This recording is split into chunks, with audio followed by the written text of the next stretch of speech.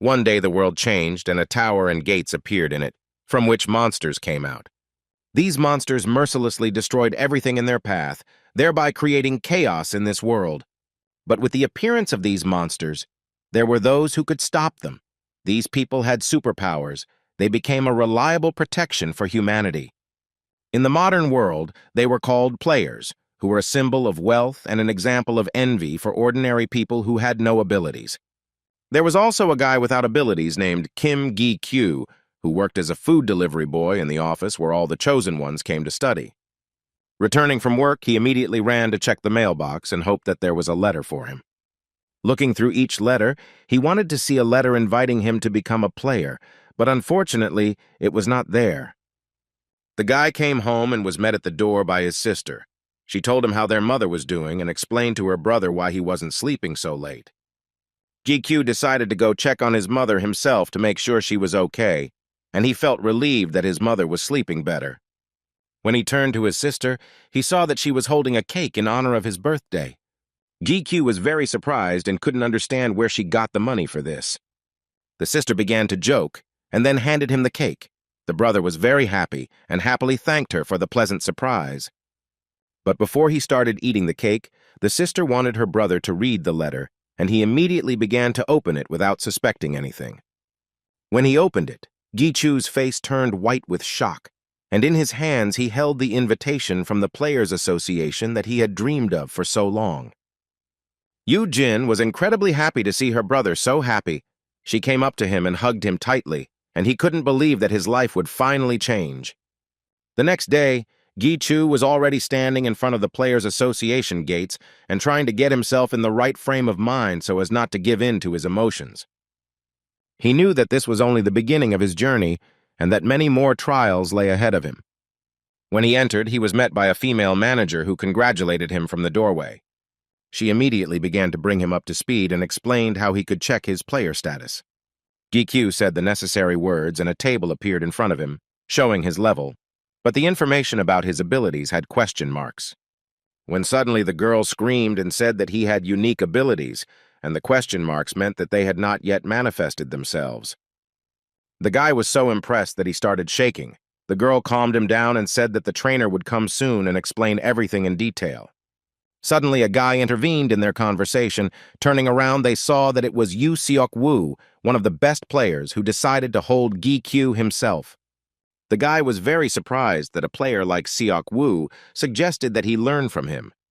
The manager didn't want to let them go at first because it was against the rules, but then she decided that she could resolve the issue and let them go.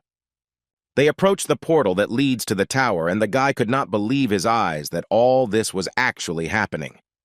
When they both entered the portal, they found themselves on the first floor of the tower, where they discovered a lot of orcs. A slightly frightened Gi-chu asked the coach why there were so many orcs and how they would deal with them, but the coach replied that he himself had never seen such a number on the first floor. The trainer convinced the guy that he had nothing to fear, and that on the contrary, it was good that there were a lot of orcs. Thanks to this, he would be able to explain the whole essence of these trainings much faster. Seok-woo asked Gi-kyu if he knew about the 100 Goblin test, and the boy replied that he knew about it, but the test was banned due to its danger. He skillfully destroyed one after another while simultaneously telling about the test with goblins, which was invented to reveal the hidden abilities of the player. The coach continued to explain without stopping that this test measures the player's potential based on the number of orcs destroyed in a certain amount of time. Gi-kyu watched the coach and was shocked by his skill. A player with unique abilities could cope with such a difficult task in a few minutes. Seok-woo made him understand that with such abilities, he should be able to complete the task very quickly, while ordinary players take years to achieve success. These players have such a fast rate of growth, and their potential is beyond imagination. The coach then said that he wanted to create a guild that would surpass even the most legendary guild, Angela. For this, he needed capable players, and especially those with unique abilities like Gi-chu. He hoped that the guy would repeatedly go beyond his capabilities, and someday they would meet again in the tower. But first, the player needs to try to start his first hunt, and Seok-woo unfroze one orc that he left especially for the guy. Gi-chu took a stance and listened attentively to the instructions of the trainer, and thus began his first battle with the orc. Several years passed since that day, and Gi-Chu continued to fight the goblins on the first level. But all this also took a lot of his strength, and he had to take a long time to recover from hunting one orc. At this time, the players were watching him. They felt uneasy because Gi-Chu was so tired, and they were worried that it would be just as difficult for them to hunt. Meanwhile, the guy opened the information window and saw that his level was still first, which made him very angry. He began to hit the ground with his fists and scream at himself in anger. The players did not understand why he was so angry and were very worried about it. Gi-Chu's abilities did not manifest, and this made him even more angry because in order to destroy even one orc, he spent an entire hour. Another training session with the newbies ended, and he praised them for a good hunt. They were all able to raise their level and were very happy about it, as they felt it was much easier than they thought.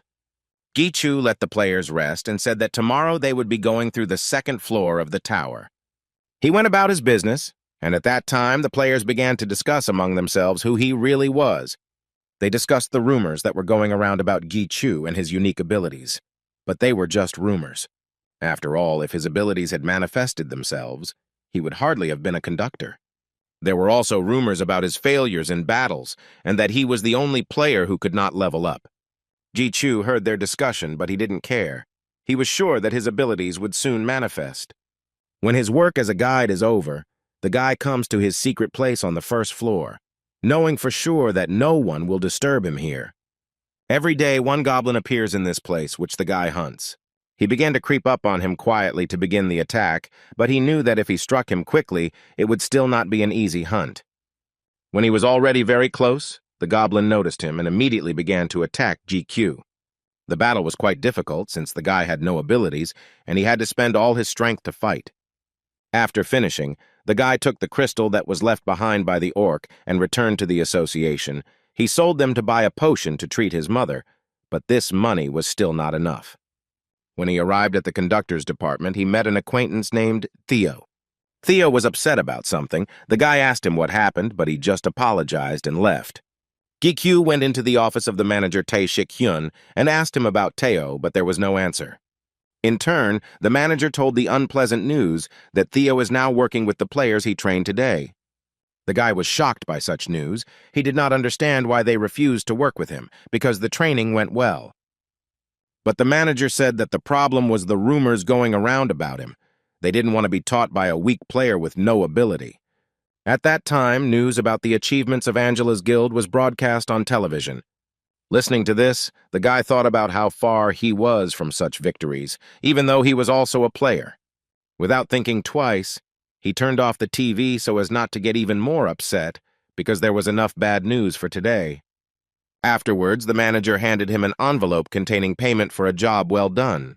He asked Gi-Chu not to hold a grudge against Theo, as he already felt guilty towards him. Gi-Chu understood that Theo was not to blame for what happened, so he told the manager that he did not hold any grudges. Tae-Shik-hyun agreed with him and asked the guy not to be late for work. And in exchange for that work, a request appeared in his name. Gi-Chu was surprised by this news and he wanted to quickly find out who left him. The next day, he met with the new team of students, as well as Sung Pil, who said that he had heard a lot about the guy from Seok-woo. It turned out that Song Pil and Seok-woo were cousins. Gi-Chu mentally thanked the coach for the nice comments about him. First, he decided to introduce him to the rest of the team, since Song Pil was the leader. The guy introduced 3 players named Jae-won, Sun-woo, and Kim Hanul, who were also happy to meet them. He reminded them that they had 5 days to complete the training floor. Gi-Chu suggested not to waste time and hit the road, and he would tell the players everything else that would interest them along the way. After walking quite a long way and destroying several goblins, Gi-Chu decided that it was time for the team to take a break. Having settled down in a small clearing, the students began to set up tents, and Gi-Chu began to prepare dinner. When the guide finished preparing the food, everyone gathered together and sat down to dinner, while at the same time they shared their impressions of the day's hunt. Gi-Chu praised the team, saying that they should always be attentive and raise their level, then they will definitely succeed. He also said that the main thing is not to meet the gatekeeper, a monster that is hunted by more experienced and larger teams. It is a patron spirit that is on each floor. In other words, it was a powerful monster that is the guardian of the gate. For such a monster, you can get a lot of experience points, but it is very dangerous and low-level players cannot cope with it alone. The students were frightened and looked at the guide with stunned eyes. They clearly did not expect that they would have to face such a monster. But Gi Chu began to convince them that there was nothing to fear, and that the guardians of the first floors would be easy to defeat, and that they were not encountered so often on the other floors. A few days later, at another halt, everyone was busy with their own business. Passing by one of the students, Gi Q noticed that he was keeping some notes. The guide asked why he was doing this, to which the student replied that he had been writing a diary since the first day of training and would write an autobiography in the future.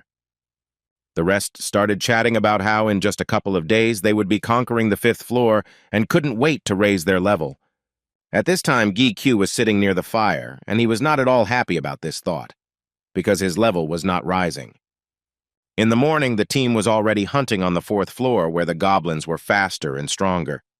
So they decided to repeat their trick from the last battle to destroy the monsters faster, with Gi Chu watching them. While watching the students fight, Gi Q noticed a wind with dust appearing in the distance. This meant only one thing: the guardian would soon appear. The guide started shouting at the players to finish the fight quickly and run for cover, otherwise trouble would be inevitable. He rushed to collect their backpacks with things in order to leave this place faster.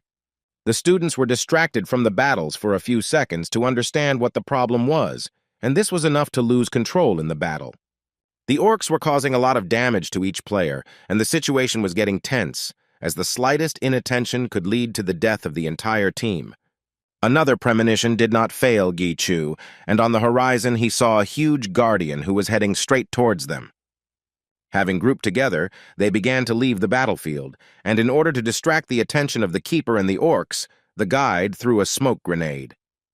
Thanks to this, they gained some time to break away from the monsters. Then the guide showed them a shelter where they could hide, and they quickly headed there. When they got to the place, they tried to catch their breath a little to come to their senses.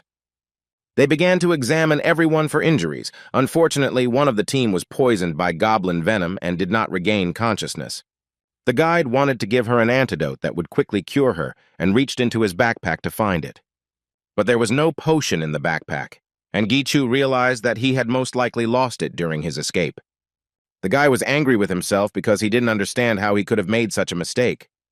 Then Gi Chu decided to go back to find help, and maybe he could find the potion. The players began to dissuade him because it was very dangerous outside, and they did not want anything to happen to their guide. The guide, in turn, convinced them that he knew this floor by heart and that there was no point in them worrying.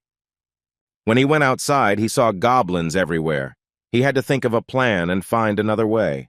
On the way, he thought over his plan of action, and he didn't have a single chance to make a mistake.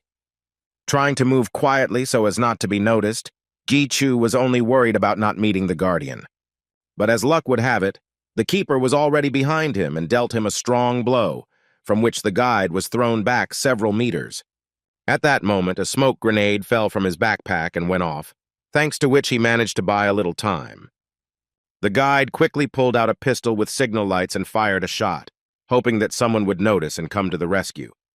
Continuing to run in hopes of finding shelter, Gi Chu suddenly came across a gate that led to the 5th examination floor.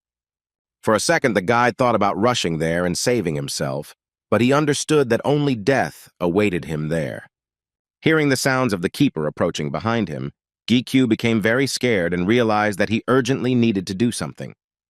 He had a choice, certain death or a possible chance of survival. It was better than staying here. Without thinking twice, the guide, with a quick and sharp movement, leaned on the gate, opened it, and entered the portal. Waking up after the fall, tables appeared in front of him. One after another, they informed him that his difficulty level had been reduced. Getting up, Gi Chu saw another window with the first task, in which he had to hunt a goat. Surprised by such an easy test, the guy passed it very quickly and destroyed the goat. The charts continued to appear before him, confirming that he had passed the test and that his untested abilities had appeared. Gi Q was expecting some kind of catch, since he didn't believe that it could be so simple on the 5th floor. Suddenly, the conductor began to be surrounded by tentacles of shadows, forming a black shell. the center of which was him. Suddenly, a voice addressed him, which began to call the guide its master and asked him to establish contact with it. Gichu didn't understand how to act or what connection was being discussed until the system started giving him hints. The system alerted him that the ego had requested a connection with him, which he had to confirm, and that was the last thing he heard. Opening his eyes, Gichu saw his sister and the manager, who were very happy that he had finally come to his senses. Later, the manager said that the guy was found unconscious on the 5th floor a couple of weeks ago. The guild players noticed a flash in front of the entrance to the 5th floor, and then saw an enraged guardian and tried to chase him into a dead end, but he managed to escape. Gichu began to worry about the team because if the keeper escaped, then his team was in danger. But when they came to visit him, he sighed with relief, glad that they were alive and no longer in danger. After everyone left and the boy was left alone, he decided to take a walk around the hospital and talk to his mother so that she wouldn't worry. Walking along the corridor, he wondered why, after passing the 5th floor, his level did not increase. However, something changed that day. He started to pass the tower again. And when he returned from clearing the gates, the other players looked at him with surprise and interest. Now there were different rumors about GQ, which made him popular among other players, who gave him the nickname, the Tutorial Killer. Fighting orcs and goblins was much easier for him because he had abilities. Gichu fought well, and with his new sword it was even easier and faster. He did establish a connection with the ego, and that was his unique ability. The boy gave him the name Lu, and now he could use his power and improve his skills. Now he could easily destroy goblins, and it took much less time than before, which he was certainly happy about. It all happened so quickly, it seemed like yesterday. The guide was trembling at the sight of the orcs, and now his bag is full of earned crystals. But a month ago, he didn't even understand how to use this ability and what it was. Glad that it wasn't a dream after all, and he now had an ego partner, Gichu immediately headed to the tower. For the first time in several years, he felt changes, and he could not sit still, but wanted to immediately try out his new abilities. The only thing that was not clear to him was how to establish a connection with the ego so that it would manifest itself. Trying to focus on his thoughts, the boy remembered the conversation with Ego and how he gave him the name Lu. Suddenly, a ball appeared above him, and the system informed him that he had successfully summoned Lu's ego. Lu doesn't have a physical form yet, because the player doesn't have enough skills, so his form will be randomly generated. To create it, the ego absorbed materials in a disorderly manner, attracting everything and even the things that were on GQ. When the ego stopped absorbing, its transformation into form began, after which a huge explosion occurred. GQ lay on the ground the whole time, covering his face with his hand from the bright light, trying to see what was happening. In front of him, he saw a sword hanging in the air. This was the embodiment of the ego. GQ picked up the sword and began to talk to it, trying to understand what it really was. The boy asked Lu if he could move on his own, but he replied that he couldn't move without his owner. He also said that he cannot change the owner and break the connection with him either, since only his owner has a choice. Hearing this, the boy asked Lu a few more questions about whether he could harm his owner if he moved around on his own. To which the ego replied that it could attack him, but if its owner died, then the ego associated with it would too, so that would not happen. He also said that he feels pain and has emotions if you turn them on. Hearing this, GQ smiled sarcastically. Without thinking twice, the guy took the stone and turned on the pain sensations of the ego. He threw a stone at Ego with all his might to teach him manners, since he was speaking to him disrespectfully. It later turned out that Lu absorbs the blood of orcs, and this increases his level and experience points, as well as his stats. Now Gichu's battles have become much easier, thanks to his ability to connect with the ego that had been wandering alone for so long. Having successfully completed another hunt, the boy decided that they could now go beyond the gate to earn even more crystals. When he returned to the office, he was met by the manager, who insistently asked him not to go outside the gates yet. He said that recently, several players died there because they got into the wrong gate and he didn't want anything to happen to the guy. Tae-shik-hyun was worried about him. He hoped that the guy would listen to his words and not do something stupid. The manager praised him for his work and sent him home. GQ nodded approvingly in response and left the office. As he walked out of the building, he thought about Shik-hyun's words, realizing that it was dangerous to go beyond the gate, but he had no other choice. He knew that he would earn more money outside the gates than in the tower, and that was his main goal. The guy took out his phone and started looking at the ads that other players had posted, who were also going to go beyond the gate and were looking for company. While he was looking through them, he mentally convinced himself that nothing would happen to him. Choosing one of the ads, he called and arranged a meeting. In the morning, GQ met with the team leader, whose name was Sung-soo, and they began to discuss their future work. Sung-soo gave the guy a contract that specified the nuances and privileges of the job. He made an appointment with him in a few days to go hunting. There were two types of gates. The first were one-time ones, which disappeared after they were cleared, and continuous ones, which were the ones in which you could hunt endlessly. But unlike one-time gates, continuous ones have a small reward, but the advantage is that there are fewer risks, so many people go there. The day of the hunt arrived, and as Gi Chu walked slowly through the tunnel, he watched the other players on the team.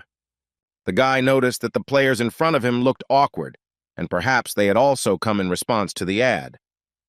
Suddenly, Sung-soo ordered them to stop and wait. From the other end of the tunnel, they heard monsters approaching. A crowd of monsters was rushing straight at them. There were a lot of them, but the team was ready to fight.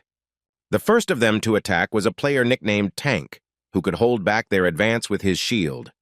The leader shouted commands to each of the players, and everyone began to fight off the attack, trying to inflict as much damage on the orcs as possible. GQ, in one fell swoop, dealt with this crowd of monsters in a few seconds, destroying them one by one without exception. When the leader and other team members saw this, they were slightly shocked at how quickly the guy dealt with the monsters alone. After completing the journey, they decided to make a stop to rest and gain strength for the next battle. GQ was sitting to the side. Two of the team approached him. They began to thank him for his help, admiring his skill in battle. Hearing this, the guy laughed and said that he was just lucky, but the players continued to praise him. At this moment, Gi-chu looked at the leader. Such talk was unacceptable in his presence, although there was no reaction from him. Suddenly, the leader intervened in their conversation. He informed them that it was time to end their rest and move out. Hearing the leader's order, everyone began to gather. Gi-chu asked Ego if he was ready to fight and said that he would soon get something better than zombie blood. When they reached the wall of iron bars behind which the monster boss was located, Gi-chu was surprised at how huge they were. In turn, the team leader decided to discuss a plan to attack the gatekeeper, who was called Talon. Suddenly, one of the players began to interrupt the leader, citing the fact that they already knew everything, and there was no point in wasting time on pointless conversations. The leader reminded the player that he better listen to him again, because behind the gates, one mistake would put the entire team in danger. His partner saw how the player grimaced in displeasure at Sung-soo's words, and she was very angry at such disrespect. The leader noticed this and looked at her sternly. She felt his gaze even without turning around, and immediately pulled herself together. Gi-chu had been watching them the whole time and thought it was very strange, but the leader continued to tell them the strategy plan.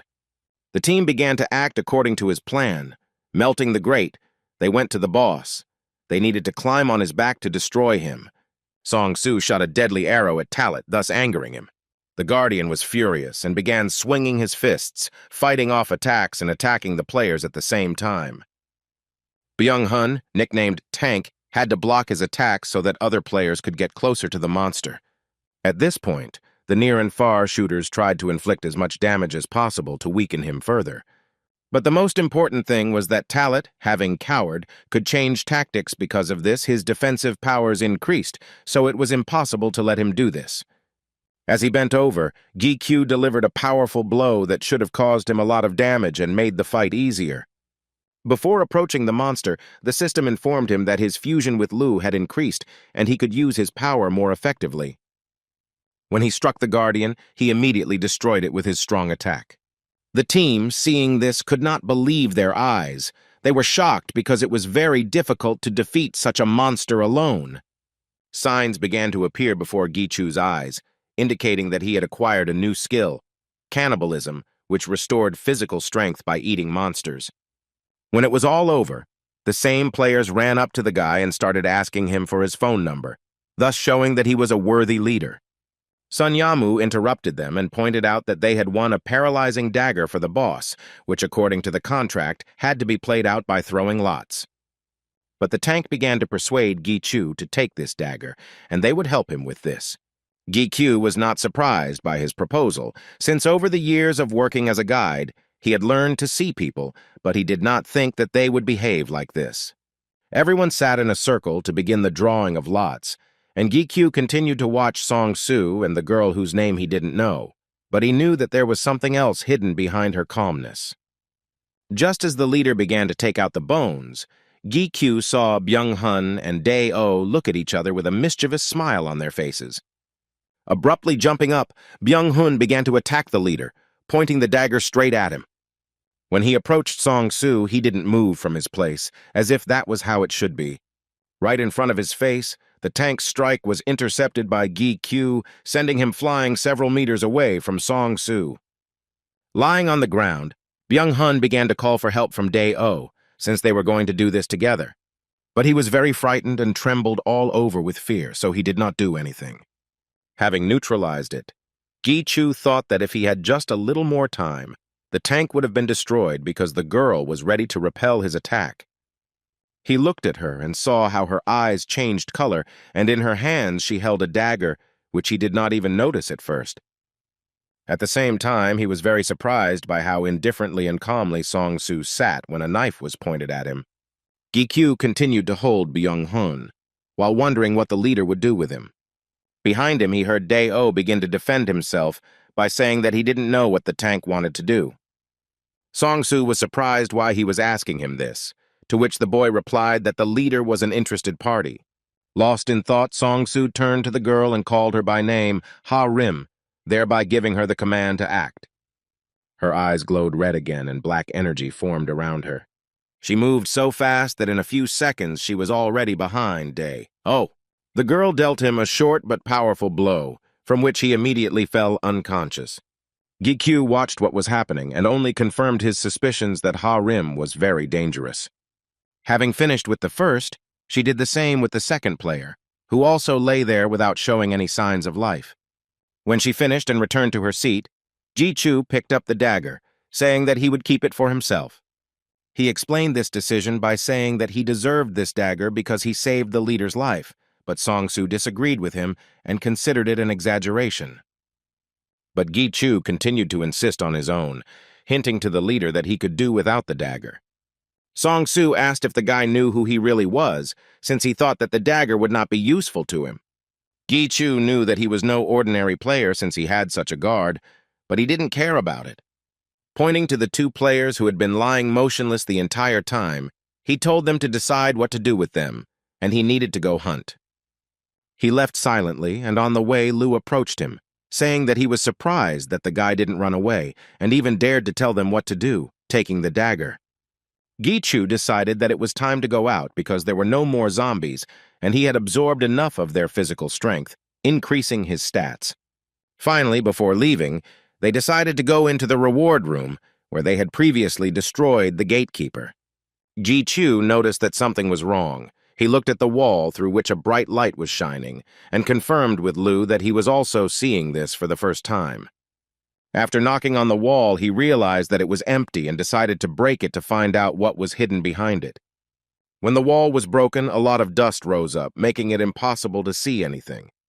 But Lu could sense that there was an ego somewhere there and told the guy about it, who was very surprised by it. Gi-Chu was surprised that this was possible and why he hadn't found it before, but Lu just laughed at him and said that he needed to look for it here. When the dust cleared, the boy saw the Excalibur sword sticking out of the stone in front of him. He didn't know what to do, so he just grabbed it, trying to get it off the rock, and it easily gave in. A pure white space appeared in front of him, almost the same feeling as when he met Lu.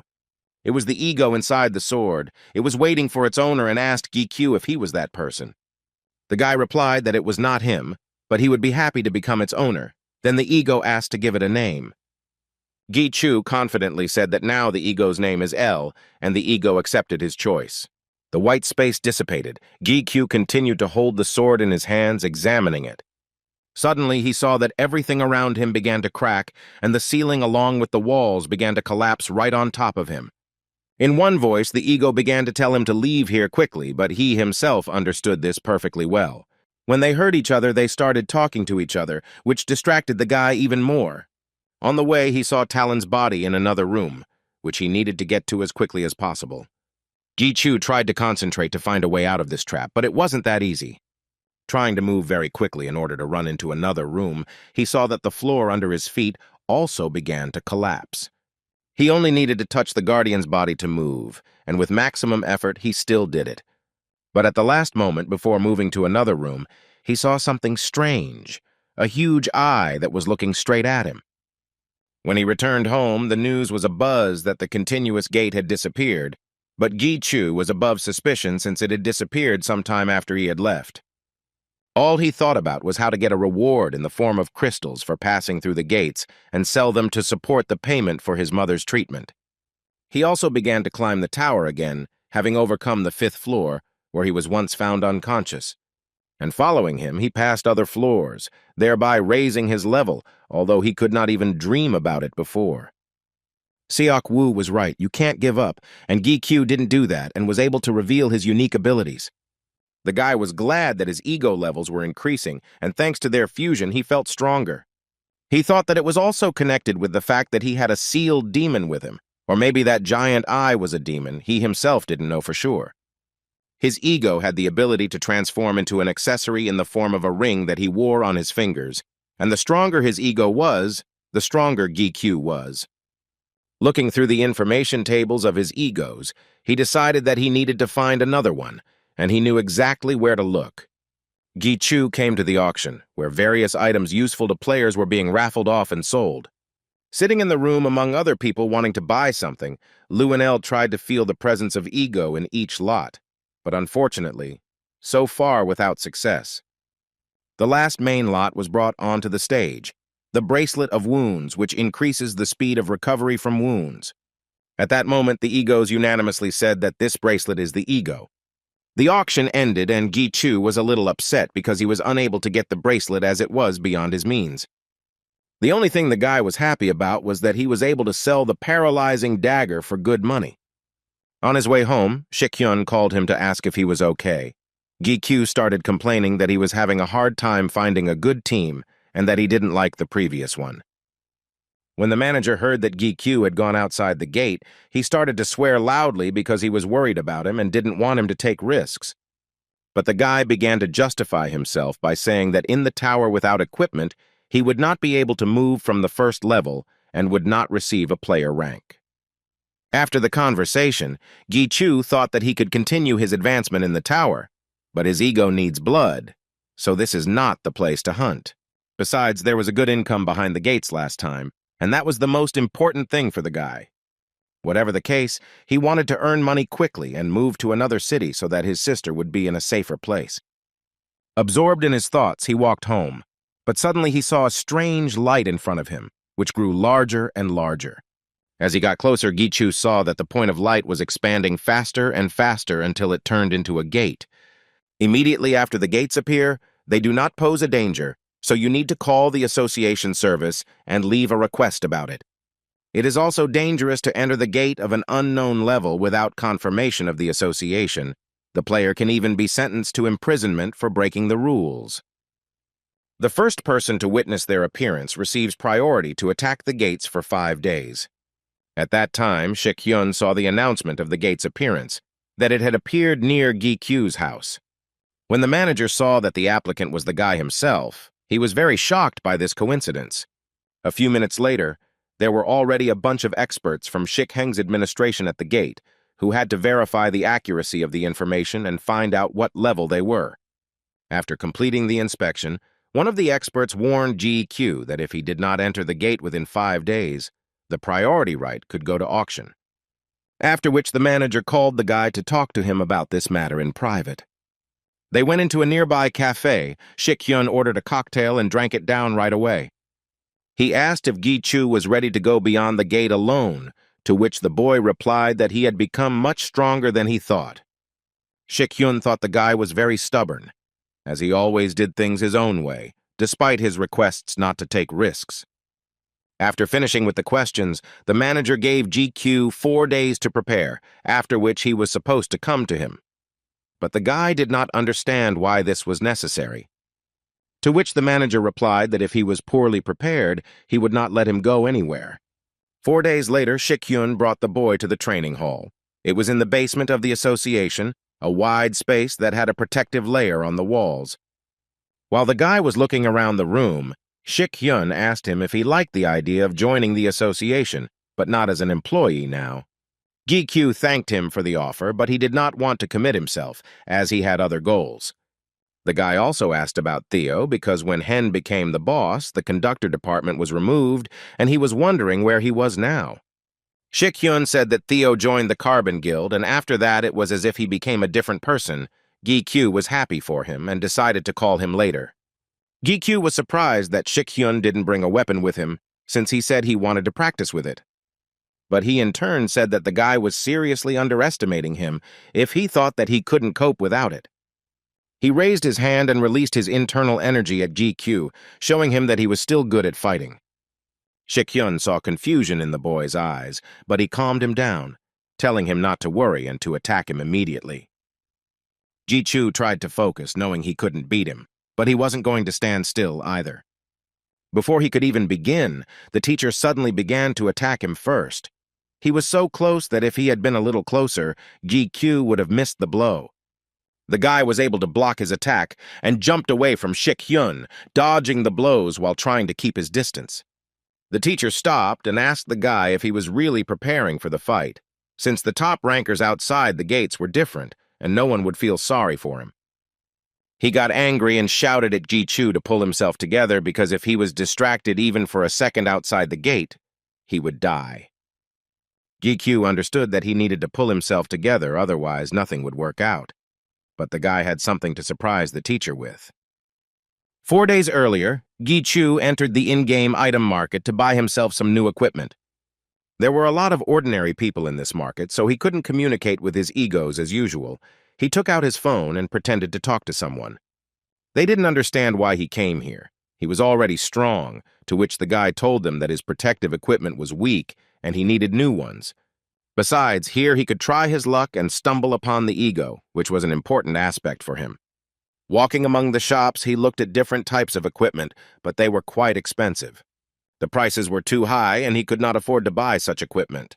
He sat down on a bench and thought about how it wasn't easy to find what he needed. Everything was either too expensive, but good, or cheap, but very bad.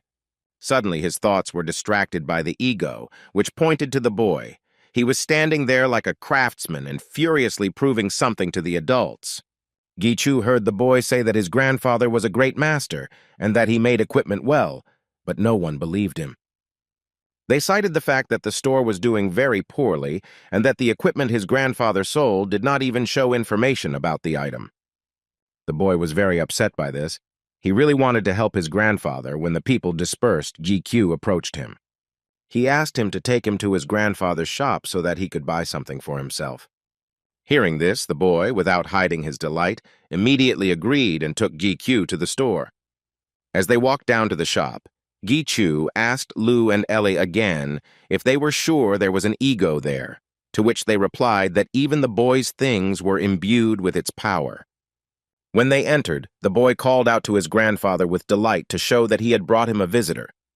But the grandfather was not too happy with this news, as he asked him not to bring anyone.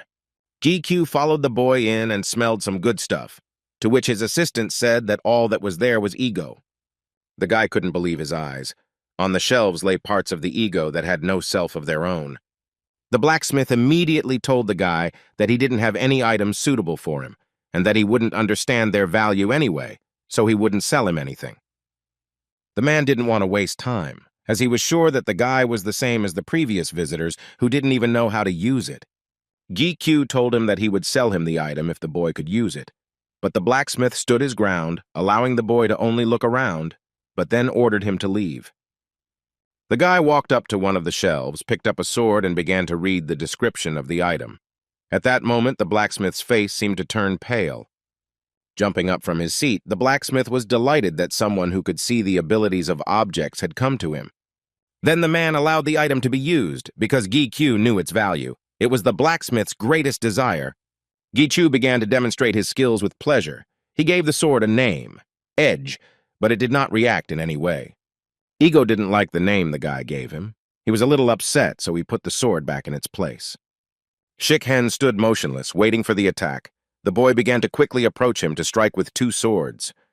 The teacher, without even moving from his place, repelled his attack with one swing of his hand, throwing him aside. After which, Shikhyun shouted for the boy to use all his strength and aim for his vital organs, because with such attacks, he wouldn't even scratch him. Ji-Chu knew that his opponent was a former top ranker. He needed to focus, and that it would be difficult to defeat him. He began to attack the teacher again. This time he tried to do it quickly, but he deftly dodged every blow. As Shik-Hyun was about to receive another attack, he swung his arm to strike back. Gi-Chu didn't understand why he couldn't establish a connection with the ego, having already sorted through a bunch of items, to which Lu replied that the ego was picky in choosing its owner. He and L established a connection with it because there was no other choice. But it doesn't work that way with everyone. The guy walked up to the next shelf, without any hope that it would work. He tried one last time to establish a connection with the object. He touched it and said its name, Brunhart. When suddenly he succeeded, and the connection with the object was established, Brunhart had the skill to reflect accumulated damage, but the guy could not use all of its abilities, since most of them were lost. The teacher struck with such force that Gi-Q flew back several meters and hit the wall, but he still managed to use the reflection. When he tried to get up, he saw the bottles that Shik-Hyun had thrown to him in front of him. He told the boy to drink this. The bottle contained a potion for internal damage, so he could quickly recover. Gi-Chu took the potion, wondering why such an expensive thing was in such a bottle. His hands were shaking so much that he couldn't even unscrew it. The teacher was pleased with Gi-Q's result, as he really didn't think the boy would be able to scratch him. He understood that this was not an accident, but a carefully thought-out plan, and he was wrong to underestimate it. The teacher asked what it was, to which Gi-Q replied that these were all his subjects. When they returned to the gate, Shik-Hang explained once again that if the gate was not cleared within a week, the association would send agents there. He only gave the guy 5 days to clean up, and if he didn't come out during that time, then Shik-Hyun himself would come and get him out of there. But Gi-Q convinced the teacher that there was nothing to worry about and that he could handle everything on his own. Shik-Hen checked again whether the guy had taken everything with him and asked him not to relax, even though this was not a difficult level.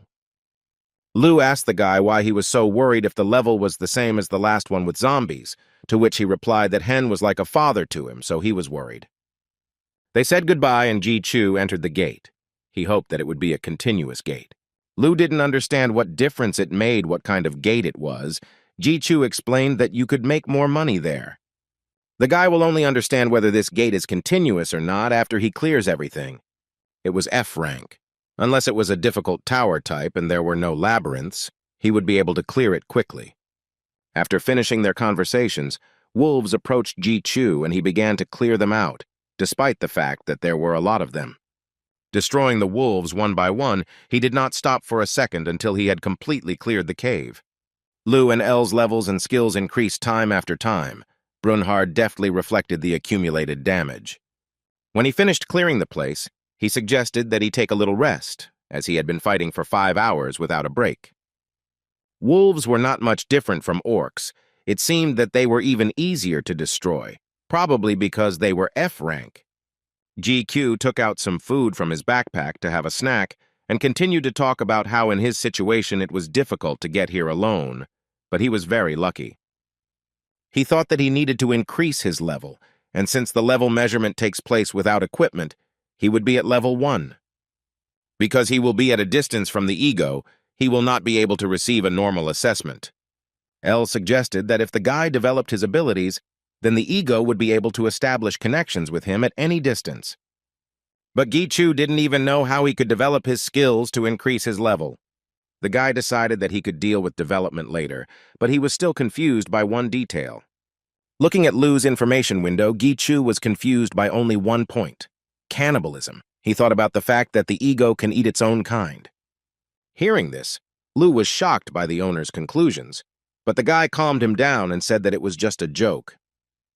GQ had enough rest and continued to follow his plan. His backpack was filled with crystals. He thought he needed a new one with expansion magic since there was very little space in this one. The guy started looking for a way to free up some space in his backpack, and his attention was drawn to the enhancement potion. Walking a little further, his ego felt a strong energy ahead, which meant that the gatekeeper was already close. The guy took out a potion of enhancement and drank it, due to which his stats increased and gave him more strength. He continued walking, but there was still nothing ahead, and the potion was about to wear off, but the ego convinced him that they were very close. The boy saw a light ahead, which meant that Lu was right and the keeper would appear soon. When he came out of the cave, he saw the guardian. The guy realized that he was different from the boss he attacked earlier. The guardian noticed Guy Q and stood up and was ready to attack. He seemed much stronger and impressive in size. The guy also noted that the pressure that came from this boss was different from what Talon exerted. This one was a real monster boss. Without thinking twice, the monster began to attack the guy, defending his territory. GQ fought off all his attacks and in turn tried to inflict at least a little damage. He struck the guardian with his sword, but he was unable to hit him deeply, as the monster constantly dodged and attacked again. After his blow, the monster threw the guy forward several meters. His blow was so strong that the guy had to help himself with swords to stop. The monster's attacks were stronger than he thought, and all he could do was accumulate damage and wait for the right moment. It was a long battle because the opponent was very strong, but GQ was a professional in this fight. He continued to fight off the monster's attacks, trying to inflict at least a little damage on the enemy. When enough damage had accumulated, he reflected it back at the guardian, thereby immobilizing him. The monster could no longer attack. It lay motionless on the ground, and the guy sat next to it and tried to catch his breath after the fight. The guy felt that the effect of the potion was starting to wear off, and he also admitted that if it weren't for Brunhart, they would hardly have won so quickly. Looking at the monster one last time, he thanked it for falling by his hand and plunged his sword into it. After the Guardian was destroyed, Lu's stats and skills began to increase, and he could now quickly recover if he received heavy damage. Also, the monster's blood activated his cannibalism skill, which hadn't played any role before. After activating this skill, Lu began to absorb the Guardian's body, after which it was successfully transformed into an ego. When it was all over, a large crystal appeared in the place where the monster's body had been. The guy, not understanding anything, began to ask Lu what happened, but he replied that he had never heard of a monster transforming into an ego before. Then he asked L if he knew anything about it, but he also couldn't help him. GQ couldn't fully understand where that ego was that had transformed from a monster. He decided to open an information window. There he saw that this ego had appeared in him, but he still did not understand how to use it. Gichu decided that he would deal with this later, as he had more important things to do. Having stood up, the guy began to list what he managed to do today. The first was that he checked the cannibalism skill and how it was useful. The second thing is that he got a blue crystal, which was more valuable and more expensive than the usual ones. Now all he had to do was go to the reward room and return home. Suddenly, he realized that he couldn't do this, because in order to return to the room, he would have to touch the body of the gatekeeper. But the Guardian's body was absorbed by Lu, and now getting out of there was much more problematic. GQ began to search for the Guardian, hoping that at least some part of him remained inside the gate. Lu and L tried to convince the owner to just go out and not waste time. But the guy couldn't do that because if he didn't find another way to get out, he would be in big trouble. If he went out, the gate would break and it could harm people, so he had to find another way out by any means. Besides, in 4 days, Shik-Hen was supposed to come and get him out of there, so he would be able to avoid the worst turn of events. But still, he understood that it was better to manage to leave before he arrived. The next day, the guy also combed everything around, but found nothing. Sitting down by a tree, he decided to have a snack and think about what to do next. Thinking, he decided to destroy all the other monsters, hoping that this would help. They passed through all the caves that they had previously skipped in order to get to the keeper faster, but now they destroyed all the blue wolves. On the 5th day, the guy finished with the last monster and didn't understand what to do next. Because Tae Shik-Hyun was supposed to come soon, but he still couldn't find a way to get out. Suddenly, the ego turned to the guy. drawing his attention to the place where all the energy inside the gate was collected. He asked them where exactly this place was, and they pointed to the field where the gatekeeper was. A few hours later, Gi-kyu was taking a shower with Shik-hyun, who kept asking the boy about the gate. The teacher didn't understand why the boy stayed there for so long if his abilities were good enough to handle it in a couple of days. Gi-kyu said that he dealt with the guardian that same day, but then a small problem arose, because of which he was delayed. Shik-hyun was surprised. What problem could there be if he destroyed the monster? The guy explained that after the destruction, the keeper's body disappeared, and he could not return to the reward room. He also told Shik-hyun that he had to kill all the remaining monsters, which is why he had so many crystals. Continuing, he said that when he caught the last wolf, all the energy inside the gate began to gather in the boss room. When he saw this flow of energy from the room, he hurried back into it as quickly as possible. But when he ran into that room, he saw something incredible that was difficult to describe in words. It was as if pieces of the world were accumulating in one place, shimmering with rainbow colors. A ball of energy appeared in front of him, which he touched and received fragments of the ego, thereby moving into the reward room. Shik-hyun looked at Gi-kyu in confusion. He didn't understand what it meant, and the guy suggested that perhaps the gate was the ego. After they discussed everything, Shik-hyun said that he would transfer the money for the crystals to his account. Gi-kyu thanked him and decided to visit his mother and sister in the hospital so that they wouldn't worry about him. Shik-hyun offered to give the guy a ride in his car, but he wasn't particularly happy with the offer. The teacher was surprised why the boy didn't want to go with him. He thought that a real man's car should be pink. He still gave the guy a ride and continued to admire the car, but the whole way Gi-kyu felt ashamed, trying not to comment on Shik-hyun's words in any way. Upon arrival, Gi-kyu went into his mother's room to see how she was feeling, and she asked him to go get a drink for his sister to perk her up after her sleep. When they left, Shik-hyun stayed with his mother, and she began to thank him for looking after Gi-kyu. While walking down the hallway, Yoo-jin started to yawn, and Gi-kyu asked why she was so sleepy if it was just dinner.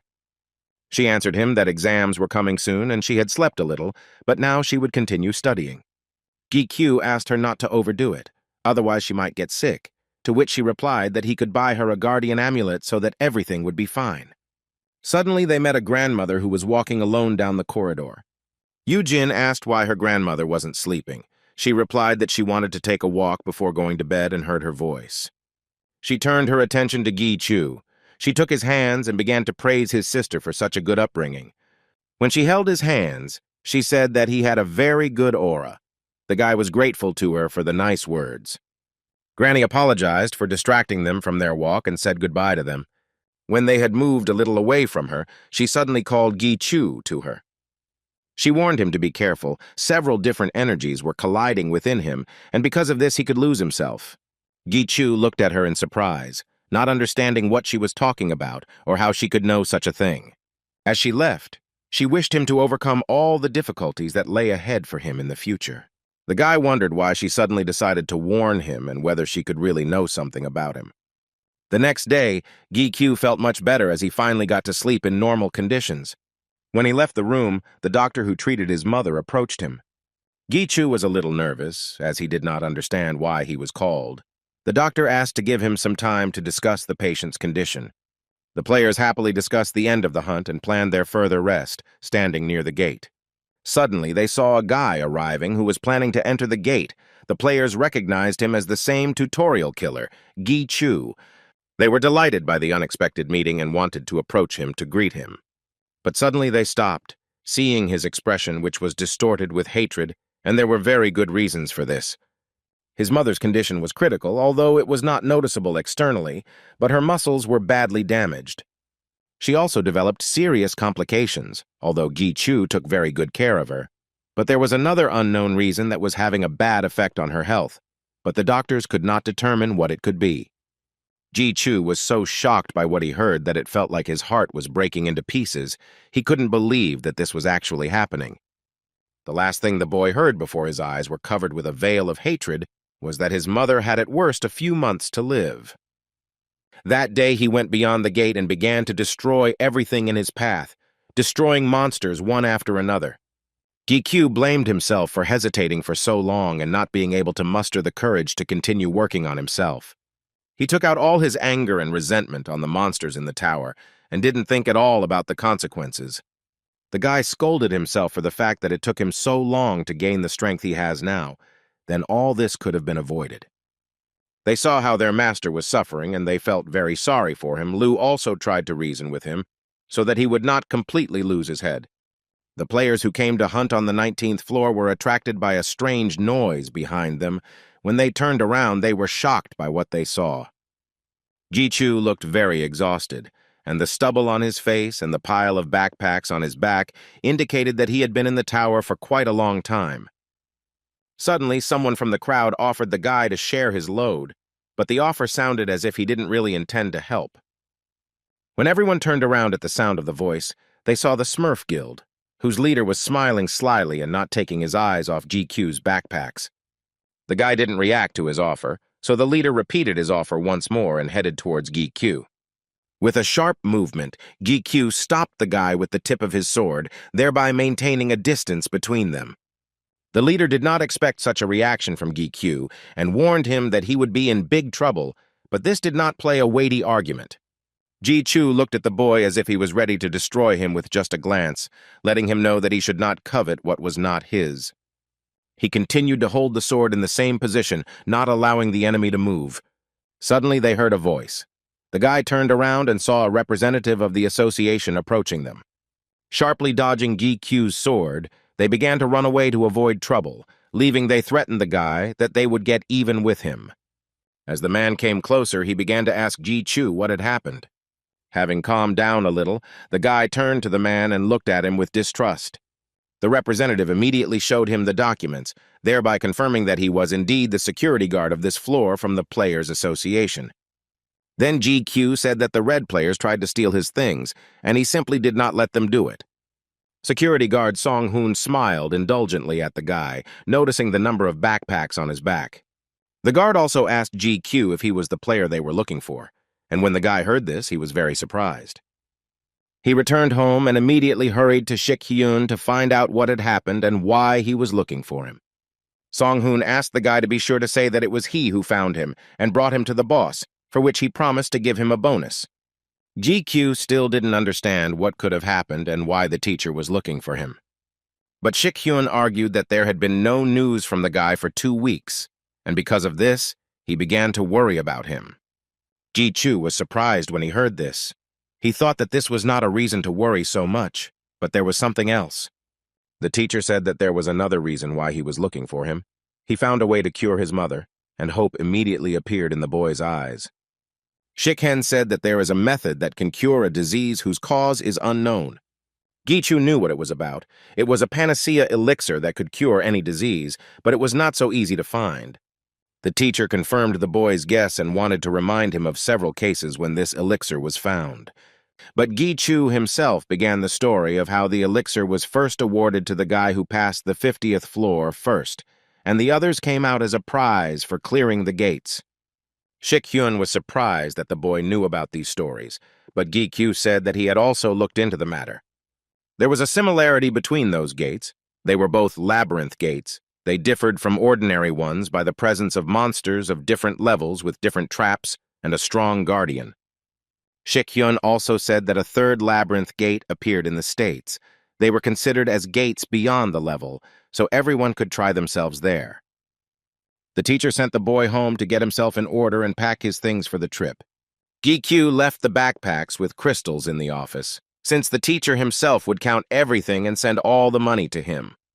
The next day, Gi-Q met with the guard Sung-hoon, who would be escorting him to the gate.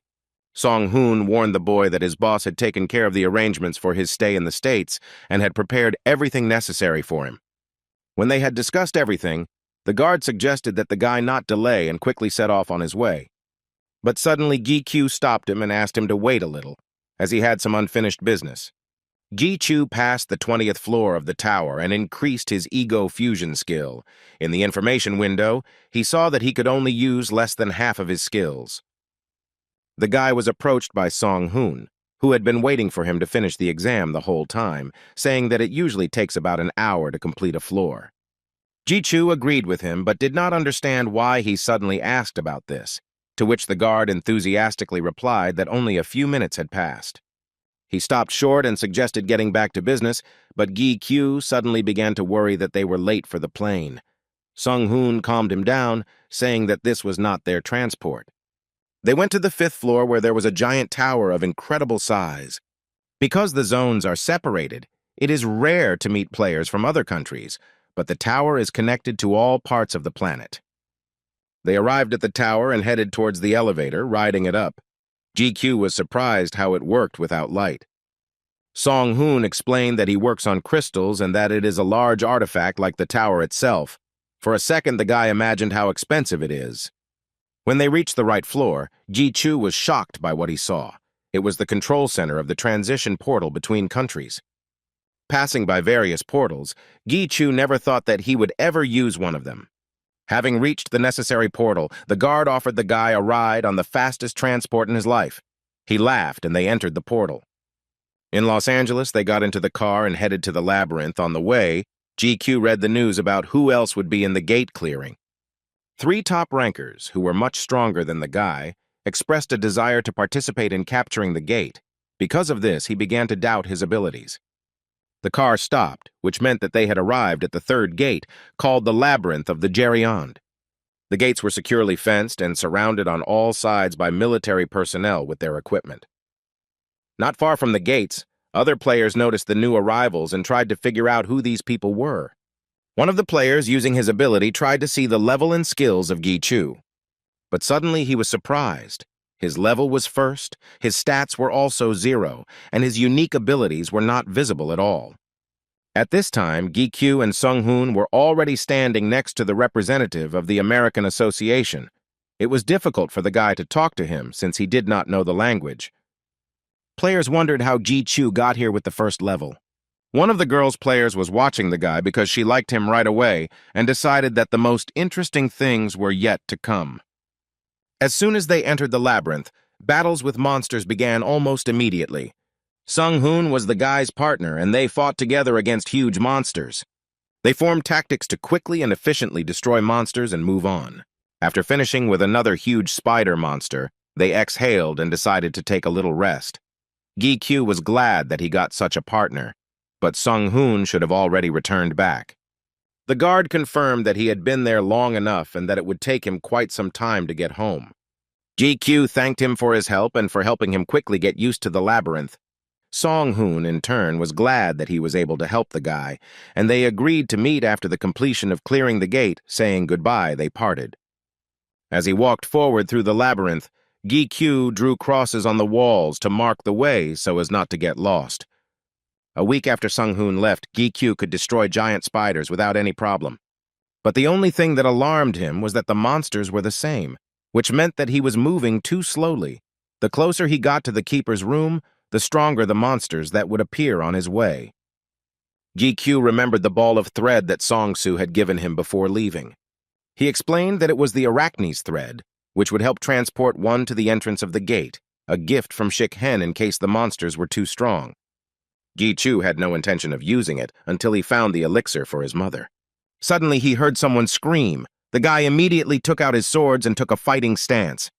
Turning to the ego, he asked if they had heard what he had heard, like the voice of a little girl, but the ego considered it strange and did not want to check who was there.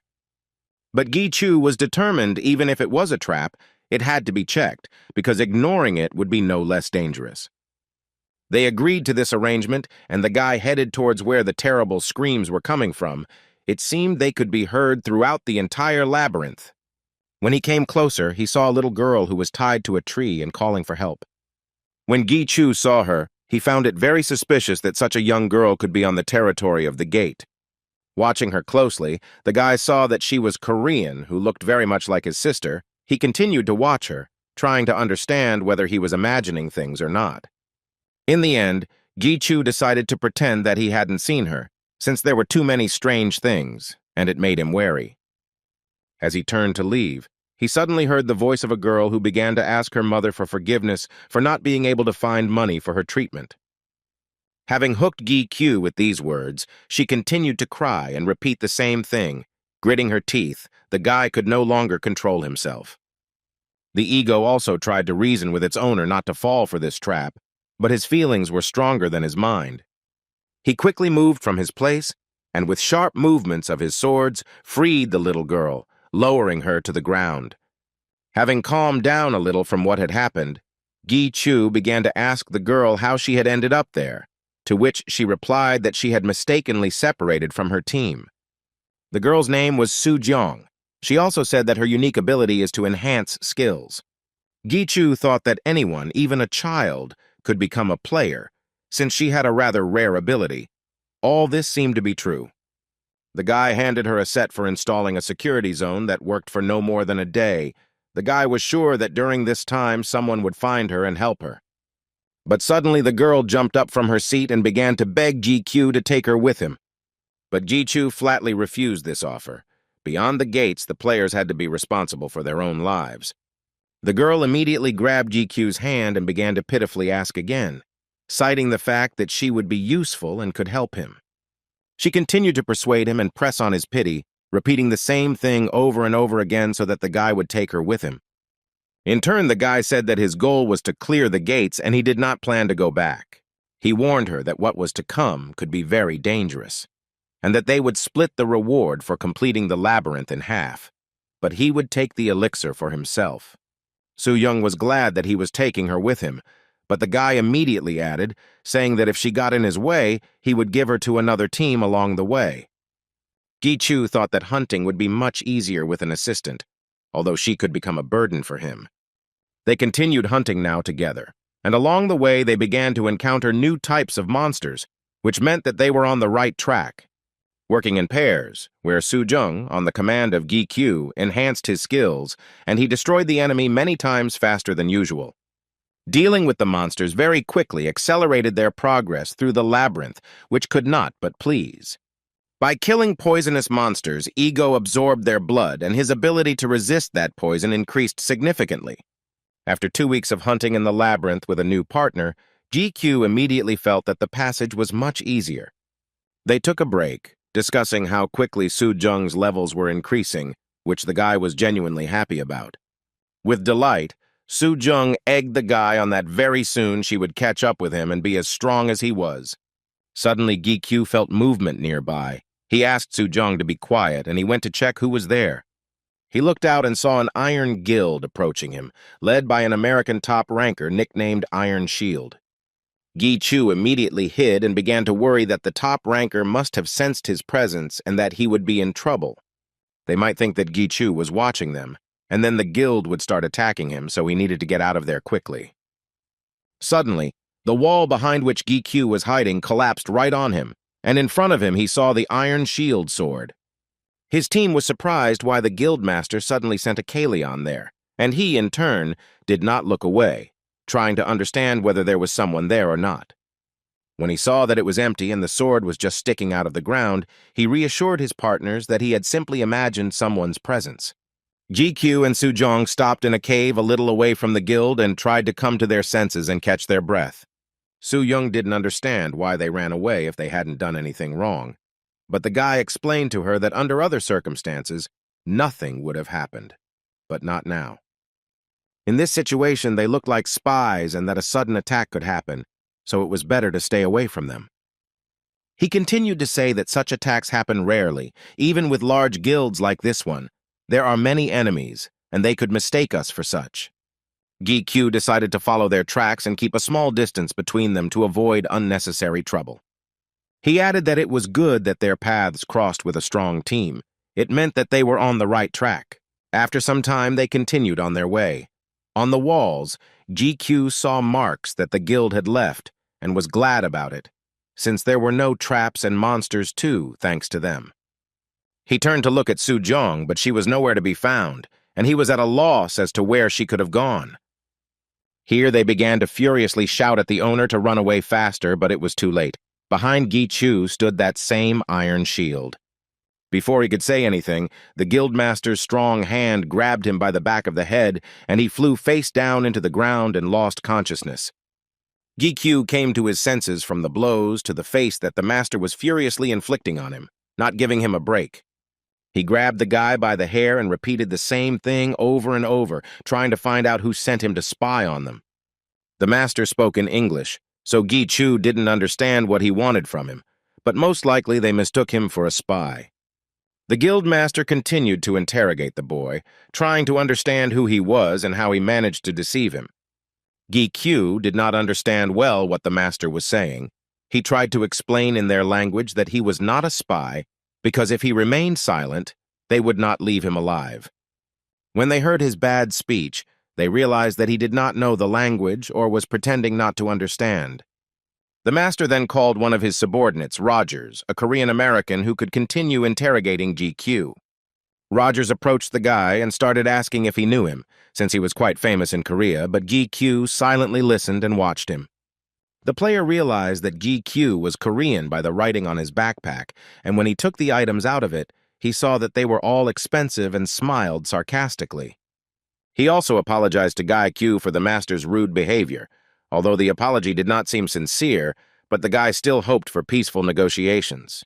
Rogers continued to question the boy, wanting to know why he was following them and where his team was hiding. In his defense, GQ said that he was hunting alone without any team and in no way tried to follow them. The player just smiled slyly. It was clear that he did not believe a single word he said. On the contrary, he was convinced that the guy was hiding something. Rogers decided to get the guy to talk in another way. He took out a knife and pierced his leg, and the guy immediately screamed from sharp and severe pain. Leaving the knife in his leg, the player continued to interrogate the guy. Ignoring all his words said in his defense, he believed that he was simply hanging noodles on his ears. He immediately guessed that Gi Chu was most likely hunting for the elixir, but the guy didn't answer him. While Gi Chu's interrogation continued, not far from them, the guildmaster and other players were examining his weapon. They couldn't look up the information about this sword, and it looked very dull, and in their opinion wasn't even capable of causing any harm to an orc. The guildmaster decided to keep the sword for himself, and upon his return, he ordered it to be handed over to the workshop to see what had happened to it. His assistant added that compared to the leader's sacred sword, this sword was just an old piece of iron. Meanwhile, Rogers continued to torment GQ, stabbing him with a knife and then healing him with his own potion. The guy looked at him with hatred, and he continued to press him with mockery and heal his wounds again. Rogers asked again about the team and where the guy was hiding it, but GQ repeated the same thing, that he really was here alone. When the player heard this again, he became very angry and hit the guy in the face. He didn't believe that the guy was telling the truth after checking his stats while he was unconscious. He couldn't understand why Gi Chu wasn't resisting. He had a normal rope on his hands, not a player item, but he still can't untie it. Rogers started yelling at the guy, not understanding how this could be, that he couldn't do anything, and at the same time said that he ended up here on his own without anyone's help. Suddenly, the guildmaster approached the player, calling him to have a snack and rest a little from the interrogation. As he was leaving, he hit Gi Q again, warning him to think about his behavior and tell them the truth. As he doubled over in pain, Gi Chu remembered that he never wanted to boast about his strength, as his imperfections were very painful to him. Going through a labyrinth with zero chance of winning, but deep down, he hoped that he would succeed. All he believed in was borrowed power. Now that his weapon had been taken away, he was completely helpless. Not far from where Gi Chu was being held, another guild appeared and was advancing in their direction. The leader of this guild was a woman in a mask. Her team noticed that something was happening in the distance. After looking around, the subordinate asked the leader whether they would take any action or move on. From the moment the guild captured Gi Chu, they had abused him profusely, amputating his limbs and inflicting numerous piercing and stab wounds on him. At first he tried to count the number of injuries, but then he didn't have the strength for that either. But he still tried to hold on until the very end. The whole team surrounded Gi Chu. Some admired how resilient he was, while others simply laughed at him. The guildmaster looked at the guy and was also amazed by his courage. He asked to give him one of the guy's swords. At first he wanted to melt him, but he decided to show respect to Gi Chu for his courage and kill him with his own sword. He also said that he would bury him at the entrance to the gate, which would go down in history. He believed that this was a worthy death for the player. The guildmaster took the sword and brought it to the boy's stomach to deliver the final devastating blow. But when he touched GQ with his sword, his connection with his ego was restored and his powers returned. The boy quickly reacted and took his sword from him. He pointed it straight at the master to start the attack, but he in turn managed to prevent the attack and stop the sword in front of his face. While still holding the sword, the master felt the energy of the Demon King, which definitely piqued his interest. GQ did not let go of the sword, trying with all his might to stay on his feet. But it was very difficult for him, since his body was very exhausted. The master still could not understand how he managed to deceive him and hide his power. No one had succeeded in doing this before. Suddenly, the guildmaster felt someone approaching, and before he could understand anything, he was attacked. The hand he was holding the GQ sword with was struck by an arrow that pierced right through it. Looking closely, he saw that it was Artemis's arrow, which meant that it was none other than Athena who had attacked him. He spoke her name out loud, and she immediately responded, smiling as she greeted her sworn enemy of the iron shield. The master broke the arrow and pulled it out of his palm. He turned to the warrior, asking if this attack could be perceived as a declaration of war. Hearing this, she laughed and reminded him that the war between them was not ending, while at the same time preparing to attack him. Having finished with the pleasantries, the enraged Athena went into a state of aggression and made a powerful dash to attack. With absolute composure, the guildmaster drew his sword for the upcoming battle. He slammed it into the ground, and a sword-shaped energy shield immediately appeared in front of him, completely protecting him and the entire guild. The collision of Athena's sword with the master's shield caused a great burst of energy that destroyed everything around it. The sound wave was so powerful that huge trees were uprooted. At this point, the master instructed Rogers not to kill the spy yet. He wanted to finish what he started himself. Iron Shield was determined to finally put an end to this war. With a battle cry, he called the guild to prepare for battle. They immediately supported him and went on the attack. Meanwhile, Rogers watched the battle from afar and made fun of the guild leaders. Ji Chu didn't care much about what he said. He was only interested in finishing him off and using this opportunity to escape. Rogers saw that the guy was not in the mood for conversation, but there was no order to kill him. But then he decided that if he deceived the master and destroyed GQ, nothing terrible would happen. He jumped up, quickly finding himself behind GQ, and swung his sword to deliver a killing blow. When the blade was already at the guy's throat, he quickly reacted and used his skill. He reflected the accumulated damage that Rogers had previously inflicted on him, thereby saving his own life. The reflection was so powerful that Rogers was thrown several meters away from GQ. GQ could barely stand on his feet, as he had not had time to recover from the interrogation and bullying by the guild. The damage that Brunhart's ego could absorb exceeded its limit, and thus it was destroyed. The boy walked up to Rogers and raised his sword to finish him off, his face showing no mercy for his opponent. When the player saw that GQ had no intention of stopping, he became contorted with fear and began to beg for mercy. But the guy didn't pay attention to what he was saying. It seemed like he was not himself at all. He swung and thrust the sword into his chest with all his might. When Rogers stopped making any sounds, GQ slowly began to descend to the ground. This battle took a lot of his strength, although when the iron shield struck him, he managed to transform Lu into an accessory, and because of this, his wounds were not deep. But the consequences of the reflection were too great, and the blood did not stop. He was sure that this was the end, when suddenly he heard someone's voice. Opening his eyes, he saw in front of him a girl who looked very much like his sister. As she came closer, he realized that it was the girl, Su Jung, the one who was with him before he was captured by the guild. She sat down next to him and began asking strange questions, asking if she saved him and got the elixir, how would he thank her? Su Jung offered the guy to become her slave or give his life to her in exchange for her help. GQ listened to her and tried to collect his thoughts. He understood that she was his only option to survive, and he had no other choice. Suddenly, he raised his hand and said there was one more request he needed to make. His wish was to destroy the Iron Shield, but he also added that he wanted to destroy the Iron Guild. Su Jung was glad that GQ agreed to her proposal, even though he asked for 2 requests instead of 1. But then he remembered that his second sword had been taken by one of the guild players, and it also needed to be returned. Su Jung nodded approvingly at the guy, agreeing to his requests. She was glad that everything was going according to her plan. At that moment, her subordinate approached her, with whom they began to discuss the guy and how he restrained his anger, trying to seem kind. She drew his attention to the hatred with which Gi Chu dealt with the player, precisely aiming for a vital organ.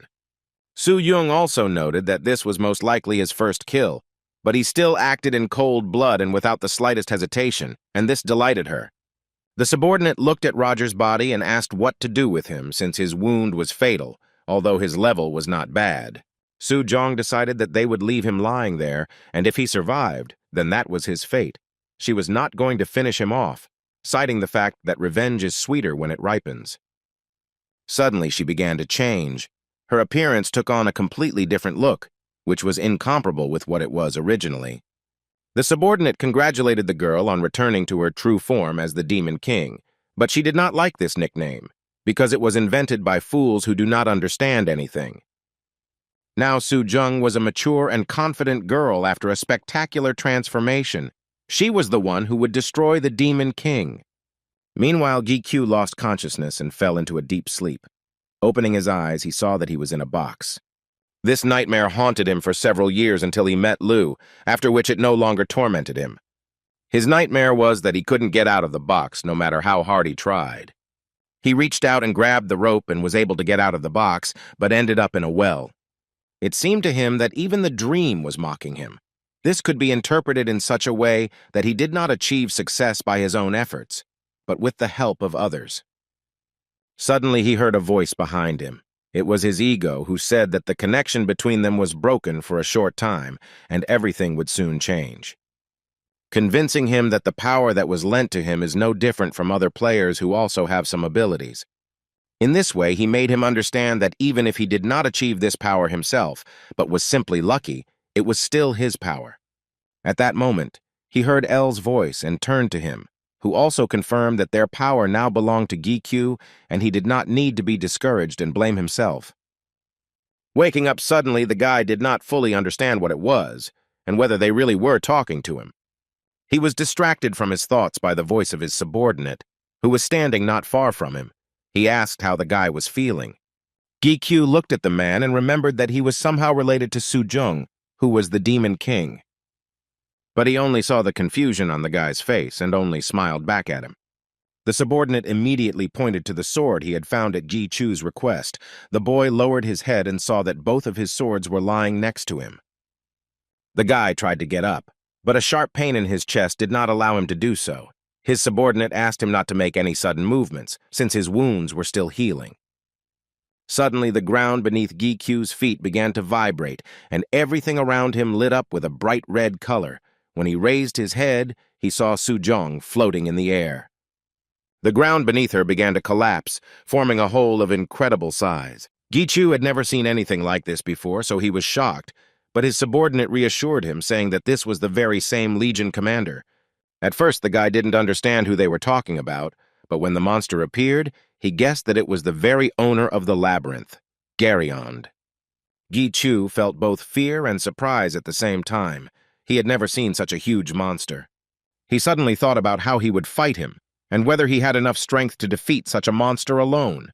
Su Jong looked so tiny compared to the Guardian that it seemed like he could destroy her with just one finger.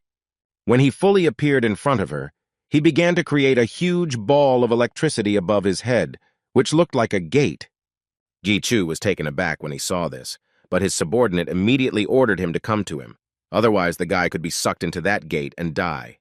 The guy obediently stood behind him and carefully watched the actions of his subordinate. He, in turn, made a cut on his palm, blood dripped onto the ground, and thus he summoned a dome that protected them both. Gi Chu continued to watch what was happening. He saw how dragons began to fly out one after another from the gate that the Guardian opened. The dragons flew toward Su Jiang, but they didn't scare her at all. She looked so confident that she simply watched them motionless. When they flew closer to attack her, they burned right in front of her, all because she also had a unique ability, Black Flame. It was as if she was burning through and through with this flame, so every attack of the monsters was in vain. They simply disappeared as they approached her. Forming a huge sword from the black flame, she pointed it at the Guardian with one flick of her finger. This sword was so big that it seemed it could destroy all living things around, and with incredible speed it attacked the Guardian. When the sword reached its target, a powerful explosion occurred, which ultimately destroyed it without leaving a trace. After the battle was over, they returned to the reward room to collect the prizes for completing the maze. Gichu opened the box and saw the long-awaited elixir. He couldn't believe that it really happened. He was happy, but at the same time confused because he still could not come to his senses. Su-young was also happy and reminded him that she had fulfilled her promise. Although she remembered that the guy still wanted to take revenge on the Iron Guild, he didn't intend to kill everyone. GQ suddenly asked if the girl's name was really Su-jung, and she honestly answered that she was also Korean like the guy. They received 3 elixirs as a reward, one of which was promised for his mother. She handed the second one to GQ, and he was surprised why Su-jung was giving him another elixir. But she explained this by saying that he needed to finish his recovery, and the elixir would help him with this, and it was also her help in the upcoming revenge on the Iron Guild. Su-jung and Baal, as the subordinate was called, were after the Legion commander, not the elixir, so they gave it to the guy as an investment, since they would still need it. The guy held the elixir in his hands and thought about how easily he got it. He decided not to compare himself with others anymore, but simply to become stronger. Gichu didn't believe that they were giving him the elixir for free, so he asked what they wanted in return. He remembered that Su-jung wanted to make him her slave, but in response, she only laughed at his words. In turn, she offered him to become her student, but only when he was fully recovered. He needed to get to the 50th floor of the tower, and only after that would she seriously take care of him. When he heard this, he even became a little embarrassed. She came closer to the guy and touched his temple with her hand, and a small object appeared in that place. Su-jung explained that it would be a sign of the contract and the connection between them, but now this thing has no abilities or functions. She also noticed his swords. They seemed very unusual to her. There was very little time left before the gates closed, and she decided to tell him how to strengthen one of his swords. But first he needed to drink the elixir, as this method would require a lot of strength. They returned to the battlefield where the Iron Guild had been fighting their enemy until now. GQ held a sword in his hands and prepared for battle. Elle and Lu began to warn the guy about Su-jung. It seemed to them that she was very dangerous. A few meters away stood Iron Shield, holding his sword with one hand and the enemy's body with the other. When he turned his attention to them, he saw that the Demon King was with the guy, who instantly destroyed the keeper of the labyrinth. Su-young smiled back at him and said that it wasn't his, and that she found him first anyway. She also began to encourage the guy, hinting that he should already start attacking the shield. Gichu gripped his sword tighter and shouted at Iron Shield that he would destroy him, thus beginning the battle. The guildmaster was ready for battle, and suddenly he jumped up and began to attack the guy. As he approached Gichu, he saw that he had changed since their last meeting. The guildmaster called him the Demon King 6, but these words did not affect the boy in any way. Before they arrived at the battlefield, Gichu still drank the elixir to restore his strength. He recovered but did not feel any particular changes. Su-young explained that this was how it should be, and that the changes were only in capabilities and potential, and that the physical changes after the elixir would be minor. But he will only be able to notice this difference in capabilities in battle. Now he can only look and react, not like before. In other words, his sensory abilities have become much better, and this will greatly help him in battle. Gichu dodged the Iron Shield's first attack. Although his movements had seemed elusive before, he could now clearly discern them and quickly react to avoid injury, just as the Demon King had said. However, Gichu was still not on the same level as the Iron Shield because he was just starting out and could not be compared to a great warrior. But the fact that he managed to dodge one blow does not give him victory. He had to act wisely. Iron Shield was quite relaxed because he was confident in his abilities. Most likely he already guessed that the guy had changed thanks to the elixir. If he understood everything, then his next attack will be stronger and more powerful than the previous one. And so it happened. He activated the power of his sword and began to attack even more furiously. GQ at this moment tried to hold the blow. He blocked his attack with his sword. When the blade of his sword touched the sacred sword, Kallion, Elle immediately awakened his abilities and began to absorb the opponent's skills. Iron Shield was confused. He didn't understand why his sword started to lose its power. L was only able to absorb some of the sword's power due to Gichu's low level, but it was enough to leave him without an advantage. The guy was glad that he was able to prevent and block the attack that he couldn't even dodge before. As L finished absorbing him, GQ quickly increased the distance between them. After that, he immediately took out the thread that Song-hoon had given him as a parting gift. He unwound it, and it began to act. When the Iron Shield saw that Gichu wanted to escape, it immediately began to attack him. He was furious and wanted revenge on the guy for what he did to his sword. Gichu saw how angry Iron Shield was, and it made him laugh a lot. He managed to show him an obscene gesture as he said goodbye. The Guildmaster ran towards the guy with all his might to prevent him from leaving, but all his attempts were in vain. He disappeared in a matter of seconds. When the Guildmaster realized that he had lost him, he became even more angry. Stopping, he tried to come to his senses. At this time, Sujong was watching him, who, just like Gikyu, was gloating over his defeat. Sujong called out to Iron Shield, thereby drawing attention to herself. She wanted to continue the battle that Gikyu had started. In turn, the shield was very tense, as he knew that the fight would be very difficult, because she was much stronger than him. Archon's thread carried Gichu to the exit of the gate, where he calmly waited for the association representative to return him home. After some time, Song-hoon came for him. When he saw Gikyu, he was very glad that he was okay. The guy was also glad to see him, as he couldn't wait to get home and finally do what he had planned. Upon arriving home, Gikyu picked up his mother from the hospital so that she could get the elixir, and Shik-hyun also called him to find out if everything was okay with him. With all the worries upon arrival in Korea, the guy was helped by Song-hoon, and for this he was very grateful to him. Mama Gikyu was very weak and unwell. When she opened her eyes, she could not immediately see where she was and who was next to her. When she heard her son's voice, she was very happy, as she had always been very worried about him. Through tears, she told Gikyu that she really wanted to see him before she died, and thanked him for the opportunity. Gikyu took his mother's hand and began to ask her not to worry, and that everything would be fine now. She tried to tell him something else, when suddenly a sharp pain pierced her entire body. Gikyu became very scared and began to ask his mother to be patient for a little while.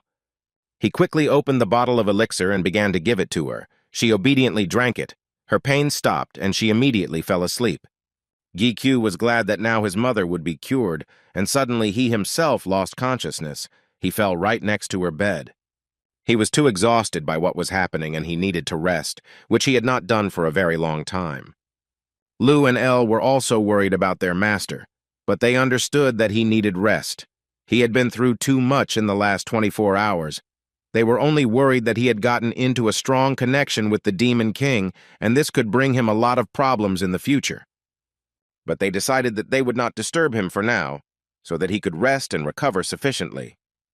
While he was sleeping, the whole room was illuminated with a bright light, which meant that the elixir had begun to work. At that time, his sister Yu-jong was rushing home while trying to call her brother.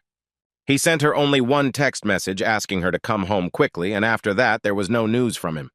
Yu-jung was very angry about this because she didn't understand why her brother wasn't answering his calls, so she decided to quickly go home to deal with him. Walking home, she started cursing at GQ from the doorway because he invited her home without explaining anything to her. But her swearing was interrupted by her mother, who asked her to be quieter and not disturb her brother while he was resting. When Yu-jung heard her mother's voice, she was stunned. She didn't expect to see her at all. Yu-jung couldn't hold back her tears of joy as she looked at her mother and was happy that she was finally healthy. GQ was awakened by voices in the kitchen. Waking up, he sat on the bed and could not collect his thoughts. All he had to do was leave the room to finally see his mother healthy, something he had dreamed of for a long time and risked his life for. He tried to control himself so as not to cry with joy when he saw her. Opening the door, he smiled as hard as he could and greeted his mother, but was suddenly taken aback when he saw her. His mother looked completely different from before, but much younger. She smiled at him and invited him to join them. GQ stood and looked at her, not understanding how this could happen.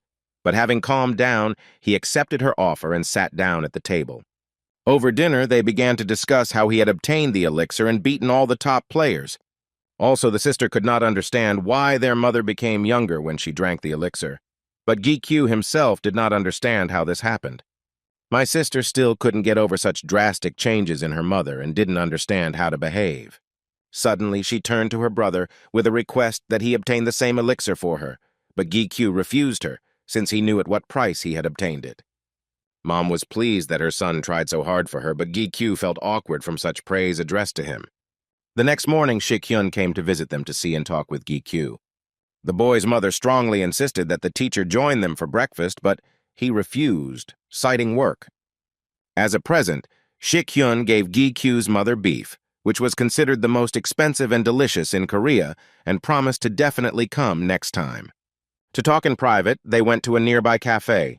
Shik-hyun ordered food for them and alcohol for himself. Gikyu was surprised that the teacher drank during the day, but he explained it by saying that he couldn't resist when such a snack was in front of him. In turn, Shik-hyun began to ask the guy how he got the elixir, since they had no opportunity to discuss it. But then Gikyu interrupted Hyun and asked him an immodest question, causing him to choke on his drink out of surprise. He asked if he liked Gikyu's mother. The teacher did not expect such a question at all, and his face immediately turned red. He also said that he had long suspected that he liked her, and that he took such good care of her while the guy was away. Gikyu was all for it, if he had a father like Shik-hyun, and he wouldn't be ashamed in front of him. That's where they ended, and they returned to talking about the elixir. The guy warned that the story would be a bit confusing, since a lot of things happened to him. When Shik-hyun found out what had happened, he was outraged and so angry that he wanted to immediately break loose and go and sort things out with Gikyu's offenders. The guy was pleased with Hen's reaction, but he asked him not to do anything. He wanted to take revenge for all the bullying of the Iron Guild himself, without anyone's interference. But Hen was very worried about the guy, reminding him that revenge also needs to be done wisely, otherwise he could lose. When they started talking about revenge, Gichu remembered that he owed something and asked what happened to the guardian of the 4th floor. Shik-hyun said that a C-rank squad was sent there to destroy him. He was confident that they would quickly deal with the keeper, since most of the players were strong and therefore they would finish soon. Meanwhile, terrible things were happening on the 4th floor because the keeper destroyed all the players. The last of the survivors, trying to save himself, kept thinking about how he needed to somehow warn the association that his squad had been completely destroyed. But unfortunately, he was unable to do this, as the monster caught him and his chances of survival were extremely slim. The next day, the guy met with Sung-hoon, and their task was to check the condition of Gikyu and his mother after taking the elixir. Sung-hoon convinced the boy that Chief Shik-hyun would take care of it, so there was no need to worry. Along with the elixir came a reward, a yellow crystal, which Sung-hoon sold and transferred half of the cost to the boss's account as Gikyu requested. He resisted for a long time and refused to take them, but the guy did not want to remain in his debt, and he still took the money. Then Sung-hoon calculated the remaining money in Gikyu's account and told him that he had also found several options for moving to a new house. He took into account all of Gikyu's wishes regarding the new house to the maximum extent possible, and all he had to do was make a decision.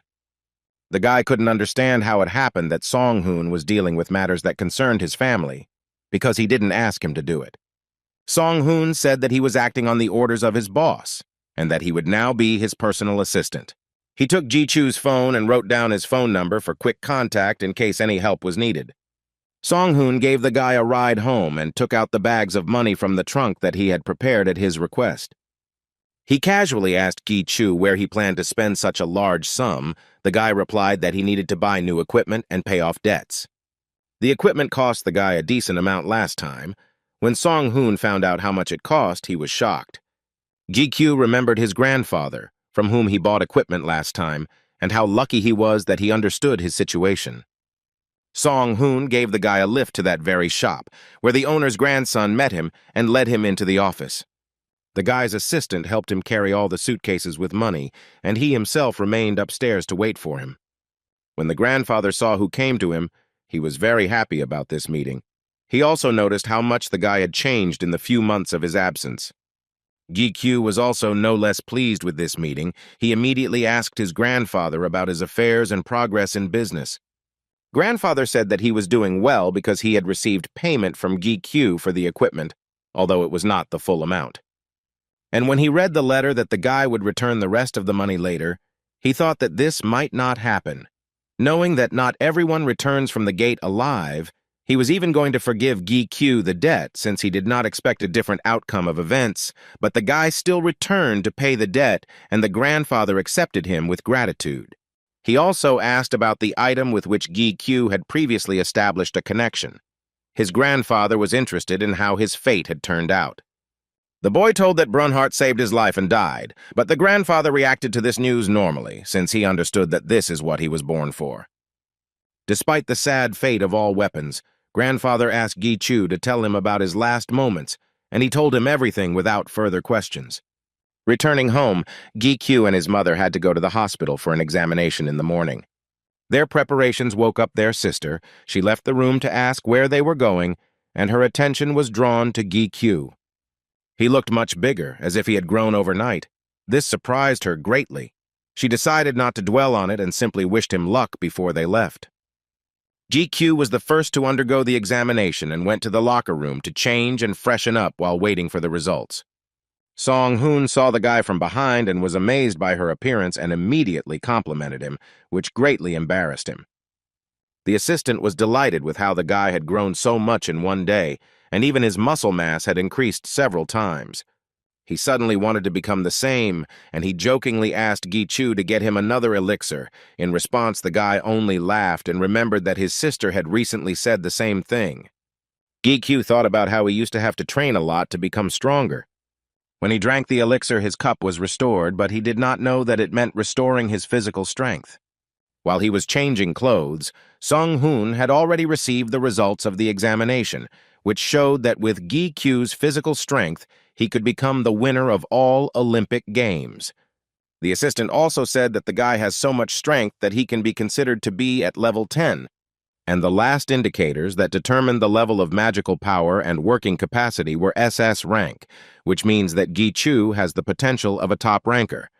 Gi-Chu, in turn, was not at all surprised by such results, since the Demon King had already told him about this. At that moment, Shik-hyun came to them to talk to the guy about the examination and other things. He reported the results of the examination of Gi-Chu's mother. Her physical condition was at the level of an adult man, and she was completely healthy. But the most interesting thing was that she could now use items thanks to the elixir, which the guy was very surprised about. Shik-hyun promised to tell all the details later, since there was still very important news. Having learned that the boy was currently taking a break from hunting, since El was still absorbing Kallion's power, the teacher became thoughtful. Gi-Chu planned to return to hunting after the weekend, but the teacher asked him to free up that time for him. Shik-hyun reported that the C-rank squad that was supposed to catch and destroy the Guardian was not responding. He is currently assembling a new B-rank squad, which he will send out to search next week. This meant that the Guardian of the fourth floor was still at large and needed to be caught quickly. But the worst thing was that this monster hunted players and gained strength at their expense. The B-rank squad itself consisted of a minimum number of participants, 30 people. And with them was the player Gi-Chu, who, despite drinking the elixir, was at level 1. Shik-hyun called the boy into his office to discuss the details of the squad's assembly, and he suggested that he go through the official commission again to determine his level. Because of the elixir he drank, the boy's strength was much higher, so the teacher believed that he could easily obtain B rank. Gi-Chu remembered the table that determined his level depending on his rank and disagreed with the teacher, since potential and achievements influenced the increase in level. But Shik-hyun started comparing other players who had abilities, but they were just as strong and powerful, and the level wasn't that important for that. He believed that the main thing was hanging the player's characteristics, and not his level, especially since due to the protection of personal information, the level could not be checked. Gi-Chu was worried about how the other raid members would react to him being a level 1, but Shik-hyun also couldn't stop rumors about the birth of a new top tanker. The guy didn't want much attention to himself since the Iron Guild was watching him, and he didn't want to get caught by them. In his opinion, this was excessive caution, but for the sake of Gi-Chu, he agreed to supervise everything. Shik-hyun couldn't give the boy the required level on his own. It was beyond his power, but Gi-Chu hoped that the teacher would come up with something. Unfortunately, the level affects the attitude towards the player, but since the guy will not pass the test, he will not be able to become a full-fledged participant in the raid. Ji-Chu really wanted to get into the B-rank team to hunt the Guardian. He was very upset and didn't know what to do. Suddenly, the teacher called him and showed him a list of guild members who were going on the expedition. He offered Ji-Chu to temporarily join the guild and sign up for a raid, but the guy doubted that they would take a guy from the outside, and the teacher promised that he would help him with this. When the guy carefully looked at the list of all the participants, he suddenly saw a team called Morning Star, whose leader was the player Song Pil. Ji-Chu had finally signed up for the guild and was already standing in the tower with other players. They were listening to one of the representatives who was their leader in this raid. When dawn. He checked all the participants. They immediately went in search of the keeper. There the guy met his old acquaintances, for whom he had once been a guide. It was thanks to them that he was accepted into the guild, as they players believed that they owed him their lives for the fact that he once saved them. Gi-Q was very grateful for their help. Even though Songpil said that their guild's reserve power was only C rank, it didn't bother him. The guy was glad that he didn't have to be a porter, and if the opportunity arose, he could even take part in the battle and prove himself. But Songpil doubted that this was possible, as there were quite a few high-ranking players who would hardly need help. One of these important players was their leader Don Hay. He was soon to receive A rank, and from this rank a player is considered a top ranker.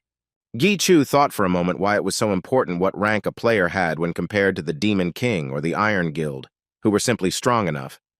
Hanul distracted him from his thoughts, noting that the guy had become quite handsome since their last meeting, and the other players also began to confirm this. Gi-Chu was surprised by their observation, as he didn't think he had changed that much, but Lu explained to him that he was now impressive, which is why the atmosphere around him had changed.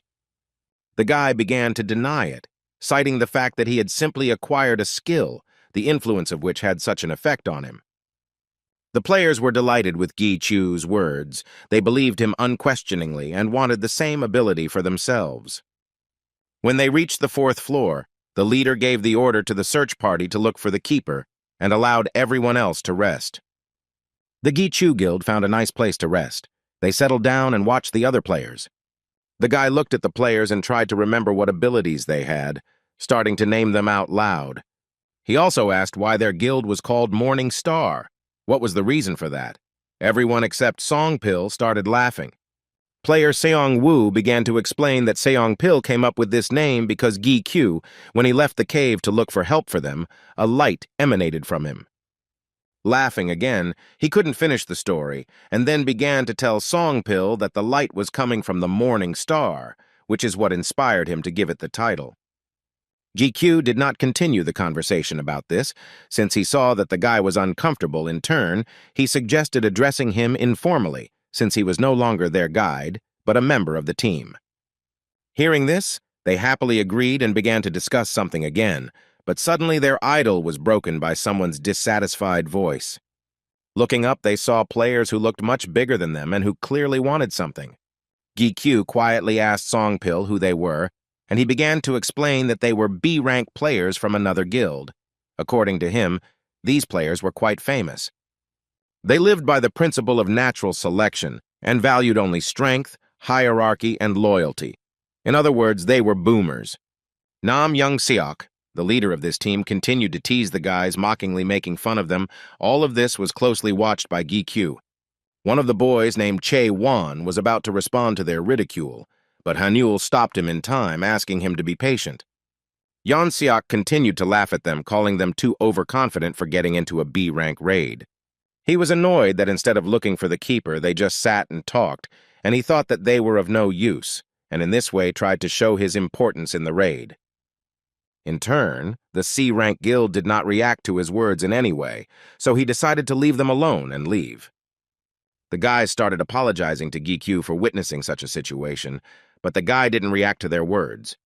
The raid leader was standing not far from them and was talking to other players, when suddenly he felt a strong negative energy and turned around to see who it was coming from.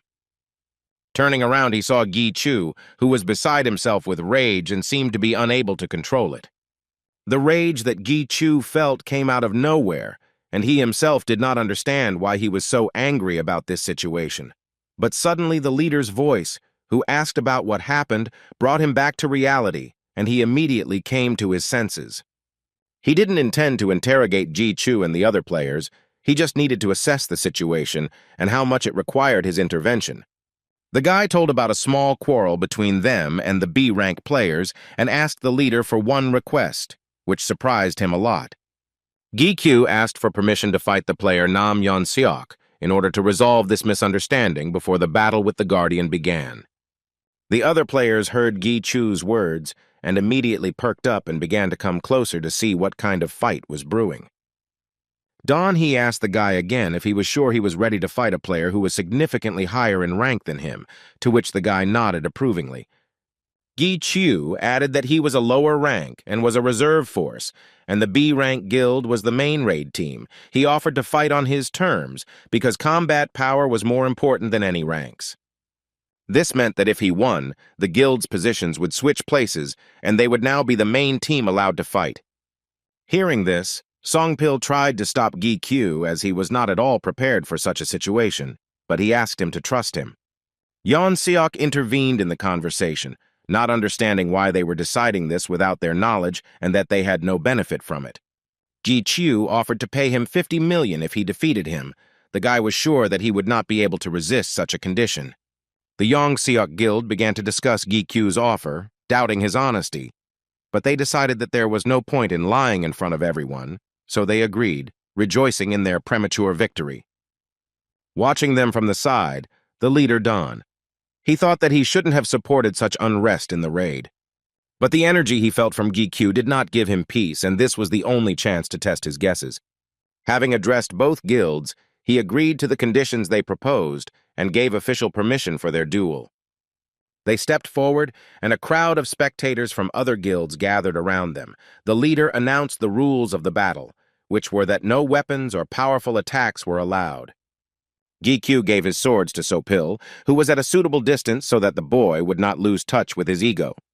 He asked Lu and El again if the distance was okay, to which they responded positively and asked him to be careful anyway. Yon Seok gave Gi Q the opportunity to attack first, as he was confident that if he did it himself, the fight would end quickly. Gi Q looked closely at Yon Seok and tried to understand his weaknesses. Doubting his honesty, he thought that the player had a hidden weapon since he was so confident in himself. He decided to use a speed attack first, trusting his wits more than just analyzing the battle. When Gi Q was close enough to strike, he noticed that Yong Seok was so confident that he didn't move at all. The guy immediately thought that perhaps the player's counterattack skill would instantly activate, which is why he was so calm. But it was too late to retreat. Gi Chu immediately thought about how he would quickly need to dodge his attack and prepare his next strike. When the guy hit him, he instantly flew forward several meters from its power and did not move anymore, thereby losing the duel. The leader was shocked by what he saw, but pulled himself together and announced that Gi Q was the winner of this fight. His team began to joyfully shout his name and congratulate him on his victory, and the players from Yon Seok's team ran to help their leader. When they approached Gi Q, they began to ask him how he managed to become so strong and praised him in every possible way. Don He, in turn, saw that Gi Q was elusive in his actions, and it seemed to him that the guy would become a significant figure in this raid. The leader was distracted from his thoughts by a player who said that the search party would return from the mission. Meanwhile, Shik Heng was summoned by the president of the association, to whom he told all the details of the expedition he had assembled to urgently destroy the Keeper. The president looked through the list of players who were involved in this raid and saw Ji Chu there. He began to list all the assistants from the association to this player, who is not even a member of it, and asked Shik Hyun to explain the reason for this assistance. The player's profession was in first place in terms of mortality rate. You need to get used to it, even if you don't want to. But when you are surrounded by nothing but predators, in their eyes you are just prey, and it was harder to get used to that. As the raiders got closer to the Keeper, their leader Don He was the first to attack him. Taking advantage of the fact that the monster was busy destroying the bodies of other players, he attacked it from behind, thereby inflicting a small amount of damage on it, which made it very angry. The leader in turn gave the order to all the participants of the raid who were already ready to enter the battle. The leader's preemptive attack served as a sign of the beginning of the operation. Dealing damage with his strongest skill, he attracted the attention of the Guardian. When he starts to attack back, tanks enter the battle, putting up their shields for defense. By using defensive skills simultaneously, they successfully repel the monster's attack. At this point, the porters had to throw the explosive devices they had brought with them over the fence. They were assisted in this by long-range fighters with their firearms skills, who were able to hit the target accurately and quickly. When they did everything according to the strategy, many explosions occurred at the place of the monster. Everyone watched what was happening, hoping that their tactics had worked 100%. Ji-Chu turned to his guild leader and asked him not to do anything for now, but to observe the situation. Songpil didn't understand why, if they had already determined the positions of the main forces and each guild was carrying out its own assignment. Suddenly they heard a noise from the side where they were attacking a monster that was destroying everything in its path as it approached the players. This tactic had a significant drawback. If it didn't work the first time, the monster would get even more angry, and a chaotic fight would begin. The Guardian began to attack players who were too close, but they in turn tried to take the hit to avoid a large number of casualties. The players covered each other to have time to heal their wounds and drink healing potions. It seemed to them that the fight had lasted at least half an hour, but in fact only a few minutes had passed since the start of the fight. One of the players saw the leader fiercely fighting the keeper, thus impressing the guy with his courage. When most of the players retreated, the raid leader He decided to confront the monster without retreating. He dealt him powerful blows, but the monster's wounds healed too quickly. His recovery power was at the level of the Guardian of the upper floors. The leader gave the order to replace the first team so that they could heal themselves while the others fought. He also ordered the backup team to prepare for an explosion. When Songpil heard this, he turned to Gi-Q to also intervene in the fight. But Gi-Q didn't react to his words and started moving towards the keeper. The guy thought that he agreed to his proposal, but then he saw that it was not so. Ji-Chu confidently walked towards the monster, which scared his team members and they tried to stop him. But the guy was so confident in his abilities that he didn't attach the slightest importance to their words. He came close enough to him and assessed the situation once again. Ji-Chu's guess was correct. This monster moved just like normal orcs, and he could easily dodge each of its attacks. The only thing that distinguished him from other orcs was his physical appearance and regeneration speed, so this opponent was suitable for Ji-Chu. He wanted to test the powers of the new ego with whom he had previously established a connection, and the orc was just perfect for this. Moving very quickly, Ji-Chu struck the monster, dealing quite a bit of damage, all thanks to his new ego, which he named Hermes. His skill was that he would speed up the speed of Gi-Q, and after a few minutes he would be able to move at maximum speed. All the participants of the raid simply watched Ji-Chu's tactics and could not believe their eyes. Where did he get such abilities from? The leader decided to help the guy, telling him not to waste his strength on multiple blows, but to deal one strong blow that would not allow him to recover immediately. Continuing to give advice, he suddenly fell silent when he saw that the monster's regeneration had stopped. This effect from the sword strikes was due to his ego, which he acquired in the shop, the skill of which was to slow down the enemy's regeneration and worsen the damage inflicted on him. The monster was furious. He continued to wave his arms, trying to resist. This is how all the orcs behaved when they were driven into a corner. Gi-Q also foresaw all this and did not wait, but sped up and began to inflict many blows on him, not giving him a chance to recover. Not stopping there, he continued to attack the monster, which could not catch a single movement of the guy. Ji-Chu made a final dash and rushed towards the monster at full speed to deliver the finishing blow. All he had to do was swing his sword wide and cut horizontally, a very small problem, and even raising his level wouldn't help him at all. In any case, he was an orc and Gi-Chu was not afraid of him, so he did as he planned. When he delivered his decisive blow, the orc immediately fell to the ground dead, showing no signs of life. Everyone around was amazed at how Gi-Chu destroyed the Guardian single-handedly. The system confirmed that the monster called Demon Pharez had been destroyed. At this moment, Lu's cannibalism skill activated, and he began to consume the Guardian's corpse. The players did not understand why the monster's body suddenly began to disappear and were very scared. After completely absorbing the Guardian, he should have turned into an ego, but this did not happen due to the low level of GQ. Therefore, only the particles of Phares that remained after the failed transformation penetrated into Lu. The raid leader was shocked, but he pulled himself together and began giving orders for those not participating in the battle to help the wounded and check the property of their unit. He also ordered the other players not to weaken their positions on the borders and to be ready for battle. Having finished giving orders, the leader turned to Gi Chu and asked him to step aside so that he could speak with him alone. The guy began to worry about this conversation, thinking that the leader wanted to ask him about the missing corpse of the keeper, since it was very valuable. Moreover, it evaporated without leaving behind any crystals or objects, which was very suspicious. However, Gi Chu knew that the leader would not jump to conclusions, since there was no evidence of his involvement. When they had moved a decent distance away so that no one could eavesdrop, the leader got straight to the point and invited the boy to join his guild called Child. Gi Chu, in turn, thanked him for the offer, but declined, since he did not plan to join anywhere, and that he even joined this guild only to participate in the raid. He was a little upset by the guy's answer, but he would still be pleased if they remained on good terms. He also gave GQ his business card in case he changed his mind or needed help. The leader would not mind helping him. When they returned back from the gate, GQ thanked the team for the opportunity to hunt and turned to Songpil. GQ felt awkward asking him about it, but he still wondered why he didn't join the guild called Kane that Seok Woo created. He justified this question by saying that Songdust had enough skills and talents, and if he joined this guild, he would always be a winner there. Songpil told him that there was no point in joining. He didn't want other players to say that he was accepted there through connections, but wanted to achieve everything himself. The guy also asked GQ what he was doing, noting that with his abilities, Seok Woo probably had many offers of cooperation. While Gi Chu was thinking about how to answer this question, other players approached them and invited him to have dinner with them.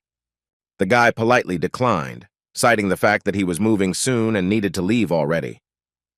They praised him again and said goodbye, and Gi Q promised to invite them to the housewarming party, and so they parted ways. On the way, the guy remembered that his secretary asked him to call him after work, so he took out his phone and suddenly saw a text message. It was from Shik Hyun. He asked him to call after the raid so that the teacher wouldn't worry. Gi Q called him first. When they met, Shik Hyun told the boy that the association president wanted to have dinner with him. As they rode up the elevator, Gi Q began to worry that he looked less than presentable, but the teacher reassured him that there was no need for that. Gi Q knew from rumors that the president was quite an outstanding figure and that he always remained in the shadows and was rarely seen.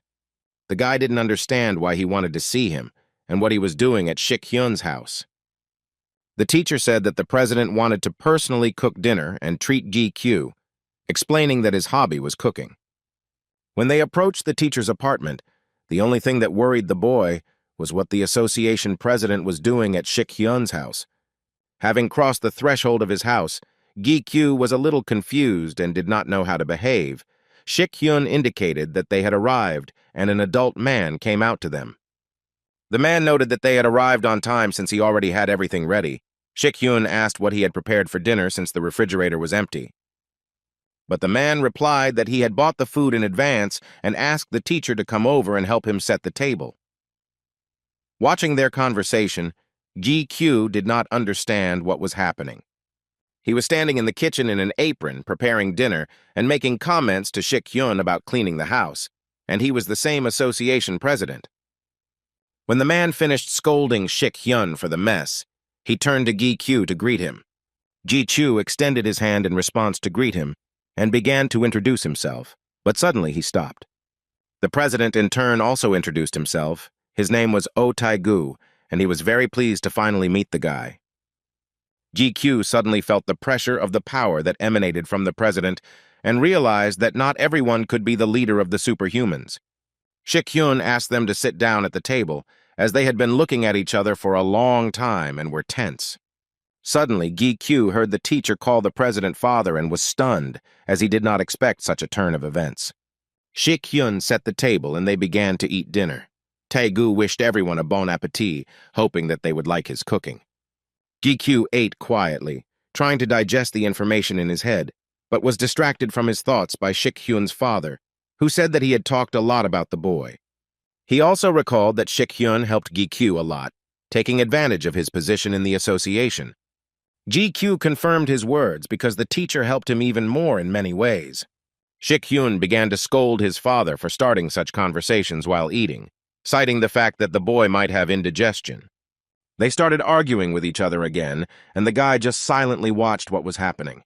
After they finished arguing, Tae-gu returned to talking to Gi-kyu again, telling him that he wanted to make a special offer regarding working in the association. The guy immediately started to refuse because Shik-hyun had already offered him a place in the association, but he didn't want to join anywhere. But that wasn't what Tae-gu wanted to propose. He wanted Gi-kyu to become a mercenary for the association. After finishing dinner, Shik-hyun gave the boy a ride home and tried to convey the president's words correctly so that Gi-kyu wouldn't think that his father was pressuring him in any way. In fact, he meant that Gi-kyu, on the contrary, would be able to receive help from the association, and if he wanted, they would help and provide him with what he needed. For Gi-kyu, it wasn't the worst option, even though he wouldn't be an official employee, but there are many advantages to this position. As he walked up the stairs, Gi-kyu thought about Shik-hyun's words that being in the association wasn't so bad. But while he is still at level 1, Seok-woo is already leading a guild, of which there are not many in Korea. Gi-kyu was tormented by the thought that all he did was receive help, and he couldn't be in debt all the time. He needed to get back on his feet. Meanwhile, Seok-woo's guild was fighting a monster in the tower that was quite strong. The monster was approaching faster and faster. Hearing this, the players were ready to confront it. A few seconds later, a huge lynx blazing with fire rushed at them, but the players were ready for its attack. One of the guild members attacked her back with a sword and dealt her heavy damage, causing the lynx to fall to the ground and no longer move. The player suggested ending the monster hunt since it was already quite dark, to which the other player replied that they would catch a couple more of them and be done. They went further into the forest in search of prey. Suddenly they felt that it got colder outside, but did not attach much importance to it. The player just assumed that it shouldn't be that cold on the 26th floor, and he thought it was strange. When they reached the foot of the hill where the monsters were supposed to come out, they saw something terrible. Below stood the animals, who were completely covered in ice, like everything around them, standing like statues frozen in motion. They reported their discovery to guild leader Seok-woo, who came to check what had happened. But he found nothing. He didn't like what was happening, and he gave the order to the team to go back.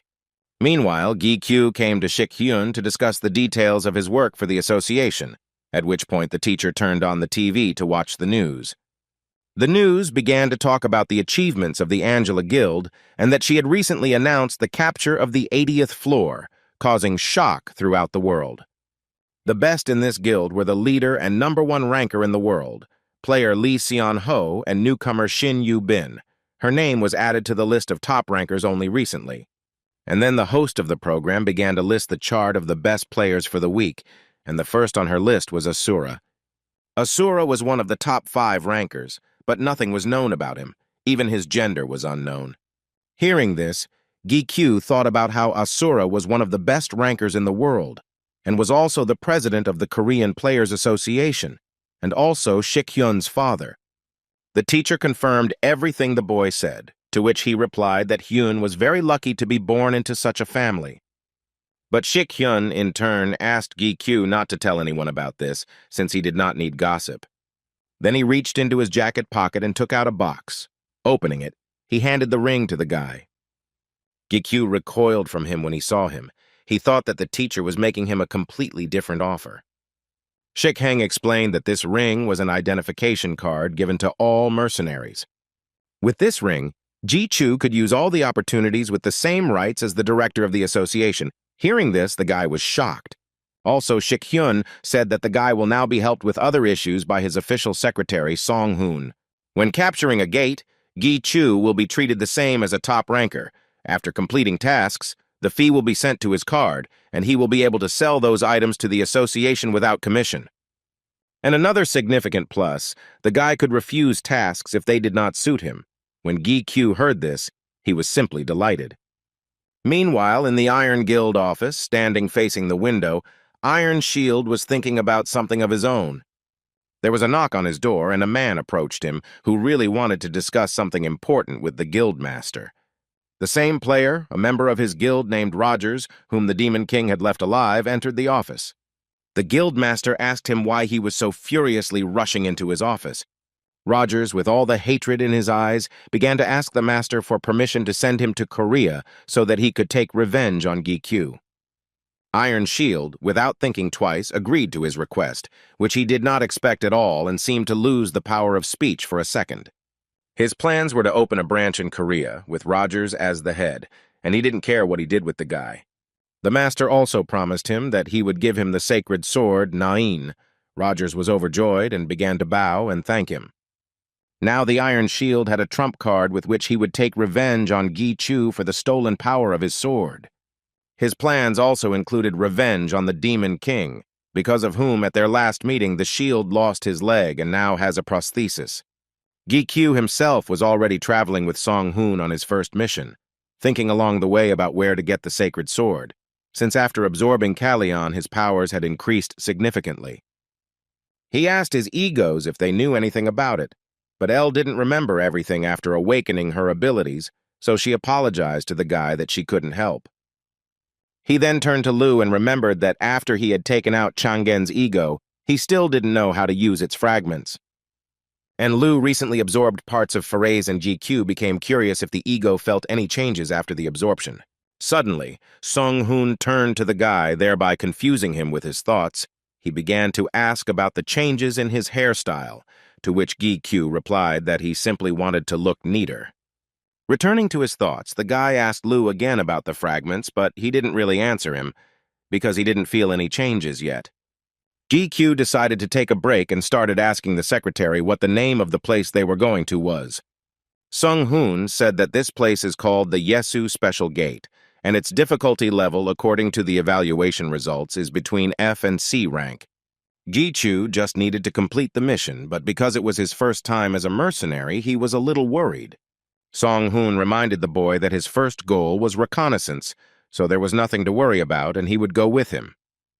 The secretary also asked if the guy knew that all mercenaries were given code names to make it harder to track them down. At the morning meeting, it was decided what name to give Gi Q, but the guy was surprised that he could not choose his own name. Sung Hoon announced that Gi Q's code name would now be Morning Star. Hearing this, the guy blushed a little and remembered the team that had the same name. Ji Chu turned to the secretary, who was barely holding back his laughter, which really infuriated the guy since he didn't think it was funny. When they arrived at their destination, a group of people from the association were waiting for them there, guarding the gate. The head of the Players' Association of this city greeted Ji Chu upon his arrival under his new code name and said that he was very glad to finally meet him in person and bowed to him. GQ became embarrassed and asked them not to do that again and to address him by name, while the secretary stood behind him and began to laugh again. These gates were discovered a few days ago, and it was only recently that they were discovered to be special, so no one has entered them yet. Song Hoon was right about the intelligence. Since no one knows what awaits them inside, he asked about additional help from the military. Chief In Chul could provide a B-rank squad if help was needed, the secretary agreed. He was sure that it was enough. He added that the necessary equipment for reconnaissance is already ready, so once they are ready, we can begin. While they were discussing all the details, Gi Chu, meanwhile, headed towards the gate. When they saw what he was doing, they began to try to stop him. Because it was a special gate, it was dangerous to get close to it, but Gi Chu had no intention of stopping. Lu and Elle felt that this gate was the ego, or it was inside the gate. Gi Chu decided to touch the gate to check. When he touched them with his hand, the gates burst, which greatly frightened his secretary and the head of the association. They started calling the main office in a panic to have reinforcements sent from one of the nearby guilds. Gi Q saw an information window in front of him, which contained an inscription about connecting to the gate, which was the ego. While everyone around was running and trying to call for help, the guy stood at the gate as if under their hypnosis. This gate felt very similar to the one he saw during the battle with Changgen. The guy knew that he would encounter such a gate again. While he was still standing near the gate, someone's hand pulled him from behind, and he began to move away from them. Sun Hoon took him because he understood that it was very dangerous and did not want anything to happen to the guy. After this, the necessary services arrived, and the gates were quickly fenced off so that no one could enter them unnoticed. A temporary office was assigned to GQ and his secretary, where they awaited the commission's decision regarding the gate. Sung-hoon started to tease the guy, saying that wherever he was, something strange always happened, as if he was doing it on purpose. Gi-chu felt a little ashamed of these words, justifying himself by saying that he himself did not know that this would happen, and he was interested in what actually happened there. The secretary said that miraculously the gates returned to their previous state, although by all indications it was a gate rupture. Gi-chu guessed that it might be due to his unique abilities. He still hadn't figured it out himself. The secretary did not ask about his abilities as he felt uncomfortable in front of him. In response, he only handed him a mask. Seeing it, the guy's face showed incomprehension. Sung-hoon explained that due to the obvious signs of the gate being torn apart, they urgently gathered the players and placed them outside to guard the gate. In addition, reporters were also supposed to arrive soon, since many people knew about this situation. The secretary didn't want Gi-Q to become a news hero, so he asked him to wear a mask in public so as not to attract too much attention. Gi-Q thanked the secretary. He didn't really like the mask, but he had no choice and took it. After several hours of meetings of all the experts, it was decided that Gi-Q would enter the gate alone. Although not all of them agreed with this decision, most likely the association decided to help and supported it. While seeing the boy off, Sung-hoon was a little worried about him, but Gi-Q reassured him. Since the gate was clearly connected to his ability, he had nothing to worry about. The guy finished being polite to the secretary and headed towards the gate, and after a few seconds he entered it. When he found himself behind the gate, he immediately headed forward, and at that moment the system gave a voice that the ego was checking his right. The guy could not understand what this could mean. In the case of Lu and L, he just had to give them names, but with the gates it was probably different. He suggested that perhaps he just needed to take possession of this gate. Thinking about this, he took off his mask and hid it in his backpack. The guy continued walking and felt uneasy about the tense situation. He decided that his mental health required an urgent cleansing of this dungeon. At that moment, L felt a dark magic. While Lu, on the contrary, liked it, the guy suggested that they go in the direction where the magical energy is felt stronger. Suddenly, Lu asked the guy not to hurry anywhere, since the prey was walking towards him on its own. At first, he didn't understand anything, but a second later, he heard a noise behind him. A few meters away from his location, an enraged crowd of monsters was rushing at full speed. These were the skeleton warriors who were approaching Gi-chu very quickly, and he began to prepare for battle.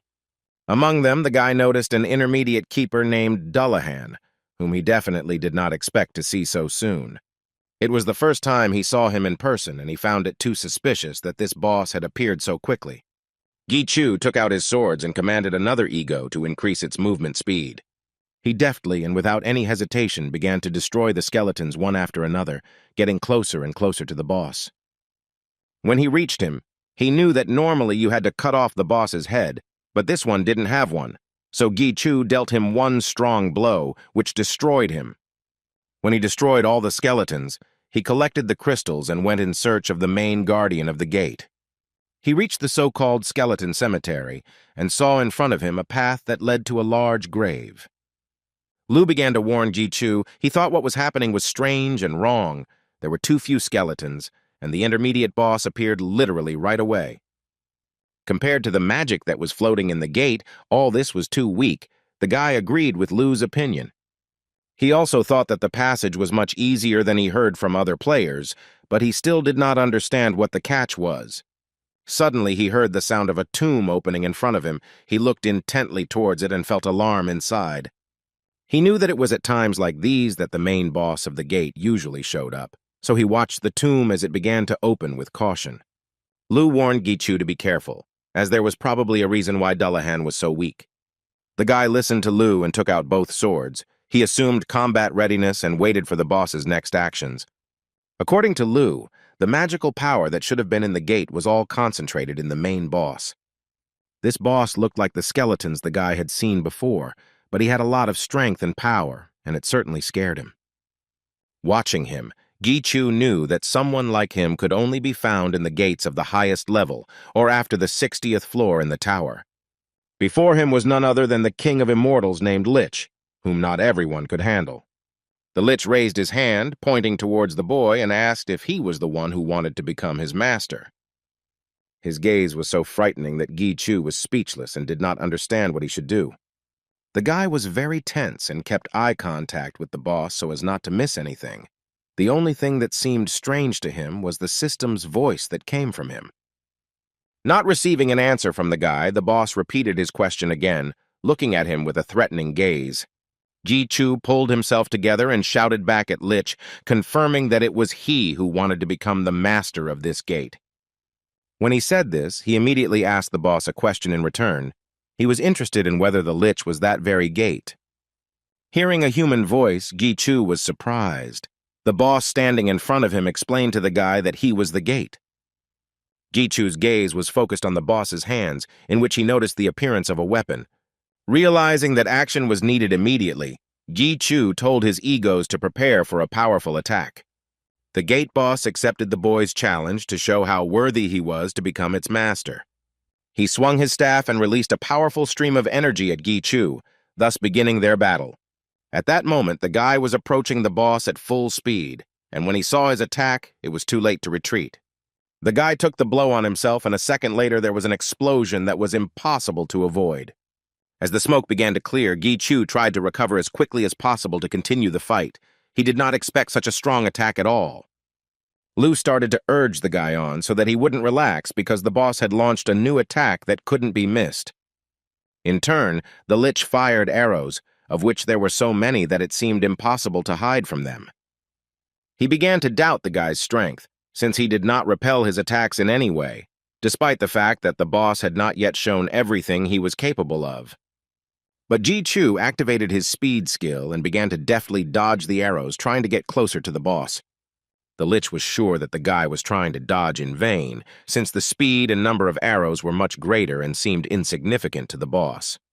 Arrows flew at Gi Chu in a swarm, and it seemed like there were more and more of them. He tried his best to concentrate so as not to lose control of the fight. Having gained enough speed, the guy came up with a plan and asked Lu not to worry and to trust him. Lu was a little confused because he couldn't quite figure out what his boss was planning, so Gi Chu launched Lu towards the boss so that he wouldn't lose touch with his ego when he got close to him.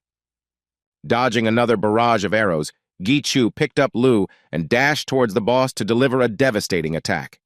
When he was already close enough, the guy pointed his sword straight at the boss, but he immediately prevented this attack. The boss was sure that at this rate, Gi Chu would never become his master. His attacks were too predictable. But the guy very quickly dodged and made it clear that this was not all. He delivered a powerful blow straight to the boss's chest, thereby taking him by surprise. The guy quickly dodged in case of a counterattack and jumped away from the boss, thereby maintaining a distance between them. The boss doubled over in pain, saying that Gi Chu's weapon was too annoying and that this fight needed to be ended quickly. The guy raised his head and tensed up. He saw flying arrows, of which there were even more than last time. A huge swarm of arrows was aimed at him, and there was nowhere to run, so he decided to fight them off with his swords. Lu wasn't sure he could escape this attack, so Elle, who was confident she could handle them, wanted to take charge. After gaining speed, he began to move and counter the attack with Elle without Lu's participation, as Gi Chu believed that he was not suitable for it. But Lu wanted to prove the opposite. Even though he wasn't completely sure he was right, he still wanted to help his master. While continuing to fight back, the guy simultaneously watched the boss and realized that he was getting stronger and stronger and was not sure whether he would be able to hold out any longer. Gi Chu asked Lu again if he was confident in his strength, as he needed to fight back quickly and start attacking again. Having heard a positive answer, the guy transformed the ring into a sword and began to fight back with both of them. But as soon as the arrow touched Lu, the system began to inform that he was absorbing the energy of the magical weapon. The consciousness of the magic weapon master was awakening in Lu. Hearing this, the boy did not understand what it all meant. After a few seconds, a huge dome formed around them, protecting GQ from the boss's attacks. The Lich also got under this dome. He had never seen anything like it, and he was very surprised how a person was capable of such a thing. When the boss stopped attacking, the dome disappeared. He knew that the guy really wanted to become his master, but he still couldn't recognize him. He decided to begin the final test for Gi-Q, which would show whether he was truly ready. The Lich raised his hands, and the dead began to crawl out of the graves and head towards him. They fell at his feet and formed into one whole, turning into a huge monster. Watching this, Gi-Chu wanted to ask many questions about what happened, but decided to put it off until later. When all the dead gathered together, they formed one monster of incredible size, with a boss standing on its head. Gi-Chu was contorted in horror. He had never seen such a large creature created from the flesh of the dead, which looked like a golem. The monster struck with all its might, which was aimed at Gi-Q, trying to destroy him. The guy understood that if his opponent was very different from him, then he had to take him with a force superior to his. Otherwise, nothing would work. While the monster continued to punch the ground, thinking that his opponent was there, Gi-Chu, having gained enough speed, began his attack. He made another dash and jumped, leaving the monster behind and pointing his sword straight at the boss. When he was close enough, he shouted to him that he had now proven himself worthy of being his master. Gi-Chu launched a powerful attack and in one fell swoop destroyed the boss, who uttered his last words, recognizing the boy as his master. The system began to notify Gi-Chu that the gate had accepted a connection with him and that he needed to come up with a name. As he descended to the ground, the boy thought about a new name for the gate, but suddenly he noticed Lu. The sword began to glow all over, and Gi-Chu couldn't understand what it was connected with, since he had never noticed anything like that before. Lu started shouting and laughing loudly, trying to indicate that it was all thanks to him. He began to shout at Gi-Chu that he was not going to stand aside and not let the sword become stronger than him. Continuing to laugh loudly as if he had gone crazy, the boy was shocked by his behavior. Gi-Chu shouted at Lu again to come to his senses and began to scold him for being rude and waiting for him to explain it. El interrupted them, saying that Lu was confused, but the guy still didn't understand what it was about. But Lu didn't let her finish and told the owner that he needed to rest, citing a headache. Gi-Chu had a lot of questions for Lu, but he decided to deal with them later and give him a rest after the fight. He opened the information window and began to think about what name would best suit the new ego. He remembered the dead ego named Brunhart and decided to name the new ego after him. Meanwhile, the situation in the city was extremely tense, as everyone was warned about the gate breaking, which was dangerous for ordinary residents. The association staff warned people of the danger and helped them get to shelter for their own safety. Players from different guilds, who had not been in such a situation for a long time, gathered near the gates themselves. Song-Hoon brought the boss Hyun's box to the gate, explaining the situation to him and that they had gathered all the guilds that were nearby to help. The secretary also informed the chief that the evacuation of civilians was proceeding calmly and would be completed in a few minutes. But the biggest problem was that the journalists did not listen and did not leave the territory, among whom were the players. Because of this, the situation became more complicated. Shik Heng got angry and told them to leave them alone. If they didn't want to leave themselves, then he wasn't responsible for their lives. The gate break wasn't much of a problem since there were quite a few strong players, including Shik Hyun. But the only thing that worried the chief was that if there was a gap in the gate, it meant that something had happened to Gi-Q. Suddenly, the gates began to glow bright red, which meant they were breaking, and everyone needed to prepare for battle. Shik Hyun couldn't stand by and began preparing to enter the gate, hoping to somehow help Gi-Q. He was so angry and broken that he could not control himself and ran towards the gate at full speed. Shik Hyun mentally promised Gi-Q to take revenge on all his enemies and made a dash. Not noticing anything in front of him, he shouted his name out loud. As he approached the gate, he was suddenly stunned by surprise, and in front of him stood Gi-Chu in all his glory. Upon seeing him, Shik Hyun fell to the ground with a bang, and Gi-Q didn't understand what was going on. The boy asked the teacher what was going on and why so many people had gathered near the gate. Suddenly, reporters pounced on Gi-Q and started taking pictures of him and asking who he was and how he managed to get out of the gate. The guy started covering his face with his hands. Fortunately, he had a mask, and the reporters kept repeating their questions, trying to find out at least something. When they left that place, Shik Hyun brought the boy to his house to find out the details and discuss them with the association president. Gi-Q told him what happened behind the gate. Shik Hyun and his father listened to him attentively, and now they understood why he became strong so quickly. Secretary GQ also went with them, and he was also interested in listening, although he was worried about whether he had the right to be with them, but his boss trusted him, so he took him with him. Shikhen continued asking questions. He wanted to understand what happened after the boy connected with the gate. But the guy himself did not understand, since this happened to him for the first time. And at the moment, the information window of this ego showed that he had stabilized, and he did not respond to his calls. Then Shikhyun asked about Lu's ego, how he was feeling and whether he was responding to the guy after what happened. But the guy's Lu was silent, but he could still use his skills, so he hoped that there was no problem with him. The president, in turn, was delighted that GQ could possess the gate. He was only troubled by the fact that if this were found out, the world would be turned upside down. But he convinced the guy not to worry about the press and that his interviews and photos would not be made public. GQ was grateful to the president for his assistance. He did not want to show himself because he had enough ill-wishers. Suddenly, the guy's phone rang. He apologized and got up to go out and answer the call. His younger sister, Yu Jung, called him, and in order to quickly get back to the important conversation, he told her that he had no time and would call her later. But she didn't let him finish, telling him that she had seen him on TV and immediately realized from his jewelry that it was him. The guy was a little shocked by the news, and in the meantime, Shikhyun and his father received text messages on their phones. Yu Jung continued to say that the news was talking about an unknown masked hero who prevented the gate from exploding. His sister wanted to brag to her friends, but she knew she couldn't do it, so as not to reveal Ji Chu, who was no longer listening to her. When he turned to Shikhyun and his father, he saw their worried faces and realized that they already knew everything.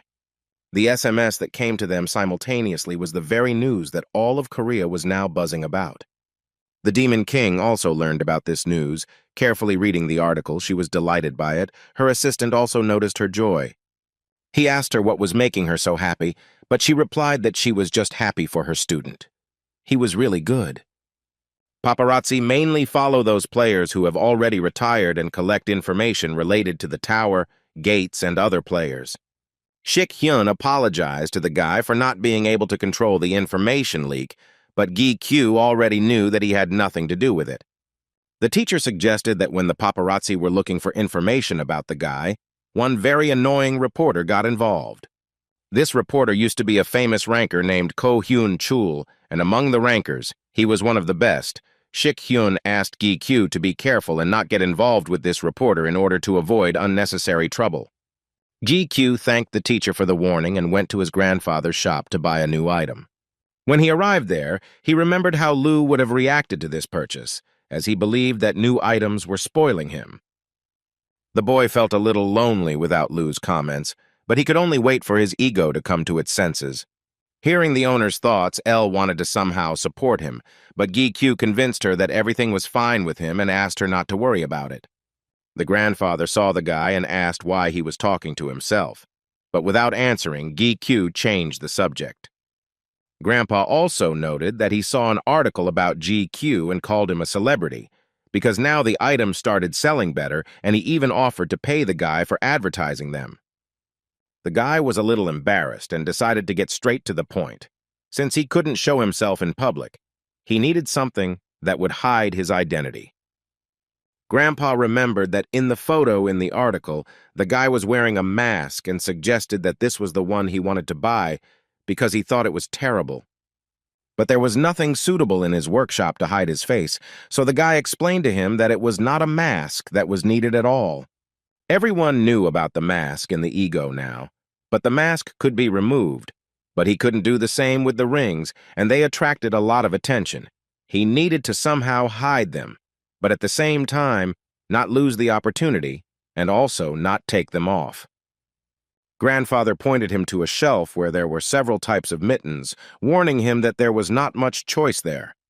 The guy thought about the fact that he hadn't been able to establish a connection with the ego named Brunhart right away, but with others, it was much easier. Elle explained to him that the connection had become easier to establish because the boy's cup had become larger as he had become much stronger. Previously, he was inferior due to lack of skills and strength, and the names he came up with for previous egos did not suit them. Looking at the gloves, they all seemed too bright to him, which could have the opposite effect, so he could not decide which ones to take. Suddenly, he saw some black, unremarkable gloves and chose them. The grandfather watched the boy and praised him that the gloves he chose were not a bad option at all. Gi-Chu spoke the key words and gave the item a name, Oberon, after which their connection was instantly restored. The system confirmed the connection with Oberon, which made GQ very happy, although his feelings were strange. Opening Oberon's information window, he saw his power skills that temporarily increased strength, an option that suited these gloves well. But the guy was interested in something else. Would he be able to summon Lu and El in these gloves, since regular gloves would tear during this? He called upon his egos, and in the same second the places appeared in his hands, and the gloves remained unharmed. Having made sure that the seals were intact, he had to check whether the ego could return, taking the form of rings. Without removing the gloves, he said a phrase after which Lu and El took the form of rings, and nothing happened to the gloves. They were still intact. Gi-Q was happy with this find. Since now he would not have problems with rings in everyday life, he asked his grandfather the price of these gloves in order to buy them, but he told him in response that he did not have to pay for them. In return, he asked Gi-Q for one request, saying that when he needed him, the boy should help him. The boy agreed to his grandfather's conditions. He took the gloves and went to the association. When he entered the first floor with his secretary, he saw a crowd of journalists who were asking everyone in a row to find out at least some information. The secretary explained to the guy that these people started coming to the association after that sensational article about the rancor in the mask. Now Gi-Q couldn't get into the tower because of the reporters, so he asked Sung-hoon to find out if a gate had appeared somewhere so he could hunt. But the secretary didn't see the need for this, since the reporters thought that Gi-Q was a rancor, so they were trying to get to the higher floors. The guy, in turn, was on the first floors, so they could easily enter the tower, but Song-hoon's words made him a little angry. When he entered the tower, he began his passage from the first floor, where there were weak orcs, so Gi-Chu destroyed them without straining himself at all. On the way, he remembered Grandpa Huang's request. He knew that he would never put a price on his item from the ceiling because he was very proud of his products. This only meant that most likely his request would be very serious, and he was obliged to help him. Suddenly, he heard someone's voice calling him master. When the guy turned around, he saw no one. Gi-Chu asked Elle if she heard something, but she did not understand what he was talking about. Then the guy explained that he heard a voice that called him the master. After walking a little more, the guy again heard a voice that asked to call him by name. The guy stopped and again began to ask Elle if she heard the same thing. Elle thought that maybe it was Lu talking to him, but the voice was different. Then he thought that maybe it was Brunhart's ego and said his name. An energy ball appeared above the guy's head, which reminded him of a very similar situation. Before connecting with Lu, he absorbed all the objects around Gi-Chu and even his clothes. Remembering this, the guy was a little scared. He squatted down, hugged his clothes with his hands, and closing his eyes, waited for the ego to begin to absorb everything around him. But when he opened his eyes, he realized that nothing like that was happening. In front of him, he saw only a system notification. He looked at the ball and did not understand how he was supposed to determine its shape, since with Lu, everything was completely different. Gi-Q asked Elle if she knew what to do in such a situation, and she told him. He had to touch the ball and imagine the image he needed, and that would be enough. The guy walked up to it and touched it with his hand, trying to come up with an image of it. He closed his eyes to concentrate. Gi-Chu remembered Brunhart and how little time they had been able to spend together, but he had helped him a lot. The guy was grateful to him for protecting his master until his death, and he would not have minded if Brunhart could protect him this time too. He thought about how good it would be if Brunhart never left him and always protected him. After these thoughts, his image began to form. The ball of gravity seeped into Gi-Chu's chest, simulating the protective layer he would have, and thus Brunhart would protect him. The guy was holding his chest, feeling a little discomfort. At that moment, Brunhart turned to him, happy that they met again. Gi-Q was very surprised by Ego's words, as he did not understand how he could appear to him again. Opening the information window, Gi-Chu saw that this ego could take over memory, and most likely he did so. Brunhart couldn't be happier that they finally met the owner. The guy was also very happy about their meeting. The image of the ego was a little different from what he had imagined, but despite this, it would be very useful to him. Gi-Chu said the phrase that made the ego become an accessory and continued to examine his skills. With the help of the name, ego took over the memories and also gained the ability to reflect, which Brunhart had before.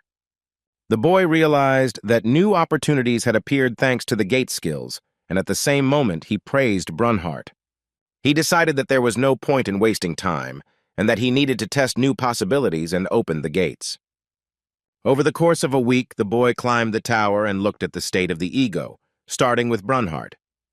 At first, he acquired new skills to open and close the gates, but the guy himself could not enter them, just as the monsters that came out of the gates did not obey his orders and he had to destroy them. But this skill was still very useful, because the guy could cause the gate to break. He thought that if he could control the gate, his power would go beyond human capabilities. Brunhart's next skills were acquisition and management, which were linked to his growth. The ego could absorb gates and grow at their expense, and the same with lower-ranked gates, but this only applied to those gates that Gi-Q possessed. He wanted to test his newly acquired skills in action, but he had to put this activity aside for a while. First, he had to catch the guardian of the 28th floor, the giant Smilodon. During the week of passing the tower, the guy only encountered weak monsters, so he wanted to stretch his body well by hunting this monster. He activated his strength skill and rushed towards the monster with great speed. The guy delivered several powerful blows and cut the monster's huge paw, not giving it a chance to recover. The giant Smilodon let out a loud roar of pain and began to attack Gi-Chu in response, trying to destroy him. But the guy was so fast that he dodged every attack and at the same time inflicted even more damage on the beast. Having collected enough damage, he reflected it back at the monster as soon as it approached him. The damage reflection was so strong that it did not give the keeper a single chance and destroyed him in a few seconds. All the guardians were similar in build, so Gi-Chu was used to fighting with them. It seemed even more convenient to him. And thanks to the enhanced reflection skill, the guy dealt with the monster much faster than usual. Gi-Chu praised Brunhart and said that he would soon thank him for his help. When Ego heard this, you were delighted. He dealt the final blow to the guardian and destroyed him, and Lu in turn absorbed the blood of the giant Smilodon. Of the trophies, Gi-Chu only got a green crystal. Unfortunately, there wasn't even a single item of equipment. The guy knew that he could get some kind of reward for the keeper's flesh. But first he wanted to fulfill the promise he made to Brunhart. He opened the gate and threw the crystal in there. This is one of the abilities of this ego that he learned about recently. The gates gain experience points and the monsters inside the gates become stronger. Thanks to the crystals, monsters can grow, and the guy also tested all the skills and adapted to Brunhart's strength and speed. Even if Lu didn't wake up, the guy could still use his skills, and there was no problem with L's skill upgrade either. He decided to go to the next floor, although he didn't think he would see anything worthwhile there, but he didn't want to jump straight to the 30th. On the 29th floor, the guy heard noise and unpleasant squabbles. The Red Players Guild was arguing with the Cane Guild. They exchanged a few words and began to fight, trying to prove what their guild was capable of. Hearing the sounds of blows and weapons, the guy stopped and tried to understand why the players were fighting among themselves. Brunhart suggested that the owner go on reconnaissance and see who was fighting there, but the guy decided that he shouldn't get involved in such a showdown. Meanwhile, on the battlefield, a life-and-death battle was taking place between the guilds. The injured guild player, Kane, couldn't understand how the Red players dared to touch them, to which the leader of the Smurfs replied that they were just losers and he wanted to fight their leader. The leader of the Kane Guild was Seok Woo, and the player was eager to fight him.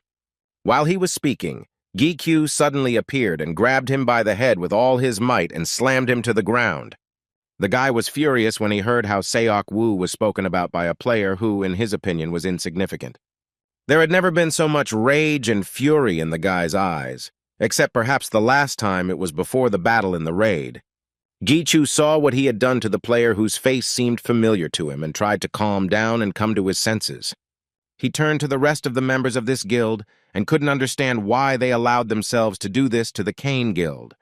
One of the Red players decided to take revenge on GQ for his partner and began to persuade another to attack with him.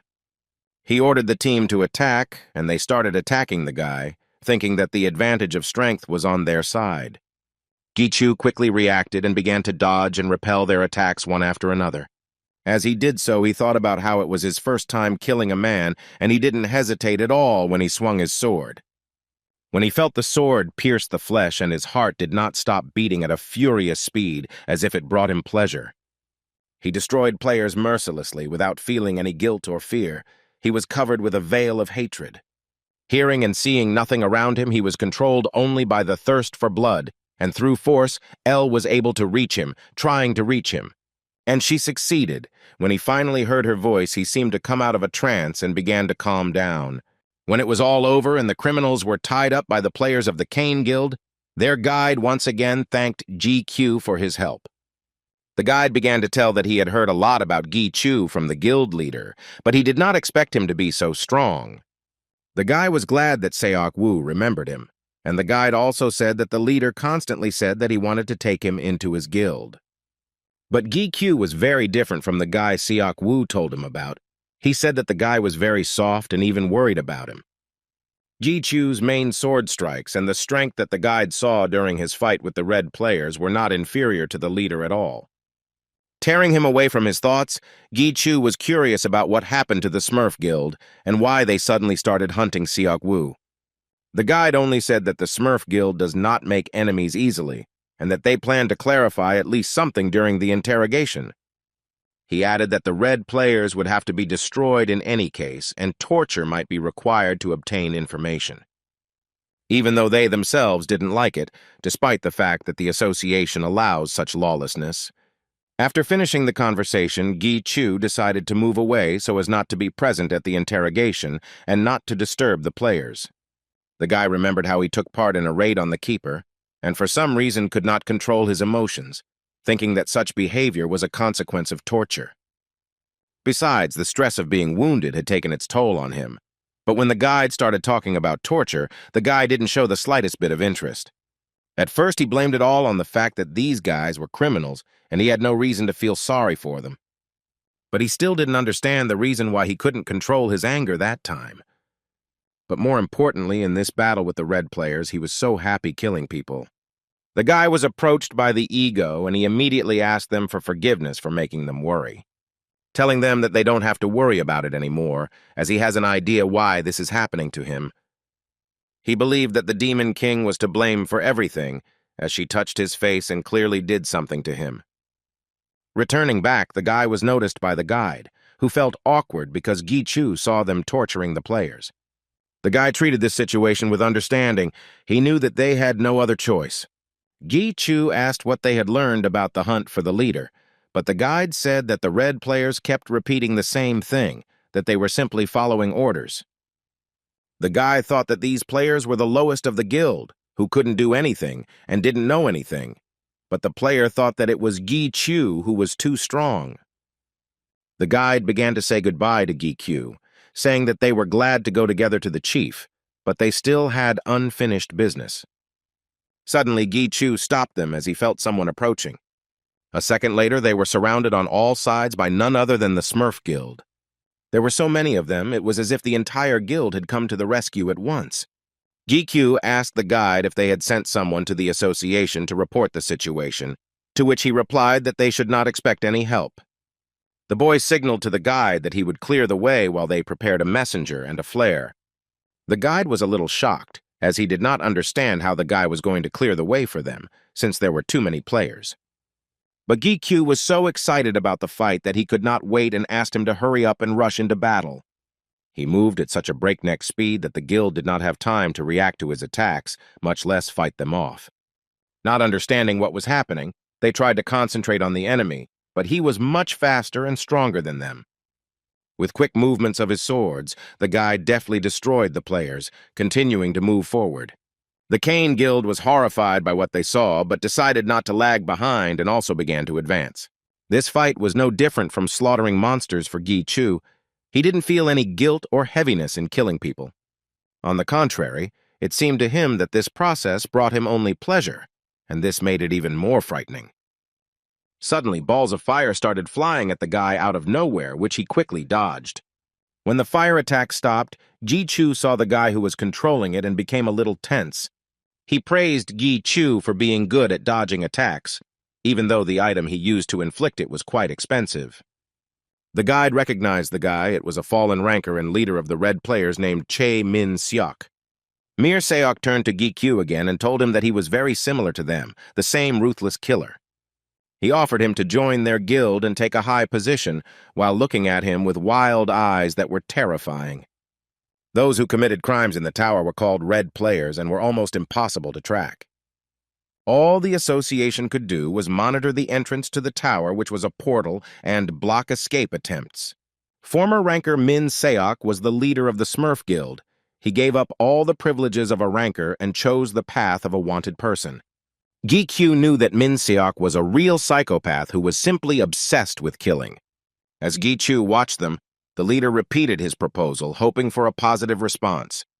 He continued to say that he immediately understood that the guy was the same as them and he would not be bored with the blue ones. When Gi-kyu heard this, he immediately remembered the fury with which he killed players and he felt uneasy. In response, he shouted at him to shut up and not to classify him as a criminal and ruthless killer like himself. One of the members of Min-seok's guild became very angry at Gi-kyu's words and decided to teach him a lesson. But as soon as he headed towards Gi-kyu, the player's head suddenly caught fire and he fell down dead. Min-seok was so ruthless that he killed his own deputy who interrupted their conversation without permission. Turning to Gi-kyu, he apologized to him for the unworthy behavior of his team members. Min-seok decided to continue the conversation by calling on Gi-kyu to become his new deputy. Gi-kyu ignored his questions and asked his own, trying to understand the reason why they were hunting the Kane Guild.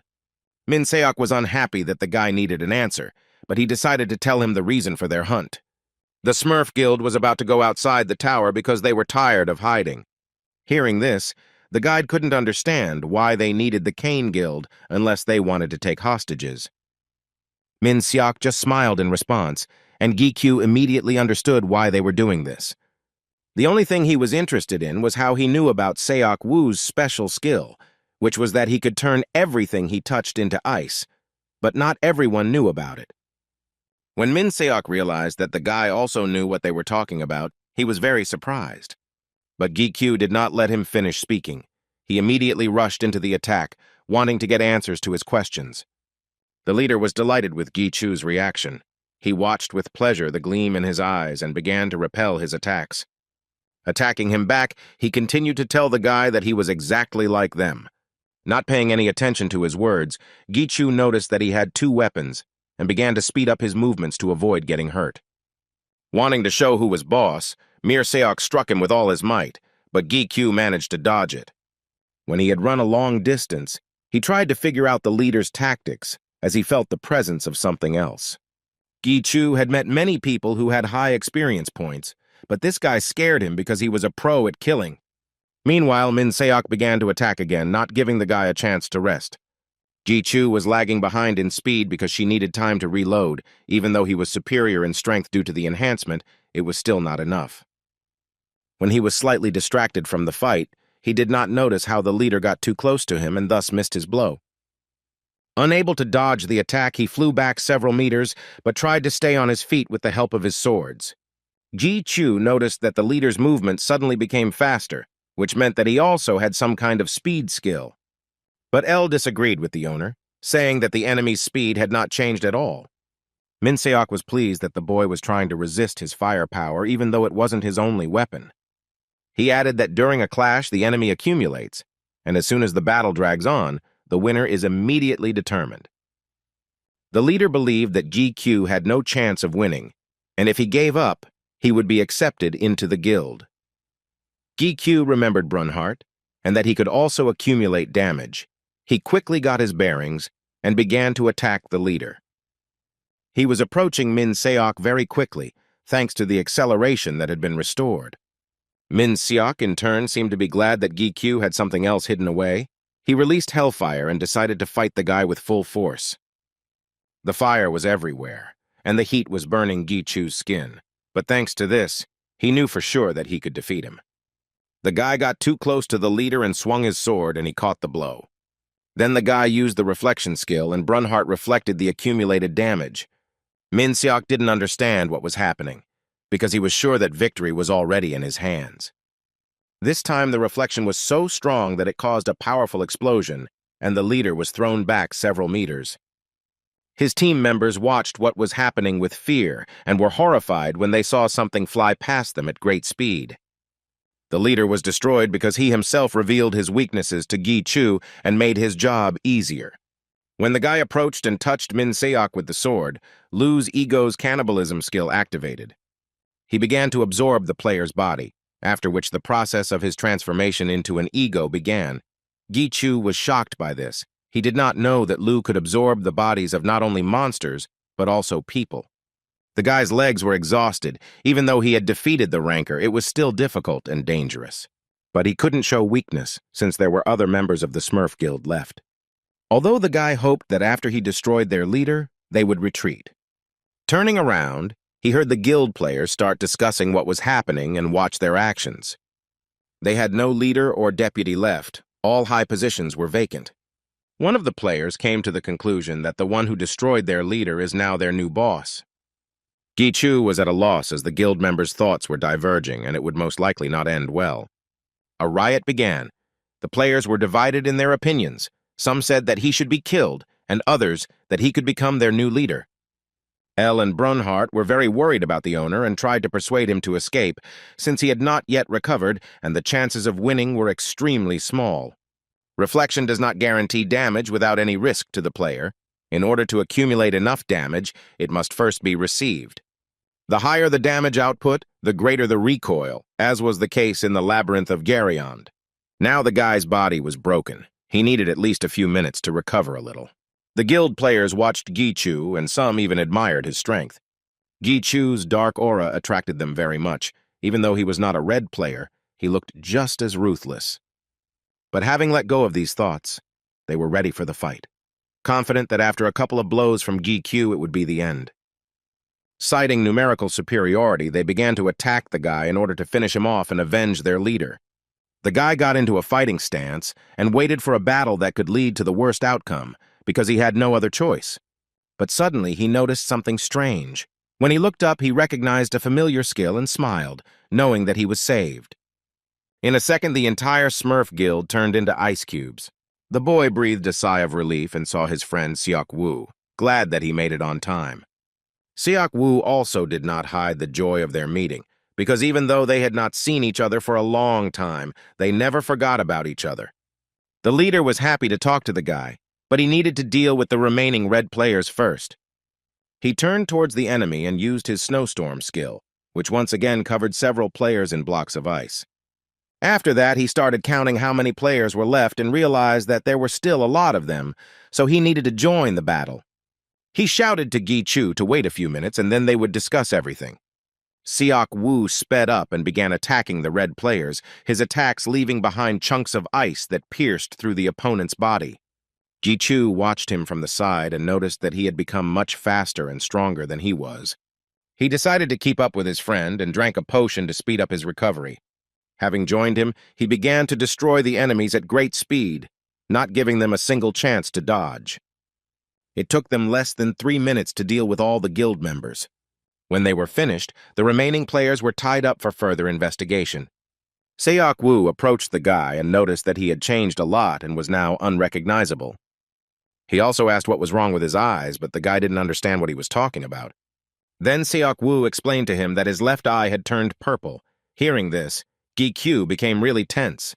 As he guessed, all his changes were the work of the Demon King. Gi Chu joked that it was because of his skills so that Seok Woo wouldn't continue talking about it.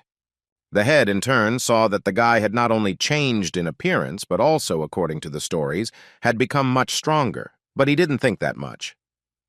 Song Dul told him about it, but Seok Woo couldn't even imagine that the masked ranker in the article was Gi Chu. At first, the guy didn't understand how Song Pil knew it was him, but then Seok Woo explained that his brother recognized him from one photo. Gi Chu sighed as the reporters were giving him a lot of trouble. The guy was curious how Seok Woo endured all this fame, since he was constantly on everyone's lips, but he replied that it was because of the difference in their personalities. Gi Chu thought that the reporters still couldn't leave him alone, but Seok Woo reassured him by saying that they had moved on to another story. The guy was so busy climbing the tower that he wasn't interested in the latest news at all. Seok Woo was surprised by this and said that now everyone is talking about the chairman of the Players Association, who showed his face for the first time. Gi-kyu immediately guessed that Tae-gu did this in order to divert attention from him. Seok Woo, getting ready to leave, thanked the guy for the pleasant and long-awaited conversation. He wanted to go to dinner with Gi-kyu and talk in a normal setting, but unfortunately he was too busy dealing with the Smurf Guild. But he suggested at least having coffee together, since they had something else to discuss, and waved his hand casually. When Gi-kyu saw the mercenary ring on his hand, he was shocked. He didn't think that Seok Woo also worked for the association. Seok Woo warned the boy to show his ring less in public, since even among the mercenaries not all are friendly, and he did not want the boy to get into trouble. That's why everyone uses either skills or items to hide its presence. Gi-kyu thanked Seok Woo for the warning and asked him about his code name. It was obvious that Seok Woo was embarrassed to say it, but he still answered that his name among the mercenaries was a rock. Gi-kyu also said that he knew the reason why the Smurf Guild attacked Kane. He was curious about how he was able to escape from them. Seok Woo decided to tell Gi-kyu about his other unique ability that saved him. It was the ability to create portals that was independent of the tower. Such a unique skill previously unknown to anyone could raise the ears of many countries. Therefore, Seok Woo took care to hide this ability for his own safety. But Gi-kyu didn't understand how the Smurf Guild could know about this ability, because even his guild didn't know about it. The story was very long, so they decided to change the place to talk until his guild finished work. Gi-kyu thought that the leader should put everything in order himself, but for Seok Woo, it was more important to talk to the guy, especially since his guild was doing well on its own. The guy was glad that they would finally be able to have a normal conversation and said that he would choose the cafe for their meeting himself. When they left the tower and returned to the city, they immediately headed to the association. Sitting in the office of the general manager, Shik-hyun was unhappy that Gi-kyu had not warned him. Gi-kyu explained that his office was the only place where he could use soundproofing for free, but Shik-hyun said that he would charge him crystals for it to teach him a lesson. The teacher noticed the boy's eyes and asked why they were different colors, but the boy lied and said it was because of the skill, so as not to worry him. Without answering, Shik-hyun asked about the Smurf Guild that they had destroyed. He decided that if they came to him, it meant they needed his help. But Gi-kyu said that they didn't need anything and that they really came to talk. Seok Woo began his story about how a few months ago he had to open the gate right in front of several guilds. Among them was a player who was later captured by the Smurfs and most likely tortured and tormented by them in order to obtain information. Shik-hyun was upset by such an accident that brought so many problems. During the interrogation of the Smurf Guild, they did not find out anything about this player, which means that he may be alive. Seok Woo admitted that it was possible that a new group could form from the remnants of the guild, which would cause problems again. Then the manager decided that it was necessary to extract as much information as possible from those whom they had captured in order to destroy them for sure. Seok Woo agreed with Shik-hyun and was willing to help carry out the operation by further analyzing where the missing player might be and preventing information leakage. At this point, he said goodbye, citing business, and left. Gi-kyu and the teacher looked after him with regret, since they knew that he was only pretending that everything was under control. In fact, he was very angry about this situation because he considered every member of the team as his family. Shik-hyun also asked the guy how he was feeling, to which he replied that he had drunk the potion and was already feeling much better. But the manager didn't mean that. He meant that Gi-kyu had killed a person for the first time in his life, and he probably didn't feel as good as before. But Gi-kyu remembered that he had once been ready to kill Rogers from the Iron Guild. Shik-hyun reassured the boy, saying that those people deserved such a fate, so there was no point in regretting it. Gi-kyu was fine. The only thing that bothered him was that he felt joy from killing a person. Shik-hyun patted the boy on the head, saying that it didn't matter, because in their business, there were many people with black souls. The main thing was that Gi-kyu could control it, no matter how much he enjoyed it. Gi-kyu responded by making fun of the manager, saying that he didn't know how to speak beautifully at all. The next day, Gi-kyu went to the tower again to the same floor, since he could not pass it last time. On the way, he found the remains of frost and ice from yesterday's battle. Looking at the ice fragment, he was curious about Seok Woo's level. Just yesterday he injured so many people on this floor that now he can't even believe it. Looking at the tracks, he couldn't say that he was shocked. Most likely he was surprised that he didn't feel shocked. He touched his eye and was puzzled why it was not becoming the same, or maybe it had changed so much that now it would always be like this. When he reached the gates that led to the 30th floor, he stopped to collect his thoughts. He remembered going through exam floors several times, where he was informed that the difficulty level had been reduced and given easy questions. But that was before. Now he knew that it would not be so easy for him and he needed to be prepared for it. As he reached for the door, his hands suddenly began to shake, as if his body was giving warning signals. Gi-Chu knew that the player couldn't ignore his premonition, and his senses became twice as sharp after drinking the elixir. He pulled himself together and cast aside all doubts. He just needed to go in, and Elle and Brunhart supported him in this.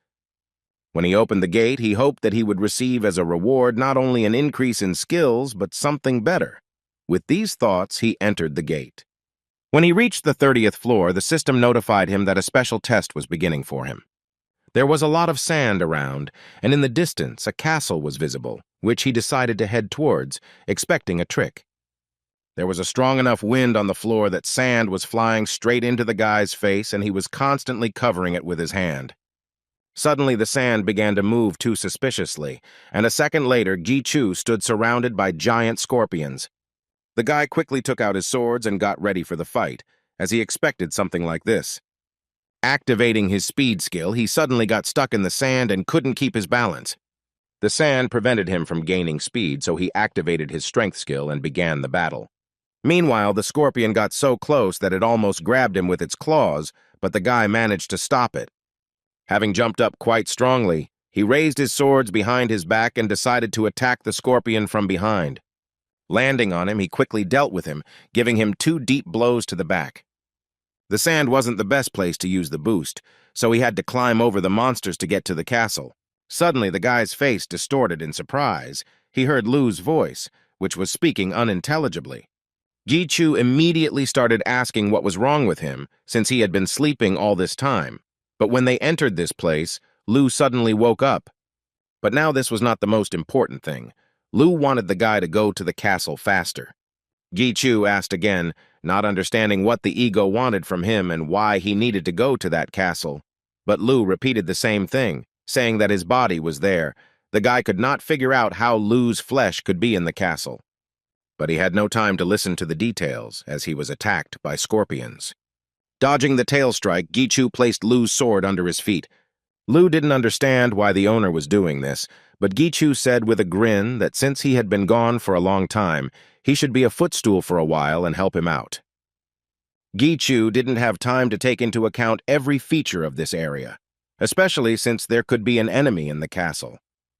Therefore, he needs to get to it as quickly as possible, and the sword will serve as a basis for one jump, during which he must reach the castle. Jumping up, he sped up as much as he could and warned Brunhart that he wouldn't be able to get him the crystals, but he wasn't the least bit upset. Lu heard Brunhart's voice and asked who he was. Gi-Chu explained to him that he was the ego of the gate with Brunhart's memories. Lu didn't like it, but Brunhart in turn greeted him and showed him respect, since Lu was the first one to appear at the boys. He answered him lazily, not wanting to continue the dialogue, but Gi-Chu immediately understood that he liked Brunhart's way of addressing him. The guy finally landed at the castle gate, with a crowd of monsters heading towards him behind him, and he quickly went inside. When he entered the castle, he saw another door, on either side of which stood 2 huge iron statues. Everything looked the same as always, a large room and high walls. Everything indicated that this was the keeper's room. Lu pointed to the door for the owner and confirmed that it was behind it that his flesh was located. Gi-Chu understood this because he clearly felt that there was something behind that door. Suddenly, the statues that had been standing motionless all this time began to move and attack Gi-Chu from both sides. They simultaneously dealt a strong blow to the place where the guy was standing, but he managed to dodge the attack by jumping up. These statues looked like golems, huge guards who guarded the entrance. The guy even found it funny. He ran to the other side to be closer to the entrance and noticed that the guards were stronger than they looked. Gi-Chu thought about entering without fighting them, but he immediately discarded the thought. He didn't know what was inside the gate, so he couldn't leave the enemy behind, and no matter how strong they were, they still had weak points. The guy decided to start attacking them first in the head to find these places faster. Having gained enough speed, he jumped towards the golem's head and struck it several times with his swords, but there was no effect. Enraged, he quickly jumped back to avoid being hit by a counterattack. But a second later, a huge axe was flying towards him. The berries didn't hit it, but the blast wave threw the guy up quite a bit. Having run a short distance, Gi-Chu was amazed by the power of these monsters. He put his whole body into the attack, but his blow was very weak. The guy's skill to aggravate wounds didn't work on these blocks, and the weight categories were too different. He needed to come up with something urgently. While he was thinking, the golems were approaching him again, ready to continue attacking him. Lu suddenly gave the guy a hint to use their power against them. Gi-Chu activated the enhancement and speed skill and began to attack first. When he flew closer to him, he immediately reflected the damage and then began to attack, moving too quickly, which greatly confused them. The golems couldn't keep up with Gi-Chu's movements and made a mistake, thereby attacking each other. From a strong jump to the side, the guy fell to the ground. When he got up, he saw that the golems had destroyed each other. Gi-Chu stood up and walked towards the gate while asking Lu what exactly he meant when he said that his flesh was behind the door. Lu began to explain to the guy that what was behind the door was his flesh, which he had during his life. He also hinted to the guy that he used to be very strong and he would never have defeated him even in his dreams, but Gi-Chu was amazed by his shamelessness. Gi-Chu believed that Lu was not as strong as before if his body was there, but Lu disagreed. Behind the door there was only his shell, which was held together only by the memories of the body, and it was not quite complete. Gi-Chu had recovered his strength with the potion, so his buff was at its maximum. With such preparation, he should be able to handle it quickly. When he went inside, he saw a silhouette in the distance who was unhappy that the guy woke him up. The guy tensed up because the aura of the shell was so powerful that it could be felt even at a great distance. Gi-Chu didn't understand where the shell had such strong energy from, and whether it was really Lu. The flesh began to slowly walk towards the guy, saying that Lu was not his name. The guy became even more wary, but the flesh continued to say that he was the master of all demonic objects and swords. Gi-Chu was shocked by his words, as he did not expect such an outcome at all. Coming closer to the guy, the flesh called itself the Demon King and said its name. He was the king of that very demon he had first seen when he met El, the master of that huge eye. But the guy couldn't get his head around the idea that Lu could really be the king of these very demons. When the flesh said its name, Gi-Chu for some reason did not hear it, as if something prevented him from doing so. The guy thought about how much new he had learned about Lu lately, and it always happened during battles. Gi-Chu asked Lu if he would be okay if he destroyed his flesh. Lu was sure of it, because it was just his shell. He encouraged the guy to destroy it faster, and no one would dare to mock his body anymore. Gi-Chu decided not to waste time and began to attack the demon. He activated the skill of speed and strength to deliver an effective blow. When he approached him, he began to strike, which the demon quickly blocked, not allowing himself to be hit. The demon activated his abilities and began to attack him in response, but he did not move from his place. The guy didn't achieve any results with his attacks, so he ran back a little. At that moment, a swarm of swords flew at him, which the demon controlled with his eyes. Having dodged them, he flew back several meters, so he was able to avoid colliding with them. Gi-Chu was very tense because he didn't think the demon would be so strong. A bunch of swords pierced the place where the guy had stood before. The demon even praised him for his good abilities. But he was sure that with such skills, the guy still wouldn't be able to leave even a scratch on his body. Gi-Chu didn't like the demon's words, but he still knew that he was right. The wall of swords that kept appearing made it impossible to get closer to him, and this really irritated the guy. With a smirk on his face, the demon decided to make his move and directed a huge number of swords towards Gi-Chu again. The guy saw that the demon was attacking him again and prepared to dodge the swords, even though their number made him very wary. A second later, a series of powerful explosions sounded in that place, from which it seemed impossible to escape. When it was over, the demon saw that the guy was not there and was a little upset about it. Meanwhile, Gi-Chu was already behind him and swung his sword to deliver a powerful blow, but the demon immediately noticed him. He changed the course of the swords, and they flew at the guy with all their might, which he was definitely not prepared for. Some of the swords hit him as there were more of them, and he did not have time to fight them off. He stepped back, trying to keep more distance, but the swords continued to rush towards their target. Landing on the floor, he tried to catch his breath and gather himself as he had another Taka ahead of him.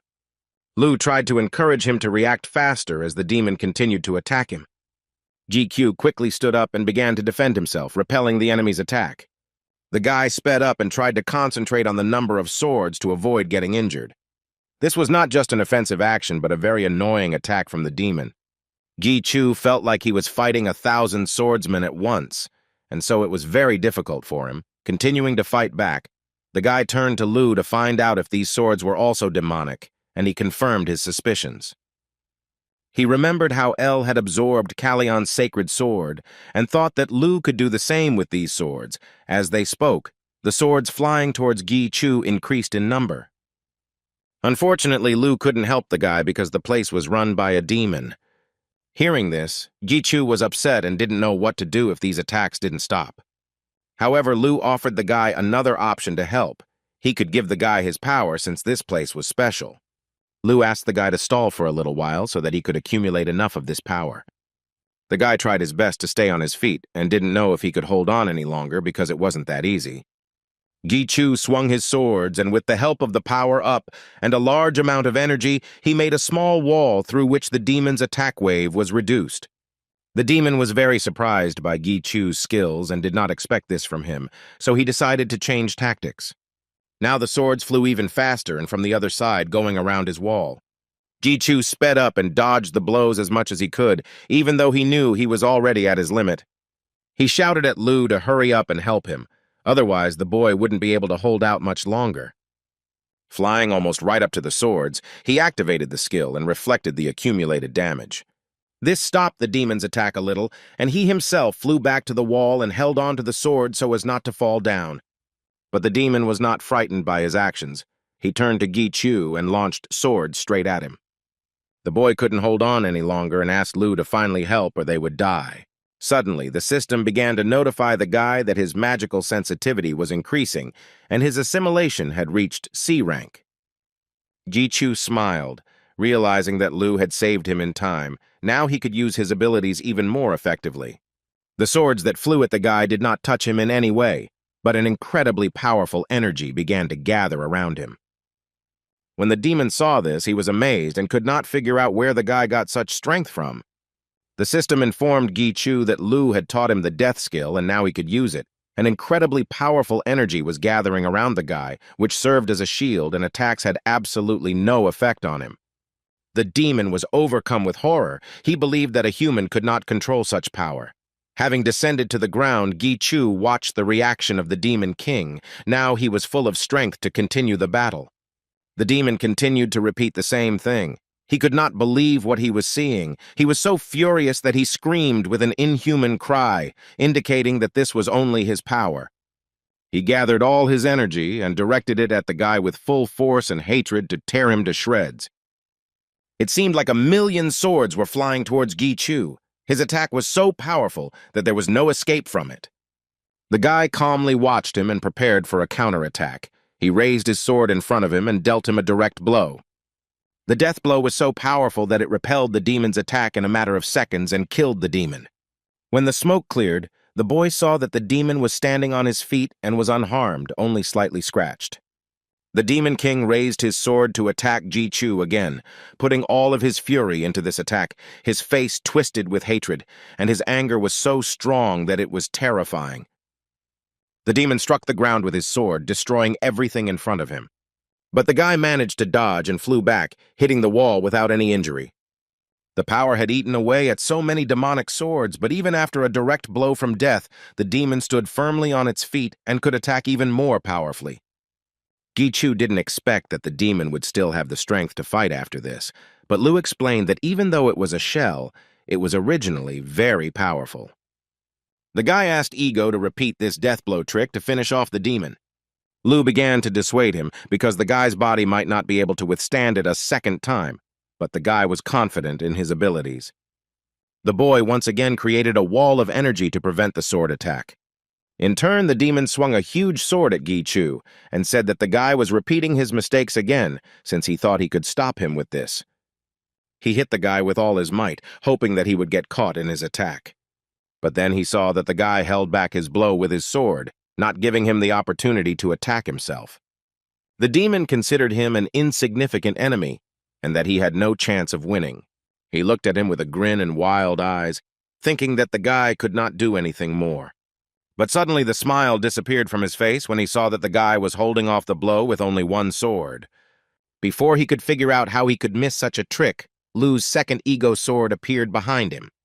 At that very moment, Gi-Chu activated his newly acquired skill for the second time and repeated the death blow.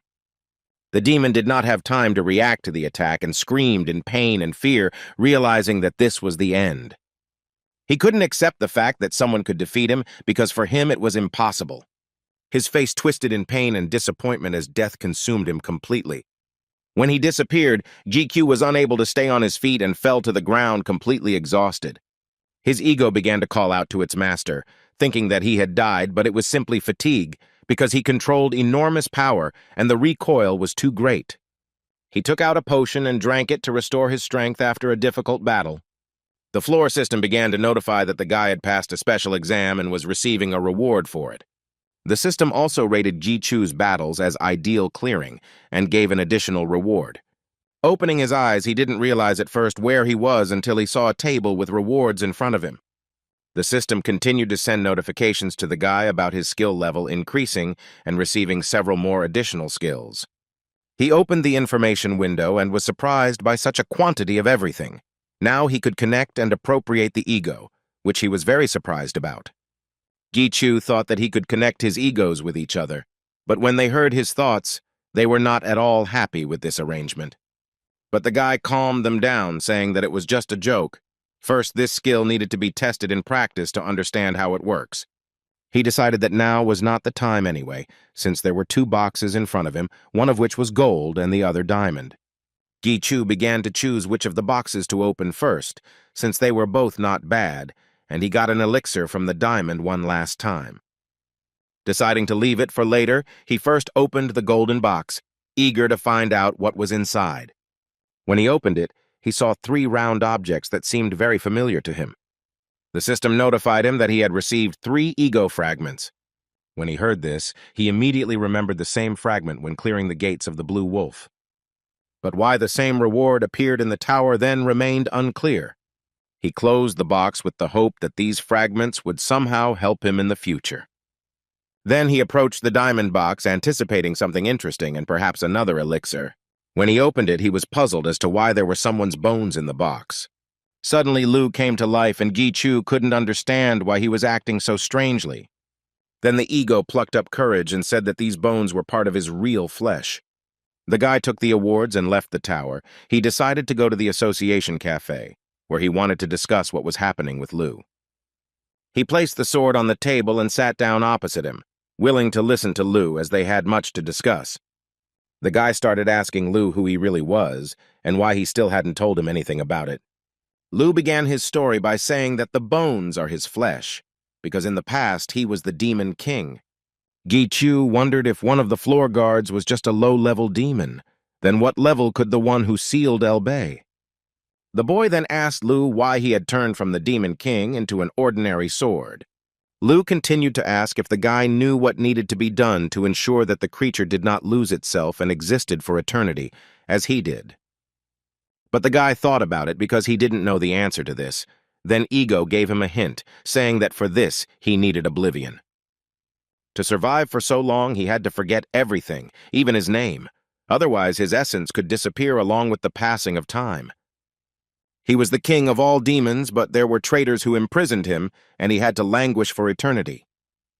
And in order to hold out as long as possible, he had to forget his feelings, his goals, and even who he was. But when he awakened as the demon swords, his memories were briefly awakened. It was too little, but even this tiny part of the memories was able to confuse him, and he did not know what he should do.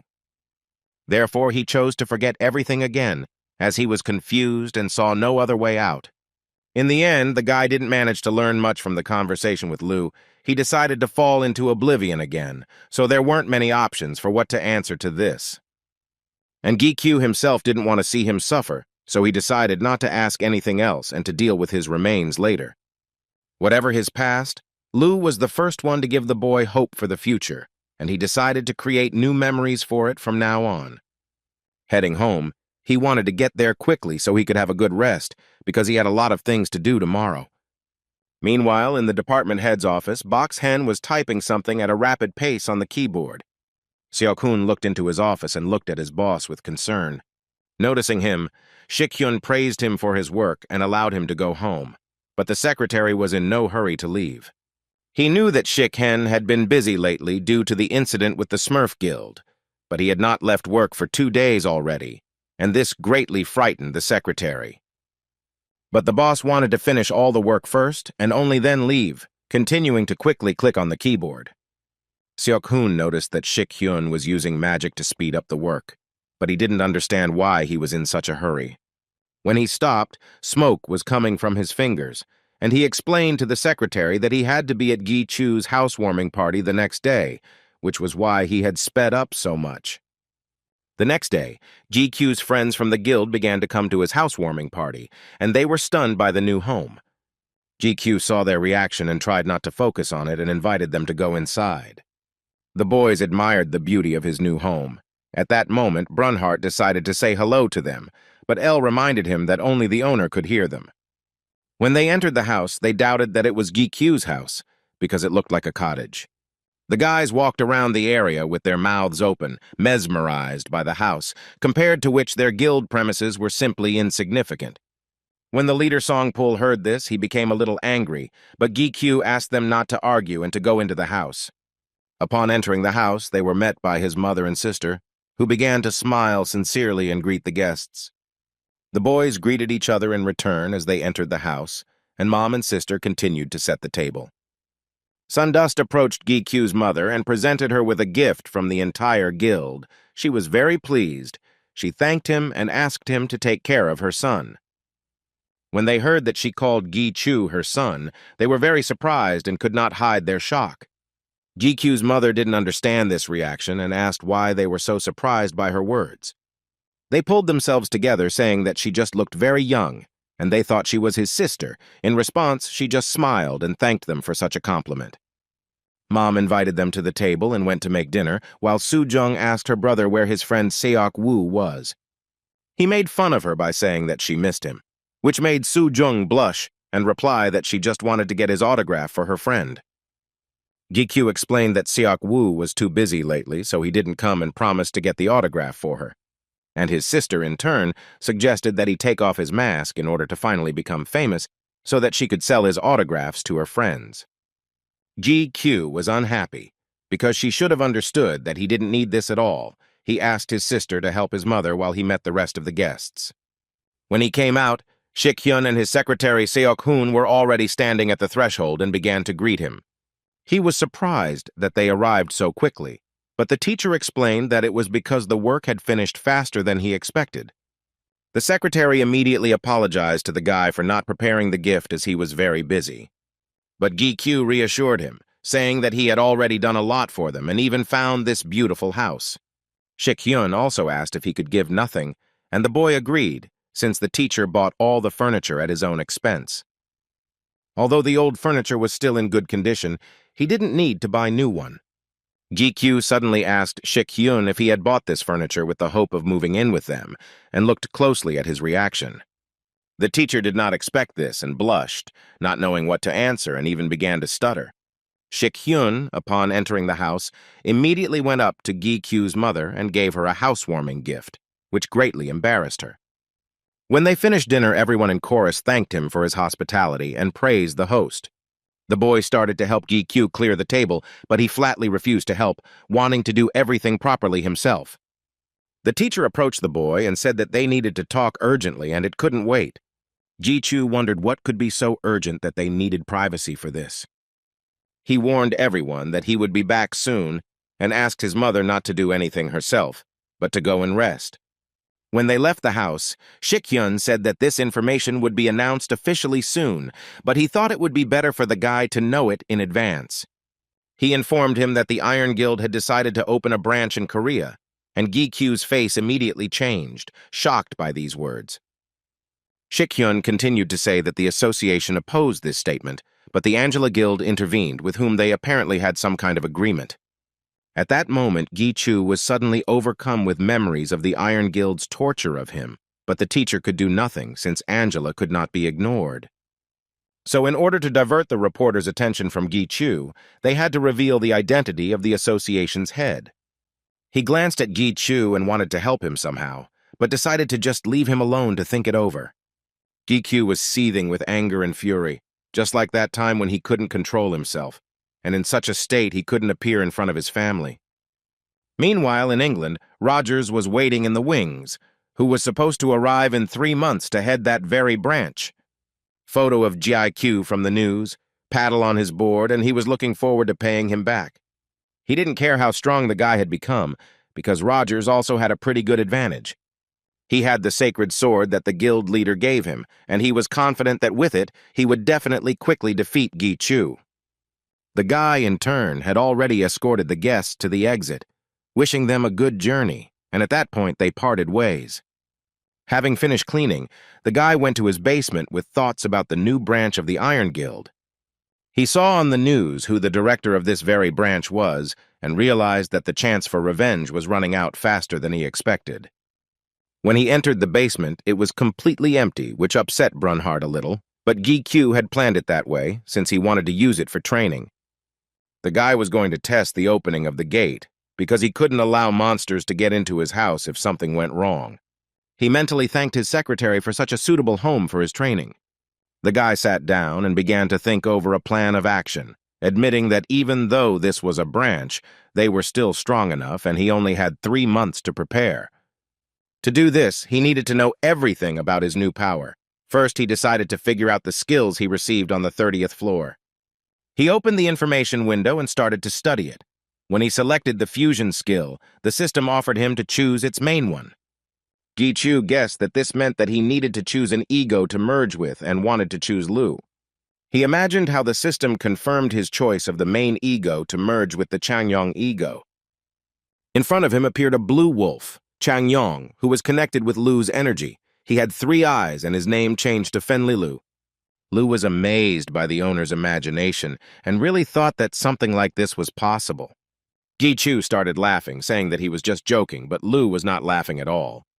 The guy hadn't fully understood this power yet, so he couldn't rush.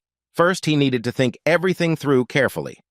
The fusion of his 3 egos, which had consciousness, was too dangerous because he did not know the consequences. He could not unite the other 3 egos either, because they were an integral part and his main help in battles. Then he decided to try using parts of Min Seok and Chang Kyung. Suddenly, Brunhart spoke up, saying that he also wanted to become stronger and would be happy to try merging. Gi-Chu asked Ego if he was sure he wanted to try, since they didn't know what the result would be. In the worst case, Brunhart would not be able to maintain his consciousness or change at all, but the ego refuted these guesses, saying that he felt that everything would be fine. GQ thanked him for his generosity and trust. He began to act. He selected Brunhart's fusion with the ego fragment from the table and waited for the result. Suddenly, GQ's entire body began to glow, as if the fragment was inside him. Brunhart also felt the changes and started calling for the owner. The guy got scared and decided to stop the merger. At this moment, the system notified him that a transition to the gate was being carried out. When he crossed into the gate, he realized that he was in the same place where he had established contact with them. The system again gave an alert that the fusion of Brunhart and the ego fragment was complete, and the ego could now influence the gate. Gi-Chu wondered how exactly the fragment could have affected Brunhart. Lu suggested to the guy that perhaps he would find the answer to his question ahead. The guy looked forward and saw the same coffin from which the Lich had emerged last time. The coffin was glowing inside and out. The guy came up to take a closer look at it, but did not dare to touch it. The gate had no manager, so the guy had to create a new one using a composite ego fragment and appoint someone to take his place. Gi-Chu began to think about who to choose for the position of manager. Only monsters came to mind. He remembered the various zombie goblins and skeletons, but most of them were just undead. which would surely reflect the nature of the gate. Then he started looking through higher-class monsters, and suddenly it dawned on him that the Lich was the best fit for this job. When the boy said his name, the coffin immediately opened and the Lich came out of it, and the system confirmed the appointed manager. After this, the Lich knelt down and bowed before his new master. Gichu felt a strange feeling because just recently he fought with him, and now the master of the gate serves him. The guy asked the Lich if he was really the gate manager, to which he agreed without raising his head. Gichu decided that now the Lich would be able to control all the monsters inside the gate and would obey his every order, but he upset the guy by saying that everything is not so simple. He extended his hand towards the guy, and his information window appeared in front of Gichu. Now the Lich's control level was at 0. In order for him to control the monsters, one of them needed to destroy the monsters in the gate's territory. This will increase their control level, and they will be able to summon more monsters. Gichu turned around and saw in the distance the very monsters that needed to be beaten so that they would start to obey him approaching him. He took his swords and was ready to fight, confident that he could handle them with ease. Lu warned the owner to be careful, because after the gate was changed, the monsters might become stronger. But in response, Gichu said that he too had become much more powerful than before and rushed into battle. Meanwhile, Gichu's mother was very worried about him and invited Shik-hyun and Seok-hoon to help find him. She told them that the guy hadn't been in touch for several days, although he had always warned her before if he was going somewhere for a long time. Shik-hyun tried to calm her down as he was sure that Gichu was strong enough and that he was definitely okay. According to Yu Jung, the last place the guy went was the basement. And she also added that he forbade them to ever go there. Upon hearing this, the secretary found such a warning strange. When Gichu's mother and sister went into the house, Shik-hyun and the secretary immediately went to the basement to check what was going on there. Once inside, they started looking for clues but saw nothing suspicious. Shik-hyun didn't understand how a person could disappear in the basement unless there was a gate there that he could enter. After his words, everything around lit up, and when they turned around, they saw those very gates. Shik-hyun was very scared. He did not understand where such magical power could come from. He did not dare to enter them, because he felt that there was something behind the gate. Gichu came out of the gate, which shocked them even more, as they didn't expect it at all. The guy looked at them and was confused as to what they were doing in his basement. Shik-hyun and the secretary began asking the boy questions at the same time regarding the gate and his magical power. Gichu did not have time to answer all the questions and asked them not to be nervous, because he was just about to contact them. Then Shik-hyun grabbed the guy by the ear to make him explain everything in order. Gichu, grimacing in pain, began to explain to him that these were the gates he had established a connection with last time and that he could now control them. They were shocked by his words, because even a ranker like Shik-hyun didn't have such strength. He was so stunned that Gichu could control monsters, open and close gates at will.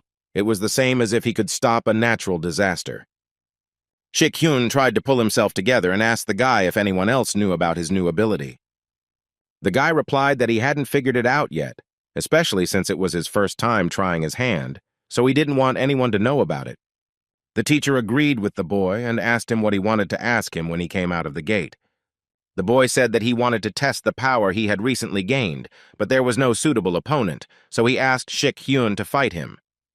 Shik-hyun didn't agree at first, but then the boy said that he would arrange dinner for him with his mother, and the teacher quickly perked up. When they finished, Shik-hyun reminded the boy to go see his family, who had been very worried about him all these days. After he seemed like a family, he began to think about the work he had done, namely that it had taken him 3 days to level up to 100.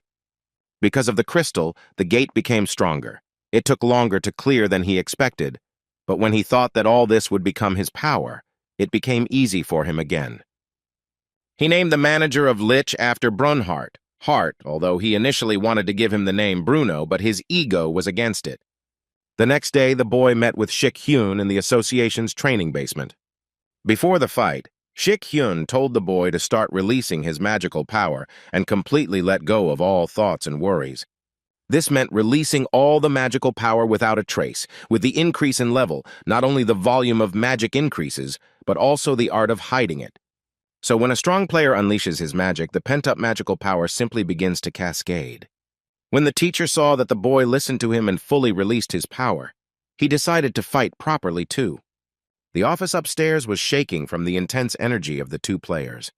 The workers began to talk among themselves, trying to understand where such vibrations were coming from throughout the building.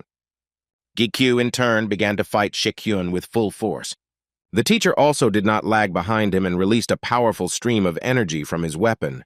The secretaries, meanwhile, were not sure that this vibration was coming from the training hall because there was so much barrier there that no force would leak out, unless the boss makes every effort to destroy everything there, but for that he needed an appropriate opponent. Gi-kyu was such an opponent. He attacked Shik-hyun with all his might, but he deftly repelled them. Repelling another attack, he easily held it and delivered his own counterattack. Not expecting this, the guy missed his attack and fell face down on the ground. But he immediately reacted when he saw that Shik-hyun was not going to stop at one blow. When the teacher stood right above him and aimed at the boy, Gi-kyu immediately reflected the accumulated damage and thus dodged another blow. Some players who were near the association also felt the vibration. This vibration seemed to them not just an ordinary shaking, but a collision of great magical forces. They began to speculate what it could be, since the source was blocked, but it was not far away, perhaps even closer than they thought. One of the players allowed the thought that these were players at least of the top rank level, and they were definitely fighting face to face. They continued to fight. No matter how many times Gi-kyu attacked, the teacher easily repelled all of his attacks. After another blow, the guy flew back to the wall and was a little unhappy with his work. They tried to convince him not to push himself too hard, but he was fine. He was driving stronger than before. The boy was amazed by Shik-hyun's strength as he was able to break through his gloves. Although Gi-kyu hit him with the defeat skill, and the aggravation of the wounds definitely affected the teacher, but at the same time, his movements did not change at all. Others might have died from that many blows, but not this man, so the guy decided to attack even harder. Gi-kyu attacked with speed and began the attack again, hoping for a good result. As he approached the teacher, he dodged, and the boy realized that the teacher had anticipated his high-speed outburst in advance. After all, a person like Shik-hyun is not just a player, but a top-ranker nicknamed Behemoth. And the reason he was nicknamed that was because he used his legendary weapon, the Behemoth Spike. Gi-kyu had no choice but to use his most dangerous skill and signaled Lu to prepare for an attack.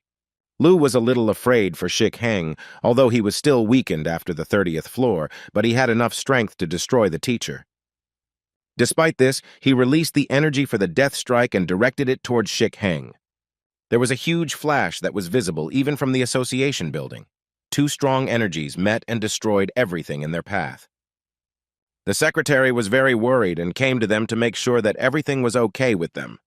When he entered the training hall, he saw that everything around was destroyed, and his boss and Gi-kyu were lying on the floor, completely exhausted. He asked them what had happened, but in response he only heard a request that he bring them an elixir for healing.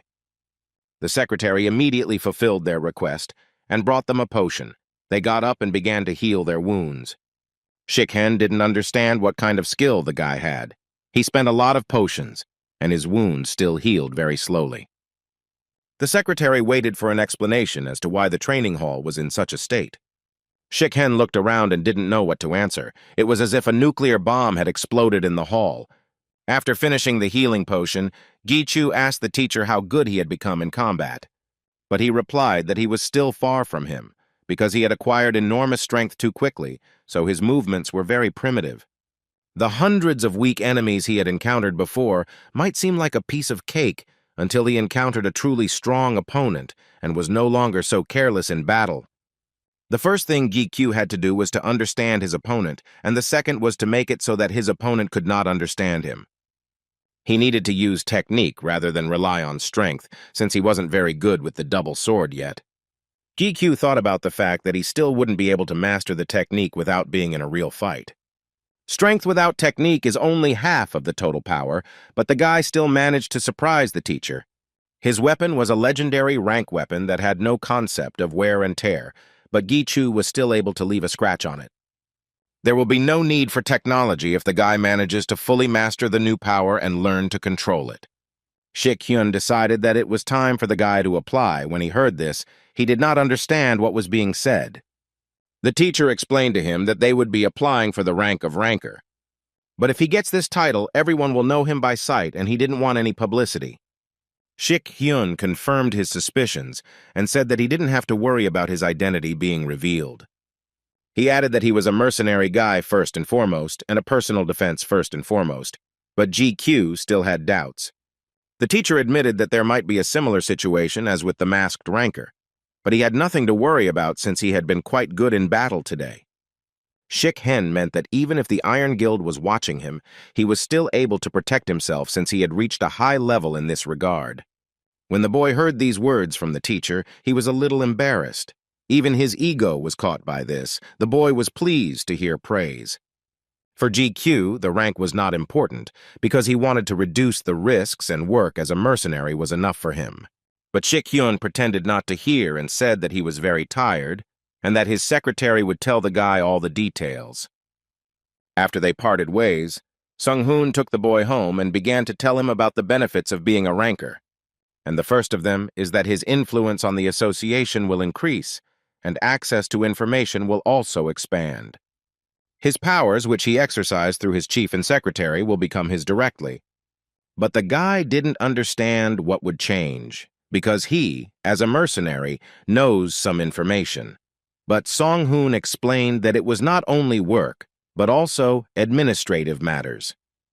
But there was something else equally important, and that was that the mercenaries had influence within the country, and the rankers had power that was recognized throughout the country. GQ began to doubt such a large reach, but the secretary was sure that the guy deserved more. The guy became shy again and turned away from the secretary. His ego also began to praise him, which made him blush even more. But since everyone was so confident in him, he decided not to miss such an opportunity and try himself in this, because he was just some ranker. He said it in such a dismissive tone that the secretary was a little offended because he considered rankers special. When GQ saw his reaction, he said that he didn't mean it that way at all, and Sung-hoon accepted his apology. The secretary also added that in any case the guy has nothing to lose and there will be no losses or unpleasant situations, except perhaps one. Gi-chu will have to participate in a closed ranker battle once, but the title can only be obtained through an official duel. Because the guy applied to participate in an unofficial battle, and even if the association accepts it, many rockets may be against it. The guy needed to fight a ranker. He started to worry that he would have to fight a high-level ranker, but Sung-hoon reassured him that there were newbies participating. He gave the example of a girl who had recently become a ranker and was currently conducting a cleanup on the 45th floor of the tower. There was nothing around except huge stones and rocks. The guild stood in anticipation of the monster that was approaching them at full speed. The leader of this guild was a young girl named Shin Yu-bin, who stood confidently in place and looked straight into the monster's mouth. When he was very close, the monster suddenly stopped, as if his opponent had disappeared somewhere. Yu-bin climbed onto his head at this moment and began to explain the battle strategy to her team. Having said that, this monster has thick skin, so instead of fighting face-to-face, it's better to do as she does. After that, she began to attack him, striking him in the eyes, which was much more effective. When she jumped off him, the monster began to scream furiously and wave its tail chaotically. She then showed her team how to act in such cases and struck the inside of the monster's knees to make it easier to hunt. After which she dealt several more damaging blows, thereby destroying the monster. She added that the most important thing is to be strong enough to deal that kind of damage and hit the enemy quickly. The players were amazed by her fighting skills and began to praise her in every possible way. Once they finished and returned from the tower, Yu-bin went to get her things and met with her grandmother, who wanted her to hand over the guild's affairs to someone else. But she enjoyed doing it, as her late father had said that mentoring future players brought more joy than leveling up. He tells her especially a lot about the guide who helped him a lot when he was a beginner. At the same time, she was watching the news on her phone and saw an upcoming closed battle of rankers and asked her grandmother what exactly it meant. She explained to her that this was a formal battle for those who had already been approved as rankers, which made Yu-bin very angry. Yu-bin believed that he was accepted through connections, And in her opinion, such a ranker not only does not educate the younger players, but also steals their chance. Looking at Ji-Chu's photo, she realized that she couldn't let him get the title so easily, hoping that he would be even a little bit like the conductor her father had told her about. The observers at the closed battle of rankers were the head of the association, Director Shik-hyun and ranker Seok Woo. When Gi-Kyu read this news, he realized that it looked like a pull, but the secretary began to convince him that it was just a formality and not worth paying attention to. Moreover, these people were not the kind who would judge based on their personal attachments. They would judge honestly, no matter what. Song-hoon believed that the guy had long since reached the level of a high ranker, and it was not he who should worry, but his opponent. Gi-Chu looked at the information again to see who he would be fighting. He saw Yu-bin. She was a dealer of a guild that only included girls. The guy was surprised. The girl's face seemed very familiar to him, but he couldn't remember where he had seen her.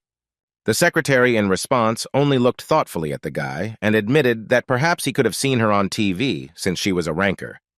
The day of the battle arrived, everyone gathered in the association's training hall, and the players stood opposite each other waiting for the start. Sung-hoon explained the rules of the match. He talked about excessive attacks that were prohibited, and if the rules were violated, the player would be expelled. Seok Woo started shouting words of encouragement at the guy, and Shik-hyun joined in, making him feel a little embarrassed. When Yu-bin heard this, she only confirmed her suspicions that he got here thanks to connections, but RNA still doesn't acknowledge him so easily. If he is not qualified enough, she will make an official refutation. Song-hoon announced the start of the battle, and they immediately rushed into battle, attacking each other. The fight started with swords. Gi-Kyu did not use his strength, but fought only with technique. He blocked and parried every one of her blows, which made her even more angry. She sped up a bit as her fighting technique was also quite good. When she found herself behind him, she tried to strike, but the guy deftly dodged it. He ran a short distance to avoid her direct blows. Liu praised the guy for holding back his strength and speed as much as possible. Gi-Kyu needed to work on his technique, just like Shik-hyun said, and Yu-bin was a worthy opponent for that. She didn't expect the guy to be so good with swords, and it made her a little angry. The guy blocked all of her attacks well and was quite focused on the fight. He deftly dodged her attacks. It was the best option to avoid direct blows, so he dodged instead of blocking them. The judges watched the battle closely. It seemed to them that the fight was quite calm, because they were fighting only with equipment. The head of the association noted that both players move excellently and dodge each other's attacks. Yu-bin was very tense, deciding that she had jumped to conclusions. Her opponent was quite strong, even though he had come through connections. No matter how hard she tried, she still couldn't get closer to him because he blocked all her attacks. She didn't want to use her skills, but she decided that she couldn't defeat him any other way and began her attack. Yu-bin activated her sword power skill and attacked the boy with a wave of energy that destroyed the floor beneath his feet. She did it so fast that when the guy dodged, he didn't notice the sword in her hand, his ego telling him that it was her special skill that caused hallucinations. The guy was glad that she used her power first and decided not to drag out this fight. He sped up and in a second was already next to her, which scared her a lot, because she didn't expect that he could move so fast. He then activated his strength skill and attacked her. In response, she tried to hold back the attack. But with his blow, he knocked the sword out of her hands, and now she had no advantage because she was completely unarmed. After that, the guy stopped, and Yu-bin stood with her head down and understood that she had lost this fight. Without thinking twice, Song-hoon began to declare Gi-Kyu the winner, as a result of which he was awarded the title of ranker without additional fights. Yu-bin felt ashamed that she had jumped to conclusions too quickly, thinking that the guy was weak and losing, and she couldn't even lift her head from shame. Suddenly, the guy extended his hand to her, thanking her for the fight and saying that he was very pleased to see her again. She raised her head and looked at the guy, not understanding how he could know her. Then he asked about her father, who was in his group when the guy worked as a guide, and he often told the guy about her. Everyone watched them with surprise, because 5 years of experience as a guide finally made itself felt. The guy explained that the last time he saw the girl was at her father's funeral, and when he saw her now, he immediately recognized her. The girl was flooded with memories of her father and his story about how he met a guide who couldn't level up, but still helped others rise. And then she remembered her words about Ji Chu, how disrespectful she had been to him and to their battle. She felt very ashamed in front of him. She extended her hand in response, but could no longer look him in the eyes. The judges began to disperse. Shik Hyun once again congratulated the guy on his victory, and the head of the association said that they would need to meet and talk separately. When they left, the secretary called the guy to sign the documents about his new status. While he was finishing up his last chores, Yu Bin approached him. She asked for his phone number so that she could contact him if she had any questions, and she was very shy when looking at him. The guy happily agreed and wrote down his number in her phone. The secretary glanced at Gi Chu and began to smile, which he didn't like very much, because he really felt awkward in front of the girl. When they parted, the guy took the elevator down to the teacher's office. He didn't want to go to the tower, so he decided to chat with Shik Hyun. He approached the door and began knocking, asking if he could come in, but there was no answer. He then opened the door to check if the teacher was there, but when he walked in, he saw Shik Hyun twisted in pain on the floor. He immediately rushed to him and was very scared, because he had never seen him in such a state. The guy looked at him closely and saw that the teacher was bleeding. He became even more scared, not understanding who could have done this to him. Gi Kyu began to ask Shik Hyun who attacked him, or perhaps it was poison and someone poisoned him. In response, he heard only wheezing. It was difficult for him to speak, but he was still able to say about the head of the association. GQ decided that he needed to contact the head of the association and started looking for his phone. But Shik Hyun stopped him and said that it was the association head who beat him up. The guy helped him up and brought him a potion to restore his health. Shik Hyun began to talk about how he once took the podcast to court for such an attitude. GQ asked him what was the reason for his father's attitude. The teacher replied that it was because the headmaster offered him to go on blind dates, but Shik Hyun only wanted to marry the one he truly loved. The boy thought that his father was offering him a marriage of convenience because he was rich, but the teacher did not agree with him. The thing is that Shik Hyun's father is afraid for his grown-up son who is still alone. He told him that there could be no mutual love at his age, and there was no guarantee that the girl liked him. GQ thought for a moment and asked if the teacher had been very busy lately, and he confirmed that he had a lot to do. He pretended to be upset to get the teacher's attention. He continued to say that he was very worried about his family. The boy needed someone to help his mother when she went shopping or for a walk. When Shik Hyun heard this, his eyes immediately widened. He jumped up from his seat and started shouting that he was not busy at all and that he had plenty of time to help his mother. His face expressed a feeling of anger and joy at the same time. He added that he would take a day off at any cost for this. This is exactly what Gi Kyu wanted. He asked Shik Hyun to take care of his mother. When the teacher calmed down a bit, the boy started asking him if there was any new information about the Iron Guild branch in Korea. Shik Hyun confirmed that there will be an official announcement soon as all the formalities are almost completed, and even a building for the branch has been chosen. The guy realized that there was no way back, and he was interested in how the International Association reacted to this. But they no longer had the right to interfere in the affairs of other associations, unless some kind of conflict broke out. The only problem was the Anzera Guild, which without any reason began to support the opening of a branch of the Iron Guild. At the moment, it was only possible to find out that they only took part in the establishment and immediately withdrew from business. But Shik Hang was more concerned about what kind of conversation could take place between guilds that did not communicate, and moreover, they were at odds with each other. Iron Shield and Lee Seon Ho are guild leaders. There is speculation that there was some kind of conflict between them. Gi Chu wondered why such a deal had been made between the two major guilds. Shik Hyun asked the boy if he would take revenge now, since this was the best time for revenge. But he couldn't advise anything because there were too many risks. The guy wondered why they wanted to open a branch in Korea and Rogers Khan in particular. It was definitely not without reason. Gi Chu was sure that they were hunting him and he could not avoid this confrontation. There were 3 months left before the branch opened, and the guy was determined to eliminate all the risks one by one in order to take full revenge on him. In the following days, Gi Chu reviewed the news, where everyone was excited about the news of the Iron Guild branch. There were people who were happy about their appearance, because it significantly reduced the risk of a gate rupture, and on the contrary, Some were against letting foreigners into their territory.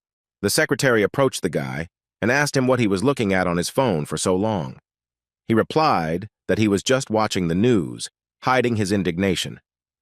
They arrived at the destroyed city after the gates were torn apart, where the guy had arranged a meeting. The guy didn't understand why this man chose such a place for the meeting. Once again, making sure that this was the correct address, the secretary noted that the man was late, but they would have to wait for him anyway, because this meeting was important. Ji-Chu felt someone's presence. He turned around and immediately realized that it was that very person who had arrived. This was the first step in preparing for revenge in 3 months. The guy was serious. An inconspicuous guy approached them and introduced himself as Ko Hyun-Chol's assistant. Hyun-Chul himself didn't make a good impression on Gi-Kyu, but all that mattered to him was his ability to obtain information. Hearing the assistant's words, Gi-Kyu asked him to arrange a personal meeting with Hyun-Chol. But the assistant refused to do this, saying that his boss was conducting negotiations through him. But the guy stood his ground, talking about the importance of the matter and that he would guarantee safety. The assistant did not agree at all, repeating that only he was present at the negotiations and could either accept the offer or reject it. He asked Gi-Kyu to begin telling him what his request was and not to worry about anything. The secretary began to whisper in the guy's ear that it was too dangerous to give information to this assistant, but the guy himself knew this, and he had a plan. At first, Gi-Chu named the initial payment at 5 billion, and if he got the information, the guy would pay another 10. The assistant was very surprised by such a huge sum, and immediately asked what the deal was. Gi-Kyu began to explain that he needed information about what kind of deal the Angela Guild made with the Iron Guild when they decided to open a branch in Korea. When the assistant heard Gi-Chu's proposal, he was overcome with horror and immediately refused him. He turned around and started to walk away. He didn't care what the reward would be. He didn't want to risk his life. He made a dash from his place to fly away as quickly as possible, and added that he would forget about this conversation. But the guy managed to grab him by the leg, not allowing him to leave, because he heard everything and Gi-Kyu couldn't let him go so easily. Although the assistant flew to the guy of his own free will, he won't be able to leave so easily. Ji-Chu ordered him to come down if he didn't want to die and asked him to stop pretending. The assistant pretended not to understand what Gi-Chu was talking about and continued to try to escape. Then the guy pulled him by the leg with a strong jerk and threw him to the ground with all his might. Gi-Kyu reminded him that he had given him a hard time last time, so he was left with some unpleasant feelings. The boy looked at the assistant with the power of his eye and asked him to start cooperating with him, calling him by the name Ko Hyun-Chol. When the dust cleared, Gi-Kyu saw that Hyun-Chul was standing much further away from him. The assistant continued to say that he did not understand why Gi-Kyu was acting like this. But the guy didn't pay any attention to his words. He knew for sure that it wasn't the assistant standing in front of him, but Hyun-Chol himself. He told him again to stop pretending because the guy knew who he really was. The day before, the boy looked at information about Lu and saw that he was fully awakened in the body of a magic lord. So much happened to the guy there that he forgot about Lu's changes after waking up. Ji-Chu started asking Lu if he felt any changes. He thought for a moment and said that the guy's magic eye skill should have opened up. Because by demonic objects, we mean everything that belongs to the devilish world.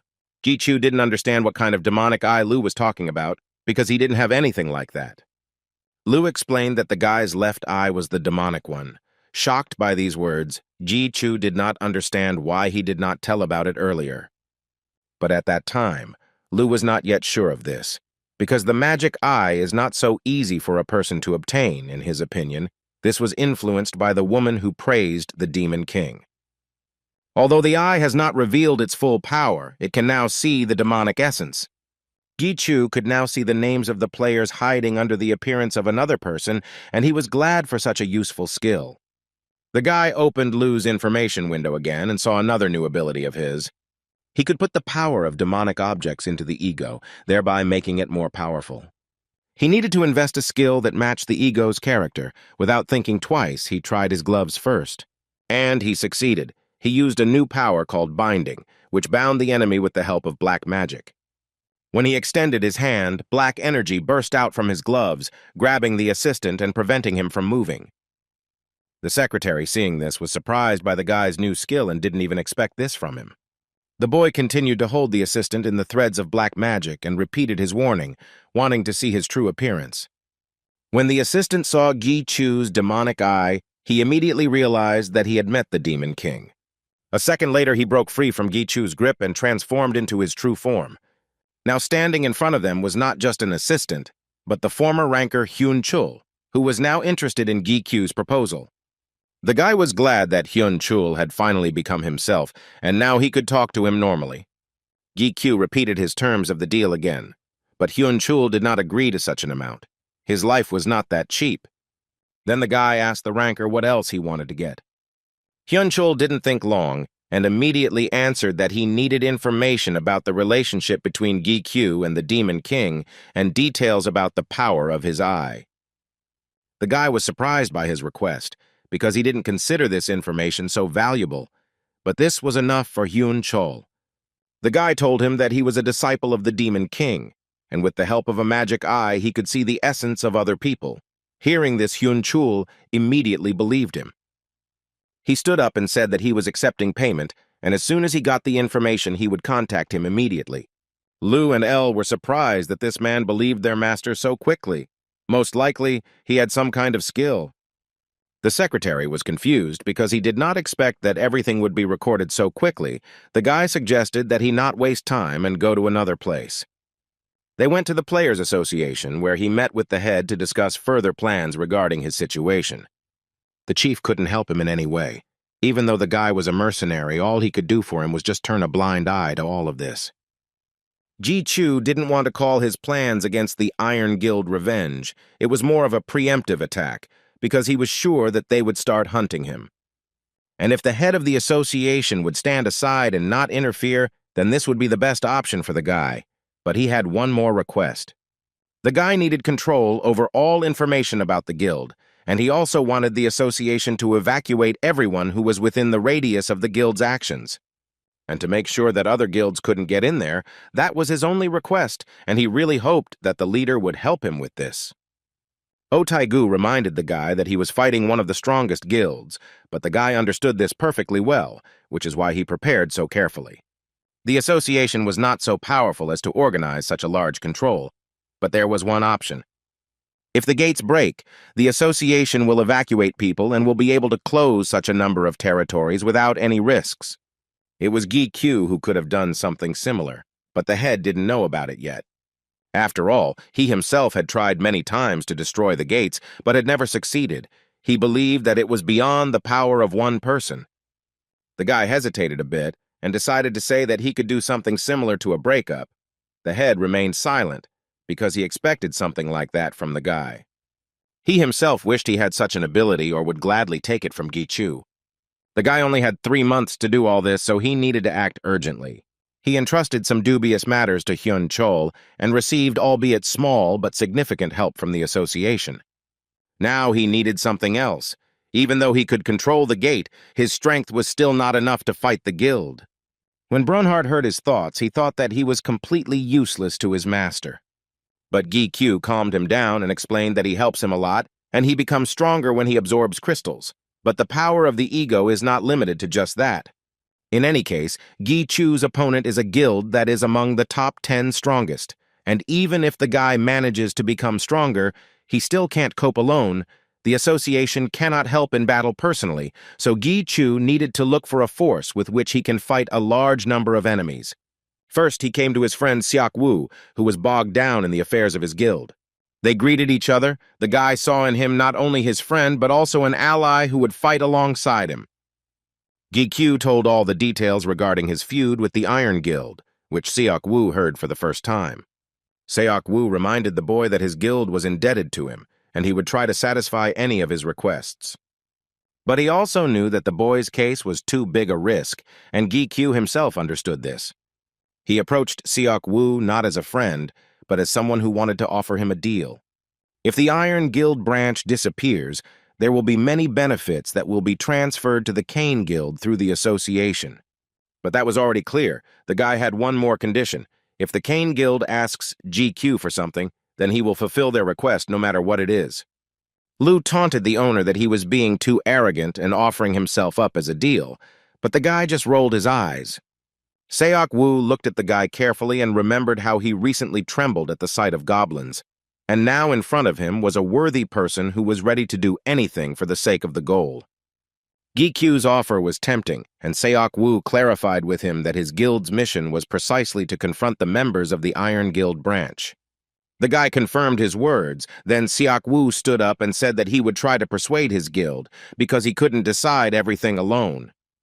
He extended his hand to Gi-Chu, and they confirmed their future cooperation with a firm handshake. There were less than 2 months left until the branch's opening day, and in the meantime, Gi-Chu was clearing various gates to collect as many crystals as possible.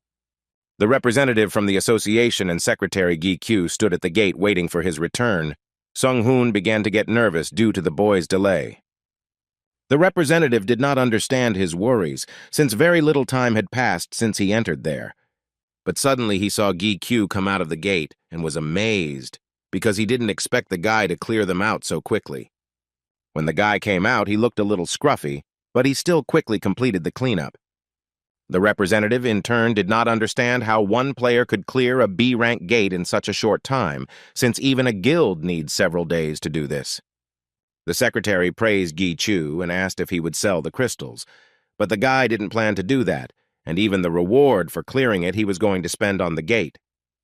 The guy warmed up a bit and asked the secretary where the next gate was so as not to waste time and immediately go to clean up. The secretary, with a satisfied face, announced to the guy that he had cleared all the gates that existed in the association. The guy was surprised by this turn of events, and Brunhart was even upset when he realized that he would no longer be able to eat crystals.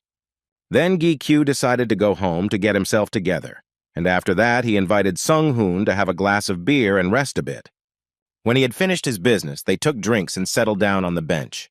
Sung-hoon began asking the guy what his plans were for the next 2 months, and he began to think that he didn't want to go abroad to mine crystals.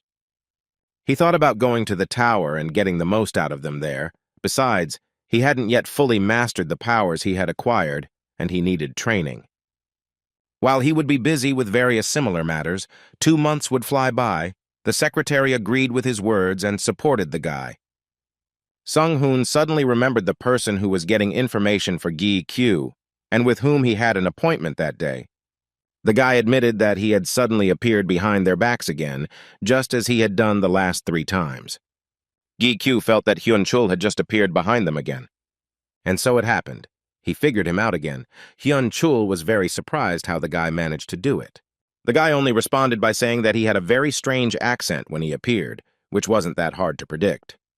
But what was more important for Hyun-chul was that even high rankers couldn't predict his appearance, but the guy sensed him right away.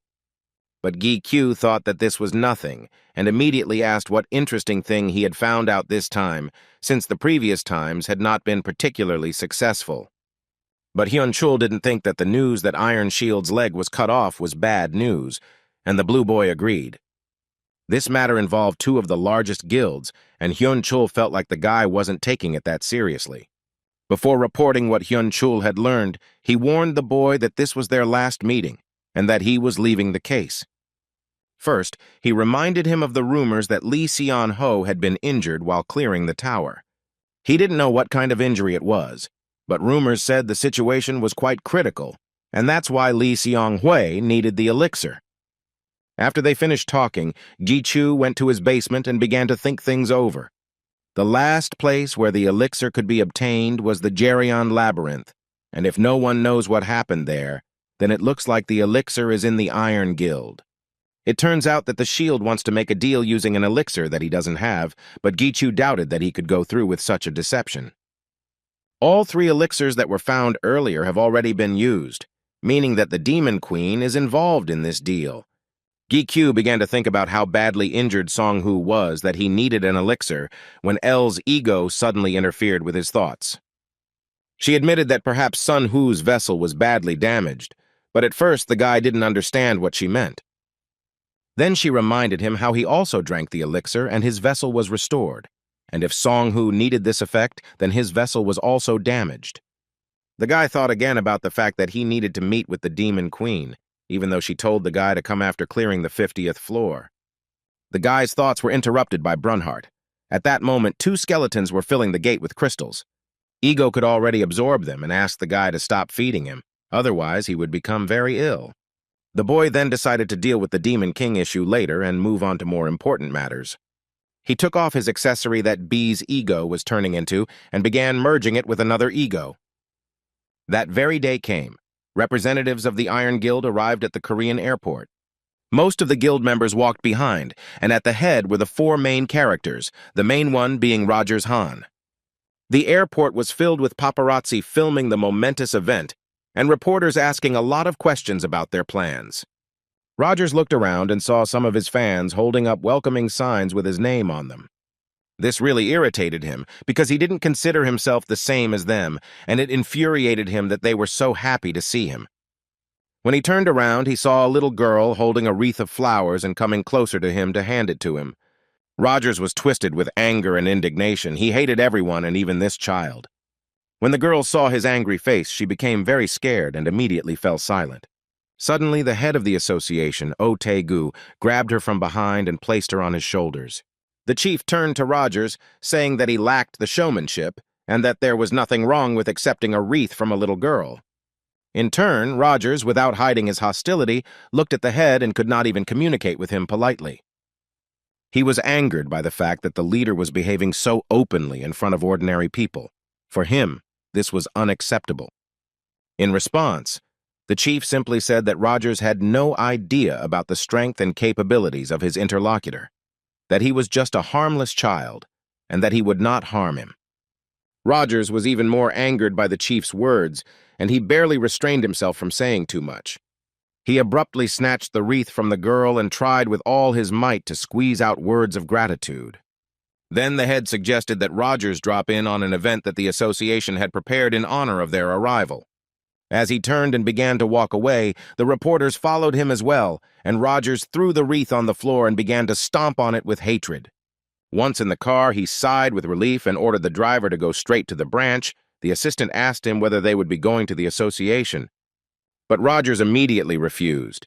He believed that he was not obliged to do what they told him, and asked his assistant to tell them that it was more important for him to inspect the branch. On the way, he only thought about the fact that all the information about Gi-chu was hidden, but he remembered that the guy was connected to the Demon King, and that explained everything. It wasn't that important, because he was able to find all the information about his family.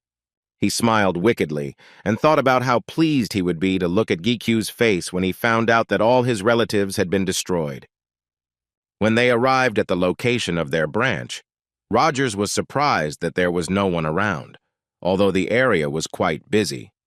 But a moment later, the sirens began to transmit information that the gate had been breached, and the system began to call for everyone to evacuate the city.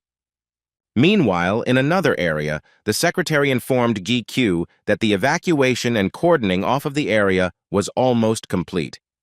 He let them know that they could begin the operation little by little, saying that this was their last call. They could no longer talk on the phone because Song-hoon had activated the silencing barrier. Now Gi-chu could not worry about witnesses and decided to proceed further. He opened the gates and his reinforcements began to emerge from them, an army of skeletons, of which there were many. The army's commander, the Lich, and the intermediate keeper, Durakan, followed the army. When they came closer to Gi-chu, they immediately knelt down and greeted their master. The guy asked them if they knew about his plan, to which they nodded silently. Then he clarified for them that those who had a red bandage on their hand were their allies and everyone else was their enemy, and they had to be killed immediately. They listened carefully to the guy and accepted his command for execution. Then the guy gave the order to the others to act according to his plan. Seok-woo watched the boy and was amazed by his well-coordinated work and incredible strength. Gi-chu was able to cause the gate to rupture, and his skeletons looked quite powerful, while Lich and Durahan were around the level of rankers. Also watching from the side was the leader of the Child Guild, along with Sung-pil, who also became part of his team. It happened a month ago when they suggested that Gi-chu meet at a cafe. They unanimously expressed their desire to join Kim Gi-chu, and upon hearing this, he was a little surprised by such a proposal. He wondered why they came to him together, since they were leaders of different guilds. Then the guys told that they became friends after the raid on the guard. They were united by conversations about Gi Q, which he led to make a great contribution. But Gi Chu still didn't understand why they wanted to unite with him. Then the leader of the Child Guild said that he had recently become their leader. Since the previous one left this post, and during the conversation with Songpil, the conversation turned to Gi Q, and that if they unite, everyone will only benefit from it. The guy was pleased to hear that they had so much confidence in him, but he reminded them that he was not a member of any guild. But it didn't matter to them. The leader of the Child Guild told how he saw GQ in a mask on the news and realized that a good relationship with him would not hurt him. Then the guy decided to be the first to make a request as a new ally. He said that exactly 1 month later they would have to show up with all the fighting force they had at the place and time they had appointed. For their safety, he could not give all the details, but added that they would be fighting a very powerful enemy. GQ understood that this was quite a weighty request, but he was ready to immediately enter into an alliance with them after the Ethno. The guild leaders thought about it because a lot depended on their decision, but Don. He was convinced of the guy's strength when he saw how he controlled the gate. They were both confident that Ji Chu could lead them to the highest level. When the guy gave everyone instructions, he began to prepare for battle himself. He called on his egos Lu and L as well as B. When he said his name, a huge, multicolored wolf immediately appeared next to the guy, which was connected with the ego Changan. Gathering his strength, Gi Q was ready to begin implementing his plan for revenge. Meanwhile, on the roof of one of the buildings stood the head of the association and Shik Hyun, who were watching what was happening. The chief was amazed by the number of skeletons that the guy called for help because it was almost an entire army. He asked Shik Hyun if he was sure that he wouldn't turn Gi Q into a monster. But Shik Hyun replied that he had never thought of such a thing. He just wanted the boy to be happy. The head, in turn, warned his son that if the boy turned into a monster and interfered with his plans, he would have to take action. At that moment, a security guard approached them and informed them that he had done everything as he was told. Shik Hen warned him once again that no matter who tried to enter, no one was to be let in, and the guard swore on the name of Gregory. At the same time, the Kane Guild was slowly approaching their enemy. Seok Woo ran ahead. He suddenly felt an aura that was different from that of a normal player. When he felt it, he immediately understood how they managed to control such a large territory. These were Grigori's guards. They seemed to be members of the association, but in fact, they were the soldiers of Chairman Shik Hyun. Their origin was unknown to anyone, but this organization was the guard and protection of South Korea and all of humanity. One of his team members distracted Seok Woo from his thoughts by pointing out that there was something ahead. And so it was. The Iron Guild was waiting for them ahead, but they were not aware of the plans. Seok Woo decided to take advantage of this and launch a surprise attack, which would be much more effective than a frontal attack. He flew closer to them and decided to take them by deception, saying that they came for reinforcements because of the gate rupture. But suddenly, one of the Iron Guild members began to attack Seok Woo. The leader was not prepared for this, so he received a small scratch but still managed to dodge the attack. When the player saw this, he praised him, saying that he didn't think that Korean players were so capable.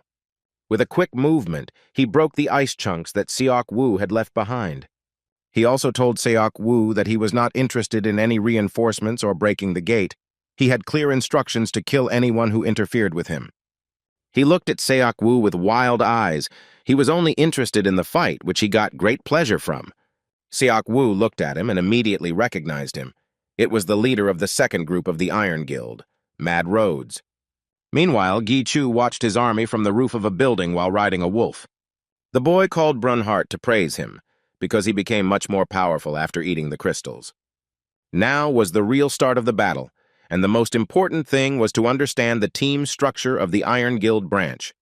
The guild leader was Rogers Han, the leader of the first team was Chaelmont, the leader of the second was Rhodes, and the leader of the third team was Carlin. And GQ's role was to prevent these teams from uniting with each other.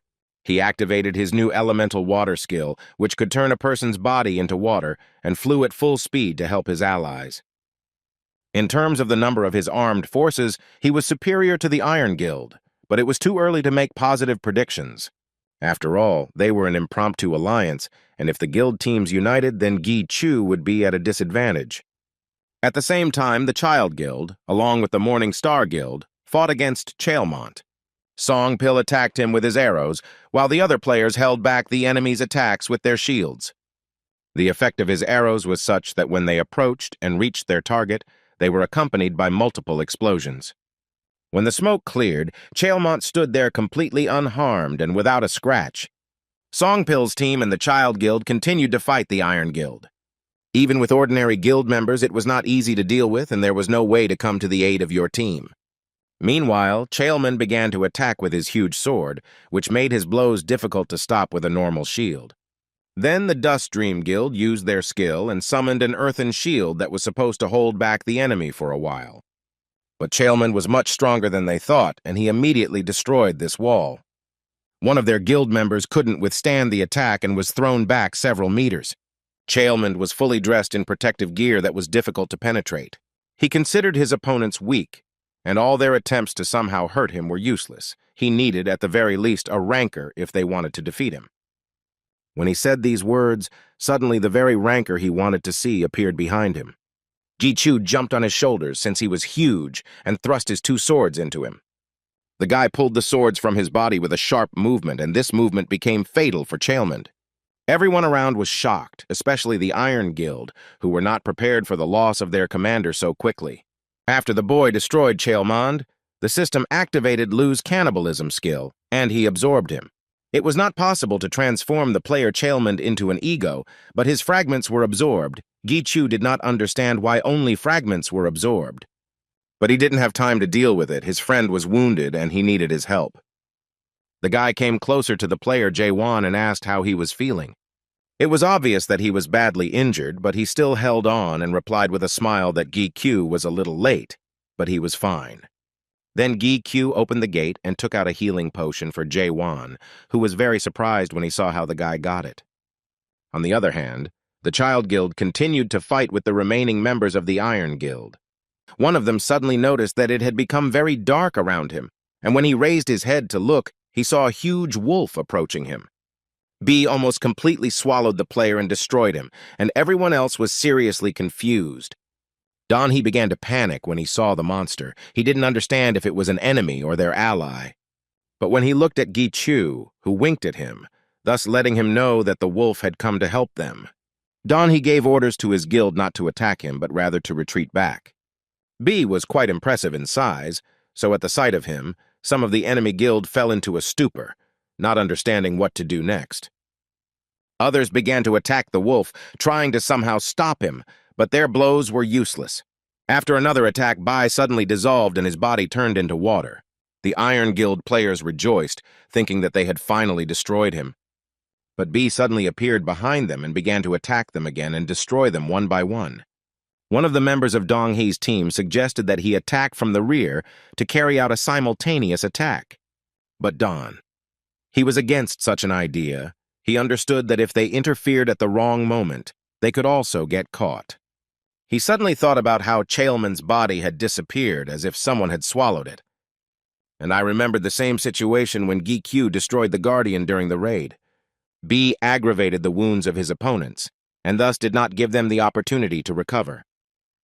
He attacked them again and again, disappearing and then reappearing where they didn't expect him. The players were very scared and tried to somehow resist him. B circled around them, and they attacked not only him, but also each other, not having time to catch the wolf's movements. At the same time, the skeleton army continued to attack Rogers and his team. She let out hysterical laughter, thinking that she was helping them cope with the gate ruptures. The army of skeletons was quite large, and they continued to advance without giving them time to rest. The gate manager, Lich, watched the battle from above. He needed to tie up the crowd as ordered by his master. He watched Rogers carefully, whose strength did not frighten the Lich, but the sword he fought with was too dangerous for everyone. The Lich decided not to waste time and start implementing the plan. He released a huge number of arrows from his staff, which were aimed at the enemy. When Rogers noticed Lich, he decided to show him what his sword was capable of. With one swing, he released an energy dome that quickly gained speed and reached right at the Lich. In turn, Lich managed to protect himself from the attack, but he was still slightly affected by this attack. Rogers was furious. He was pissed at himself that his sword power was being so underestimated. He gave orders to Carlin to go and help the other team, but she didn't listen to him right away, saying that they could handle it themselves, but that her help was clearly needed here. Rogers stood his ground as during the battle he realized that the skeletons were not acting like normal monsters, and he had a bad feeling about it. Meanwhile, Songpil's guild and Child's guild dealt with one of the Iron Guild's teams.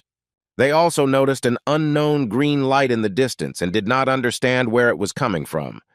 Don He admitted that the Battle of the Rankers looked like this, because they were on a completely different level, but Gi Q did not like what he saw. The boy asked Lu and El if they knew what it could be, and they immediately felt the aura of the Holy Sword. Brunhard approached GQ and told him that the entire skeleton army had been destroyed. The guy didn't expect them to fall so quickly, and now he needs to change his plan.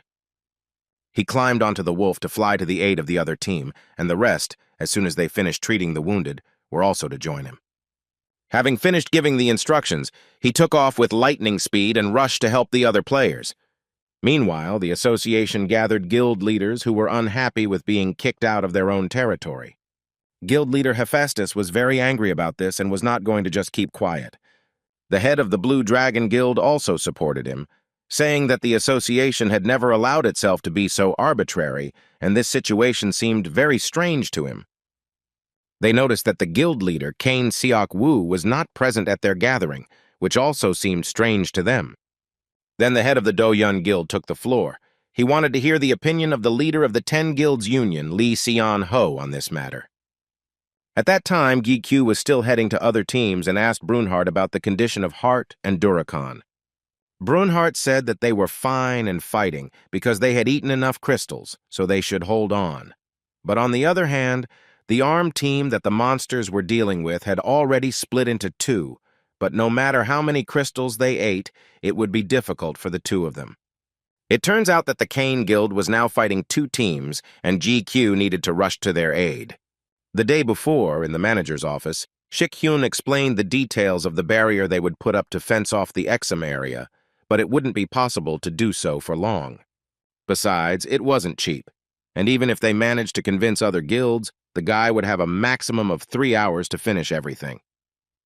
The guild leader stood with Shik-hen a meter away from the barrier and confronted him with the fact that everything would end in an hour. Shik-hyun was in a panic, because they had agreed on something completely different, and this time was not enough. But he replied that he could not help in any way, and that this was the maximum he could allow. Oh Tai-gu felt someone else's energy and assumed that the leader Lee Seon-ho would soon arrive. He asked to call Gregory and prepares for the possibility of a battle if they want to go behind the dome earlier. At the same time, battles continued on the battlefield, which were fought for life and death. One of the guild members, Kane, was also fighting another player, attacking him with his sword over and over again. At some point, the enemy intercepted his sword and was determined to strike back at the player. When he swung his fist at him, it was too late for the player to dodge the blow. Suddenly, another guild member appeared behind the enemy and with a quick movement cut off his head. The player breathed a sigh of relief when he saw that the guild's deputy, Kane, himself came to his aid. The deputy in turn began to worry that they would not be able to cope with such a number of players, but the hardest part was for their leader. He fought with two strong guild leaders who were not easy to divide. They attacked him simultaneously and argued periodically, since Rhodes wanted to destroy him himself, and Carlin knew that he could not cope on his own. Seok-woo saw their discord within the team, but it didn't stop them from working together. He jumped back a little further and immediately used his snowstorm skill. Huge blocks of ice appeared in front of him, thus slightly delaying the attack of his opponents. He took a short break to quickly decide who he would fight first, and he chose Carlin. She had no specific skills, but her speed and reflexes were a problem. She anticipated his actions in advance, so he could not take advantage of the environment. But fighting her was not a problem for Seok-woo. The only obstacle was Rhodes. At that moment, he just fell into Seok-woo's trap, where his legs and arm were now immobile. He called for help from Carlin, who was unhappy that Rhodes was so careless. She walked up to him and with quick movements of her sword cut off his limbs to free him. Rhodes flew several meters without legs, but a second later his body was restored and he could move again as before. He was not cautious because such techniques did not work on him. His special skill was regeneration, with the help of which he quickly recovered. Seok-woo watched them and realized that the further they went, the greater the difference in physical strength, and he needed to attack with a fatal blow from the very beginning. Rhodes's combat power was less than Carlin's. He acts as a tank so she can use her skills. He wanted to separate them to make the battle easier. Carlin suddenly felt someone approaching and told Rhodes about it, who in turn felt nothing. Suddenly, a player appeared behind Seok-woo and flew through his ice barrier. It was none other than Gi-chu, who came to the aid of his friends. Carlin didn't even have time to notice how the guy was able to appear behind her so quickly. Gi-chu stopped a little further from them, his speed now exceeding human capabilities. This was a new acceleration skill he had obtained through Lu's demonic powers. This skill was great in combination with speed. Its only downside was that it put too much strain on the legs. Turning around, Carlin saw the guy and tried to understand where he got such speed that she couldn't even follow his movements. At that very second, Rhodes didn't even have time to realize or feel how Gi-chu had inflicted numerous cuts all over his body. Blood began to flow from all sides, and he howled in pain, but then began to laugh hysterically. Rhodes thought Gi-chu was very funny, because such scratches had no effect on him, even though there were a lot of them. In response, the guy named Rhodes's special skill, and thus let him know that he knew about it. But he also added that now regeneration is unlikely to be able to help him, because he is also quite good. Seok-woo watched them from the side and was glad that the guy came to his aid so quickly. Carlin was confused as to how the boy was able to stop Rhodes's regeneration, which was impossible with normal items or skills. Rhodes looked straight at Gi-chu and guessed that he also had special skills. The guy didn't answer him, but only smiled slightly, which confirmed his suspicions. Rhodes was surprised. He had not been inflicted with such deep wounds for a long time. He admitted that Gi-chu was a worthy opponent, and the fact that his unique skills were a little behind the guy's, but none of that mattered. The most important thing was that he was prepared for such an outcome of events and showed the guy another of his powerful skills. He said the word, berserker, and began to grow before our eyes to incredible sizes. All the muscles in his body became much bigger and stronger, and now he was ready for an equal fight. The guy was a little shocked by its size, and his ego began to worry a lot about its owner. Despite his enormous size, he quickly reached Gi-chu to attack him. When Rhodes got too close, he swung his huge sword at the guy and was ready to strike, after which there was a huge explosion which left behind a large column of dust. The other players in the guild noticed the dust and were surprised where it came from because it was pouring rain and it scared them a lot. Carlin looked in their direction and was sure that Berserker had destroyed the guy. After all, this skill, which temporarily increased combat power, replaced excess regenerative power with increased power of other indicators. The guy didn't stand a chance against a tank like that, although she didn't think Rhodes would use a skill that left consequences. She was distracted from her thoughts by Seok-woo, who wanted to continue the fight since it had just begun, and she had not yet defeated him. He broke the ice blocks into small pieces and sent them straight at her. Carlin, noticing them, began to quickly dodge, trying not to fall into his trap. As she knocked away the ice floes one by one, she realized that Seok-woo was aware that his attacks had no effect on her, and she then decided that she could easily deal with him without Rhodes's help. With a quick movement, she found herself behind him and was about to deliver a powerful blow to him. Seok-woo expected this and hinted to her that she was greatly underestimating him, glad that he was so easy to attack. He used his second unique skill and everything around him suddenly started to freeze. Feeling the extreme cold, Carlin realized that she, too, was turning into ice. Seok-woo had already given in to her in the fight because he was saving his strength in case his plan failed, but with Gi-chu here, there was no longer a need for that. She, meanwhile, avoided Seok-woo's reception. Doubting that his partner was still alive, she was rather sure that he could no longer be helped. But Seok-woo told her that he wouldn't be so sure since she didn't know Gi-chu as well as he did. When the dust cleared, she saw something she didn't expect at all. Gi-chu sat astride Rhodes and held both his swords, which were driven into the enemy's back. She couldn't believe her eyes. How the guy managed to stop Rhodes's attack was a mystery to her. Seok-woo turned her attention back to him, preparing to strike again. He was sure that she would hardly be able to block this attack and activated his ice wall skill. Carlin continued to stand in absolute stupor because it was already too late for her to dodge his attack. A second later, everything around was covered with a thick layer of ice, which could be seen from behind the houses. His guild noticed this and did not understand what was happening. Only his deputy, seeing the huge ice flow, smiled, realizing that Siak Wu was okay. Meanwhile, Siak Wu looked at Carlin, who was frozen under a block of ice, and at the size of his attack, thinking that he had overdone it a bit.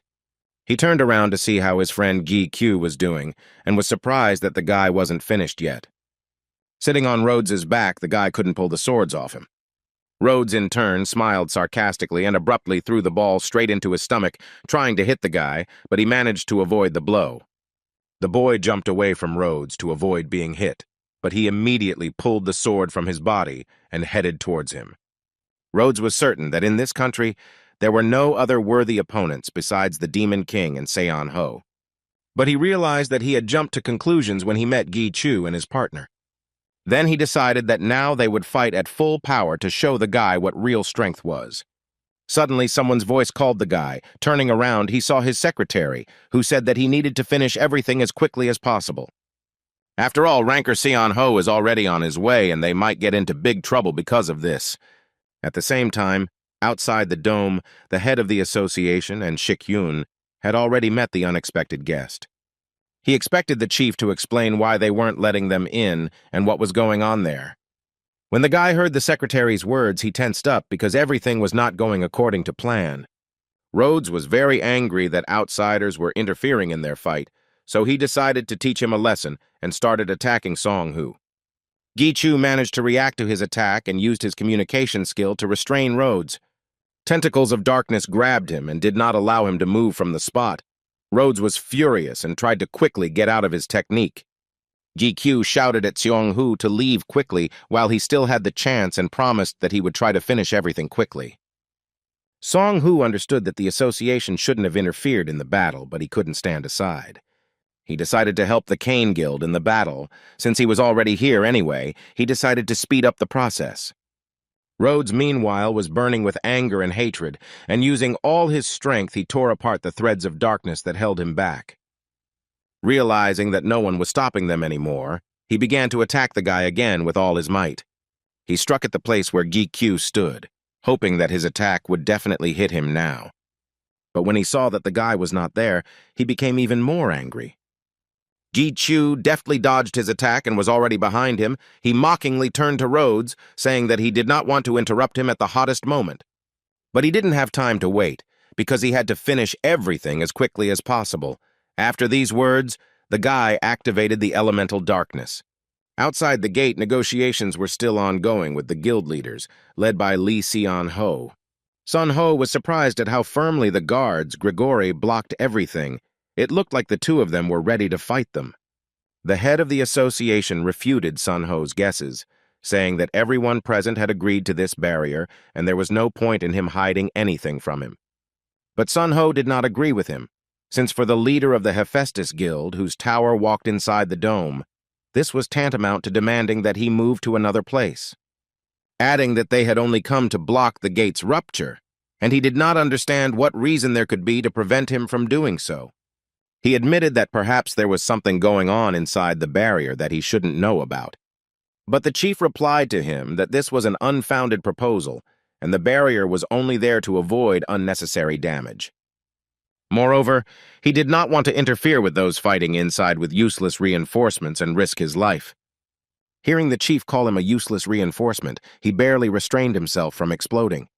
Having calmed down, he assumed that if they broke through the barrier by force, the leader would not be against engaging in a fight with them, to which he confidently agreed, and everyone around was outraged by such behavior because no one planned to fight with him. After the association leader's words, Shik Heng demonstratively activated his unique skill and summoned his weapon. The guild leaders saw Shik Heng's famous weapon, Behemoth, in his hands and realized that they were absolutely serious. Someone from the crowd was even ready to compare their strengths, but Seon-Ho had another proposal for the chief. He suggested to him that he would go behind the barrier alone and that no one else would be with him.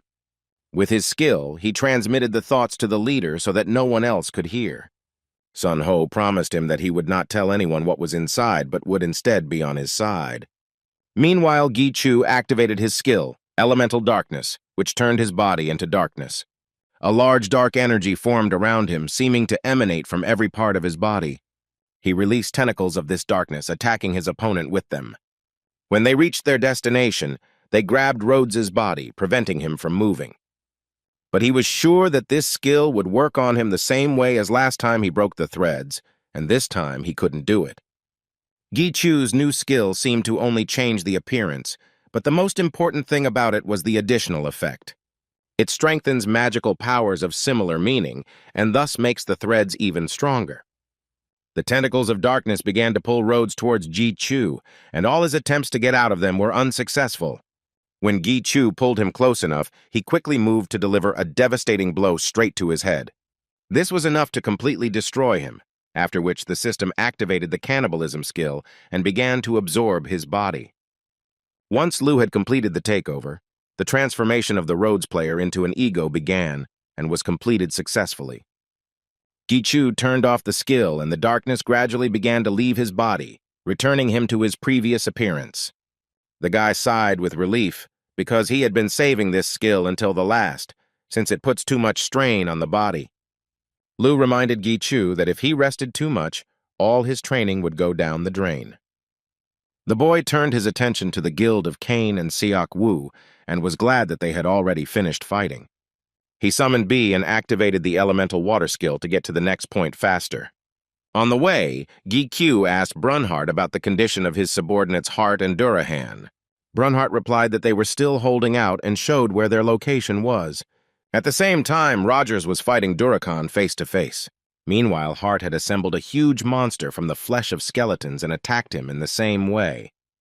Rogers was puzzled as to why his opponents were Leech and Durakan, when his weapon was the Holy Sword and it was no problem for him to fight against the likes of them from the start, even if there were more of them.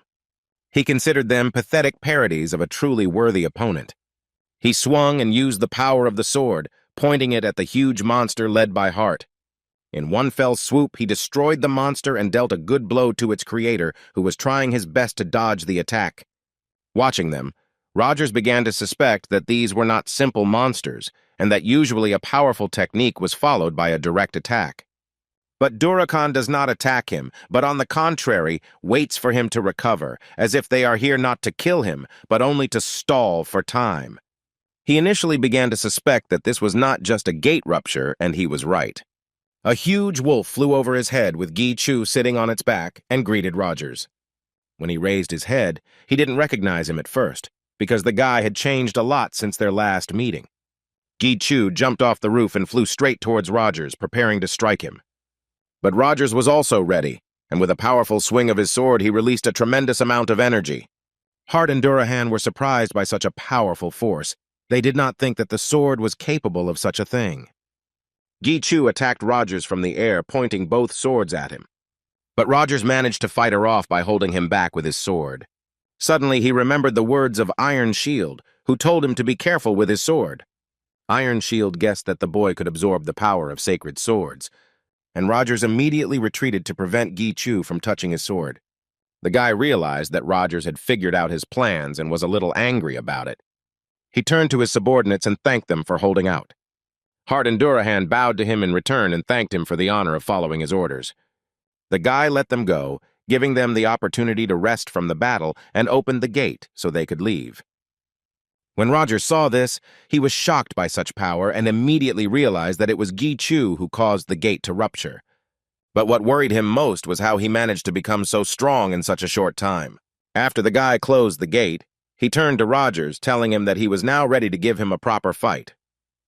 Watching from the sidelines was his secretary, Song Hu, and the guild leader, Kane Seok Woo, who had arrived in a hurry to help if needed. Seok Woo looked at the guy and thought about how they hadn't seen each other for a short time, and yet he had become so strong. GQ had worked on his fighting technique and was now able to strike much better and faster. Rogers, in turn, barely had time to fight off and dodge his attacks. GQ accompanied each of his blows with phrases that Rogers himself once said to him during interrogation. The guy struck Rogers again and hit his leg with his sword. At the same time, he repeated his words again about why he was so weak. Rogers was beside himself with anger and hatred towards GQ, and he was not going to back down. GQ was happy to see Rogers' reaction, but Lu asked the guy to finish faster if he had gotten enough revenge on him, and the guy agreed. Then he swung his sword and began to attack Rogers again. He, in turn, still did not believe how the guy had turned from a good-for-nothing weakling into such a strong player. It was too late to dodge his attack, so Rogers decided to try to fight it off. Meanwhile, Iron Shield invited his assistant to his office to discuss Rogers' arrival in Korea. The assistant was worried if everything would be okay if Rogers used the sacred sword in a fight with someone who could absorb its power. But Iron Shield was confident in his decision, especially since he had warned him of all the risks and was confident that he would not let him down. He also added that this sword is not simple, but when he understands this, it will be too late. When Gichu touched Rogers' sacred sword with his sword, something happened. But what exactly none of them understood, the guy felt that he had absorbed some kind of power, but it was different from the one that was in Kallion's sword. Lu also confirmed that he felt something strange, and Elle determined that it was no longer the sacred sword. She called this sword fallen. The guy did not understand what Elle meant. Then she and Lu explained to him that he now looked like a demonic sword. Rogers interrupted his thoughts, saying that he would now destroy him no matter what it took, while his face looked completely different, as if the power of the sword was consuming him.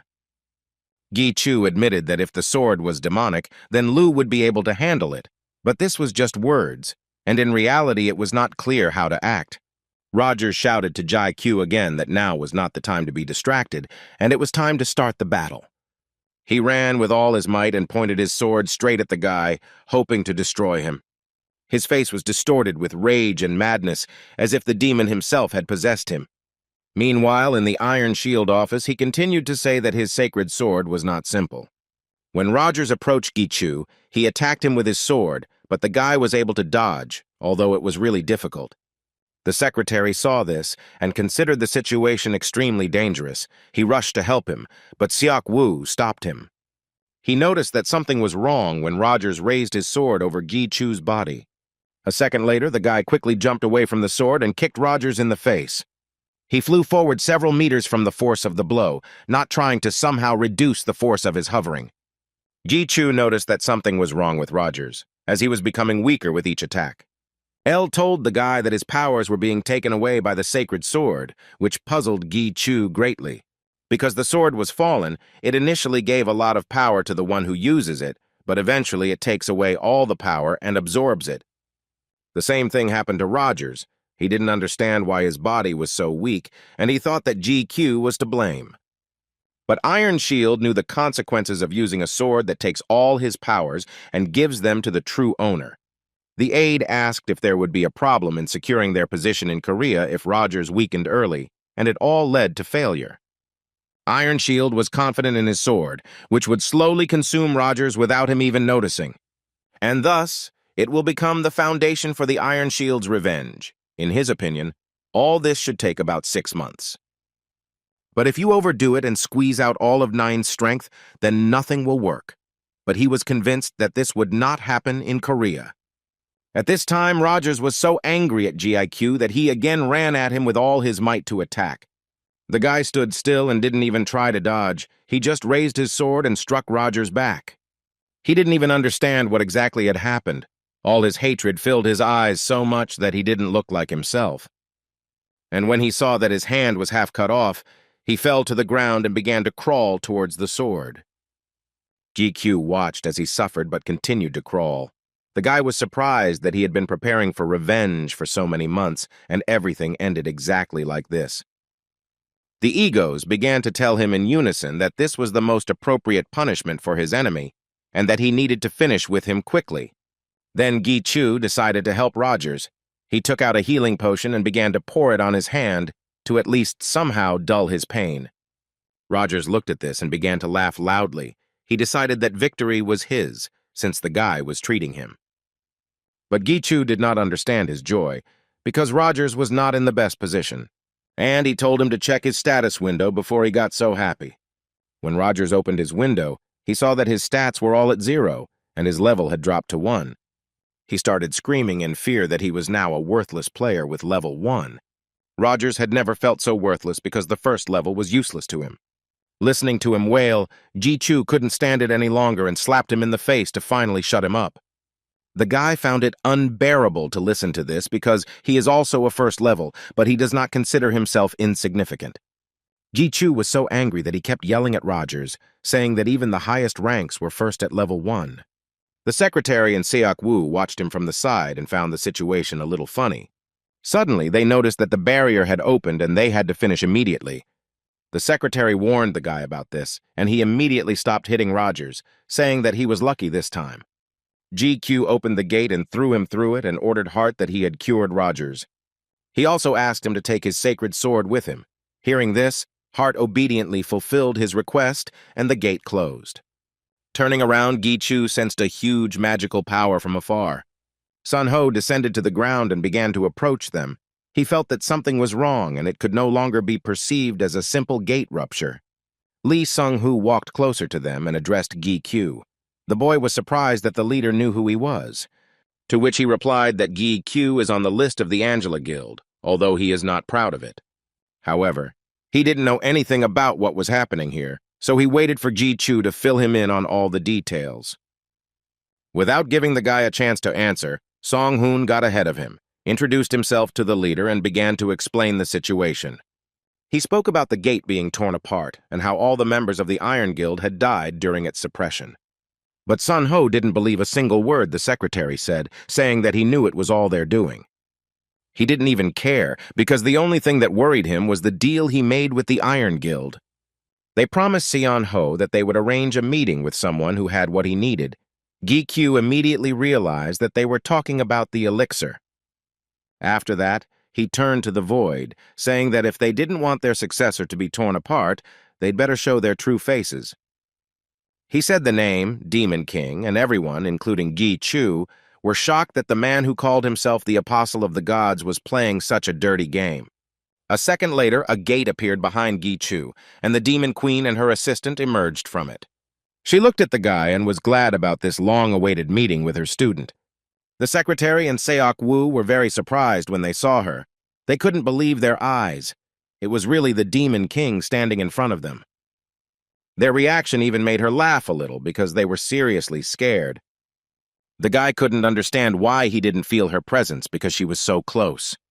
But then he realized that his subconscious did not perceive her as an enemy, so he could not predict her appearance. The guy's reaction upset her because she wanted to surprise him, but in the end he stood there scared and tense. But she decided to deal with it later and turned her attention to Lee Seon-ho. She looked at him and confirmed that his bowl was indeed very dirty. However, she didn't understand why Seon-ho decided that they were in such a close relationship that she could give him the elixir. He then offered her a deal, but the Demon Queen immediately refused it and said that the elixir would not be able to cleanse his cup.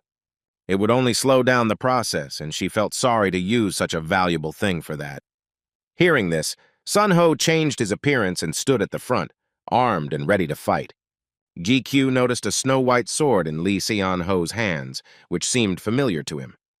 Then L confirmed his suspicions, saying that this was also a sacred sword, but it was now much stronger than her. The Demon Queen approached Sun-ho and asked him if he was sure he could handle her, since as long as Baal was with her, things would be tough for him. If they started fighting, everything around would turn into a sea of fire, and as she knew, Song-ho didn't like to kill. After these words, she evaporated and stood next to her partner, Baal. He took out the elixir from his pocket and handed it to her. Seok-woo and Sung-hoon were shocked by what they saw, because they knew that the elixir was almost impossible to get. The Demon Queen held the elixir in her hands and was ready to listen to the terms of the deal that Seon-ho wanted to offer her.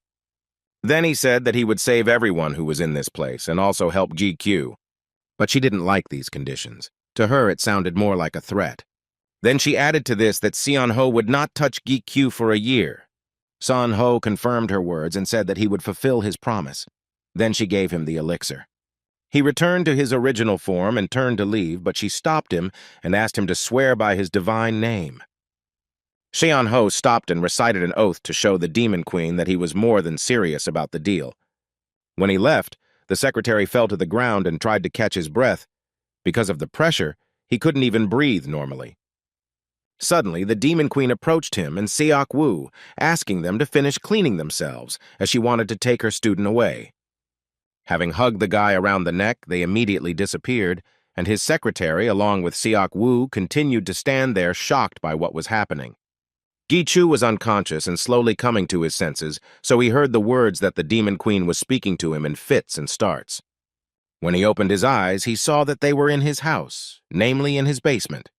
He thought about how the Demon Queen had appeared so unexpectedly, and even knew where his house was. Gi-chu asked her if it was true that the demon's eye served as a means of communication and that they had been watching him through it all this time. The Demon Queen confirmed his suspicions, saying that everything that the eye sees, she sees too. The guy was very angry about this because she was violating his personal boundaries, but the Demon Queen only smiled at him in response, seeing that he was embarrassed. Then he stood up and asked why they had come to his house. She explained that as a teacher, she had the right to do so. Gi-chu didn't argue, as he understood that he was in her debt, since it was because of him that she had to use the elixir 3 times. The guy started asking her a bunch of questions about who she really was, but she interrupted him. The Demon Queen understood that the guy wanted to know a lot, and she would be happy to tell him everything gradually, but now was not the time. She said she had something much more important to do than all this, but the guy doubted that it could be even more important than what had happened. The Demon Queen turned to the boy and asked him to take her into his home for a while. That same evening, they were already sitting at the table with Gi-kyu's relatives, Soo-jung. That was the name of the Demon Queen, was giving out compliments. Gi-kyu's mother was very pleased to hear such words addressed to her. She even felt a little embarrassed by such a number of compliments. Soo-young also paid attention to his sister, whom she also did not ignore. Gi-kyu's sister began to ask him where he found such a beautiful girl and why he didn't introduce them earlier. The guy, in turn, sat in a stupor and could not understand how it happened that they were sitting at the same table. They kept asking him questions about how they met and such. The guy started thinking about how to find a way to avoid this conversation. He understood that he would not be able to satisfy his imagination, which had been running wild after watching various TV series. Therefore, he needed to come up with something urgently. If he started talking nonsense, they would start asking even more questions. Then, all that came to his mind was to get up from the table and say the word, dog, thereby changing the subject of the conversation. He suddenly jumped up and ran into the street, saying that he had been given a dog and needed to check on it. When he ran out into the street, he tried to catch his breath and immediately turned to B. He asked him if he could accept the small size, and he deftly turned into a small puppy. As soon as this happened, his mother and sister came out into the street and saw the very dog that Gi-kyu had spoken about. Yoo-jung picked up the little puppy and began to admire its color. She asked her brother if she could give the puppy a name, but he replied that he had already named him B. Yoo-jung was so excited that she started spinning around with the puppy, happy that her brother had become so cool. Meanwhile, Soo-jung stood behind Gi-kyu and praised him for his intelligence, but he only responded with a sarcastic remark. She didn't pay attention to this, and decided to thank him for his efforts and still discuss the issues that were troubling him. They arrived at a nearby cafe. The guy was in no hurry to go in, as he had received a call from Song-hoo, who was worried about him. The guy apologized to him for disappearing so quickly and asked him to restore order without him. He finished the conversation and was tormented by a feeling of guilt because he had smashed everything there and other people had to clean up after him. When he entered the cafe, Soo-jung noticed his expression and understood why he was upset. She told him not to worry about it, as his friends were real veterans in this business, and he would only get in their way. Having calmed down, Gi-kyu was surprised why they were sitting in an ordinary cafe where there was no soundproofing, and suggested that they go to the tower, where there were a lot of suitable establishments. But Soo-jung asked him not to worry about such things, since Baal's barrier was much more effective than any plugs. People not only don't hear them, but they don't even see them, and Elle was surprised by this because not everyone can establish such barriers. Soo-young decided to return to the topic of their conversation because it was time to answer his questions and she was waiting for him to start. The guy wanted to ask about a lot of things, but from the moment they met, he was haunted by a feeling of discomfort. In the situation where Soo-jung warned Seon-ho about fighting her and Bal, he didn't pay attention to it. But now he asked him who he really was, since the guy was trying to convince me that he was even human. Soo-young was not at all surprised by how Gi-kyu started his questions. She was once again convinced that he had excellent instincts. But she answered him that he should ask this question not to them, but to his sword. And Lu began to explain that he had not said anything before because he could remember her, but now he knew that Bal was a demon and was the most cruel of all demons. Unexpectedly for Gi-chu, Bal began to kneel down and greeted the one who is the master of the great king of all demons. The guy was speechless and didn't know how to react to this, while Lu simply chuckled at Bal's bow. Soo-young started laughing really loudly when she heard Ego's reaction, but Gi-kyu didn't understand what was going on at all. She turned to Ego and clarified that his name was now Lu, and he confirmed her suspicions. Gi-chu jumped up from the table in shock and was amazed that she could hear the voices of his ego. She calmly answered him that she really heard all of his ego, including the one driven into his heart. Lu told the guy that there was nothing strange about it, because he even shared the review with her. Gi-chu was sure that she could read his thoughts, but it was not that simple. She could only hear his thoughts if he allowed her to. But when the guy is in a calm state, she is unable to read his thoughts. Gi-chu grabbed his head. It was very difficult for him to take in too much information at once. Soo-jung didn't expect that her disciple would be a little stupid. After hearing this, Elle and Brunhart didn't think so and started to defend their master. Then she decided to explain everything again, as there was some misunderstanding. First of all, she explained that Bal had shown respect not to Lu, but to Gi-chu. The guy was surprised by this, but Lu said that Baal was one of those who betrayed him once. And Soo-jung confirmed it. Bal led the rebellion to imprison the demon king. To him, Lu was just the one who was once his king, so he showed respect to the one who became the king's master. After finishing her explanation, Soo-jung wanted to return to another question that interested her very much, namely, the demon's eye. She understood that the guy probably had a lot of questions about this, because the eye had recently been reborn and Lu didn't know everything about it. However, she was also interested in how the guy managed to revive the demonic eye, because it is the sign of the demon. Gi-kyu was surprised by her question, because until the very end he thought that it was she who gave him those eyes. Then he wondered if he could accept such power. Most likely the power that this girl put into him worked as a catalyst. But his manifestation was the merit of Gi-kyu. Soo-jung could not imagine that he was capable of awakening such power. Lu admitted that perhaps the guy was a descendant of a demon, but the guy refuted his guesses because his mother was an ordinary person. Then Lu asked about his father. The guy suddenly thought about it, but couldn't remember anything since he knew him very poorly. Soo-jung reassured the boy, saying that it was nothing special, since almost all high-level demons had a demon eye. However, among them there are special eyes, and his purple eye was one of them. The color of the eye determines the level of the demon, where green is for the lowest level, red is for the middle level, and purple is for royal demons. Demons who possessed such an eye were considered to be at the highest level. It was the last one. There was no one better than them. Soo-jung could use any of the demon's eyes, but Lu doubted her words because even he didn't remember using all of his eyes. But Lu was a real demon who could only fully control one eye, and she was in a completely different situation. Then Gi-chu asked her if she was really human. If she could use demonic eyes, then she was also a demon. But she said that she had a special case, which could easily be Gi-kyu.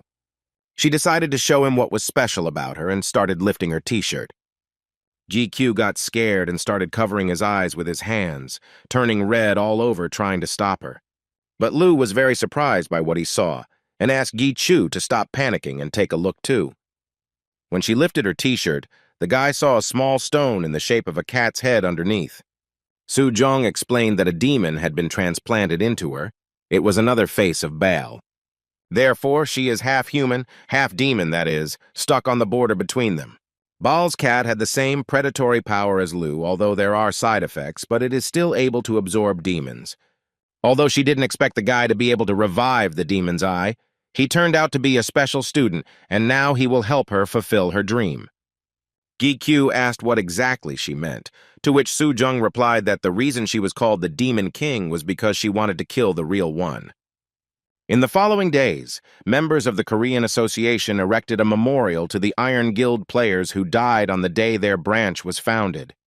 Thanks to the well-coordinated work of the association, there was no information leak, but the public erupted in violent reactions to this incredible event. Lee Seon-ho volunteered to calm the press and the public, since the #1 player's statement had power. On the other hand, Iron Shield was surprisingly calm, despite all his guesses. At the conference, he limited himself to expressing grief for the dead. Due to such a cold reaction from the immediate participants, the American media soon calmed down. And so the incident ended, leaving a small residue in the form of weak doubts and disputes. Even though the damage to Gi Chu's team was minor, the numerous casualties still weighed heavily on their hearts. But El and Lu's egos began to calm the owner down, because it was not his fault. They themselves made their choice. After the event, the guy returned home and greeted Soo-jung. She was glad to see him back and continued to eat while sitting in front of the TV. He asked how long she planned to live with him. But she still didn't have a place to spend the night, although the guy didn't understand where she had lived before that. He went to his room to change his clothes and began to think about how he had never heard the whole story that day. After all, Soo-jung said that he didn't have the right to know the whole truth yet, and only after he passed the 50th floor would she tell him everything. Gi asked Soo-jung where his mother and sister were, and she replied that they went to a restaurant to have dinner with Shik-hyun, and they also took B with them. The boy smiled because his teacher didn't waste his time, and he was happy for him. Suddenly he remembered that Soo-jung could watch everything he did through his eye, and quickly went down to her to find out if she was watching this time, too. She smiled and complimented his figure, but he asked her to do something about it, because he couldn't even go to the toilet normally. Soo-jung began to explain to him that she was watching him not because she liked it, but because it was the only way to sort out the situation and not have contact with him. But now it was not necessary because she was always nearby and he wanted Soo-jung to lose this ability. Then she asked him if he would regret it, but the guy didn't understand why he should do it. To break the connection, it was necessary to take away from him the energy with which she filled him, but it was easier to give it than to pull it from him. Moreover, the guy's demon eye skill has awakened, and in order to get rid of its influence, she will have to do something extraordinary. After which, she came closer to the guy and kissed him on the lips. He definitely didn't expect that. Gi walked away from her and started yelling at her, not understanding why she was kissing him. Soo-jung was surprised by this reaction and guessed that this was the first kiss in Gi's life. He covered his face with his hand without answering her, and she realized that he really hadn't kissed anyone yet. With a kiss, she canceled the transmission of the vision, and soon the boy's pupils would become as before, explaining to him that he had not lost the demon's eye because of this, but he had simply returned to his previous state. Now she could not hear the voice of the ego, although she was very interested in it. She also apologized for his first kiss, but the guy got angry again, so much so that he wanted to hit her, but he had little chance of winning, so he kept quiet. Since no one was home, Soo-jung suggested that they also go to the basement, since Baal had prepared something special there. When they arrived at the basement, the guy stood with his mouth open, because his basement was different from what it was before. He would have been surprised how Baal managed to do this, but El explained to the master that he had put up a barrier that increased the space. He also set up a shock-proof barrier, and now they could train here without any problems. The boy didn't understand why they would do this, but Soo-jung decided that there was no need for a reason for a teacher to fight with a student. She was already standing in full combat readiness and waiting for the guy to begin the attack. At the moment, she couldn't teach Gi Chu much, since he hadn't passed the 50th floor yet. After all, on this floor there is a second-class change, and for those who have unique skills, the floor was considered special. There, all the players' unique skills are enhanced, or a new unique skill can be obtained. She gave the example of his friend Seok Woo, who also acquired a new unique skill. But first, she suggested that he attack her first, and then it would become clearer to him. The guy activated his skills and gained enough speed to attack. When he approached Soo-jung and stabbed her with his sword, she was not there. Before he could react, he was already standing motionless as she held her sword right at his throat. Gi Chu quickly dodged it and flew back a short distance. Elle noted that Soo-jung's fighting skills were top-notch.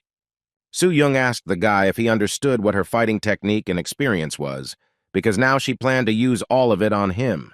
And she quickly began to approach him, but he did not have time to look back, as she was already behind him. She began to attack him with her swords, but the guy managed to dodge her blows, even though the technique was lightning fast. Continuing her attacks, she began to talk about how she and Sun Ho had a mutual dislike that did not allow them to exist. If they collide, neither of them will remain intact. They maintain a balance of power. But the existence of Gi Chu and the intervention of the Iron Shield had upset this balance, and the boy, continuing to block her attacks, could not understand why she was talking about this now. Then she decided to say directly that the guy needs to become much stronger than he is now. After all, if within the year that she agreed on with Di Seon Ho, the guy does not become as strong as the Iron Shield, then he will die. After these words, Soo-jung activated her unique skill, Ink Flame, and began to attack the guy with all her might. Then in response, he activated his death skill and prepared for her strike. When they collided, both energies created a powerful explosion that was hard to escape. But Baal didn't even move from his place, but simply watched them. When the dust and smoke cleared, Gi-kyu was lying on the floor, completely exhausted. Soo-young walked up to him and praised him, as his last attack was quite harsh. She also added that he could address her informally, since they were the same age. Meanwhile, at the gate, Rogers was hauling huge boulders with a single rope. Hart stopped him to give him some food. He threw a loaf of bread at his feet, and he stopped. When he saw the bread, he immediately pounced and began to eat it bloodthirstily. Hart looked at him and was surprised that the man who deserved to have all his limbs torn off seemed to want to live too. He reminded him not to forget that all this was the grace of the great master, and it was out of his kindness that he had glued his hand back on. Claiming that he understood everything, Hart pulled out a huge whip and struck Rogers on the back, ordering him to continue working. The powerful blow knocked Rogers off his feet, and he fell to the ground. When he tried to get up, his eyes were burning with revenge, but now not towards Gi Chu, but towards the Iron Shield. Hart watched as he resumed working and was struck by the fact that his anger was now directed in a different direction. Instead of finally ending his revenge, he uses it for his next one. Everything was as Guy Q had told him, who had forced Rogers to build the huge structure. Hart thought that this business had great meaning and that this structure would be useful to him in some way. But in reality, Jai Q made Rogers do this just so he could suffer. Gi Chu addressed Baal as you, but Baal asked him to address him simply by his first name, since he had every right to do so. Then he addressed him again, but by name, and asked how his work was progressing. Before they entered the gate, Baal asked Gi Chu for permission to do so, as he wanted to conduct research there. And Soo-jung confirmed that Baal knows a lot about the demon world, and he will definitely be useful to him. Even though she said so, the guy thought that Baal was quite unpleasant, although very capable. Baal answered Gi Chu's question and said that he had everything ready, but all the guy saw in front of him was some kind of seal. Then he explained that his gates were using too much power, or in other words, they were getting very hot. So Baal collected the remaining magical power and made crystals out of them. This meant that all the crystals that Brunhart had swallowed would come back, but he had no use for them, even if they could be sold. But Baal explained that if they only extracted the crystals, it would mean a slight improvement in the gate's efficiency, and that's all. But his goal was different. He created something special that distinguished him from other crystals. The crystal itself is a material for various magical items and fuel, and depending on its magical power, its color and appearance can change. Gi Chu picked up the crystal and began to examine it. He understood that it was a special item, but he did not understand where to use it. Ego L also said that she does not feel any presence of magical power in this crystal at all. Baal called this crystal very rare, and that was its value, but people still line up at the auction. Gi Chu still didn't understand why he needed to sell the crystal, but Baal said that when the guy learned its true value, even $1 billion wouldn't be enough for him. The guy was even more confused, but Baal was not going to tell him anything further because he had to find out everything himself. Baal was mostly silent, although he called Gi Chu a great master, but at the same time he was not particularly friendly and said nothing if he himself did not want it. However, the experiment to extract the crystal was successful, and most likely that is why he seemed happy and talked a lot lately. He said that the gate was an abandoned kingdom, then Gi-Chu admitted that there was someone who ruled this kingdom, and most likely it was a demon. But he gave an ambiguous answer saying that not only demons can take over the kingdom. Then Gi-Chu began to ask Baal even more questions, because there were many things that he did not understand, and they had a very long conversation ahead of them. He said that no one left this territory of their own free will. They simply had no other choice. Although at that moment it was impossible not to stop this territory, he did not continue his story. First, the guy had to go up to the tower and get to the 50th floor, and only then would they be able to return to this conversation. The next day, Gi-Chu fought again in the basement with his teacher. He dodged her blows and constantly tried to avoid her direct attacks.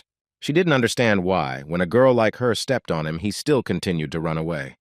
The guy thought that she meant something else by this expression. He also believed that in a battle with the Demon King, there was nothing left but to escape. When she heard this, she immediately rushed straight at him in an attempt to strike again. Su-Young got too close to him. He also used his sense of smell and distracted her so he could escape. Having flown away a short distance, she continued to attack him. Although death was a strong skill, it was not considered to be anything special. It is not a fact that the guy will be able to immediately defeat the enemy after using this skill, and if this happens, then he will have no chance of winning.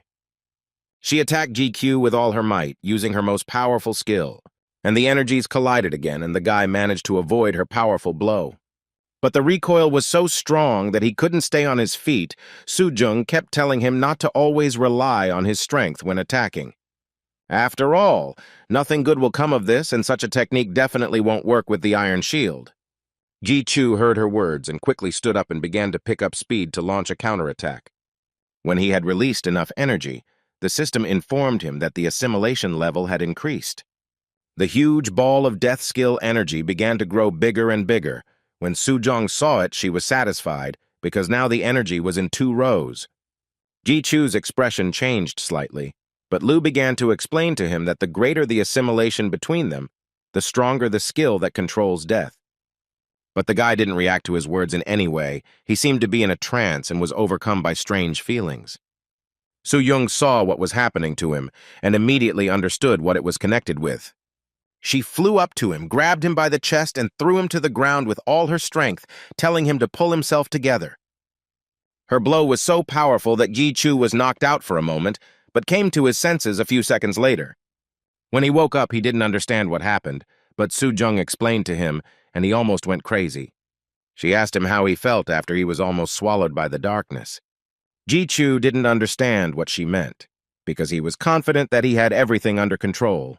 But she guessed that during the stupor, his body was filled with a feeling of complete satisfaction, which he could not refuse. This was magic. Because at that moment she felt a huge power over everyone around her, which is why demons are so dependent on this magic. Then she told him to find a player who had 100 swords. She explained that this player had swords, and the sacred sword Kallion Iron Sword and the sword Nain that Rogers had were obtained from him. He needed to find the sacred sword and strengthen L's powers, as his demonic power had grown so much that it was beginning to upset the balance. Gi-Chu's peculiarity reached the middle, and he could not replenish his strength from only one side. She suddenly grabbed him by the neck and asked why he still addressed her as you, if they were the same age, because by earthly standards, this was indeed the case. Su-Young decided to go inside to have a snack because she was very hungry after training. She asked the guy if his relatives had returned home yet, and he decided to call them to find out about it. He opened the gate where he hid his phone to see if there was any news from them. When he picked up the phone, his face immediately changed. He had a missed call from Grandpa Gi-Chul from the bench. The guy immediately tensed up because his grandfather called him for the first time in all this time, and this meant that he needed help. When he called him back, the voice on the other end of the line was intermittent, and Gi-Chu couldn't make out a single word. And then the voice died down completely. The guy couldn't understand why his grandfather was silent, and L admitted that most likely the connection was interrupted because of the barrier. But Gi-Chu was sure that this was not so, because Bal said that he left it open. The guy continued calling the girl, hoping that she would answer him. And finally I heard his voice. He was talking about the guy coming to the workshop as soon as possible. He said that he had very little time left and something about his grandson Min-soo, but the connection was lost again. When the guy heard his words, he was seriously scared, realizing that something bad had happened. Meanwhile, Secretary Song-hoo was having dinner at the association's cafe, but he was interrupted from his meal by Gi-kyu's insistent call. He picked up the phone and the guy immediately asked him what would happen if a player ran around the streets without permission, and whether it was considered a violation of the law. Song-hoo confirmed his words because it was indeed dangerous, but he didn't understand why the guy was asking him about it. The guy explained that he urgently needed to go to one place, and if there were any privileges for mercenaries, he would be very happy about it.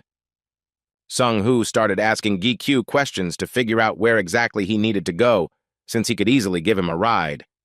But the guy, without waiting for an answer, hung up, which seemed very strange to Song-hoo. Ji-chu immediately took off and activated his acceleration skill to get to the shop faster. He moved so quickly that no one around even noticed him. When he stopped in one of the areas, a column of dust stood around him. Elle and Lu confirmed that he had arrived at the appointed place. Then the boy activated his defense and took both swords in his hands, preparing for the worst.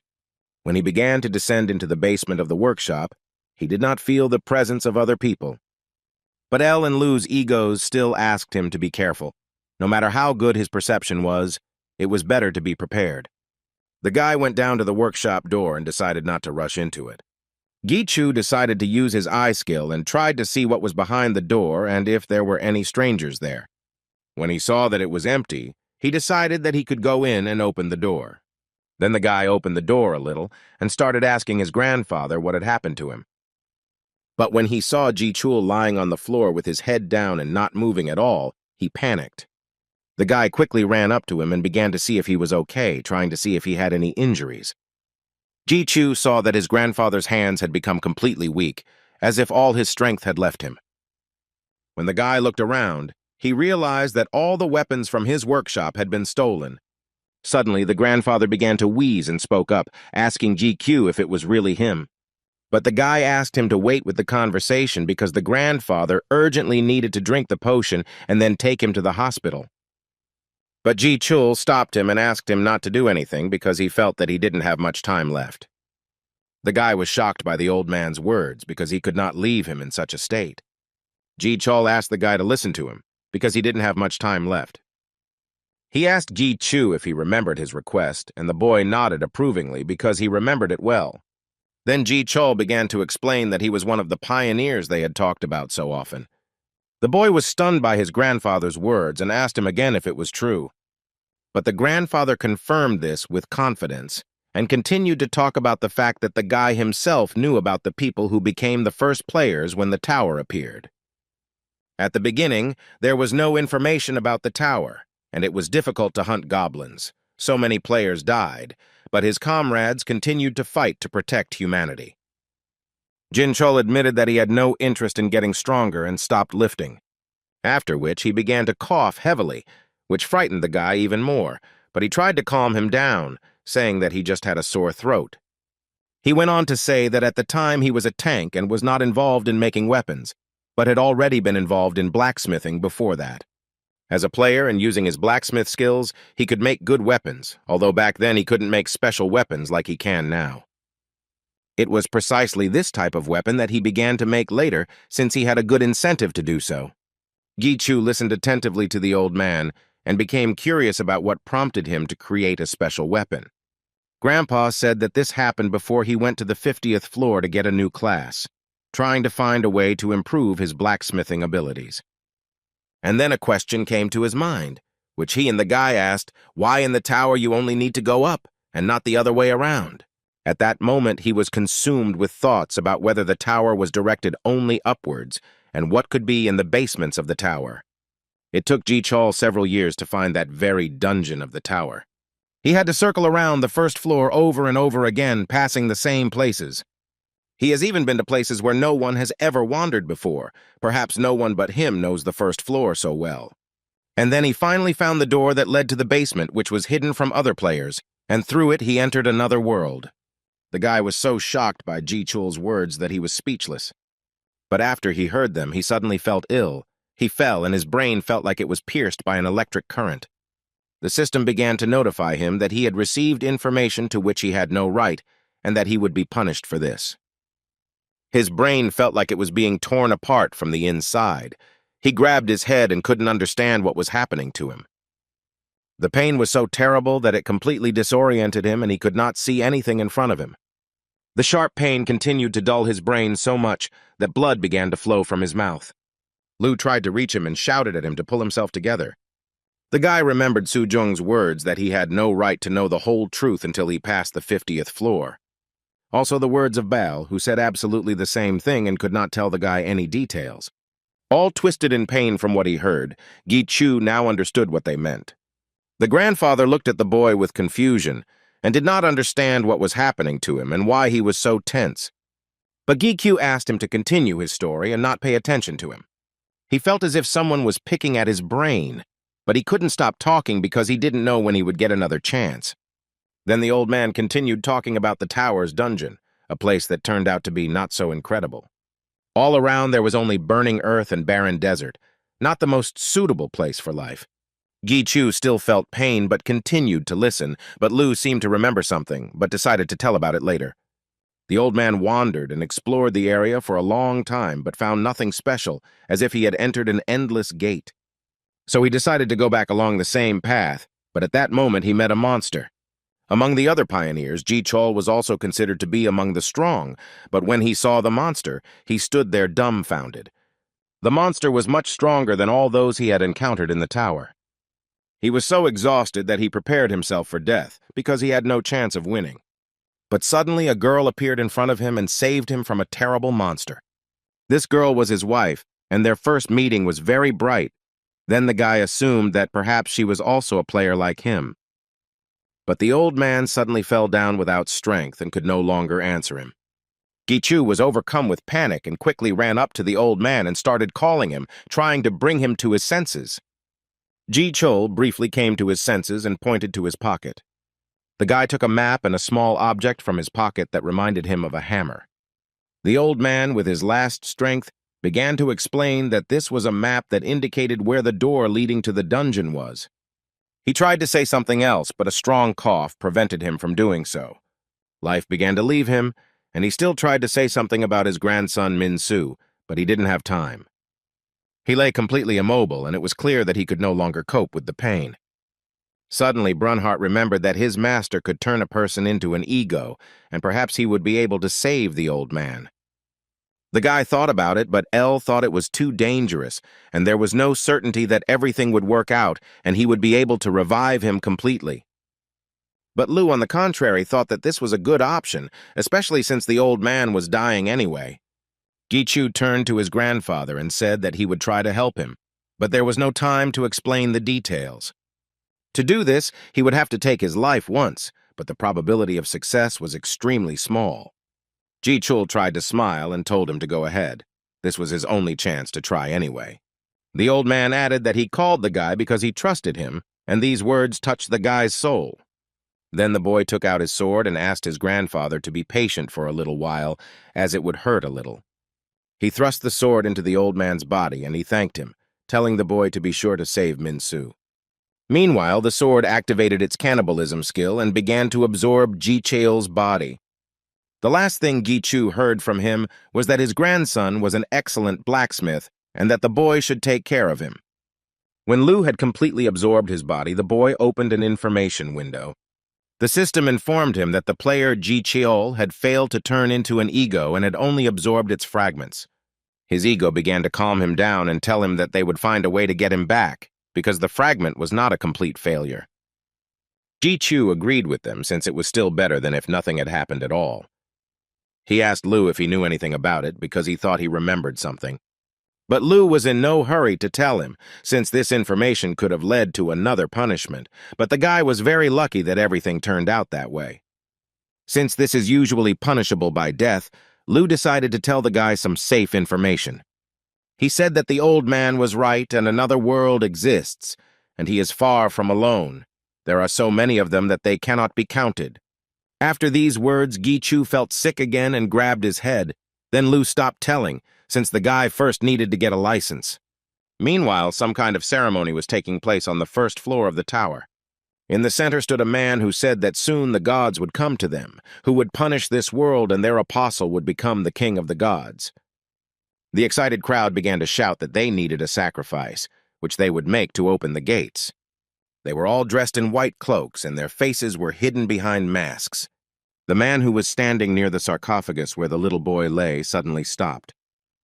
He thought about how all these people who had gathered for the ceremony really didn't understand what would happen when the seal on the door was removed.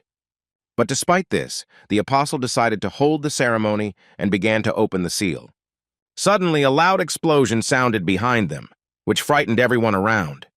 As the dust began to settle, they saw the outline of the guy who had gotten in their way.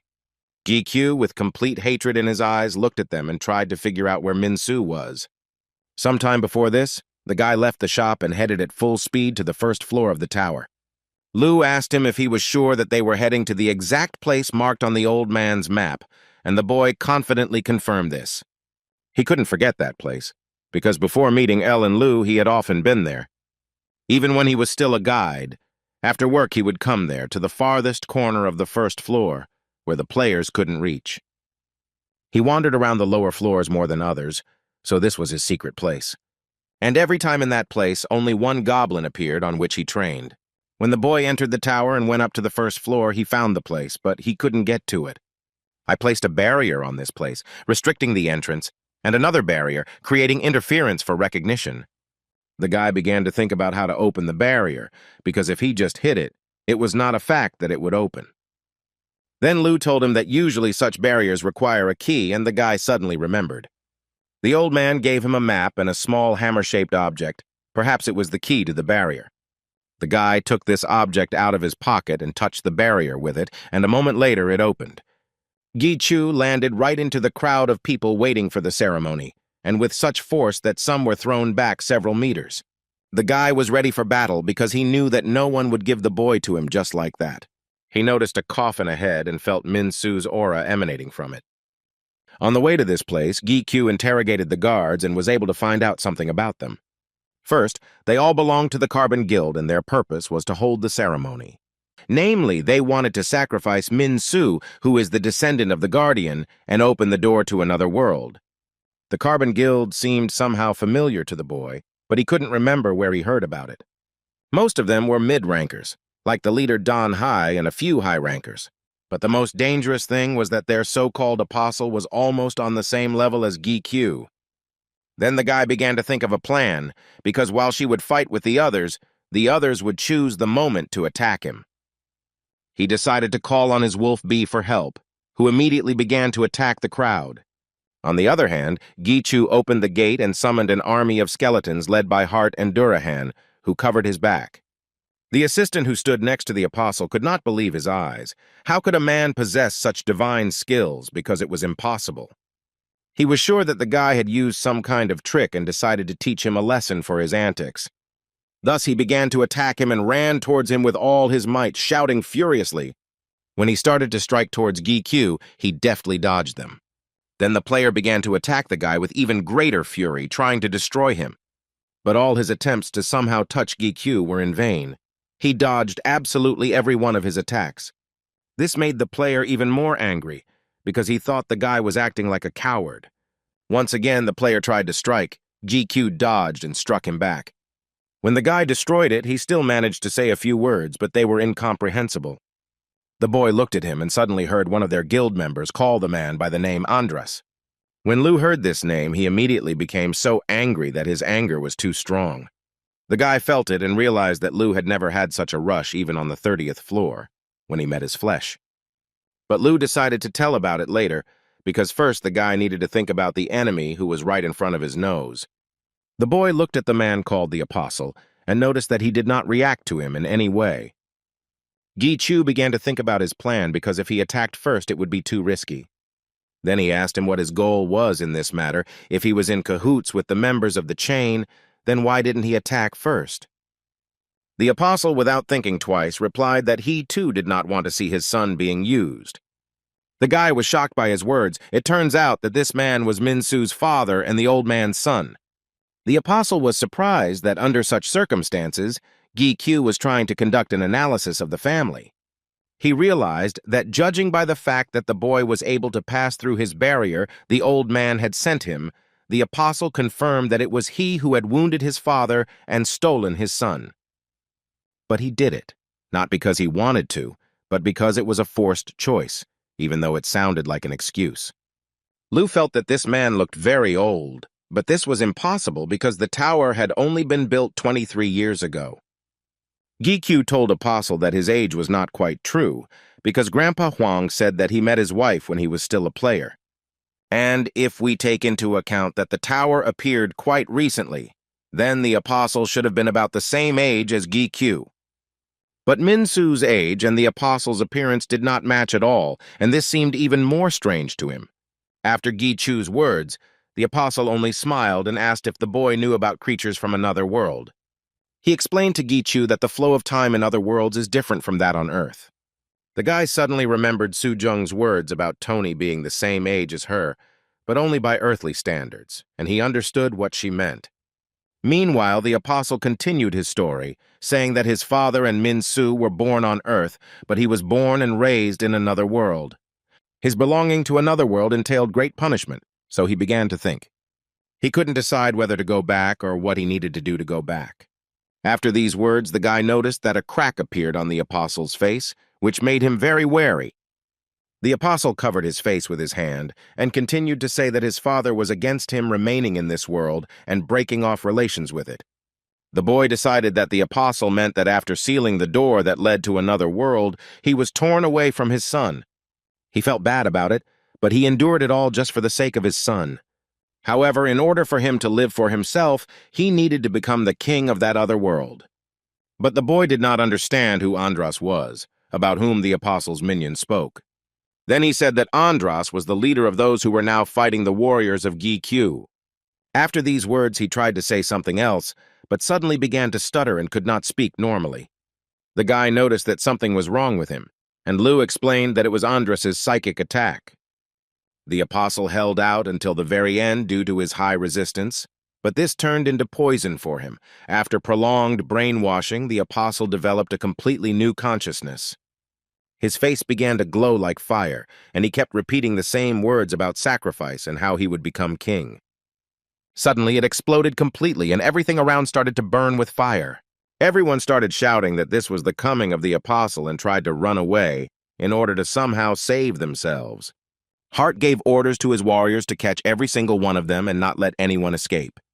All the guild members began to run in different directions and tried to open the barrier.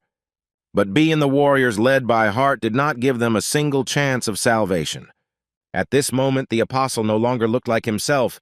Now in front of Gi stood a huge stone monster that was burning with fire from within. The guy covered himself with his hand, but it was too hot, and then he called B for help. But the monster began to attack the guy with his fire to kill. It seemed that this was the end for him. After the attack, the guy still stood in place and his body was swallowed by water.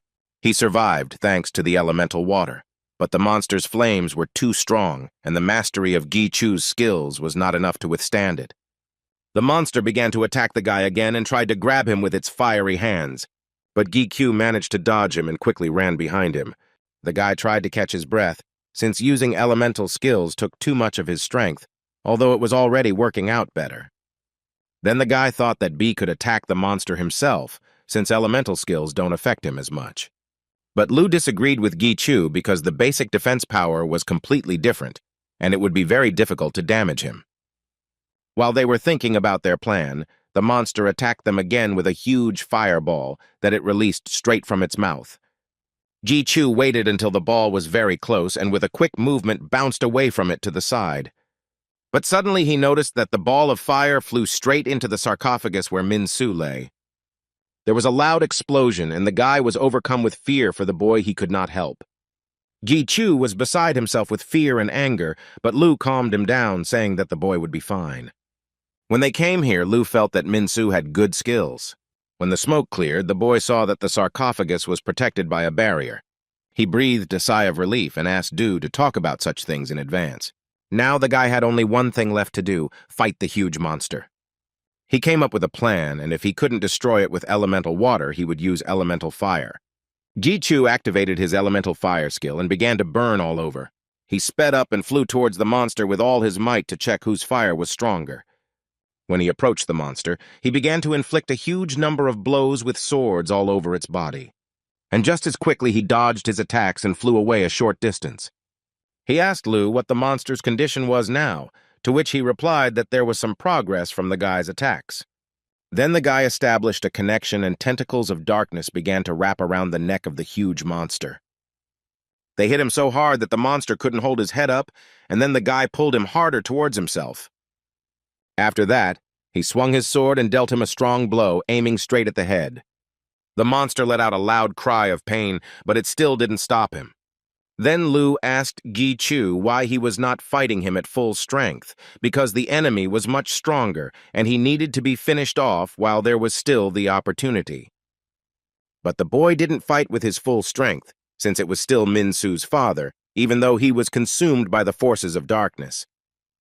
While lost in his thoughts, the boy noticed too late that the monster had begun to attack him. The demon hit the spot on his back where Ji-Chu stood, and barely managed to jump back from the blow, and flew with all his might to the ground. When the boy noticed that his equipment was starting to suffer, he realized that the damage was piling up, and he had no time to hesitate. The demon's eye that had disappeared when Su-Jung took away his power began to gradually return to him. Thanks to the demon's eye, he realized that this giant was the same man, and at the same time not him. But they did not understand what he was talking about, and he could not explain it to them, because he himself did not fully understand everything. But he knew exactly what he had to do, because Su-Jung had told him that death was not just about resolving something. And if a guy looks at it a little deeper, then he will be able to use this skill more extensively than before. This fire, which is not Min-Su's father, he will try to destroy only him. The guy sped up and climbed onto the monster, avoiding its attacks. He jumped away from his head and now hung right above him and activated his death skill. Ji-Chu began to attack him and swung his sword through the monster's entire body, cutting it in half. After his blow, the monster began to fall to the ground and his fire instantly began to go out. As he fell, a huge explosion occurred. The fire that had engulfed part of the floor was gradually dying down, which Ella was very happy about, as she was worried that the fire would destroy everything. Min-Su's father lay on the ground completely charred, and it looked like he was dead too. Ji-Chu came closer to him and saw that he had come to his senses.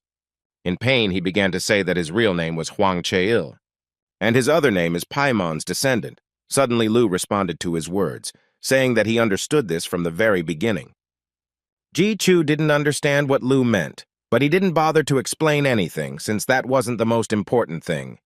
Then the boy told Che-il to tell him who Andras was. He replied that the guy should find the Carbon Guild in which that same Andras was. Life was leaving him, and he reached out to the boy and asked him to take care of his son. The boy silently accepted his request, then raised his sword and plunged it into Che-il's body. The system activated the cannibalism skill and began to transform the fire giant into an ego. After the giant's transformation was successful, the body evaporated. It so happened that the guy killed both the father and the son with his own hands, but he had no other way. Now he had to think about how to get the boy out of the sarcophagus, which he wanted to try to open with a hammer. But Lu refuted his guess, because this barrier had a completely different mechanism. At this point, Hart turned to Ji-Chu, saying that they had dealt with all the participants of the ceremony. When he turned to them, every single one of them bowed before him. He ordered them to do everything else and returned back to the gate. And they obediently began to take with them all the bodies of the guild members. The guy also ordered the rest of the warriors to take the sarcophagus and carefully carry it. When they finished and completely left the place, the guy suddenly heard a noise and turned around. In front of him stood an orc, the same one that kept appearing in the same place. When he saw him, the guy was even a little happy because he hadn't seen him for a very long time. But the orc suddenly screamed and began to quickly run away towards the forest, and the guy did not understand what had happened to him. Lu admitted that perhaps the orc instinctively felt that he could not win and decided to run away. The guy smiled, picked up a small stone from the ground, and shot it at the orc. The stone hit him straight in the head and thus destroyed him. The guy's mood improved a little, because he didn't think he was hitting the target. Suddenly, Elle and Brunhart started calling out to their master to get his attention because they felt the ego. Turning around, the guy also felt this aura, which suddenly appeared out of nowhere. GQ walked towards the direction from which he felt this aura and saw a cave on the way. The guy remembered that he had seen this cave before, but when he entered it, he did not feel the presence of the ego. Elle admitted that this cave might have been the entrance to the basement that the old man had spoken of. He found it strange because he had just clearly felt the ego's aura and it suddenly disappeared somewhere. Lou thought he was unlikely to find anything in such a narrow place, and Ella didn't see any changes. The guy agreed with them, but decided to sit down and talk to Lou before returning home. At the same time, he decided to wait until the cool down of the elemental skill passed. He opened the gate and took out some water to refresh himself a little, waiting for Lou to tell him something, but he was annoyed that Gi Chu was constantly demanding something from him. The guy explained that Lou himself always pretends to know something and has a feeling that he remembers everything, but does not talk about it. But Lou said he just had fragments of memories when there was a special occasion. Gi Chu wanted Lou to explain to him who Andras was and who was Paimon's descendant. Then Lou revealed that Andras and Paimon were the demons that occupied the 72nd position. By position, he meant the Demon King class, but not like Su Jung, but the Great Demon class that occupied the position right after the real king. There were a total of 72 positions in which Baal occupied the first place. Andras was in the last position, but he was called a terrible demon, not because he was strong, but because he had a bestial character. Paimon held a high position and was one of the two guardians of Hell, and he was also the great blacksmith of Hell. The boy remembered that Huang was a descendant of Paimon, and that was why his weapon was so special. Lou suddenly became silent, and Gi Chu ordered him to continue speaking. But Lou replied that he had told everything, and that he did not remember anything else. The guy was a little upset. He had expected a little more information. When he returned home, he was caught off guard by Su Jung, who wanted to go on a date with him. But he politely turned her down, saying that they had not agreed on a date, but were simply planning to have dinner together. Moreover, Gi Q did not have time for this since he had urgent matters. Su Jung asked what kind of business the guy might have had, and Gi Q decided that it was worth knowing about it. Their conversation was quite long, but after he told her everything, she looked very serious. Su Jung was curious about what was going on with that boy, and the boy said that he had given the sarcophagus to Baal and that he was now trying to remove the barrier. She thought for a bit, but then confidently said that the guy needed to go with her and meet someone. When they arrived at the association's office, they met with the head of the association, Oh Tai-gu and Shik Hyun. The boy felt awkward because he didn't think that the Demon King could calmly sit at the same table with the head of the association. The guy looked at Su Jung and she asked why he was so surprised that they knew each other. Then Chief Oh Tai-gu said that they don't have such a bad relationship with the Demon King, although he doesn't know what he thinks of him. Moreover, Su Jung was also a mercenary of the association and showed the guy her ring. The head of the association was obsessed with increasing power, and they helped each other when the situation required it.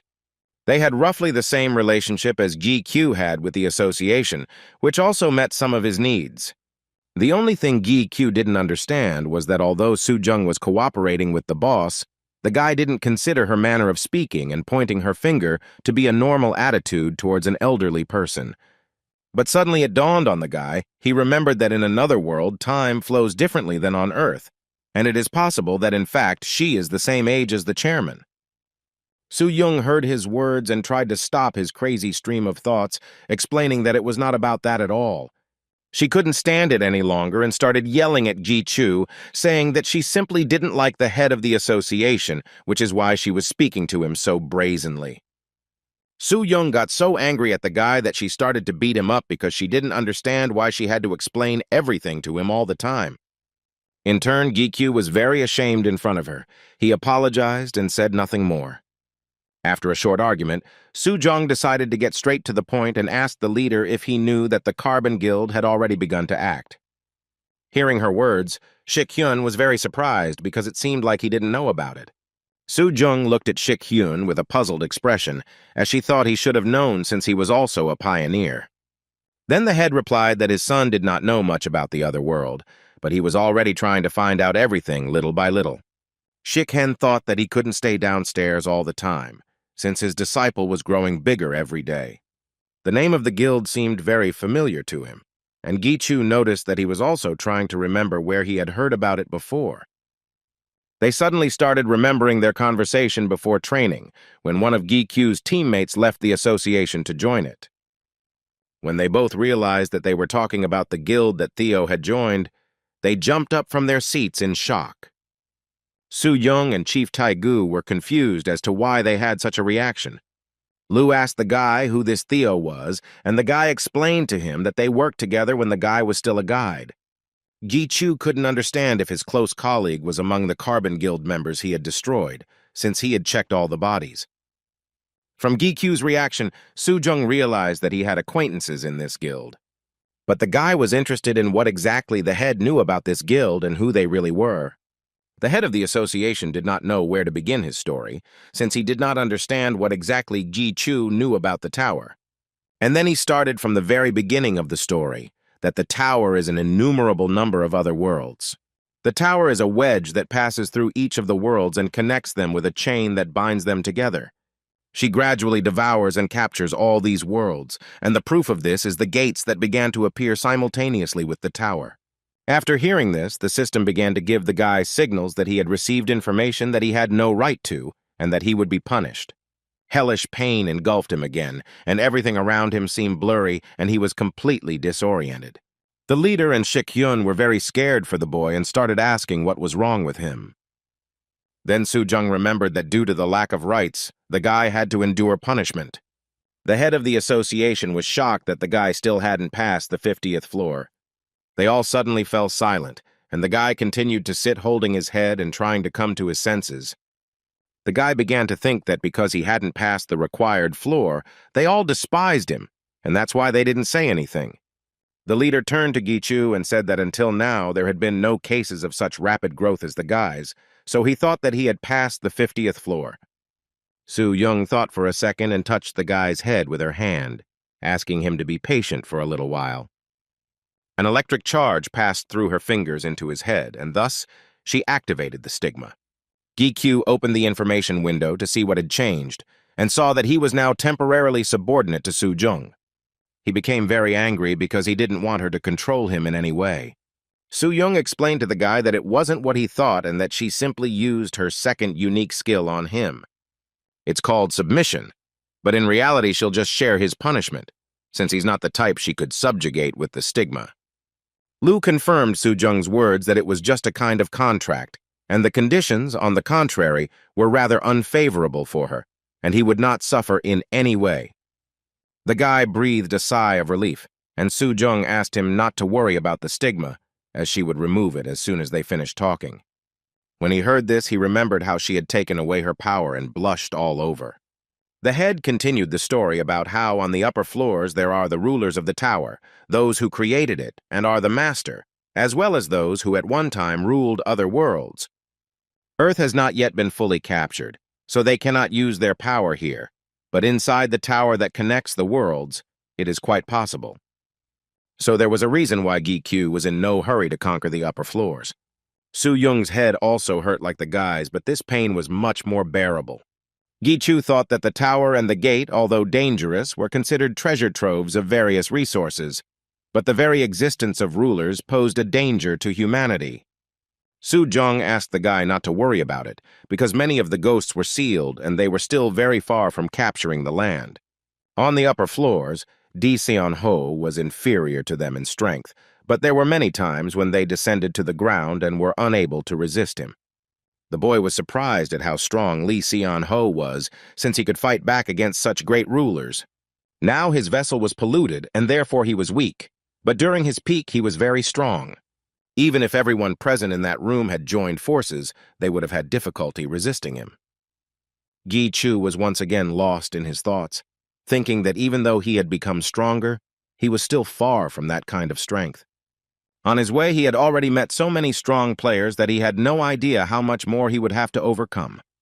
Lu distracted him from his thoughts and reminded him of one girl who was also very strong. The guy couldn't understand who they were talking about. Then Lu called her by her name, Ha Rim, and Gichu remembered her.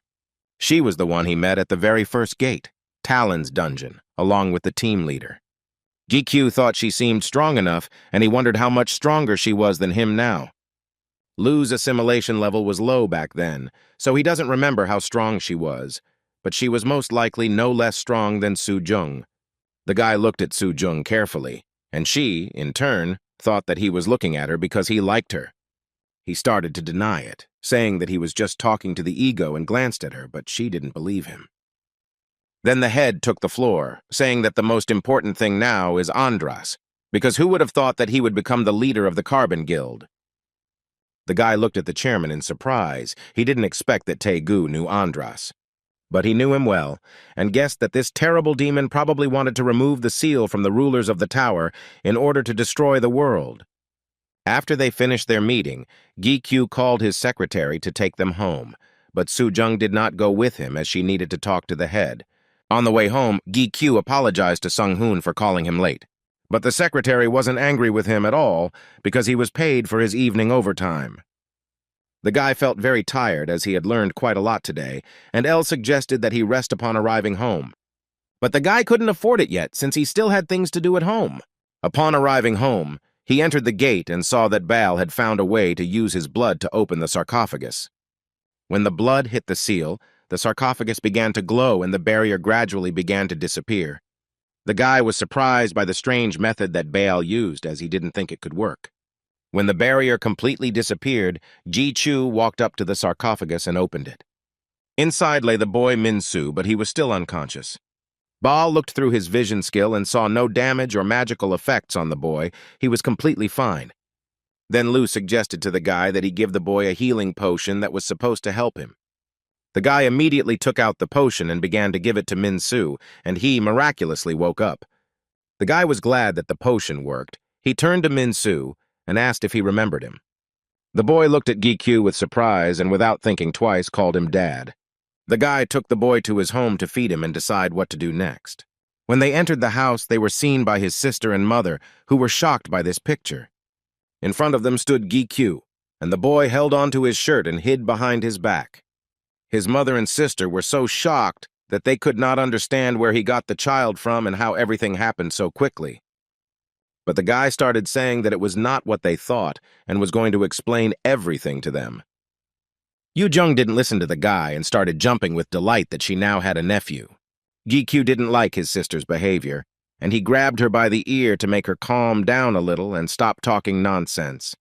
The sister grabbed her ear, which was hurting badly, and moved away, while the mother stood still and waited for an explanation.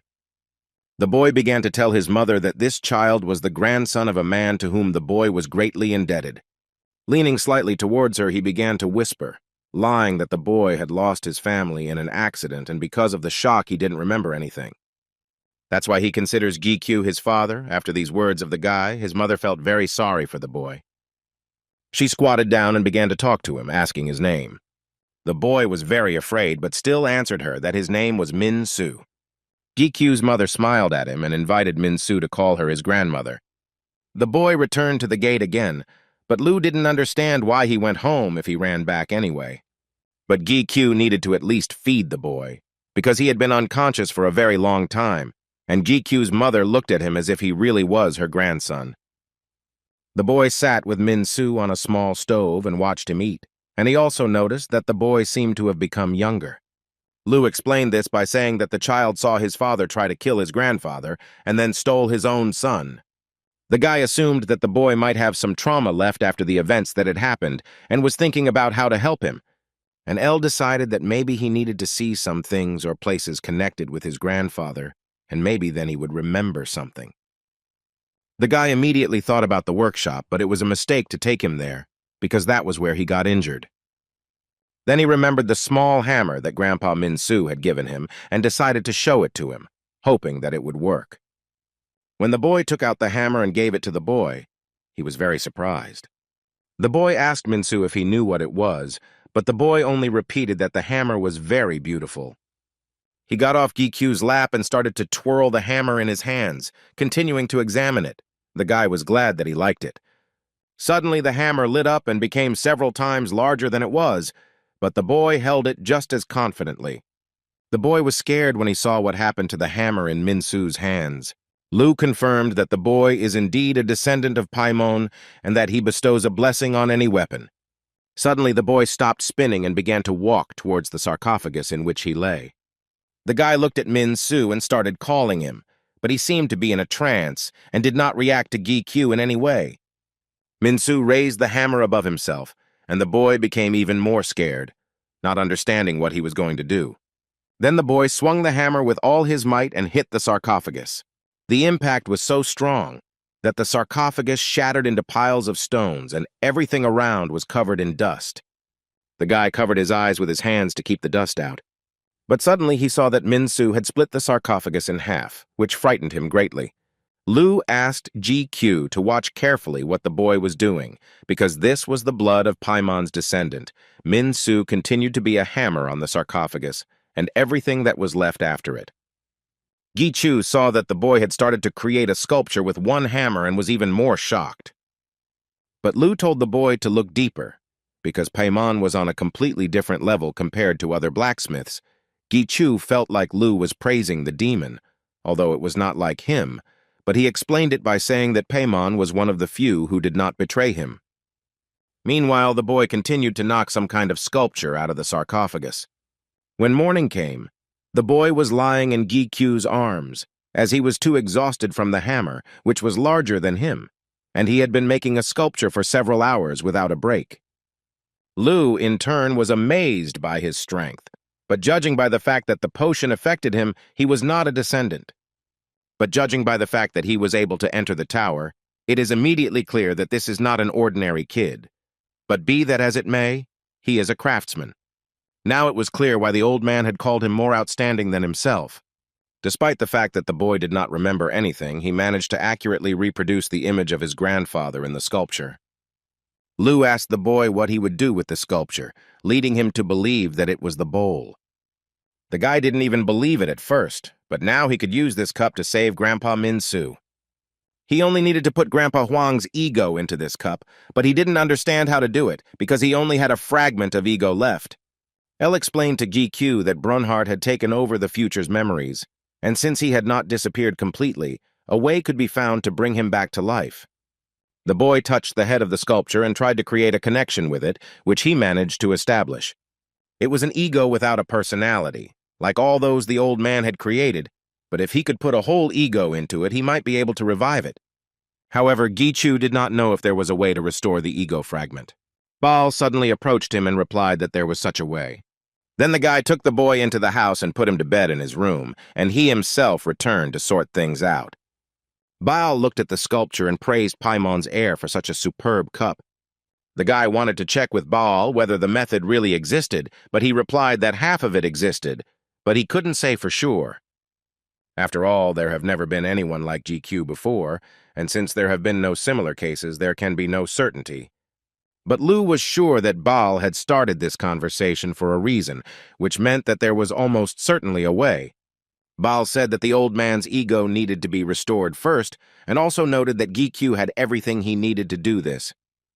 The fragment of the ego and the piece of the ego that the guy has had to be connected, then it would be possible to restore the missing parts. Gi-kyu couldn't understand how Baal knew about the piece of ego and its connection.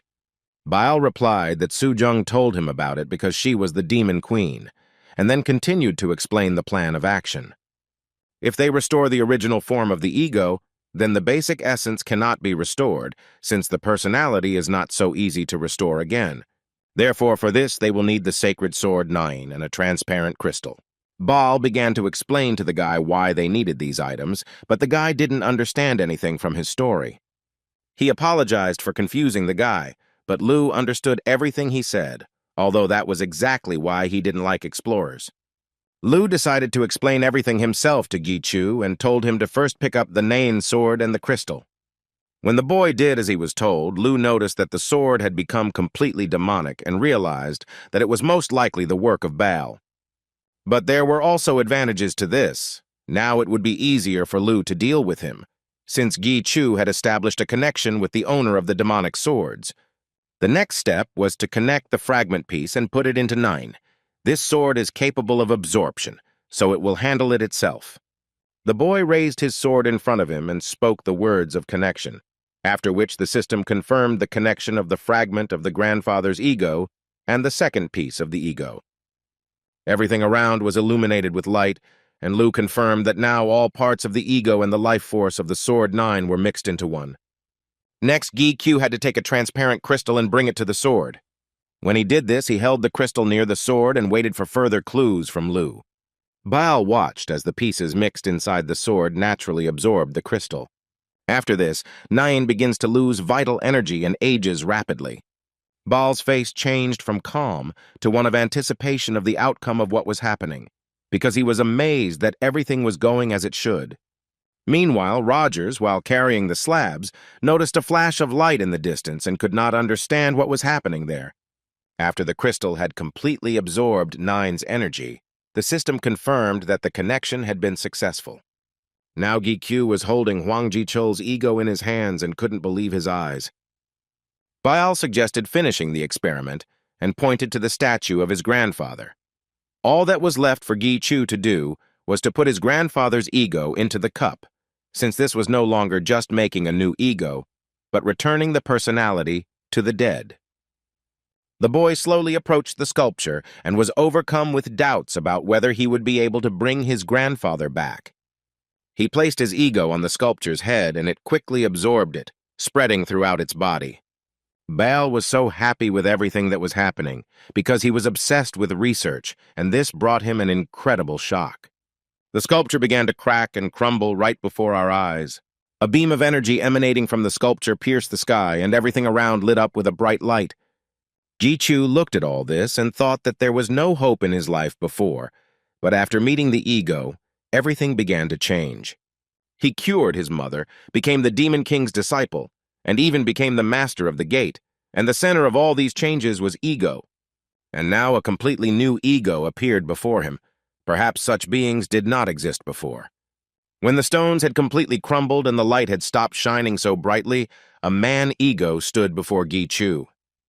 What the outcome of all this would be, even the guy couldn't know, and probably no one else could either, because this was the first time something like this had happened. Huang Ji-chul stood up and began to examine himself, and the system informed Gi-Q that the Guardian was fully formed. Meanwhile, in the Iron Guild office, their leader Iron Shield was talking about how an unusual gate would soon appear in Korea. Under the pretext of this, he wanted to go there again to catch the Demon King. The shadow behind him answered him that if everything turned out exactly like this, then it would be the best scenario for them.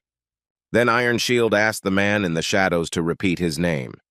He began to emerge from the shadows, calling himself the leader of the Carbon Guild. When he fully revealed himself, it became clear that this man was Andras, but he suggested that Iron Shield simply call him Ras. In recent days, Gi-Chu has been undergoing tests in the tower, climbing higher and higher through the floors. During the battle, he thought about the origin of the tower and the monsters that began to appear from there. A huge crowd of stone monsters attacked him at that moment. But he was well focused on the fight and had no problem dealing with them. He also remembered people who increased their levels inside the game, fighting monsters. They gained more and more power. And among these people was Gi-Q, who was treated as an unfinished player. Rising up and pointing his sword at the leader of Crusit, he destroyed his enemy with a death skill. Lu absorbed it, and it successfully turned into an ego. After which, Gi-Chu walked out of the gate and saw a surprised guard from the association, who was shocked by his speed of clearing. He ran up to Gi-Chu and thanked him for his work, calling him by his new name, Morning Star, which the boy didn't really like. Gi-Chu was pleased to be treated with such respect, but he could not get used to it. His secretary Song-Hu suggested that he should enjoy it if he couldn't avoid such praise. He also gave Gi-Q his phone number and said that his sister had called him. She was looking for something and wanted to ask him about it.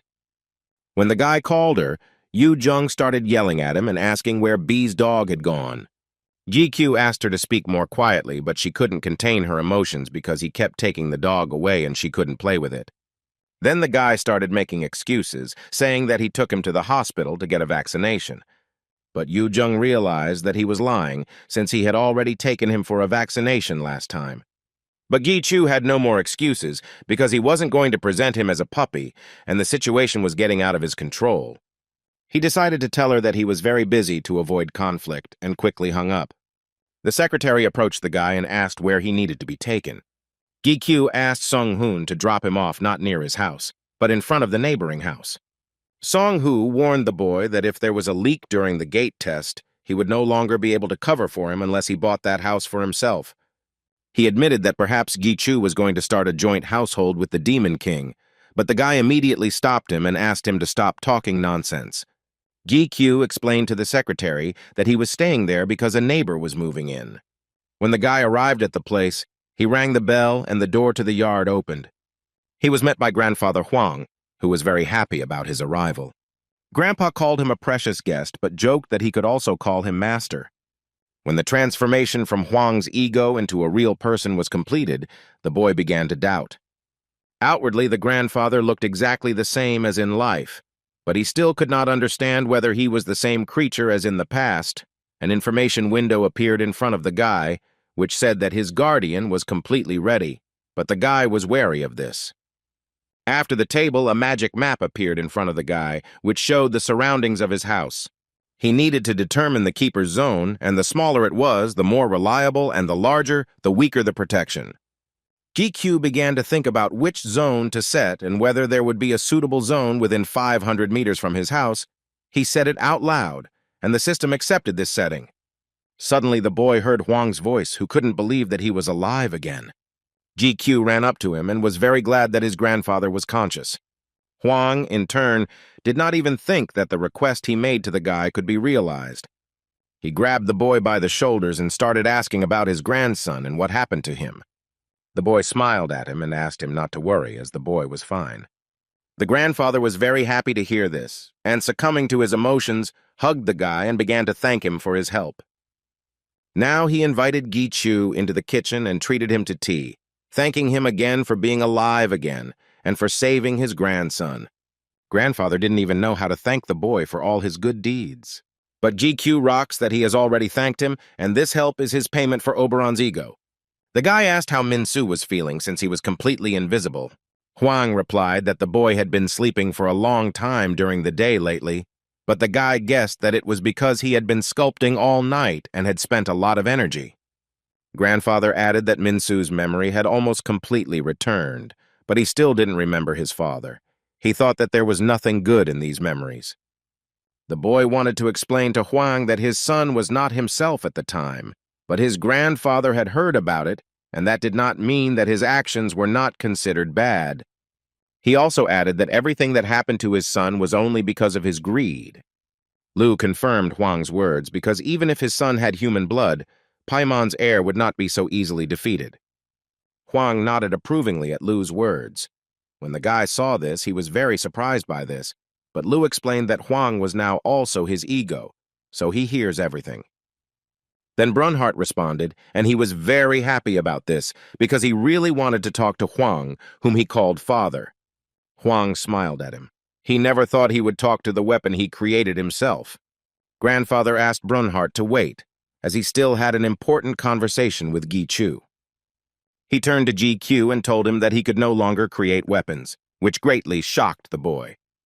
Carbon's men were after one thing in his workshop, and that was Paimon's legacy, which he had been guarding as a custodian.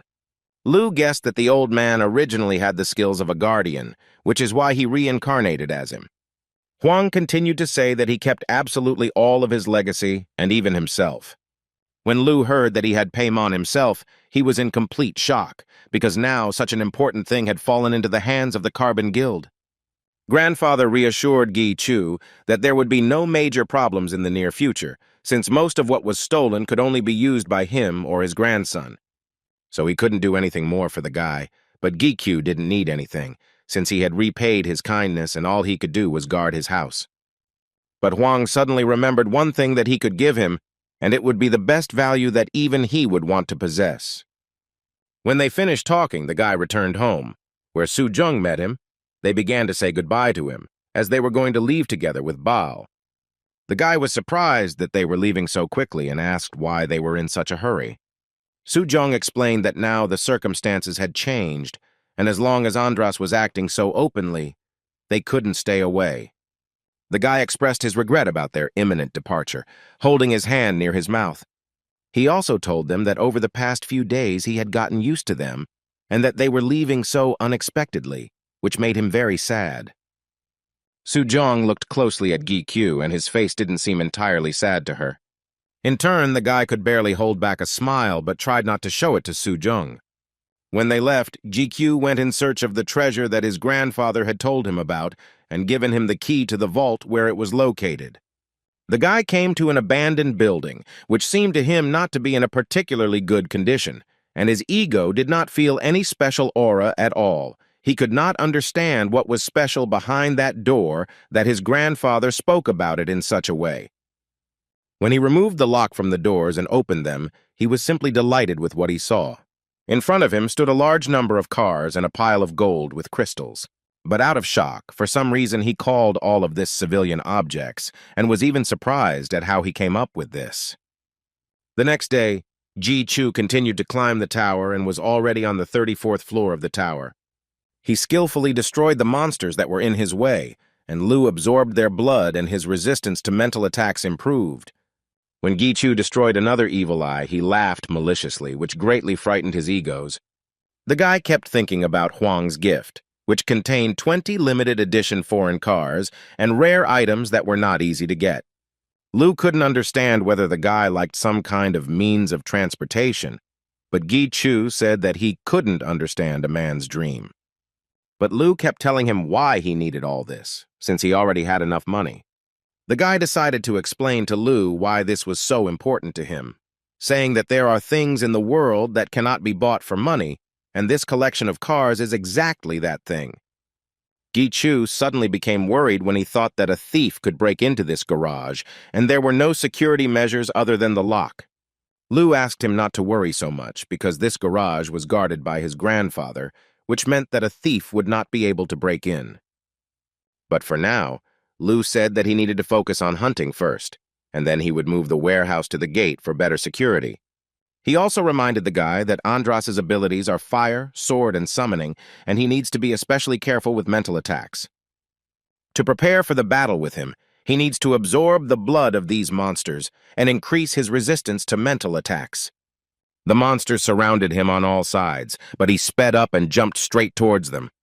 He began to strike quickly and 4 times with his swords, dealing fatal damage to them. When he landed on the ground, all the monsters that surrounded him were destroyed. After them, only crystals remained, and information windows flew out one after another, saying that resistance had increased. The guy told Lu that he didn't feel like he was fighting, but the ego told him to take his time because he needed to score points first. But because of the 1-year limit that Sun Ho promised, the boy thought it was better to climb the tower quickly. Suddenly, the guy heard the grinding of teeth and turned around to see what it was. B came out to meet him, bringing him a monster in his teeth. He placed it in front of Gi-Chu and bit it, causing it to instantly be destroyed and a crystal to appear in its place. B ate the crystal, which surprised the guy very much since he didn't think that he could also absorb them and become stronger, although it wasn't very effective. B started jumping playfully. He apparently really enjoyed catching monsters. You could consider it his snack. Gi-Chu approached B and asked him not to eat monsters anymore, but only to catch them and bring them to him. Hearing the guy's words, B quickly ran back to look for the monsters. The guy was sure that he had nothing to worry about because he was not like other players. For him, hunting was the only way to become stronger, so he decided to continue hunting. But suddenly he felt a lot of alien energy and looked up to see who it could be. B was running towards him again, and a huge number of monsters were flying after him. When Gi-Chu saw them, he was shocked that B brought so many monsters to him. But the guy didn't lose his head and prepared for battle, activating all his skills. He started to destroy the monsters one by one using his death skill. His movements were so precise and fast that the monsters had no chance of survival, as he deftly dodged their attacks. After all the monsters were destroyed, Brunhart began to grab Lu, because in his opinion, he was the strongest among the egos. Lu really liked that Brunhart spoke so nicely of him. When Gi-Kyu heard this, he did not understand why they were suddenly being so polite. Suddenly, Elle turned to the guy and tried to tell him that she was completely useless to him. But he didn't hear her, because at that moment a huge monster, who was the guardian of the floor, began to attack him from above. Ji-Chu apologized to Elle and asked her to wait to talk as he needed to deal with the keeper. He sped up and jumped straight towards the keeper, who had already opened his mouth, which contained a huge number of teeth and was ready to swallow him. When the boy flew too close, the monster immediately swallowed him. The monster thought it had destroyed its enemy, but Gi-Q, who was inside, pierced it with his sword. He quickly walked through the monster from the inside and cut it in half, destroying it. As he landed on the ground, the system began to inform him that the Evil Eye Guardian had failed to turn into an ego, but had only absorbed its fragments. The guy asked Lu to try harder because when he can't turn the monster into an ego, Gi-Chu can't collect items. Gi-Chu remembered about Elle, and again began to ask what she wanted to talk to him about. As she began to speak, she was suddenly interrupted by the system, which showed a window of Lu, who had reached level 100. Lu suddenly started acting strangely and started emitting electric shocks. The guy didn't understand what improvements in progress were being discussed, while Lu didn't understand what was wrong with his body, because it began to heat up. Then a new window of information about Lu's first change appeared in front of the guy. Gi-Q guessed that the entire list in it were conditions for the progress of the ego, and they were all fulfilled. The first condition is a part of Lu's body, the remains that the guy found on the 30th floor. Gi-Chu asked Elle if they might find her remains on the next floor, but she didn't know that, although she thought it was quite possible. Next on the list were the ego fragments, pieces that Gi-Q had collected before the fight with the Iron Guild had happened. The souls that became egos were the Smurf Guild leader Che Min-seok, and then there was Rhodes and Min-Su's father, Hwan Che-il, and his new ego was the gatekeeper Crusette, whom he destroyed just recently. Everyone except Hwang Che-il will become ego, but one day he will be able to resurrect him too. The final conditions for improving progress were a demon fragment and monster blood. Gi-Chu guessed that the demon fragment was most likely the 4th floor guard Ferez, and on the section, the monster's blood, there were question marks, and Gi-Chu thought that perhaps there was too much of it, so there was no specific number. So far, only 5 have been converted into egos, including Chang Yan, and the exact conditions are still unknown. This meant that he had to think again whether all the ego could be used for progress or not. But Gi-Chu understood that Lu still wanted to try to make progress right now. The guy wanted the same thing, so he decided not to wait and started making progress. He placed the sword in front of him, and after he said the right words, the sword glowed bright red. The sword suddenly slipped from Gi-Chu's hands and began to change right before his eyes, after which he completely changed form and a new window of information about Lu appeared. The guy began to examine the sword, the appearance of which had changed, and asked Lu if he felt anything. But Lu replied that he hadn't experienced any particular changes, and that he would most likely need some time to process the new power, and they decided to end it there. Gi-Q remembered Elle again and asked her what she wanted to talk to him about. But Elle decided not to tell him anything and replied that she was fine. The next day, the guy was already driving one of the collectible foreign cars that he had taken from Huang's hiding place.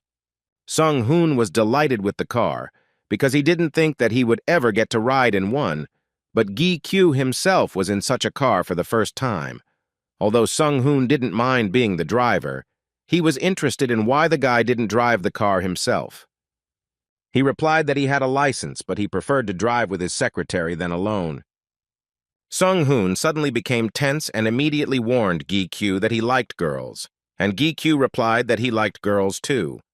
The ego started making fun of Gi-Q, but he asked them not to cross the line and not to say such things again. Sung-hoon remembered that Gi-Q gave his number to ranker Shin Yu-bin after the battle and asked if they had contacted each other after that.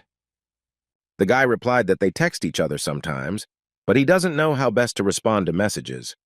Sung-hoon guessed that Gi-Q had never met the girl, so he was unable to correspond with them. After some time, they arrived at the location of the guild office. When the guy got out of the car, he saw that the Child and Morningstar guilds had truly united. He went inside where he was met by Songpil, who immediately apologized for distracting him from his work and invited him to join them as they were also very busy. But Gi-Q replied that there was nothing wrong with that and that he was glad to come to them. The guy asked where their second leader, Don He, was, to which Songpil replied that he had gone to a meeting, of which there were now many. Gi-Q took the cup of coffee that Songpil had offered him, and decided to get straight to the point he wanted to talk to him about. Song Pil was a little embarrassed to ask GQ such a question, but he still pulled himself together and asked him to lend them his skeletons. Since they have a lot of new members in the guild, they don't have enough people to explain everything, and they could practice with the skeletons. GQ listened to Song Pil and agreed to his request, which he did not even believe at first. The guy felt guilty that the guild had shrunk significantly, and he had not yet thanked them for their help in the battle with the Iron Guild. Moreover, it was beneficial for Gi Chu for the guild to become larger, since they were now allies.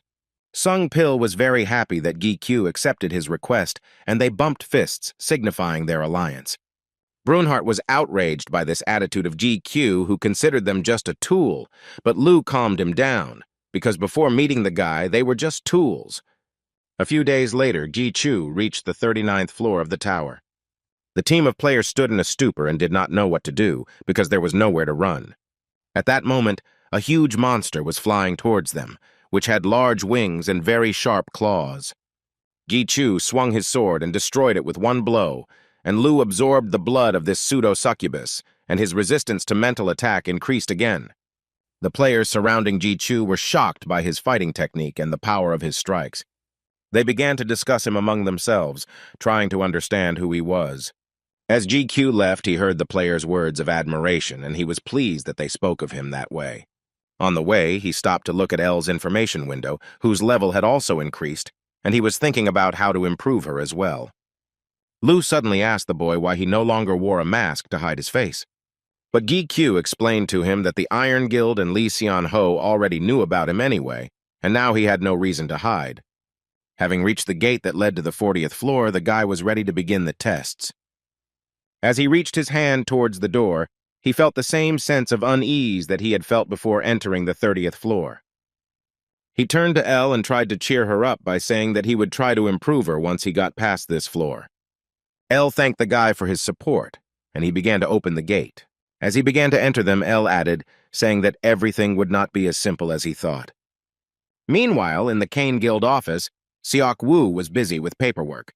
He was distracted from his work by one of the guild members and asked to pay attention to the news. He showed him the phone and suggested that the news was talking about his friend who was with them in the Yoksam area. The leader looked closely at his phone and saw that there were players on the wall. They were discussing Gi Chu and how well he fought. Seok Woo was happy for the guy because he finally decided to reveal himself. The association office also saw this news, and the head was surprised that the guy decided to reveal his identity. Shik-hyun believed that Gi-kyu had been patient for so long, and now it was time to show everyone his strength. But his father disagreed. Even though he hadn't known the guy for as long as Shik-hyun, he didn't think that Gi-kyu was the type to want to gain power for satisfaction. The chief assumed that Gi-kyu most likely wanted to show something to his colleagues who were following his example. Namely, what kind of person is he because the guy achieved all his goals with great difficulty? At the same time, the guy entered the 5th examination floor and checked all his egos to see if they had changed. He called B. The system confirmed that all conditions had been met and gave the right to begin the special exam. The boy looked around and saw that there was absolutely nothing around him. Lu noticed this white space and found it a little unpleasant. Brunhart asked Gi-kyu why he had not named him, but he had no need to do so, for the ego had already taken the form of the armor. But Ego believed that he could be useful to him, since he could open the gates. The guy explained to him that this exam would be related to L, and the undead would not help in any way. He started walking forward and asked L on the way if she felt any changes after entering the floor.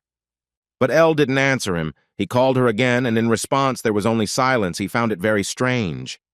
Suddenly he saw shadows in front of him that looked very much like swords. When he raised his head, he noticed that a huge number of swords were flying straight at him. The guy had seen such a primitive attack many times before, so he knew how to act. When he prepared to fight them off, he suddenly realized that they were not flying at him. He was surprised that all the swords landed off target. He couldn't figure out where they were aimed. Despite this, the situation reminded him of that battle where Lu's flesh controlled the magic swords, and he decided that somewhere there was L's body that controlled these swords. But Lu told the boy that this was not the case at all and asked him to prepare for battle. The sword sticking out of the ground began to glow with a bright yellow light. Gi Chu covered his face with his hands to avoid being blinded, as the light was incredibly bright.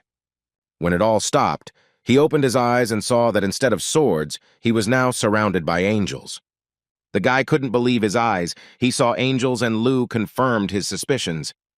Gi Chu guessed that if there were demons, then there must be angels too. But the ones in front of him were different from what he imagined. Their faces were disfigured, and they looked just like zombies. Lu also didn't understand why they looked like that, but the guy had to fight with them. After a few seconds, the angels began to quickly fly towards Gi Chu to attack him. At that time, Huang looked at Nine's fallen sword, trying to understand something. But there were limits to this, because he had little life force left, and he wanted to at least once look at the sacred sword.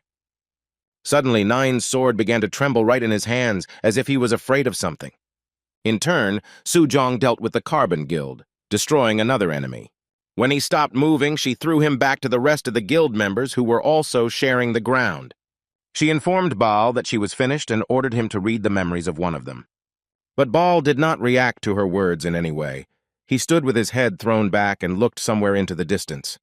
Su-young asked him what was wrong, and he pointed to the tower, saying that for some reason it was shaking. Meanwhile, in the tower, the training hall, in the center of which stood Lee Seon-ho, was completely destroyed.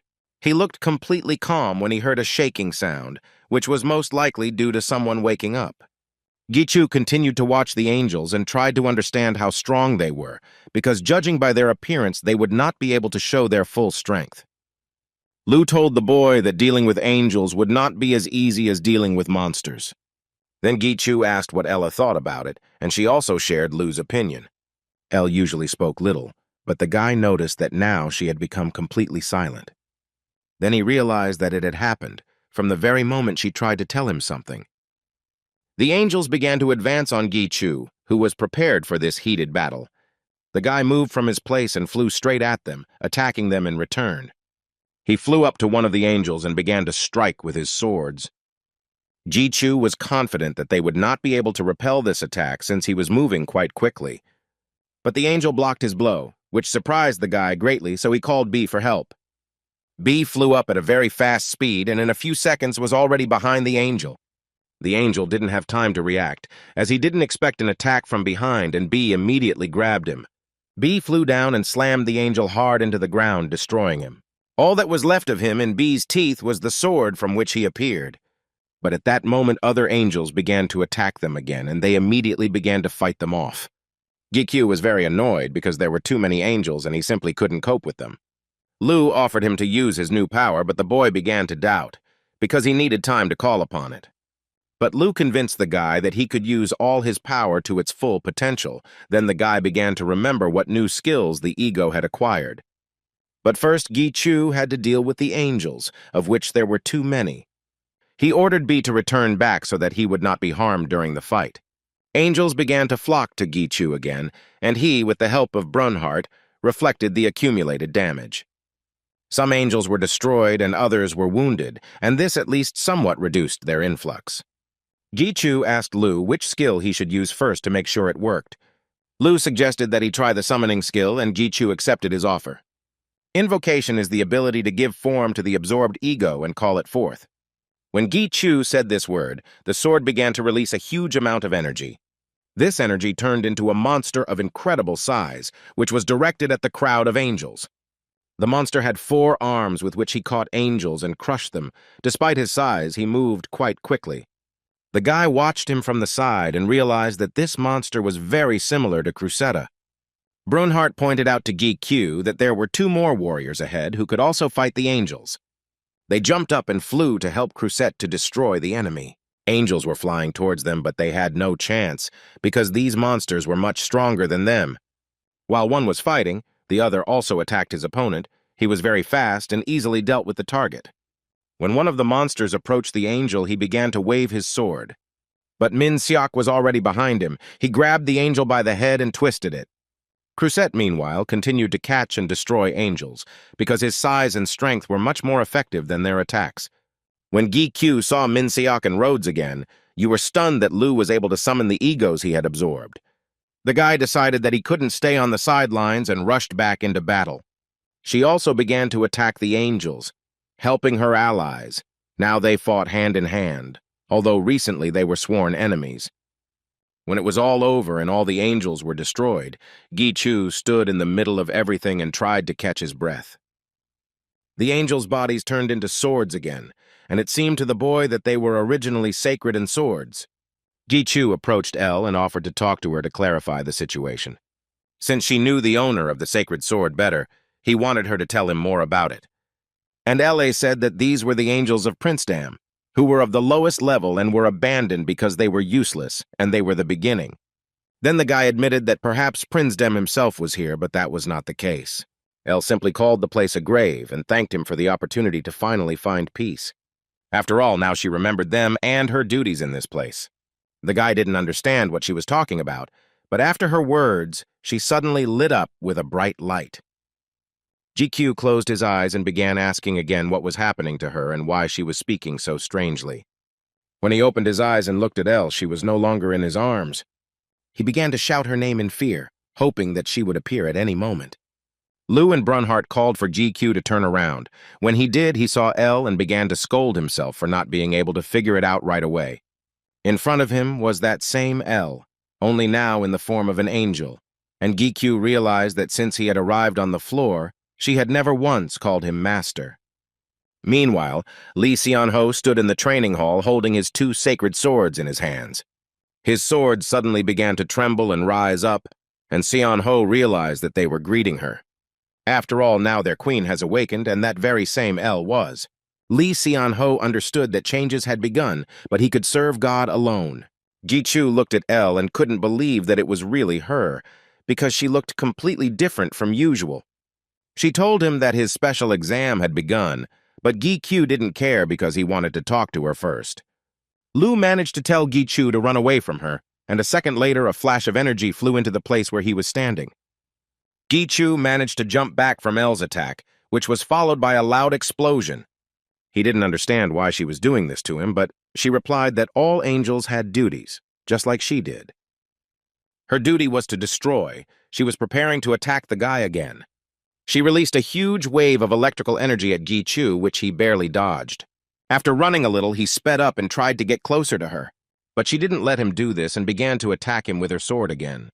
The boy covered himself with Lu's sword to block her attack, but her blow was so strong that the boy was thrown back several meters. Having fallen to the ground, Gi-Chu was able to stay on his feet, although it was very difficult for him to fight. Lu was very angry about Elle's betrayal, and he was sure that this day would come one day. Gi-Chu felt a very powerful, sinister aura from Lu. This was possible if he remembered the betrayal of his subordinate in the past. While he was considering his actions, Elle was already preparing to strike him again. She unleashed a huge stream of energy on him from which it was impossible to escape. While Gi-Chu dodged her attacks, Lu suggested that he use the death skill so that he could take revenge on her for betraying him. But the guy ordered him to calm down, because he was too excited about this situation, Gi-Chu also couldn't control himself. When he landed on the ground again, he noticed Elle attacking again. The guy used the reflection skill because he had already accumulated enough damage. Having fought off the attack, the guy thought about a plan, because he could not get closer to her, since she constantly attacked him from the air. Then the guy decided to go all out and use the skill, calling on Crusette's ego. When Crusette appeared, he immediately went on the attack against Elle, GQ hoping to weaken her with this. When he got close enough to Elle, she used her Holy Breach skill. The monster immediately began to be sucked into the small black space that she created. Gi-Chu saw that now, instead of the huge Crusette, only a small black dot remained. Lu told the guy that his powers with Elle were directly opposite, and that he was much inferior to her. He could still handle the angels, but Lu was unable to withstand such a level of divine power. Brunhart began to doubt that even the death skill wouldn't work on Elle, but death was a completely different power, and Lu was sure that it would work. GQ in turn began to shout her name and hoped that she would come to her senses. But instead, Elle hit him again with an electric charge of energy that burned his body. Lu was shocked by Gi-Chu's actions, as hoping that she would come to her senses was a waste of time. If this problem could have been solved in this way, it would not have come to this. The guy became even more angry because he did not understand what he had to do. And Lu told him that he had to kill Ella because they simply had no other choice. When he heard this, he was very scared, but he himself understood this, because his opponent had a sacred sword that was not easy to defeat. And there was no other way to suppress her power while keeping her alive, because if he died, then his entire ego would die too. After some thought, he finally activated the death skill and prepared to attack.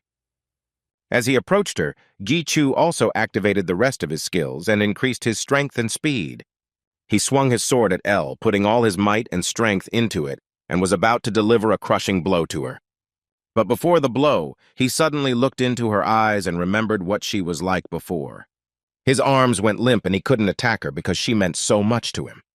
But Elle didn't stop and struck him first, and his face suddenly lost all emotion. She stabbed him with her knife and hit his vital organs, thereby destroying him. At that moment, his guardian Huang clutched his heart and fell to his knees. He was torn apart by pain. He felt like the connection between him and his master was disappearing. Huang couldn't believe that this actually happened to Gi-Chu and fell unconscious to the floor. As Elle pulled the sword from his chest, Gi-Chu, his eyes completely empty, began to fall down like a stone. Lu and Brunhart began calling him, but he no longer responded to their voices. Suddenly, Elle came to her senses and saw what she had done. She was very scared and quickly began to fly towards him, hoping that she would be able to help him in time. Elle landed next to Gi-Chu's body and began calling out to him, louder and louder, to bring him to his senses. Lu was very angry with her and started saying nasty things to her because it was all her fault. Suddenly, all his egos began to lose touch with him, including Elle. In a state between life and death, Gi-Chu saw darkness and began to wonder what had happened to his ego. Memories of his family, whom he had not had time to say goodbye to, began to surface in his head because they were probably worried about him. Then he remembered Suzhong, declared him her heir, and he died like that and didn't even have time to thank her for the elixir. He also wanted to help his friends Siak Wu, Sung Pil, and Dong Hai, who don't even know what happened to him. Images of the Iron Guild, whom he had not taken revenge on, and Li Xian-ho, who might become his enemy in the future, appeared in his mind. Marquis of Discord Andras and the demon who sealed Elle, there were still many dangerous things that could threaten his family. He thought that all he had to do was cure his mother, but he still had so many things to do, and he couldn't disappear from this world. At that moment, he opened his eyes and did not understand what kind of place this was and why he was sitting on the throne. When he stood up and walked a little closer to the cliff, he saw a huge number of monsters around him. Dragons and creatures he had never seen before in his life filled the sky. There were many huge monsters and armed warriors around. On the other hand, there were angels opposing these monsters. He turned and looked at the throne in which he sat and lived. Everything seemed too real to him. Suddenly he heard Lu's voice, which brought him to his senses, and he opened his eyes. Gi-Chu was lying on Elle's lap, and when she saw that he had woken up, she was very happy. When he got up, he looked around, and it seemed to him that this place was very similar to paradise. Elle smiled and said that this was not heaven yet, but just an examination floor. The guy ducked his head and replied mockingly that he would never get to such a place, because only hell awaited him. He suddenly began to think why he didn't die, and remembered Callion's ability that Ella had absorbed.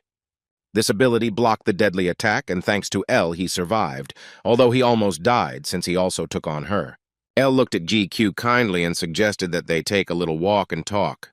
On the way, Elle asked Gi-Chu why he didn't destroy her, because she was a traitor who dared to raise a sword against her master. The guy smiled and calmly answered her that he immediately understood that she had not acted of her own free will.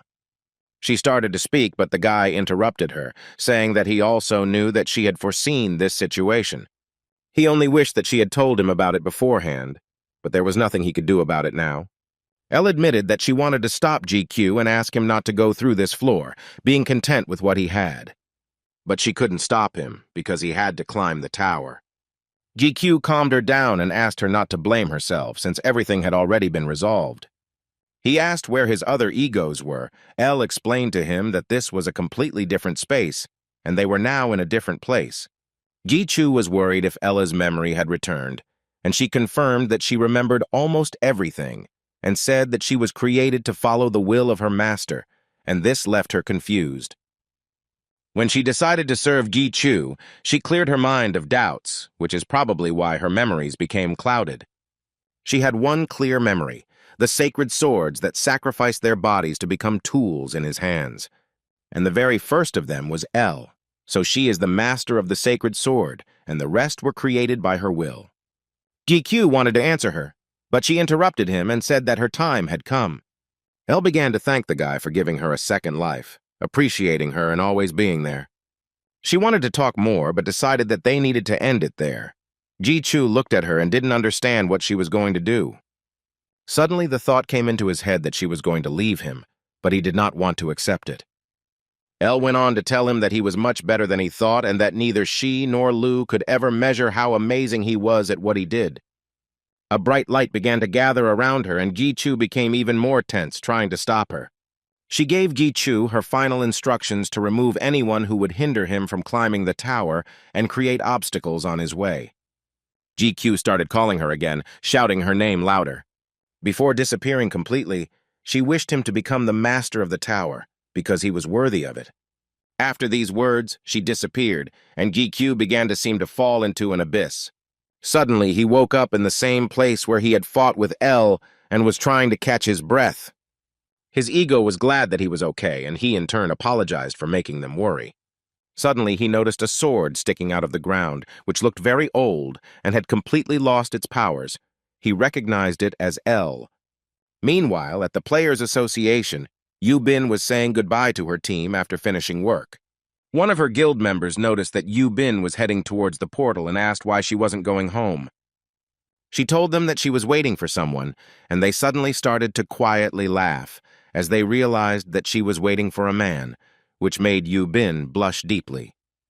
When they finally left, Yu Bin took out her phone and opened the correspondence with Gi Q, who wrote to her that he would not be staying in the tower for long.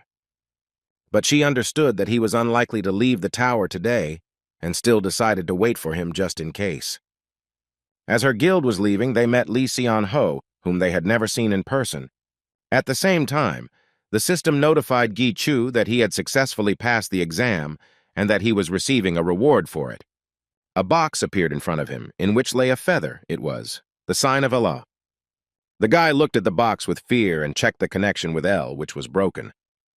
He was so out of his mind with anger and resentment that he grabbed his head and started screaming very loudly.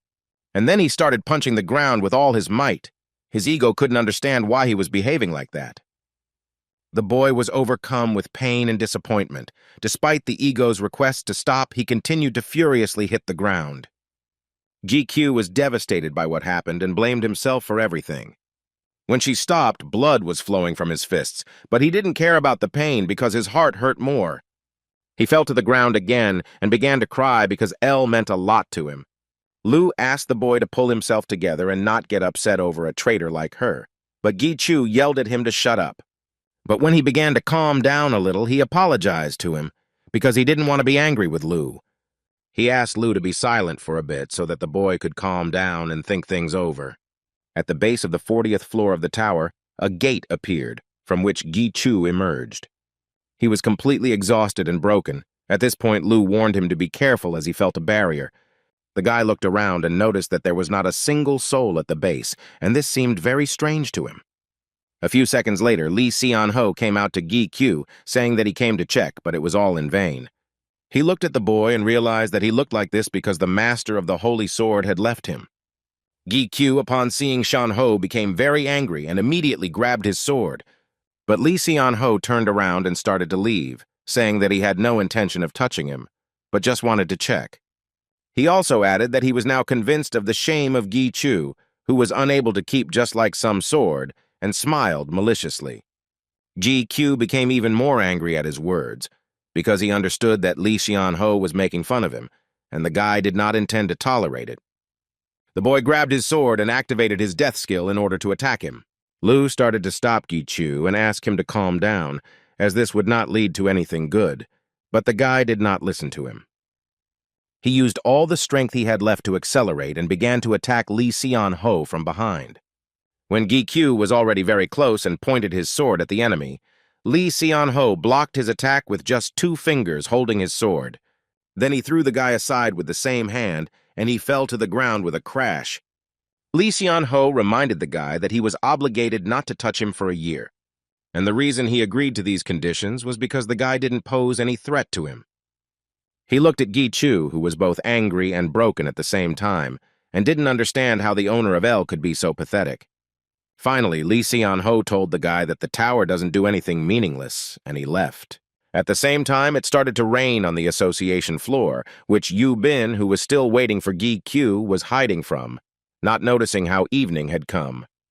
She decided that the guy most likely had not yet had time to pass the exam and decided not to wait for him any longer, but to go have dinner herself. Suddenly, she heard voices passing by, which began to talk fearfully about something. As she got closer to the crowd, she heard that they were talking about some player and tried to see who he was. Gi-Chu walked through the crowd of people. His things were covered in blood, so this caused indignation among the people passing by. When Yu Bin saw him, she immediately ran up to him and started asking what happened to him. The guy looked at her, but he no longer had the strength to say anything. From weakness and extreme fatigue, he began to fall, and Yu Bin managed to catch him. He leaned against her, and she didn't understand what was happening to him and was very scared. When Gi-Chu began to come to his senses, he felt how much his head hurt and tried to remember what happened to him when he left the tower. After he woke up, he felt like Yu Bin was sitting next to him. But it wasn't her, but his loyal secretary Song-hoon, who was glad that the guy had finally come to his senses. Gi-Q looked around and tried to figure out where he was, but Sung-hoon explained to him that they were at his house. The secretary began to tell the boy how he fell right into Yu Bin's arms, but since he was watching him, he was able to quickly find him. And after the doctors from the association provided him with assistance, Sun-hoon immediately brought him to his place, because it was impossible to take him home in such a condition. Gi-Chu asked him why they were following him, but the association couldn't remain idle while their mercenary was going through such a difficult journey. He added that Ranker Yu Bin had been by his side the entire time and had only recently left, so it would be better for the guy to contact her later so that she wouldn't worry.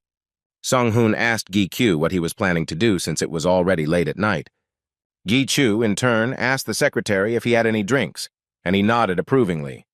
After some time, they were already sitting at a table where they were surrounded by snacks and a pile of empty beer cans. The guy asked the secretary why he didn't ask how everything went and what happened to him during the exam. But Song-hoon didn't want to disturb the guy because he understood that he needed to collect his thoughts, and if he wanted, he would tell everything himself. Gi-Chu was grateful to him for this. He also noticed that the secretary's apartment was quite spacious, and he wondered why he lived alone. The secretary explained to him that he lived with his mother, but she was in the hospital. After a hard life, Sung-hoon was lucky enough to become a gambler and earn money, but it will no longer help cure the disease.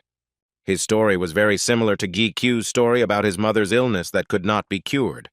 He remembered when Sun-Hu walked him to the labyrinth of Geryon, and then met him when the guy already had the elixir.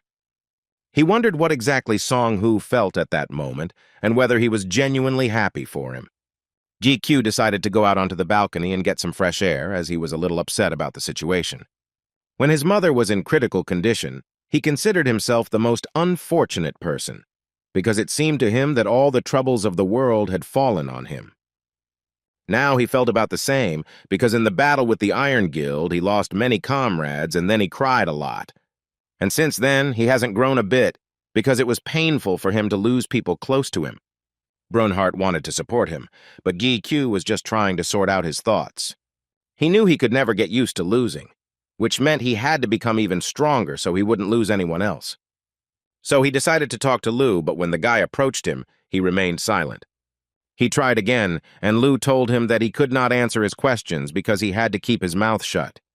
Gi-Q realized that Ego was still upset with him, so he asked him for forgiveness again. Lu thought for a moment, but still forgave him and said that he could ask him a question.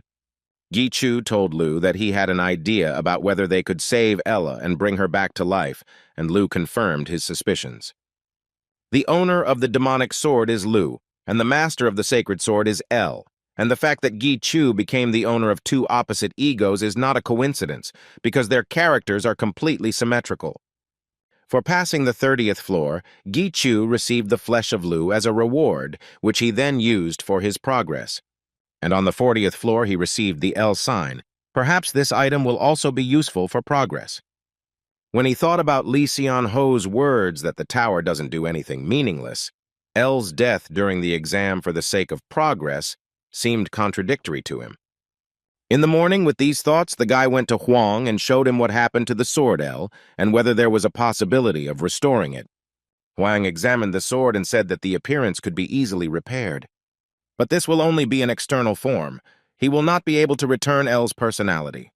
The guy was happy with this news, because the main thing was that he would be able to fix it, and everything else would be GQ's task. He also asked about his grandfather's well-being after the incident when their connection was almost broken. Huang smiled and said it was an interesting experience, but he wouldn't want it to happen again. Grandfather asked Gi Chu for permission to work on the sword in his gate, since it contained concentrated magic and would be useful to him in the repair process. The guy immediately agreed to his request and opened the gate for him. He ordered Hart to take care of his grandfather so that he would be comfortable and told Huang that he could also call on the skeletons for help. Huang thanked GQ for his help and went to practice his sword. When the gate closed, the boy asked Lu what their next plan of action was. Lu explained that L died because she lost her original source, but even with Kalion's defensive skill, GQ was in serious condition. And in order to save her master, she had to sacrifice her life. And now her task was to revive this original source. The source of the sacred sword is life, the fire of death, which was the source of Lu. In order to revive L, he had to learn to control the power of life. That is, he had to learn to manage life and death at the same time, which was not at all easy. Lu believed that such an outcome of events was almost impossible even theoretically. Ji Chu needed to get close to the level of a deity, but the guy was ready to do anything to save L. The guy came home and immediately went to the basement, where he needed to check his bowl. He assumed the lotus position and, on Lu's advice, tried to concentrate and block out all external information. He needed to feel what was inside him, namely the heartbeat, the blood flow, and the contraction and relaxation of muscles. Concentrate on the magical power that flowed from the heart to the head and limbs. Feel the connection with the ego. Concentrate and observe yourself. The boy did everything Lu told him, following his every hint. But suddenly he began to shake violently and fell to his knees, after which he vomited.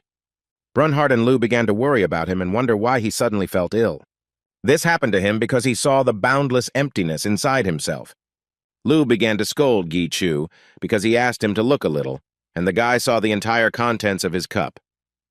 The boy sat down to rest for a bit, and Lu began to explain that these lessons would take the boy several months, but he was making very good progress. After all, it is simply impossible for an ordinary person to measure this emptiness. Just the thought of it makes one's head spin. Ji Chu didn't understand if his bowl was supposed to look like this or if something was wrong. Lu told him to think again about his peculiarity, but the boy himself knew that he was not like everyone else. But that's not what Lu meant at all. Gi Chu didn't really understand his own value. And he also didn't know why he couldn't level up and why those with power were showing such a strong interest in him. And how he managed to take possession of the gates that no one had ever owned, and that was not all. Lu couldn't tell Gi Chu the rest because if he told more, he would risk being punished. They decided to continue the classes, because if there was a chance to revive her, it would be better not to put it off for long, but to pass everything as quickly as possible. He returned to his position again, and now his task was to find the life force in his cup. It was precisely the life force that L had sacrificed to save him that should have remained within him. The guy concentrated and began to try to find that very power. At that moment, Lu asked not to look at all the contents of the bowl, as he did before. He needs to look at a separate part and find those who are hiding in the dark. Ji Chu did as Lu said and plunged into the complete darkness of his bowl. He opened his eyes and saw a huge clot of red energy in front of him. Looking closely, the guy realized that this energy was death. Suddenly, an eye inside the energy opened. It was Lu who confirmed his suspicions. Lu praised the guy for finding him so quickly, as it would now be easier for him to find the others. Gikyu began to turn his head in different directions, trying to find the others, and he succeeded. At first, he saw in the distance a small lump waving its arms, and from its voice, he guessed that it was Brunhart. The guy was surprised because he didn't know that this is the form in which egos exist. He continued searching and saw a similar lump on the other side, which was in the shape of a wolf, and realized that it was B. Looking a little further, he noticed two more formless creatures. They were Hermes and Oberon. Gichu began to look closely, but he could not find his grandfather's ego. But suddenly he heard strange sounds. When he turned around, he saw Grandpa Huang, who was busy making items. The guy started reaching out to him with his hands and wanted to touch him. But Lu shouted at him not to touch him under any circumstances, because it was a connection with the present, and if he touches it, it is unknown what it will lead to. Then Gichu continued searching, but unfortunately he did not see any life force and did not understand how to find it in such a huge space. Lu supported the guy and said that he could find this power, he just needed to feel it. After all, when he revived his grandfather's ego with the sword Nain, he already indirectly controlled life. He just needed to remember how he felt at that moment, and the boy closed his eyes again to remember. Now he began to grasp a little of the internal structure of the bowl and realized that there were two zones in this place. This is the death zone where Lu was, and the ego zone where other egos were crowded. He searched a little more and opened his eyes as he found what he needed. Lu was glad that Gichu managed to complete the task so quickly and was no longer surprised by it. The death zone and the ego zone are the place where they form an equilateral triangle. The boy approached the source of life and saw a small bead in front of him. He asked Lu what he should do next, and he told the boy to get ready. Gichu had to touch this energy, however. Lu himself did not know what would happen after that. So he warned the guy to be prepared for any consequences. Gichu knew that he had no other choice anyway, and he would have to do it. He flew closer to the bead and touched it with just one finger. After that, she lit up, and everything around her was illuminated with light. The guy came to, and it was as if he was being torn apart from the inside by pain, and he began to scream frantically. His pupils became smaller, and his evil eye began to bleed as if it was being torn apart from the middle. Lu tried to bring him to his senses and began asking him to pull himself together and concentrate. After all, if he cannot do this and relaxes too much, he may die. The guy grabbed his stomach and throat, which were squeezed with such force that he began to spit out blood. It was as if his insides were twisted. He was sure that this was the price he paid for touching the life forces. Lu kept telling him to concentrate or it would be fatal. He took out his sword and pointed it at his leg. Brunhard and Lu didn't understand why he was doing this and were scared. GQ hit himself with his sword and wounded his leg, and this helped him to come to his senses a little. As he put away the sword, Lu continued to say that the boy now needed to change the structure of the bowl. Since these life force energies were now colliding with Lu's death energy, they could not be mixed, and because of their resistance, he would not be able to avoid pain. Therefore, GQ had to put a wall between them, but the boy didn't understand how to do it. Lu said that he had to establish an order. First death, then the ego zone and life. Otherwise, he would not be able to withstand their resistance.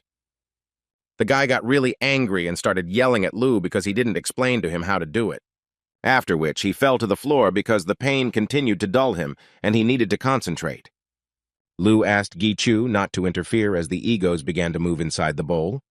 Gichu lost consciousness for several hours, and when he came to, he did not understand what had happened.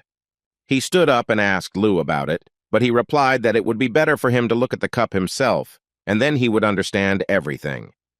The guy agreed and closed his eyes to concentrate and get into that space again. When Gichu opened his eyes, he saw two huge energies in front of him, with the ego between them. Looking more closely, he noticed that B and Oberon were pushing death away. On the other hand, Brunhard and Hermes pushed life aside, preventing them from colliding. And the middle of everything was supported by Grandfather Huang, and now a wall has formed between these energies. The system began to inform Gichu that his fusion level had increased and he could now control life, which he was very happy about. Lu said the guy was lucky because the ego itself intervened to help him, but also the elixir that was left over from last time helped, and his chaga did not break down. Instead, his cup became even wider than before, and now Gichu understood why his wounds had healed so quickly. Now all he had to do was practice with the controls, because he had experience in controlling death, so he should quickly understand what was what. But Lu warned him that it wouldn't be that easy for him to do this, and the boy suddenly released some of this energy from his palm. Brunhard praised Gichu, and Lu was a little angry that he didn't listen to him to the end, but was still glad that the guy understood what needed to be done. All he had to do was learn to properly control this force, at least as well as death. Until his grandfather fixed the sword, The boy had enough time to practice, even though he said that the repair would take a long time. He also told Gi-Chu that he was very sorry that he couldn't see the entire sacred sword. But Lu told the boy that this was the purpose of his training, but Gi-Chu didn't understand what he was talking about. Then Lu asked Brunhart to open the gates from which old swords began to fly out. Gi-Chu remembered that these were the same sacred swords that were on the 40th floor of the tower. When the boy was unconscious, Lu asked the skeletons to collect them. Now Gi-Chu's task was to use the power of life to revive all the remains of the sacred swords. Meanwhile, Gi-Chu's mother offered to help Shik-hyun with cooking at their home. But he convinced her that he was okay with it and said that he just wanted to thank her for her hospitality. Shik-hyun asked her not to worry, as he was confident in his cooking skills and promised that he would quickly prepare dinner himself. He asked how Gi-Chu was and whether he had returned from the basement since he had become completely invisible, but Mom had seen him for the last time a month ago and was worried about him. Shik-hyun reassured her and said that he had confidence in her son because he was not the type who could not take care of himself. At the same time, he tried not to lose his vigilance because he might not have such a chance again. It was the most opportune moment to win Soo-jin's attention, because for this, he had done so much for Gi-Chu. He even took cooking lessons from a player with perfect taste, and now it's time for his finest hour. Shik-hyun took the knife and began to quickly and carefully cut the vegetables. When he had prepared everything for the soup, he began to pour the ingredients into the pan. The kitchen smelled incredible, giving hope for an equally delicious dinner. After he had boiled the soup for a while, Shik-hyun decided to taste it for salt. But at that very moment, he realized that the soup tasted terrible. He didn't understand what he did wrong and started trying to fix everything. Suddenly, they heard a loud noise and both tried to figure out where it was coming from. Shik-hyun guessed that the sounds were coming from the basement and asked Soo-jin to stay in the house while he went and checked what was going on there. When he opened the basement door, he immediately began to cough as there was a huge column of dust there. He tried to see through the dust what was happening, but suddenly froze, and Gi-Chu asked him not to come closer. When the dust cleared, he saw several angels standing in front of him, pointing their swords straight at him. They asked Gi-Chu for permission to destroy Shik-hyun, and for some reason called him their father. Not long before, the boy was holding the sacred sword in his hands and trying to revive it. But it turned out to be not as easy to do as he initially thought. The sword cracked in his hands and once again fell apart into pieces.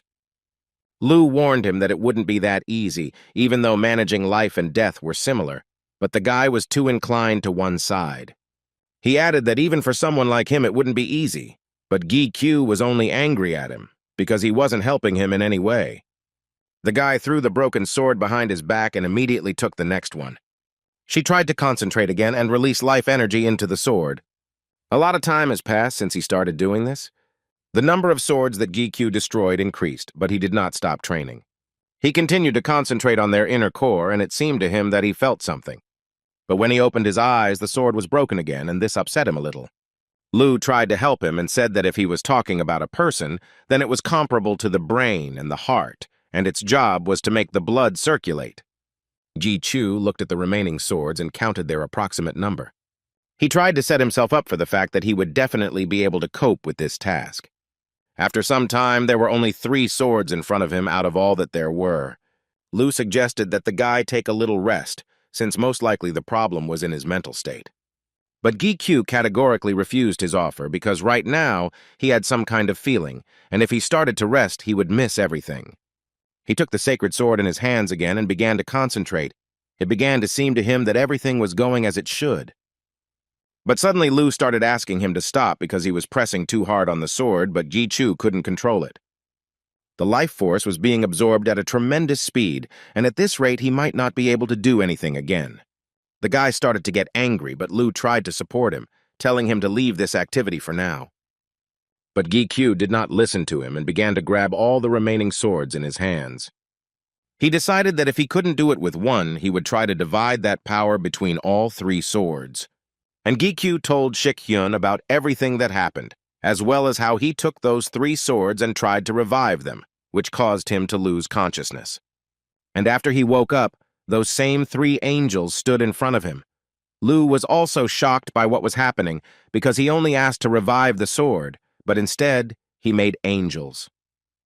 The boy apologized for them threatening him when he entered the basement, but Shik-hyun asked him not to apologize for it and added that they did not pose much of a danger to him. The angels suddenly began shouting at Gi-chu that the person next to him was very dangerous and needed to be destroyed. He turned to them and asked them to be silent, and they obediently obeyed him. Shik-hyun was a little shocked by what Gi-chu told him, and when he saw it with his own eyes, it was hard not to believe it.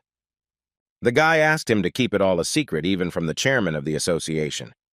But Shik-hyun promised that he wouldn't tell about it, because they weren't that close, even though he was his father. He decided not to miss the moment, and said that he had an important conversation in Gi-chu. The guy decided to open the gate to remove the angels on the conversation belt. He ordered them to enter them, because he was also bothered by the fact that they were sitting in front of him like statues. But suddenly the angels turned to him, calling him father, although he did not like this nickname very much. He was expecting their question. They all began to ask him to give them names. The boy thought about it, and Lou and Brunhart were in anticipation of what names he would give the angels. He came up with names for them, and they all ended in L: Hamiel, Kamael, and Anael. Lou was surprised that the guy would do it so quickly, but he himself didn't expect it to turn out that way. Hearing their names, the angels began to cry and thank GQ. After that, they obediently entered the gate, and GQ decided to continue the conversation with Shik-hyun. Hen wanted to share information about the Carbon Guild with the guy, as he was sure that he needed to know it. He said that there was little progress because they left almost no traces behind them, and most likely the guild operates not only in Korea, but also outside the country. Therefore, they need the help of other countries where the Demon King is already operating. Unlike a useless specimen like Hen, her influence will pave the way everywhere. Gi-kyu laughed at his expression, because who would dare to call him that? But it was Soo-jung who called him that.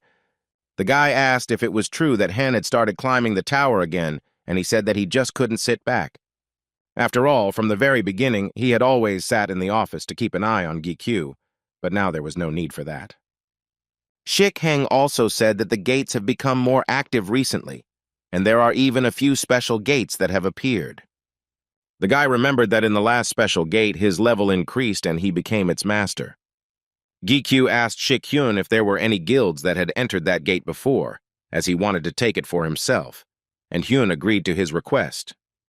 After that, Shik-hyun decided that it was time for him to go, and Gi-kyu wished him a good time with his mother and made a strange face, which Hyun didn't particularly like. After he left, Gi-chu began to think about a special gate, since Brunhart's ability included the ability to absorb gates. If this happens, the situation inside the gate will most likely change, or there will be changes in the formation of monsters.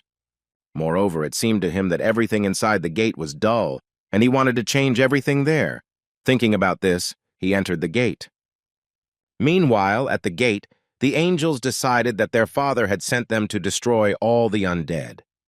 But Hart had gathered an army of skeletons and was going to fight them off because he couldn't allow strangers to be on his master's land. When Gi-chu saw what was happening there, he was stunned with shock. The angels and the undead had started a whole war. After he calmed them down, Hart and the three angels knelt before Gi-chu with their heads down. He turned to Hart and Hamiel and ordered them to explain what had happened between them. Hamiel was the first to explain that when they entered their father's territory, they saw the undead there and wanted to remove them, because the bad aura of the gate was also because of them. Hart, in turn, also said that when strangers invaded his master's territory, he was going to destroy them. Lu began to tell Gi-chu that the undead with the power of death are the complete opposite of angels, and that the only one to blame for this is the owner himself, who did not foresee this. The guy was shocked that Lu knew this could happen and didn't tell him anything.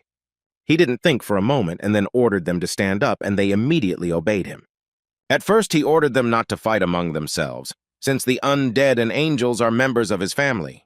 But the angels began to protest, because they did not understand how the undead could be his family. Gi-kyu asked them to stop arguing, as he did not force them to become friends, but at the same time they were colleagues, and communicating in such a tone was unacceptable. After all, if you think about it, the undead became his subordinates before the angels, so they were higher in level than them.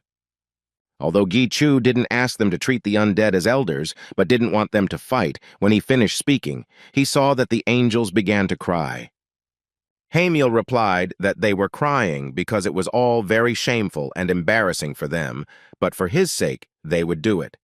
And Hart, seeing them crying, began to egg them on. Gi-Q heard this and asked him to stop provoking them. Even though he was a skeleton, the guy seemed to see his expression. Suddenly, the boy heard a voice that he recognized as Grandpa Huang. He was glad that the guy could hear him. Even though he didn't understand how it all worked, the guy explained that it was all because he was also an ego. Huang asked about the noise he heard outside the gate, but Gi-Q said that nothing special happened. Then he called the guy to come to him, as he had something interesting for him.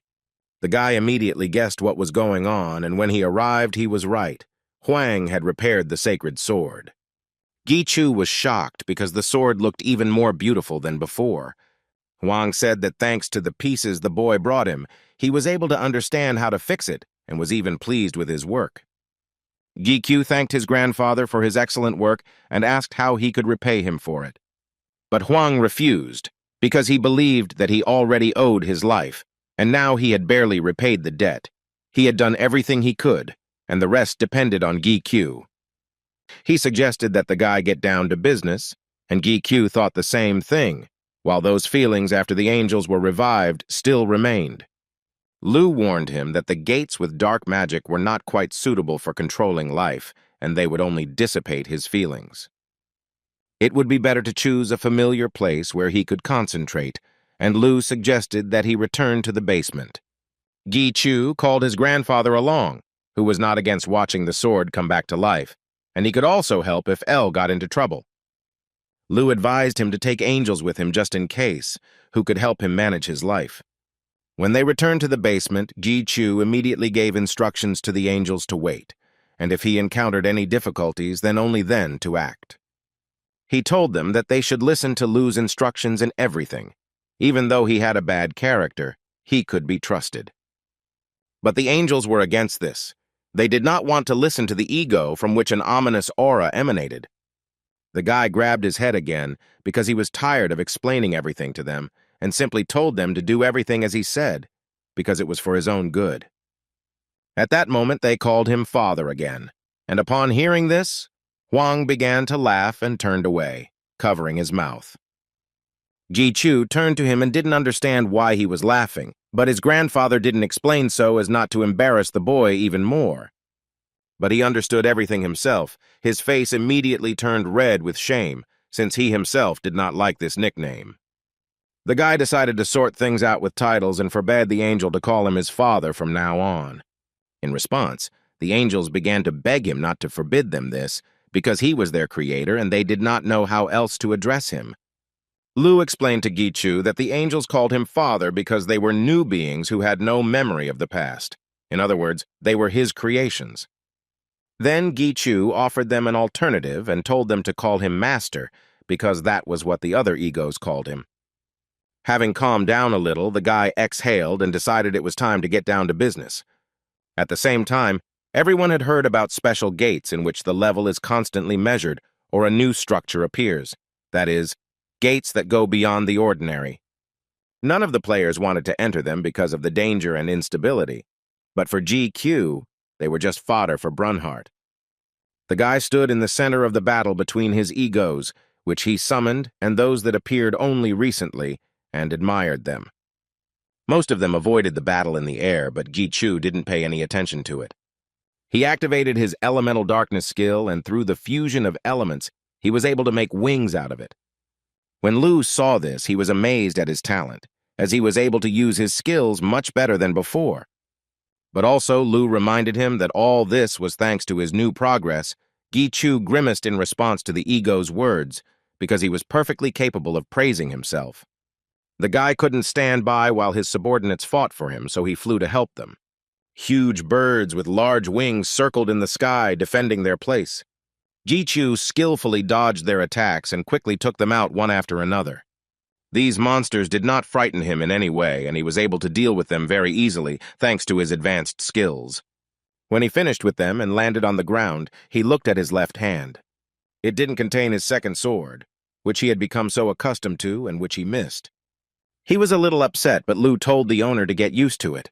Suddenly, he heard Elle's voice behind him, telling him that she had brought the gatekeeper's equipment. When the guy turned around, the same Elle stood in front of him, only transformed into a little angel. The resurrection of Elle that GQ attempted a couple of months ago ended successfully, which came as a big surprise to him. She was reborn in his sword and was now his subordinate again. When he took it in his hands, the sword glowed with a bright light. The guy did not know why this was happening and was a little scared for her. But at that moment, her new skill was activated and now she could gain flesh. Ji-Chu greeted Elle and she immediately transformed into a sword. He was glad that she was able to gain the form of a sword, but now that she had also gained flesh, Ji-Chu wanted to make her more free.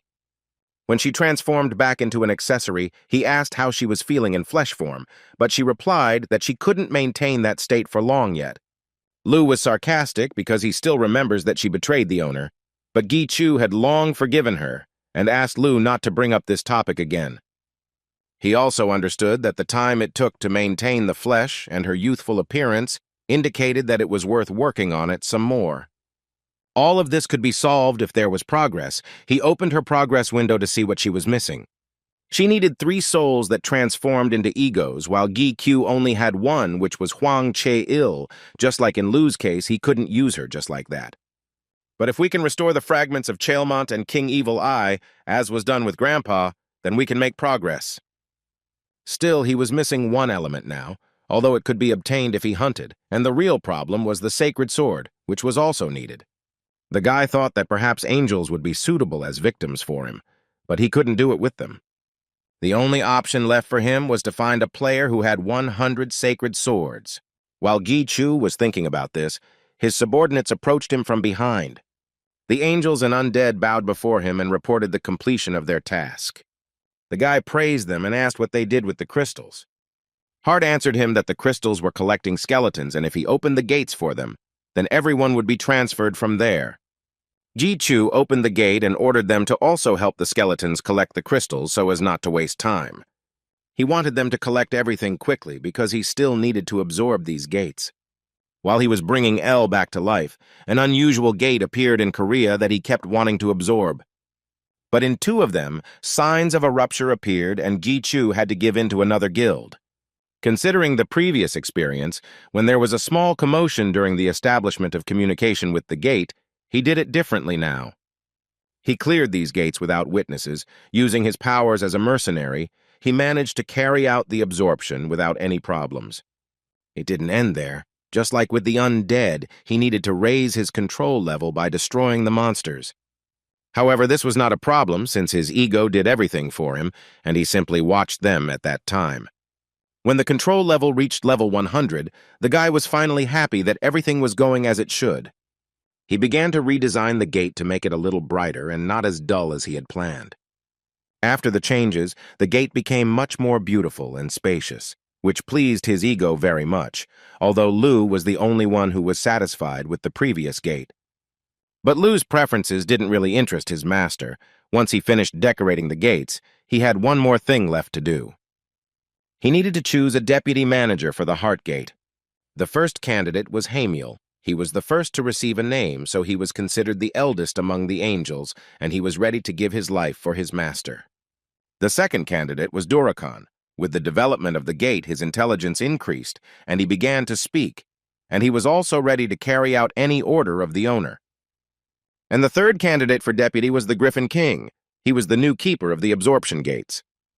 He flew towards the guy and landed right next to him, but from his look, Ji-Chu thought he wanted to attack him.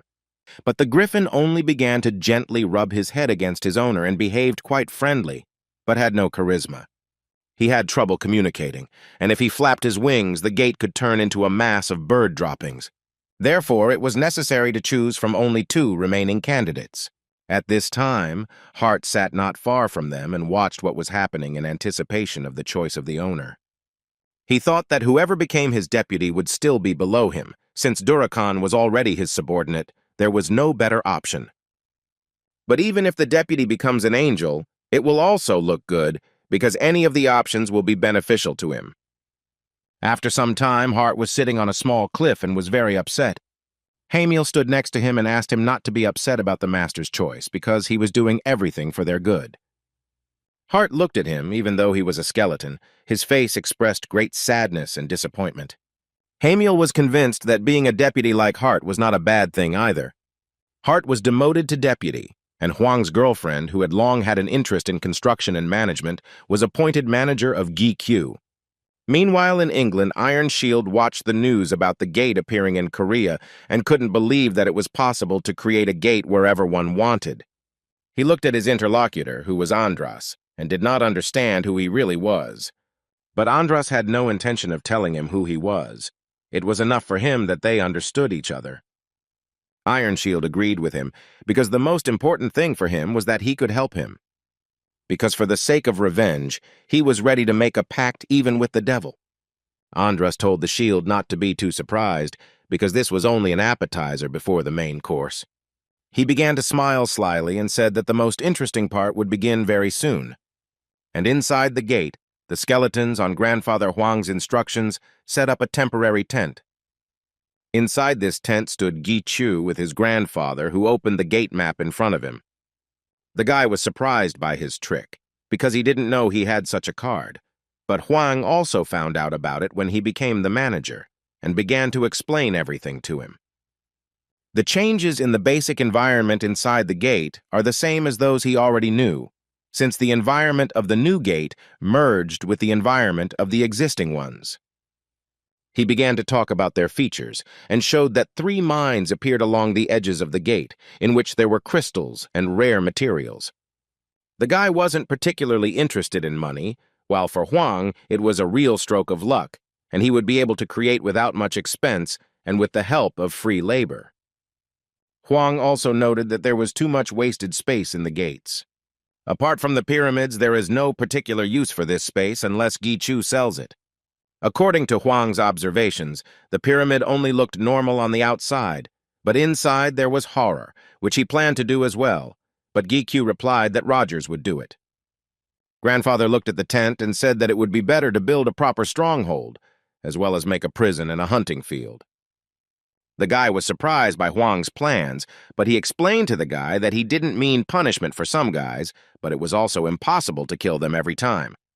He believed that it was necessary to re-educate such people, because unlike Rogers, who had lost his power, it would not be possible to control everyone, so a place for their confinement was needed. The guy thought about Huang's words and remembered the rumors that were going around the world about a prison for especially dangerous red players. This prison was called Gehenna. They said that it was the most terrible prison, and it was located inside the gates, but it is quite possible that these are just rumors. The guy understood everything about prison. The only thing he didn't understand was about the hunting field. Huang explained that the advantage of the gate was that monsters spawned there for free, which could be used as soldiers, but they did not use their full potential. This field could be used for his friends to hunt there, and for this the guy would receive payment and thus do 2 useful things. Grandfather wanted to gradually put everything in order, and in the meantime, Hart sat not far from them and still felt humiliated. After upgrading the gates, they became stronger, and with them the monsters and different types of skeletons also appeared. And there was also a lot more Drahen, and now the guy couldn't tell which of them was real. Gi Chu asked the real Durahan to call him by his name, and he immediately raised his hand, thereby identifying himself. He decided to give him a new name so as not to get confused and began to think, but Lu was sure that the owner had thought of everything a long time ago and was only pretending to think. Having come up with a name, Gi Q called Durakana Hal. The subordinate heard his name and thanked the master. After that, Hal began to transform into a huge knight before the boy's eyes, and the information window showed that Gi Chu had established a connection with the Death Knight demon. The boy was surprised by what was happening, and the knight, in turn, bowed to him and swore to serve his master forever. Gi Chu looked at him and was shocked that he could now create demons. Lu started to get nervous because he didn't understand why this happened, and Gi Chu himself didn't know what he did. Then Lu told the boy to check this knight with his demonic eye and find out what he was. The guy activated the demon's eye, with which he could see the entity in a little more detail. But suddenly the guy's nose started bleeding and he became very scared for him. Jichu was unable to stay on his feet and began to faint right in front of his subordinates. As he fell, L took the form of an angel and managed to catch him so that he didn't hit his head on the ground. All his subordinates were very afraid for him and began to run to him to help. Lu tried to explain to them that the owner was okay, but they didn't listen to him, and Ella told them to move GQ to a safe place. But the knight answered her that he would not listen to her instructions and began to command himself. He began to order everyone else to help the master quickly and do it without a single mistake. Elle picked up Gichu and flew with him to the tent, and the others rushed after her. In this confusion, Lu was shocked by their excessive care. When after some time Gichu came to his senses, he did not immediately understand where he was. Elle stood next to him and told him that he was lying in a temporary tent and had nothing to fear. He wanted to get up, but suddenly realized that he couldn't do it, because his body didn't obey at all. Lu, standing to the side, who had scared the boy a little, told him that he had been unconscious for a whole week and therefore could not move. Gichu was surprised that Lu could stand without his help, since he had never done so before. The guy just realized that he had really been lying there for a week, and he asked Lu in fear what had happened to him. Lu explained to him that his balance between life and death had been disrupted, and the source that had burst last time had left behind a fragment. And when Gichu activated the demon's eye, a part of the source of life collided with the power of death. The guy felt so bad that it seemed to him as if a bomb had exploded inside him, but in reality that is what happened. But now he was able to find a balance, as he had been lying in the tent for a long time. When he looked around, he saw that he was surrounded by skeletons and angels. Lu told the guy that while he was unconscious, they guarded him and never even moved once. Gichu was pleased that they all cared about him so much. He noticed the bed he was making, and when he looked at what it was made of, he saw griffin feathers. Gichu was even more scared because he didn't understand what they did while he was unconscious. Lu began to explain everything to him in order, and highlighted only 3 main points. The first is that death and life were activated in Gichu's body. The second is that he lay unconscious for a week, and during this time 2 forces found balance inside him. And the third, everything he saw around him was the result of the fuss that his subordinates had caused. The guy thanked everyone for their concern and decided that it had gone too far. He shouted at them and ordered everyone to disperse and not interfere with him while he went about his business. They obediently dispersed, and Gichu asked Lu to tell him everything in more detail once again. But he answered him that there was nothing more to say, except that there was one nuance that confused him in the location of some of the fragments. Lu told the boy to look through the demon's eye himself, convincing him that he wouldn't faint this time. When he activated his demonic eye, he didn't see anything special. But it was all because the guy couldn't see his face, and Lu told him to ask Elle to show his face through the sword.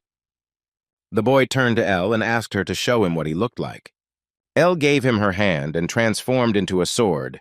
Gichu began to look at his face in the reflection of the sword. When he looked more closely, he saw that one of his eyes had changed color and was gray. The demon eye's color change wasn't a major issue, but neither Lu nor Elle knew anything about it, so Gichu was left to observe it. He came to Rogers, who begged him to talk to him about some matter. Rogers began to beg the guy to give him a chance to get revenge on Iron Shield. GQ immediately realized that Hart had done everything as he had planned. Now all the anger that was in him was directed against the Iron Shield. However, the boy did not understand what Rogers could do to the Iron Guild, and he started telling the guy that he urgently needed to improve his level. After all, he had already become stronger once, and it would be much easier for him to do it the second time. As he said this, his face twisted in anticipation of revenge. But Gichu stopped him and said that he could not become stronger anymore. Even if he hunts, his strength will not return, and he will not be able to level up any further. After all, now the guy could clearly see that Roger's cup was completely broken, and he was surprised that he had not died yet. Then Rogers grabbed him and started talking about how he knew a lot of information about the dirty deeds of the Iron Shield, and that this would help GQ destroy it. The guy pushed him away and said that it was of some use, but he still couldn't trust him completely. Rogers was upset by this and didn't know what to say, but GQ suddenly said that he would give him a chance if he could do anything. Hearing his words, Rogers jumped up happily and said that he would carry out any of his orders, and at that moment, GQ took his life. He did it so quickly that Rogers didn't have time to think about anything, and Lu activated the cannibalism skill and absorbed his flesh. Lu asked why he didn't destroy him right away, but Gi Chu wanted to make Rogers angry because when he listened to his orders, it would be more useful if he had his own goal. The guy wanted to leave the gate, but all his subordinates followed him, considering it their duty to accompany and protect their master. He was shocked by their behavior, but they continued to say that they could not leave him alone and must always be with him. GQ was very tired of them constantly following him and tried to think of something to stop them from following him around. And he had an idea. He said that they were so worried about him because they didn't trust L and Lu. And they suddenly became worried, and GQ continued to say why they neglected their strength, because they also protected him. The knight began to explain himself to the guy, although he did not fully understand who Lu was, but for some reason he was afraid of him. The angels also asked for forgiveness. Although they knew who L was, they were afraid to meet her face to face. They all apologized to the guy for their rudeness, and GQ was finally able to leave in peace. When he came out of the basement, he saw that everything around was covered with snow, and winter had come. Recently, Gichu was stuck in the basement for a very long time, and he felt like the seasons were changing with a snap. It was still quite cool outside, and he decided to go back into the house. Suddenly, he heard the voice of his sister, who was glad to see him again. Yu Jin held B in her arms, who had become somewhat restless, and now she realized that it was because Gi Q had come outside. She asked him not to disappear for so long again, but he explained to her that he was simply very busy. Despite this, she was glad that he came out just on time. But Gi Q did not understand what his sister was talking about, and then she was surprised by such a coincidence. She said that it was Christmas, and she thought that was why her brother came out of the basement. Entering the house, the guy tidied himself up, and his sister began to ask him why he didn't have a girlfriend with whom he could go on a date. The guy was surprised by her question and responded by attacking her with the same question. But she dodged the question, saying that she was still a schoolgirl, and the most important thing for her was to think about her studies. Gi Q thought that on this holiday, one should spend time with family, but his sister was sure that he would say so, because that is what all single people said. Yu Jin was going to meet her friends, and their mother also had plans for the evening, so she wanted him to keep up and go on a date as well. Gi Q told her that he has one friend with whom he corresponds, which surprised her very much, because she thought that he did not know how to do this. The guy decided that he would no longer explain himself to his sister and told her to mind her own business, and he would mind his own. When she left, he thought about the holiday, since he couldn't even remember the last time he celebrated it. Gi Q had arranged to meet with Yu Bin and was about to leave the house, but was suddenly stopped by his sister. She was unhappy that he was going to go on a date in such an inappropriate state and decided to help him change. They agreed to meet at the station, and Gi Q was already waiting for her there. The guy was worried that he might be late because of Yu Jung, who couldn't find the right hairstyle for him for a long time. Suddenly, a girl called him. When he heard his name, he turned around at her voice. Yu Bin was delighted when she realized that it was indeed Gi Q standing there and greeted him. When Gi Chu saw her, he was a little stunned by how dazzling she looked, his face instantly turning red. After he fainted in front of the association building, they met for the first time, so Gi Q thanked her again for her help and apologized. The guy wanted to buy gifts for his family, so Yu Bin suggested going to the mall to buy them. On the way, Gi Q apologized again for making Yu Bin waste her time on his business, but this did not bother her at all because she understood that he was very busy. When they arrived at the mall, Yu Bin led the guy to the jewelry floor, which he didn't even know existed. She explained that this was a VIP area that could be used not only by special clients but also by rankers. The guy saw that there were items on the shelves. These items in the form of jewelry could be used by ordinary people. After Gi Chu's mother drank the elixir, she was able to use items, even though non-players are usually unable to do so. But as an exception, items have appeared that can be used by ordinary people, and if a guy gives such a thing to his mother, it will act as a protective talisman.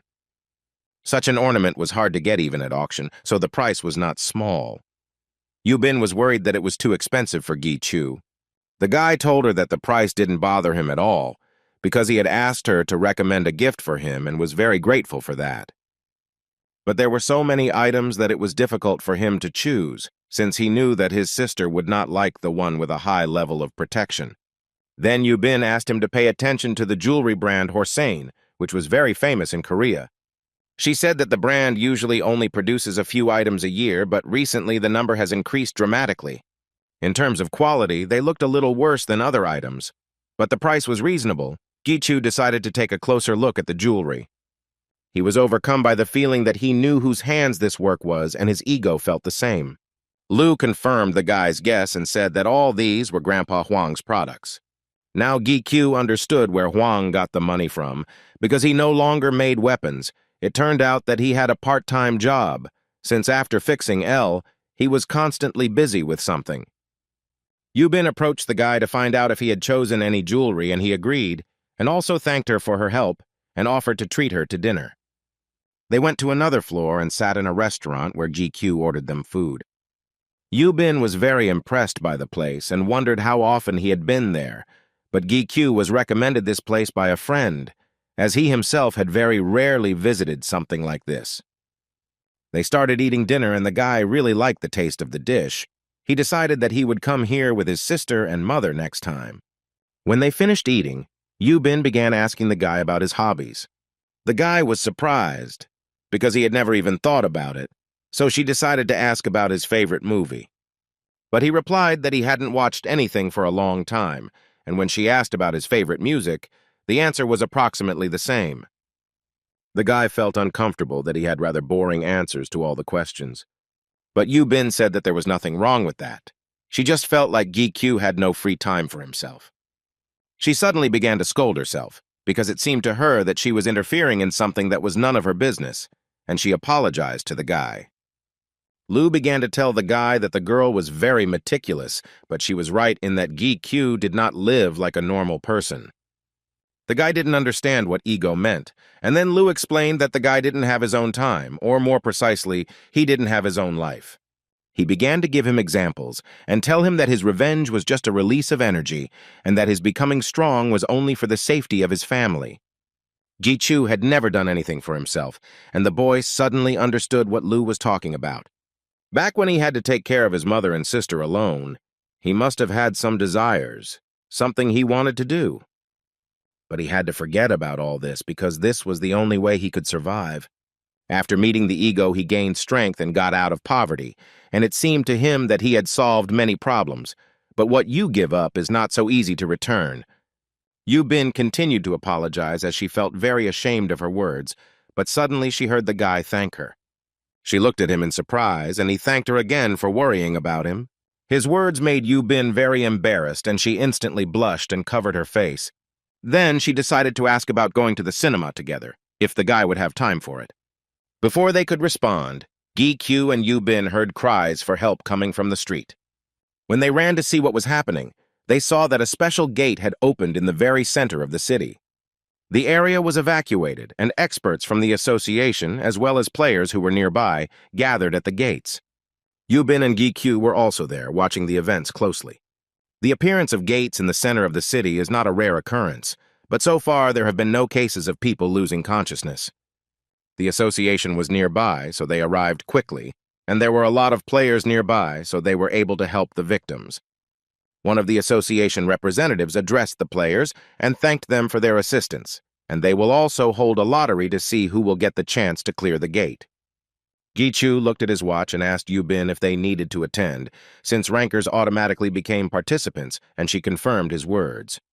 Yubin noticed his watch, which looked very old, but because of the gloves, she didn't notice it before. She thought that perhaps it was not an object but simply valuable to him, as he was telling her at that time that their evening had come to an end. But Yubin didn't mind at all, because it was time for her to go home too. She kept thinking about how to ask him about the watch. When she finally decided to ask, she was interrupted by the shout of Secretary GQ. Turning towards the voice, they saw Song-hoon in very strange clothes who waved his hand at them in greeting. GQ asked why the secretary was walking around like that on his day off, and Sung-hoon explained that he hadn't had time to change because of an emergency call. But now the situation has stabilized, so he will just see what is there and go home. Sung-hoon called the guy for a few words and said that he was very happy for him because he managed to get out on a date on such a day. Gi-kyu began to deny Sung-hoon's words because he did not consider their meeting a date, and the secretary did not continue this conversation and said that he was just joking. After he left, Yoo-bin remembered that Sung-hoon was the person who was entrusted to lead the ranker battle, and she also saw him when Gi-kyu lost consciousness. She noticed that she and Gi-kyu were very close, and the guy confirmed this, since he and Sung-hoon communicated a lot at work. Yoo-bin asked him if he was going home straight away, but he had to pick up the gifts he had left at the store first and buy a cake. She decided to recommend him a good store, and thought about asking about the watch next time. Suddenly, Gi-kyu was called again, and when they turned around, it was his secretary again. Sung-hoon couldn't reach Gi-kyu because his phone was dead, so he had to run out to tell him the information in person. He reported that the gate evaluation result had come out, but Gi-kyu didn't understand why he had rushed to say that unless it was an S rank. But Sung-hoon said that gate evaluation was impossible. The experts were unable to evaluate the rank. Hearing this, Gi-kyu was stunned by this news. When Gi-kyu returned home, he immediately presented the gifts to his family, who were simply shocked by them. Yoo-jung started to thank her brother for such a gorgeous gift. She couldn't believe that he was giving it to her. Gi-kyu's mom said that Shik-hyun also gave her a gift from the brand, and she felt very embarrassed about it. But the guy said that she should definitely thank him with dinner. While they continued to admire and look at the gifts, Gi-kyu went to his room to change his clothes and think things over. A gate whose rank could not be determined meant only one thing. Its level was higher than S rank. There are few such cases of such gates appearing, but each time such gates took the lives of many players. Besides, these are special gates, the level of danger of which cannot be described as anything good. Gi-kyu remembered that the magical power that flowed out from them at the very beginning was different from other gates, but after that, he didn't feel anything special. The guy approached Lu to see what he thought about it, and he replied that he had some ideas, but he needed to take another look. Lu said that they would consult with Ella and that he could rest and enjoy the evening for now, and Elle also confirmed that nothing would happen for now. Gi-kyu thanked them for their concern and decided that if he was already in the mood for rest, then he needed to rest, because one evening could change little. In the morning, all the news broadcast important news about the appearance of several special gates, the level of which could not be determined. The association and the governments of various countries declared a state of emergency, and all people from those areas were evacuated. Gi-kyu stood in front of the TV and was shocked at how all this could happen in one night. He quickly got ready and ran out of the house. Saying goodbye to his family, he also took B. When he went outside, he immediately called Sung-hoon to come to him urgently. But Sung-hoo was about to call Gi-kyu himself, as he was already waiting for him in front of the entrance. On the way, the secretary realized that they needed to go to the Gangnam area so that Gi-kyu could check something. Sun-hoo promised to get him there very quickly and safely. He picked up the speed and they drove even faster. They arrived at the place and Gi-kyu began to study the gate with his special skill. He looked carefully, but everything was exactly as he had expected, although if you looked at it that way, no special features were visible. The guy asked Lu if he knew anything about this gate, as it looked very strange. Lu said that all his guesses about the gate were confirmed, and it was exactly the gate he thought it was. When he told the guy what this gate was, Gi-kyu was very scared. He quickly ran up to Sung-hoo and said that he needed to know where else the unidentified gates had appeared, as they all needed to be checked. But the secretary said that Gi-kyu had been urgently called to the association, and they needed to go there right away. The guy grabbed Sung-hoo by the shoulders and said that he definitely needed to check the rest of the gates now. The secretary had no choice, as he could not refuse his boss, and they went to check the gate. Meanwhile, a meeting of mercenaries was being held at the association, where only Gi-kyu was expected, and this wait was tiring them out greatly.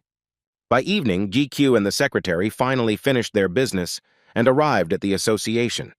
While they were sitting in the car, Sung-hoo was very worried that he would be scolded for being late. Gi-kyu convinced him that he had warned the chairman that they were late due to the special gate, and so he had nothing to worry about. But Sung-hoo thought that the guy wouldn't understand him because he had completely different concerns. He pulled himself together and began to explain to the guy that he had been called in as a mercenary, where he would meet people like himself. Song-Hu admitted that no one knows how the other mercenaries will receive the guy, so if he is afraid of being recognized, he can put on a mask. GQ confidently answered the secretary that he no longer intended to hide, so he had no need for a mask. The secretary was a little upset because he took with him the mask he made for the guy last time. The guy got out of the car and headed to the association to look for a meeting room. When Gichu found the next office, he stopped at the door. He felt several sources of magic and decided that this was how the meeting was going. Without thinking twice, he opened the door and entered the office, in the middle of which stood a huge table where other mercenaries, the head of the association and his son, were sitting. The head of the association greeted Gi Chu and showed him a place where he could sit. At that moment, his friend Seok Woo waved to him and the guy sat down next to him. Seok Woo said that he was very late, but Gi Q explained that it was not because of business that he could not come earlier. A young mercenary sitting opposite him approached the guy and asked what Gi Chu's code name was. The guy found this behavior strange and decided not to answer his question, saying that it was a secret. Gi Chu felt a strong aura from the mercenary, which surprised him greatly, because if he had such strength, he could soon become the topic of newspaper headlines. The guy didn't know that there were so many strong mercenaries. He turned the other way to evaluate others. On the other side of the table sat the leader of a one-man guild that was among the top 10 strongest, Kim Do-hyun. He glanced at Gi Q and called him the 11th mercenary. The guy looked at him carefully and realized that Do-hyun was also a mercenary. Gi Q found it strange that he called him the 11th. After all, if we exclude the chairman and Shik-hyun, then together with him there are 7 left. Even if we count Soo-jung, then there are 3 empty seats. The head decided not to waste time and to start the meeting as soon as possible, since the matter was urgent. He reminded them that the reason everyone had gathered was because of the appearance of numerous special gates. There are 20 of them in the world, and 5 in Korea, and the level cannot be determined. If the S-rank gate is considered a natural disaster, then this situation is much more critical. Do-hyun didn't understand why the leader didn't address this problem to the top 10 because they were lone mercenaries. There was a big difference between one player and an entire guild. Lu asked the owner why this leader and member of the top 10 was speaking, since he was also a mercenary. Gi Chu suggested that perhaps they had problems with profit. Such strong guilds are a single mechanism, and most likely he does not want to share the profit with mercenaries. Seok Woo intervened in the conversation and said that the situation was not suitable for separating mercenaries from guilds, because if they were gathered here, it meant that everything was serious. The young mercenary also supported Seok Woo and said that they had better listen to the chairman to the end first. The leader thought that Do-hyun's statement was quite appropriate. If it concerns the cleansing, then the guild should be spoken to first, but this was not the case. Unlike him, the chairman did not think that the other leaders were ready to send their entire staff to meet an unknown danger. He repeated to them that there had never been such cases, and if players were to suffer during the cleanup, it would be better not to start at all. So what they needed was not a gate-clearing team, but a reconnaissance squad that could return back. 2 twin girls decided that the chairman wanted to sacrifice the mercenaries since they were in the minority, and it would be more profitable. But that's not what the leader meant at all. He's just proposing a plan that will most likely succeed, since he never forced them to do anything. Gi Q watched the twins, and Lu and El confirmed his suspicions. And if you don't count the leader and Shik-hyun of all those present, these girls are the strongest. The young mercenary raised his hand and said that he agreed to go to the gate to check, because it was his job, and even more so if he received a good reward. Do-hyun also agreed to the chairman's proposal, and Seok Woo also raised his hand. Gi Q noticed that there were only 2 seats left, so he decided to raise his hand as well. At that moment, he looked at Shik-hyun, who with one look indicated that he should lower his hand, and Gi Q obeyed. After which, the twins took the 2 remaining places, and the guy was a little upset. He looked at one of the mercenaries, who didn't say anything and also didn't raise his hand to participate, which seemed strange. The leader announced that they had gathered the minimum number of participants and asked if anyone had any more questions about this. Gi Chu raised his hand and said that he had information about the gate, since he had witnessed the opening of the first special gate and had checked the rest before arriving. He also said that he was able to test the gate using his abilities, but he couldn't go into more detail about his abilities. All he could tell them was that he could see things that were related to the devil. The mercenaries suddenly became very surprised and even looked scared when they heard Gi Chu's words. The guy didn't understand their reaction because they didn't look like they didn't know what they were talking about. The chairman and Shik Hyun told everyone that they vouch for Gi Chu's abilities, and his words are completely true. Du Hen wondered if it was true that this special gate could be connected to the devil, and the guy confirmed that this is indeed the case. All 5 gates that appeared in Korea, and quite possibly all 20 around the world. This gate was the devil's kingdom. When the mercenaries heard this, they simply fell into a stupor and were very shocked by the situation. They are a kind of kingdom, or to be more precise, an abandoned territory, completely unlike ordinary gates. A special gate with an undefined level that appeared in Korea, and these lands were not completely abandoned. It was a terrible place, ruled by demons who were much stronger than ordinary gatekeepers. Having finished the conversation, all the mercenaries began to go home. Gi Chu finally breathed a sigh of relief, as he couldn't go to bed once this meeting was over, even though there hadn't been much progress in the discussions. He thought about the fact that there were now 5 gates and 5 mercenaries, as had been decided in advance, 1 gate for each mercenary. The guy was worried whether they could cope alone because this was the devil's domain, not just a gate. But Lu was shocked that the guy didn't listen to what the chairman said at the meeting. Namely, he said that it is better for 1 player to go there who can check and quickly leave, suddenly in a critical situation. Only Gi Kyu and Shik Hyun were left in the office, so he asked him why Hyun stopped him when he raised his hand. Shik Hyun, in turn, told the guy to come to the association in the morning in a couple of days, and then he would explain everything to him in detail. He also told the guy to take his things with him, since he would not be spending the night at home. The boy nodded approvingly, and Shik Hyun said that he could go while he stayed behind and talked to his father. GQ said goodbye and left the office, which seemed to make him feel better. Suddenly, Seok Woo's voice called out to him, standing at the door of the office, and asked him why he hadn't gone home. Seok Woo suggested Gi Kyu to sit in a cafe and have a drink. The guy was surprised by such an offer, because usually his friend is always busy.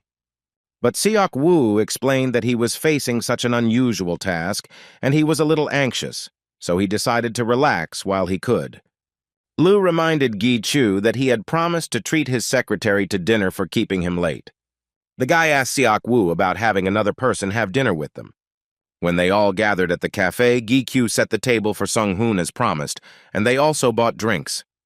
The guy apologized to the secretary for calling him to have dinner together, because he would soon have no more free time. But Song-Hoo wasn't at all against it, since he was already familiar with Seok Woo, even though they weren't in such a situation. Yi Gi-Kyu remembered that they had met during the showdown with the Iron Guild, but Sung-Hoon added that he often had to meet rankers in his work. Then the secretary offered them a drink to lighten the mood a little. After some time, a considerable number of empty bottles had accumulated near them. Sung-Hoon praised the drink that Seok Woo treated them to, which made the secretary blush a little. He then decided to ask Seok Woo and Gi Kyu how they met, since they looked like they had known each other for many years. His ego also wanted to hear this story since it was before they met, and Seok Woo revealed that he once gave Gi Kyu a tutorial. He started to say that the guy was always gloomy and constantly frowned, but Gi Kyu denied his words. Then Sung-Hoon asked Gi Kyu what Seok Woo was like when they first met, since he was already famous back then. And Gi Kyu seemed to have returned several years ago to the first floor where Seok Woo trained him. The guy had a hard time fighting the goblins, and Seok Woo was worried about raising his level. He opened his information window and saw that his level was still first. They both couldn't understand why nothing was happening. It was the last day of his training, after which he should have increased his level, but this did not happen. Seok Woo apologized to the boy and said that from tomorrow onwards he would no longer be able to teach him, and Gi Kyu thanked him for his help. He noticed that Seok Woo had changed. The look he had previously given him as if he were a rising star was gone. Most likely, he no longer saw the point in investing his time and energy. So a month passed. The guy hunted goblins to the point of exhaustion and barely made ends meet selling a few crystals. Seok Woo would sometimes come to him, check on his condition and leave, which he didn't like very much. Perhaps he was driven by pity or curiosity, or perhaps a sense of superiority. Either option was unpleasant, and it would have been better for him not to pay attention to it at all. That day, he met Shik-hyun at one of the cafes to have dinner because he quickly got tired of the food inside the gate. Gi-kyu noticed that Shik-hyun had been very busy lately, and he was right. He had a lot of work piled up on him. But he still asked if the guy had any difficulties and that he could safely turn to him for help. The guy thanked him and said that he had already done so much for him, and he simply could not ask for more. Shik-hyun looked at him carefully and asked again to make sure that the guy really didn't have any problems. Gi-chu thought about it because the fact that he became a player was exactly what he wanted to discuss. But he decided that he would talk to him later, when he had achieved something more, because it seemed to him that this was the most correct thing to do. He told him that nothing was bothering him, but he had already decided that he wanted to quit his job as a player. When Sung-hoon heard this part of the story, he was very scared to know that the guy wanted to do this, and hoped that it didn't happen. Gi-kyu continued to tell the story that after they had dinner, Chuk-hyun gave him a ride home. When he left, the guy thought about how as soon as he made this decision, all his doubts immediately disappeared. As he went up to his house, he was firmly convinced that he would do just that and simply assume that it was all a dream. He planned to look for a new job the next day. When he entered the house, he saw his sister taking care of Seok-woo, who for some reason was at his house. The guy didn't understand what he was doing at his house at such a late hour. The sister suddenly approached Gi-chu and asked why he didn't warn her that his friend was a celebrity. Gi-kyu grabbed his head from his sister's questions, because he himself did not know what was going on. Seok-woo called out to him and asked him to come outside with him so they could talk in peace. When they came out, the guy immediately told him that such a sudden visit had put him in a rather awkward position. Seok-woo apologized for this, as he simply couldn't get through to the guy. Gi-chu looked at his phone, which was just turned off, and now understood why he came in person. He was more interested in the reason for Seok-woo's arrival and immediately told him that he had decided to quit his job with the player. Seok-woo was stunned by his words and started rummaging through his things to show Gi-kyu something. He took a large stack of documents from his backpack, and seeing this, the guy didn't understand why he needed them. Seok-woo began to sort through the documents, among which were the players' dissertations on leveling up and improving their skills and much more. Gi-kyu stopped him because he didn't understand why he brought all this and showed it to him. Seok-woo explained to him that he was not good at comforting words, so he first found materials that could help the boy. He hoped that the guy would not give up so quickly and would continue working as a player. Gi-kyu asked him why he was doing all this for him, because he really didn't understand. Seok-woo could say that it was his good intentions, but Gi-kyu still wouldn't believe him. So it was a pure calculation. He wanted to make a capable person with unknown potential his ally. The profession of a gamer is now considered a common thing, but almost 20 years ago it was a completely unexplored area. Seok-woo believed that if there had been no candidates so far, it meant that his case had unlimited possibilities, which they called a specialty. Gi-kyu was carried away by Seok-woo's sweet talk, so he studied for 5 years in vain. But his friend didn't think so, because in the end, everything turned out exactly as he said. Sung-hoon was impressed by the story because Seok-woo did something that was not easy, and besides, they were complete strangers. Seok-woo said that when he first saw Gi-kyu, there was nothing unusual, only excitement about him becoming a player, and sometimes his face was gloomy. He remembered that they had never talked about serious things, but it was not difficult to guess the reasons. For example, one could understand everything from the same clothes that he wore every time. Also, from the obsession with collecting as many crystals as possible and not using the potion, he could understand all of this even if Gi-chu himself didn't say it. And if you add to all this the fact that he couldn't level up, he didn't know what exactly touched him, but some thoughts came to mind. After all, if failures constantly happen in life for no reason, then it would be nice to have a person nearby who will support him just like that. Seok-woo thought that it was all because he was very kind, and with a smile on his face, he told Gi-kyu that he owed him. The guy smiled back and said that he would definitely repay his debt and save his life next time. 2 days later, a huge crowd of reporters and press gathered at Incheon International Airport. They bombarded Shik-hyun with questions about the situation with the gate and what he planned to do. When Shik-hyun stopped to answer their questions, he was surrounded by a crowd of reporters. He told the press that the guild's top players were conducting an investigation to quickly find a solution to this problem, and they would discuss the rest at the upcoming association meeting. They also began to ask who the man was who was standing with him, and whether he was a participant in the association meeting. He introduced Gi-kyu to the press as a new ranker and gave his code name, and also said that in their opinion, he is the closest to the status of a top ranker. After his words, reporters began to photograph the guy and ask him about everything in order to find out at least some information. Gi-kyu was confused as to how he ended up standing in front of them. Sometime before that, they arrived at the plane.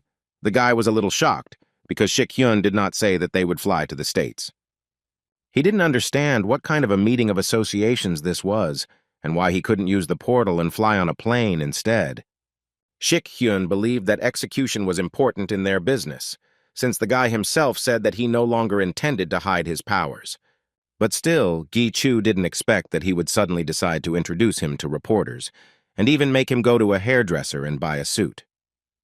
Lu guessed that Shik-hyun wanted to announce to everyone in advance that the guy was from the association, and that it was most likely the chairman who came up with this.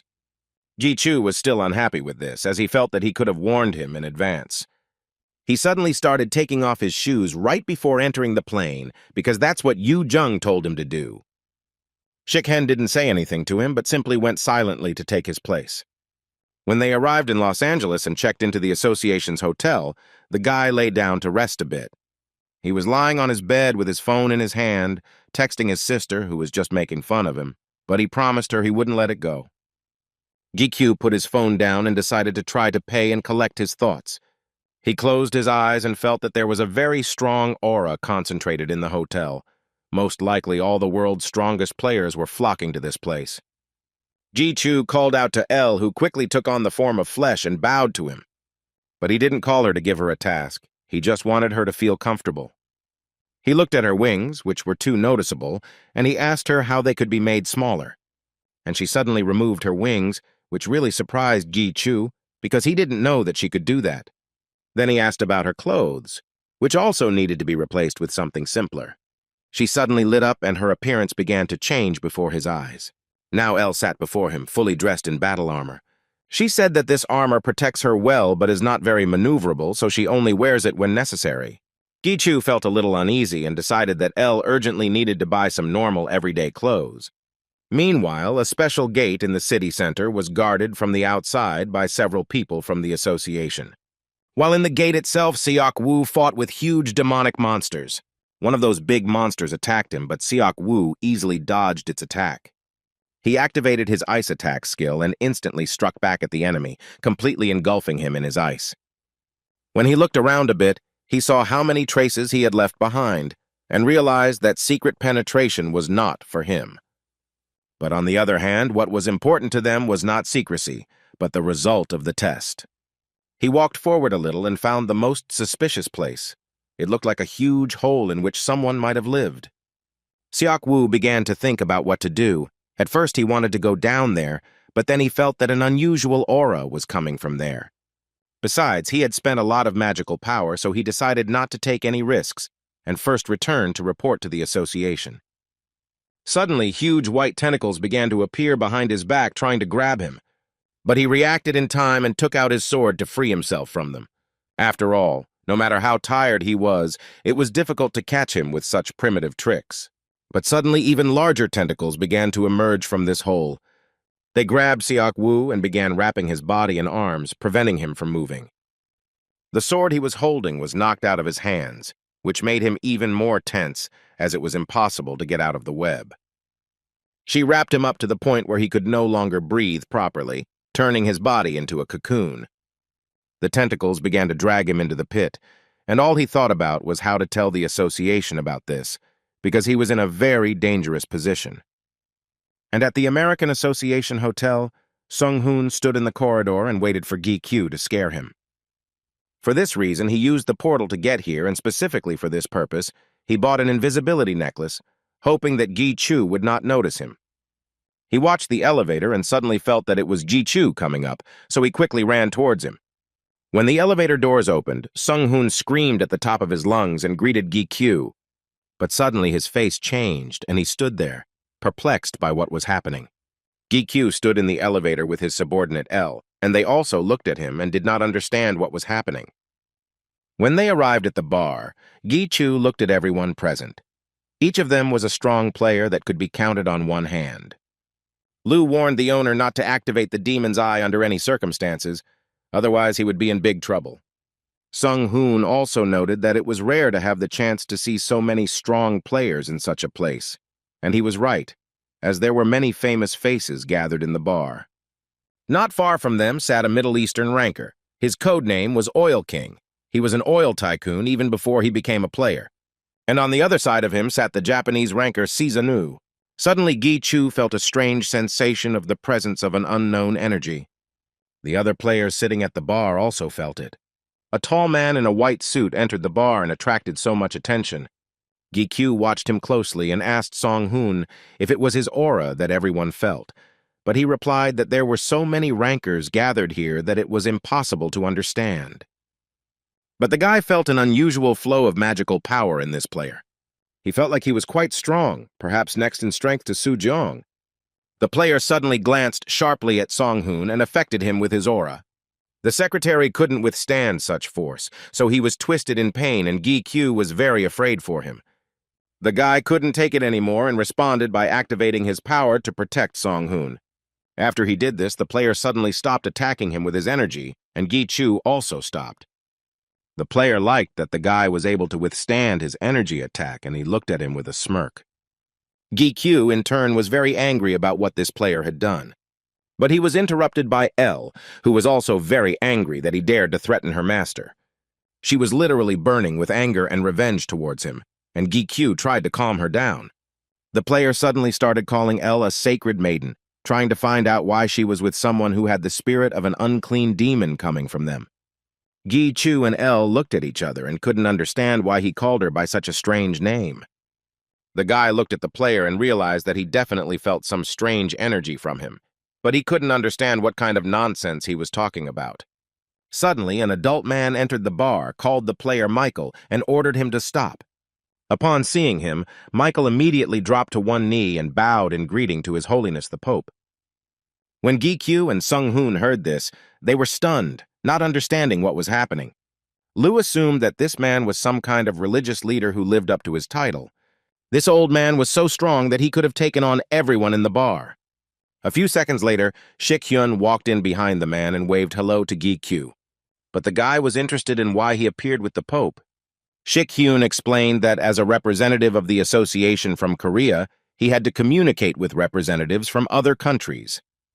But most importantly, he wanted to know what happened between them and looked at Michael with a devastating gaze. In turn, Michael began to point his finger at Gi-kyu and tried to say something, but he was immediately interrupted by the Pope. He yelled at him again for pointing his finger at the guests from other countries and asked him to be quieter. But Michael continued to tell him that Gi-chu had a demonic aura about him and that this was unacceptable. Dad yelled at him again and told him to think about his behavior until the meeting was over and not to accept any more objections.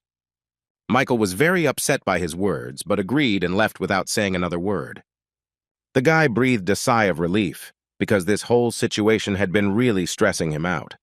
He turned to Elle to find out how she was feeling, but she did not respond to his words.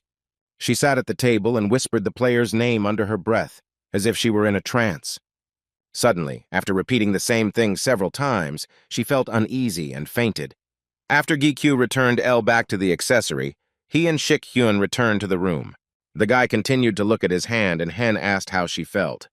While they were still at the bar, Lu suggested to the owner that perhaps Elle was affected by memories. She also had many forgotten memories, just like Lu, so meeting Michael became a kind of impetus for her. Since that guy didn't look like an ordinary person, he had an angelic aura about him. Gi-kyu asked Shik-hyun what kind of person this Michael was and who he really was. But Hen himself didn't know, and only heard that this man was a very strong player who was raised by the Vatican. After all, he didn't think that a man from the Vatican had such a disgusting character. Shik-hyun said goodbye to the guy and said that it was time for him to go because there was an important meeting tomorrow.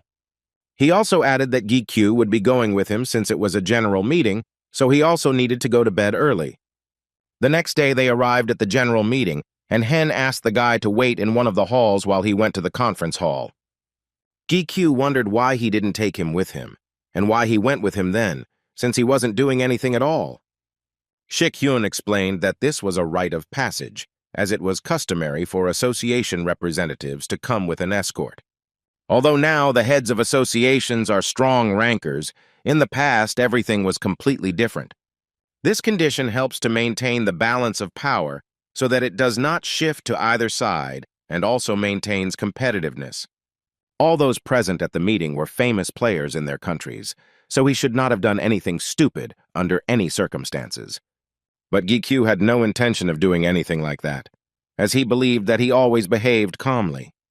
And Lu decided to remind him of several situations where GQ had shown himself to be less than calm. They said goodbye, and the guy went into the hall to the other players. He began to carefully examine each of the players present. Suddenly, one of the players approached him and started asking what Gi Chu's special skill was and why it was stronger than his. He also added that he had not met anyone who was impossible to read for a long time. The player introduced himself and said that his name was Tao Chen, and he was from China, and his code name was Miemgon. Gi Q also introduced himself to him. Suddenly, other rankers started approaching Gi Q, one of whom was Suzanu from Japan, the one who was in the same bar as the guy. The next one to come up was the Oil King, who also wanted to say hello to him. Gi Chu was a little scared by the countless handshakes and was worried because they were friendly towards him. He also extended his hand to shake theirs, but suddenly heard a familiar voice behind him. When he turned around, he saw Michael, who again asked about the Sacred Virgin. The guy thought for a second that maybe this guy was somehow connected to L's past. Michael apologized to GQ for yesterday's situation, but also said that he doesn't think he was wrong, but is simply doing it because of the couple's orders. So he didn't intend to fight with Gi Chu. Continuing to say something, he saw that the guy walked past him without paying any attention. Gi Chu smiled wickedly and greeted his sworn enemy, Iron Shield. A strong energy aura appeared around Gi Chu due to him being very tense. The other players looked at him and couldn't believe their eyes that the guy had such enormous power.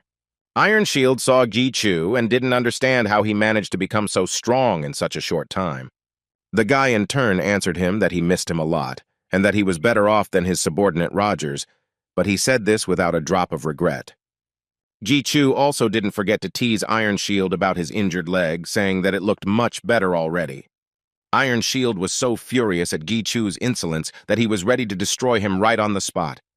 But their conversation was interrupted by one of the representatives of the American Association, who shouted the code name GQ. The guy answered, and the secretary said that the chairman was calling him, and he needed to go to his office immediately. As he left, Gi Chu turned to Iron Shield to look into his eyes once more, after which he went to get the secretary to find out why the chairman had called him. Suddenly, Gi Chu stopped as he sensed demonic energy. Then he turned around and noticed a man in a cloak walking with Iron Shield. The boy turned to Lu, who confirmed his suspicions, saying that he too sensed a demon who used the object to hide his identity. But Gi Chu didn't understand what the demon was doing in association with the Iron Shield, and it made him very wary. When he finally arrived at the conference hall, representatives from different countries were waiting for him there, sitting at a round table. The guy stood in the center and he felt uneasy from their gazes, which seemed to suspect him of something. He understood that there were both strong players and not so strong ones, but he had to be careful with the representatives of the associations. Among them, Gi Chu saw one of the 5 top rankers and the chairman of the International Association, codenamed Bloody Emperor. The chairman turned to the boy and asked if he knew why he had been summoned. Gi Chu tensed up. He knew he had to answer clearly to avoid any misunderstandings. Without thinking twice, the guy clearly and quickly answered that he did not know the reason why he was called. Hearing his answer, Shik-hyun clutched his head, as he had expected a more constructive answer. In turn, the chairman said that they had called him because they had heard that he knew some special details about the case with the gates. Gi Q replied to him that he had been to the site where the special gate had appeared and had also personally checked all 5 gates that had appeared in Korea. As a result of their investigation, he learned several facts, but warned that these were still only his assumptions. He also added that the appearance of the gate was someone's plan, because when he checked the gate, the timing and location looked very strange. And Lu thought that there was a high probability that all of this was Andras's doing, but he couldn't have done it all alone, so he definitely had an assistant.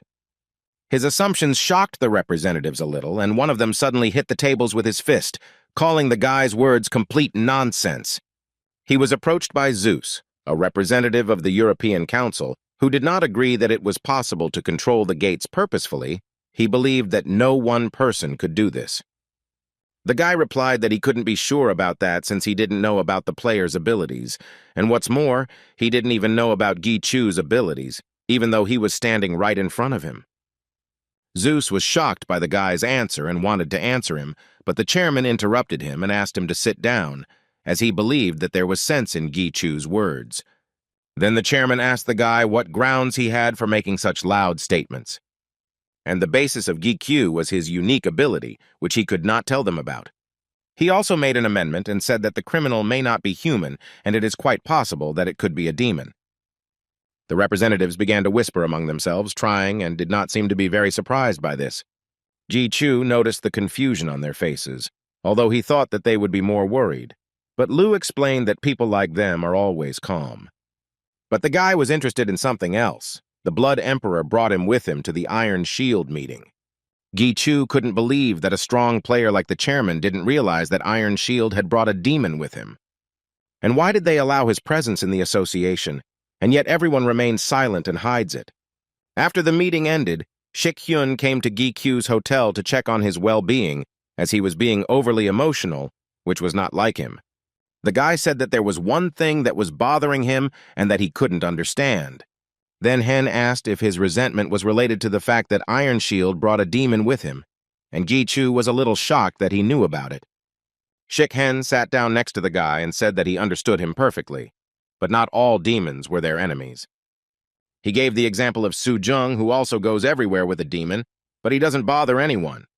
Hen had recently heard of their history and suggested that they were rather pathetic creatures, much to Lu's anger. They were originally in Hell, but after the Tower and Hell united, they lost their power, and some of them were abandoned and were either imprisoned or executed. There are many who are now on the side of the people, and the leaders of different countries allow their presence and even allocate them land to live. When he finished, he saw that Gi Chu was having another fit of rage over being punished for information that was not yet available to him. The next morning, the boy woke up in a very bad condition. When he opened his eyes, he saw Elle sitting next to his bed, happy that he had finally woken up. Gi Chu was glad that she also came to her senses.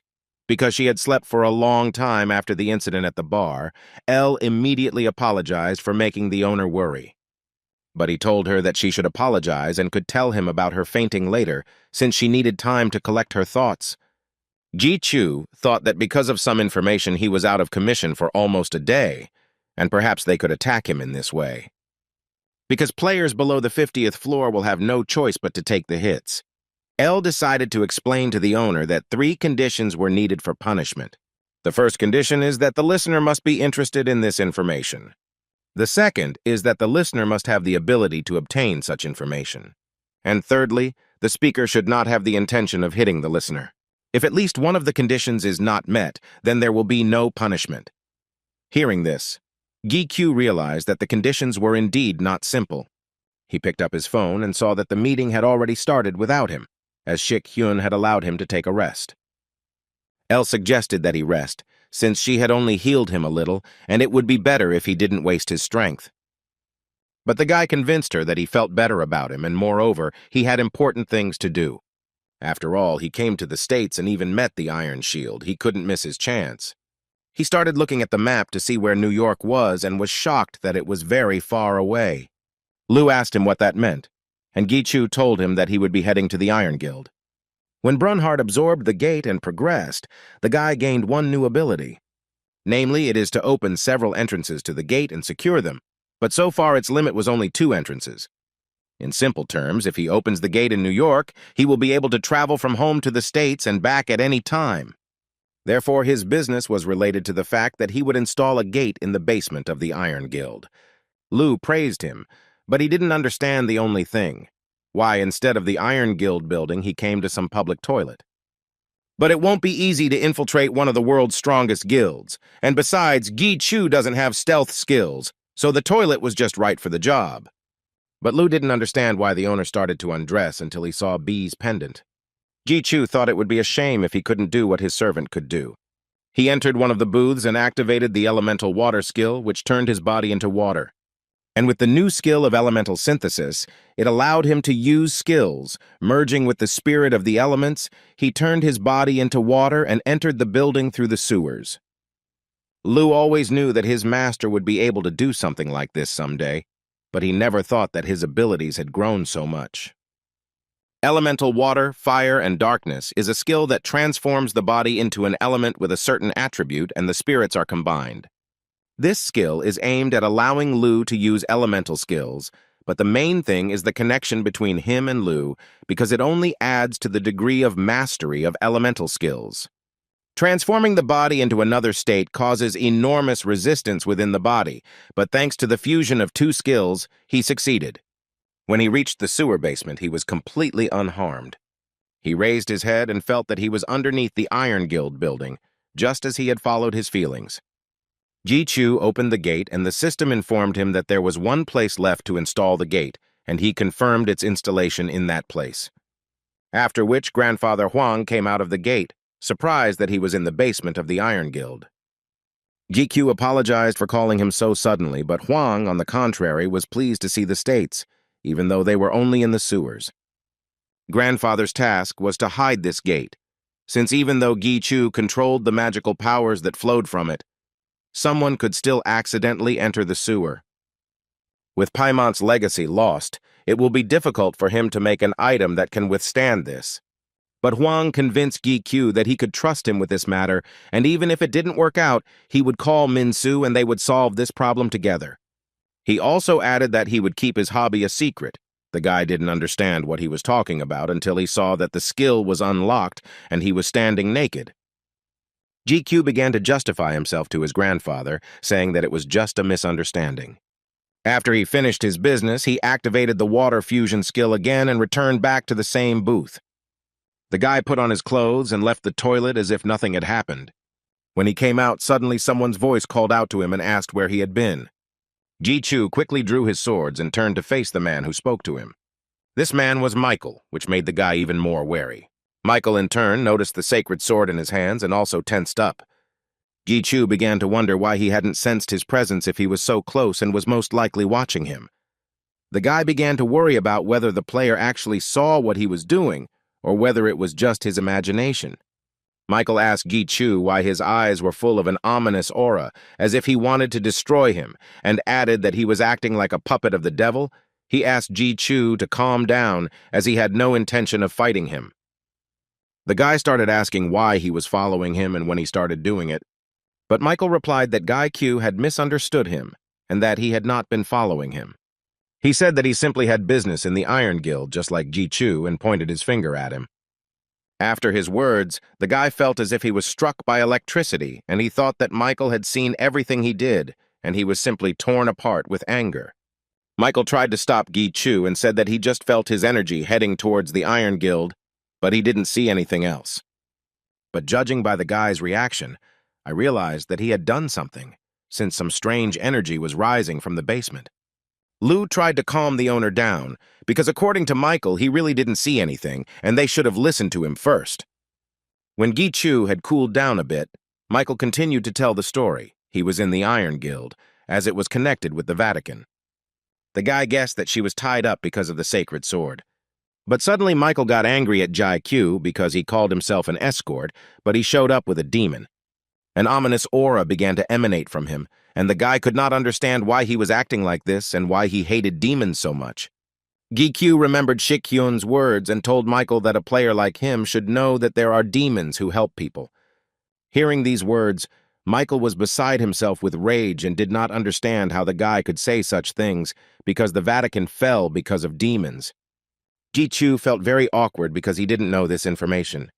Michael thought that Gi Chu was a little different, despite the demon smell, but he realized that he shouldn't have even talked to him. Suddenly, his dark and ominous aura disappeared and everything around was blinded by bright sunlight. When the boy opened his eyes, he saw Michael standing in front of him with huge angel wings behind his back. He was tense because he did not understand how this man could hide such strength all the time. The boy couldn't believe that Michael was even stronger than Demon King Su Jong. Meanwhile, at the American Association Hotel, Shik-hyun tried to call Gi-kyu, but all was in vain. He couldn't figure out where the guy had gone, because they urgently needed to get back to Korea. Shik-hyun was very angry because he didn't think that everything would get so complicated. At the same time, Michael activated his powerful aura, which almost knocked Gi-chu off his feet. He began to attack Gi-kyu with his wings, but the boy managed to block his attack. Having repelled the attack, he was thrown back a few meters, but he stayed on his feet. Then he began to attack Michael in response with all his speed. Gi-chu struck him, but he managed to block it with his wings, and thus avoided the attack. The guy ran a short distance away and asked him why he was fighting him, since he wasn't going to do it, and in an open place at that. Michael replied that the Vatican treasure was located in this place and it was protected by a barrier. Therefore, no one can interfere with their battle. After these words, he again went on the attack at the guy.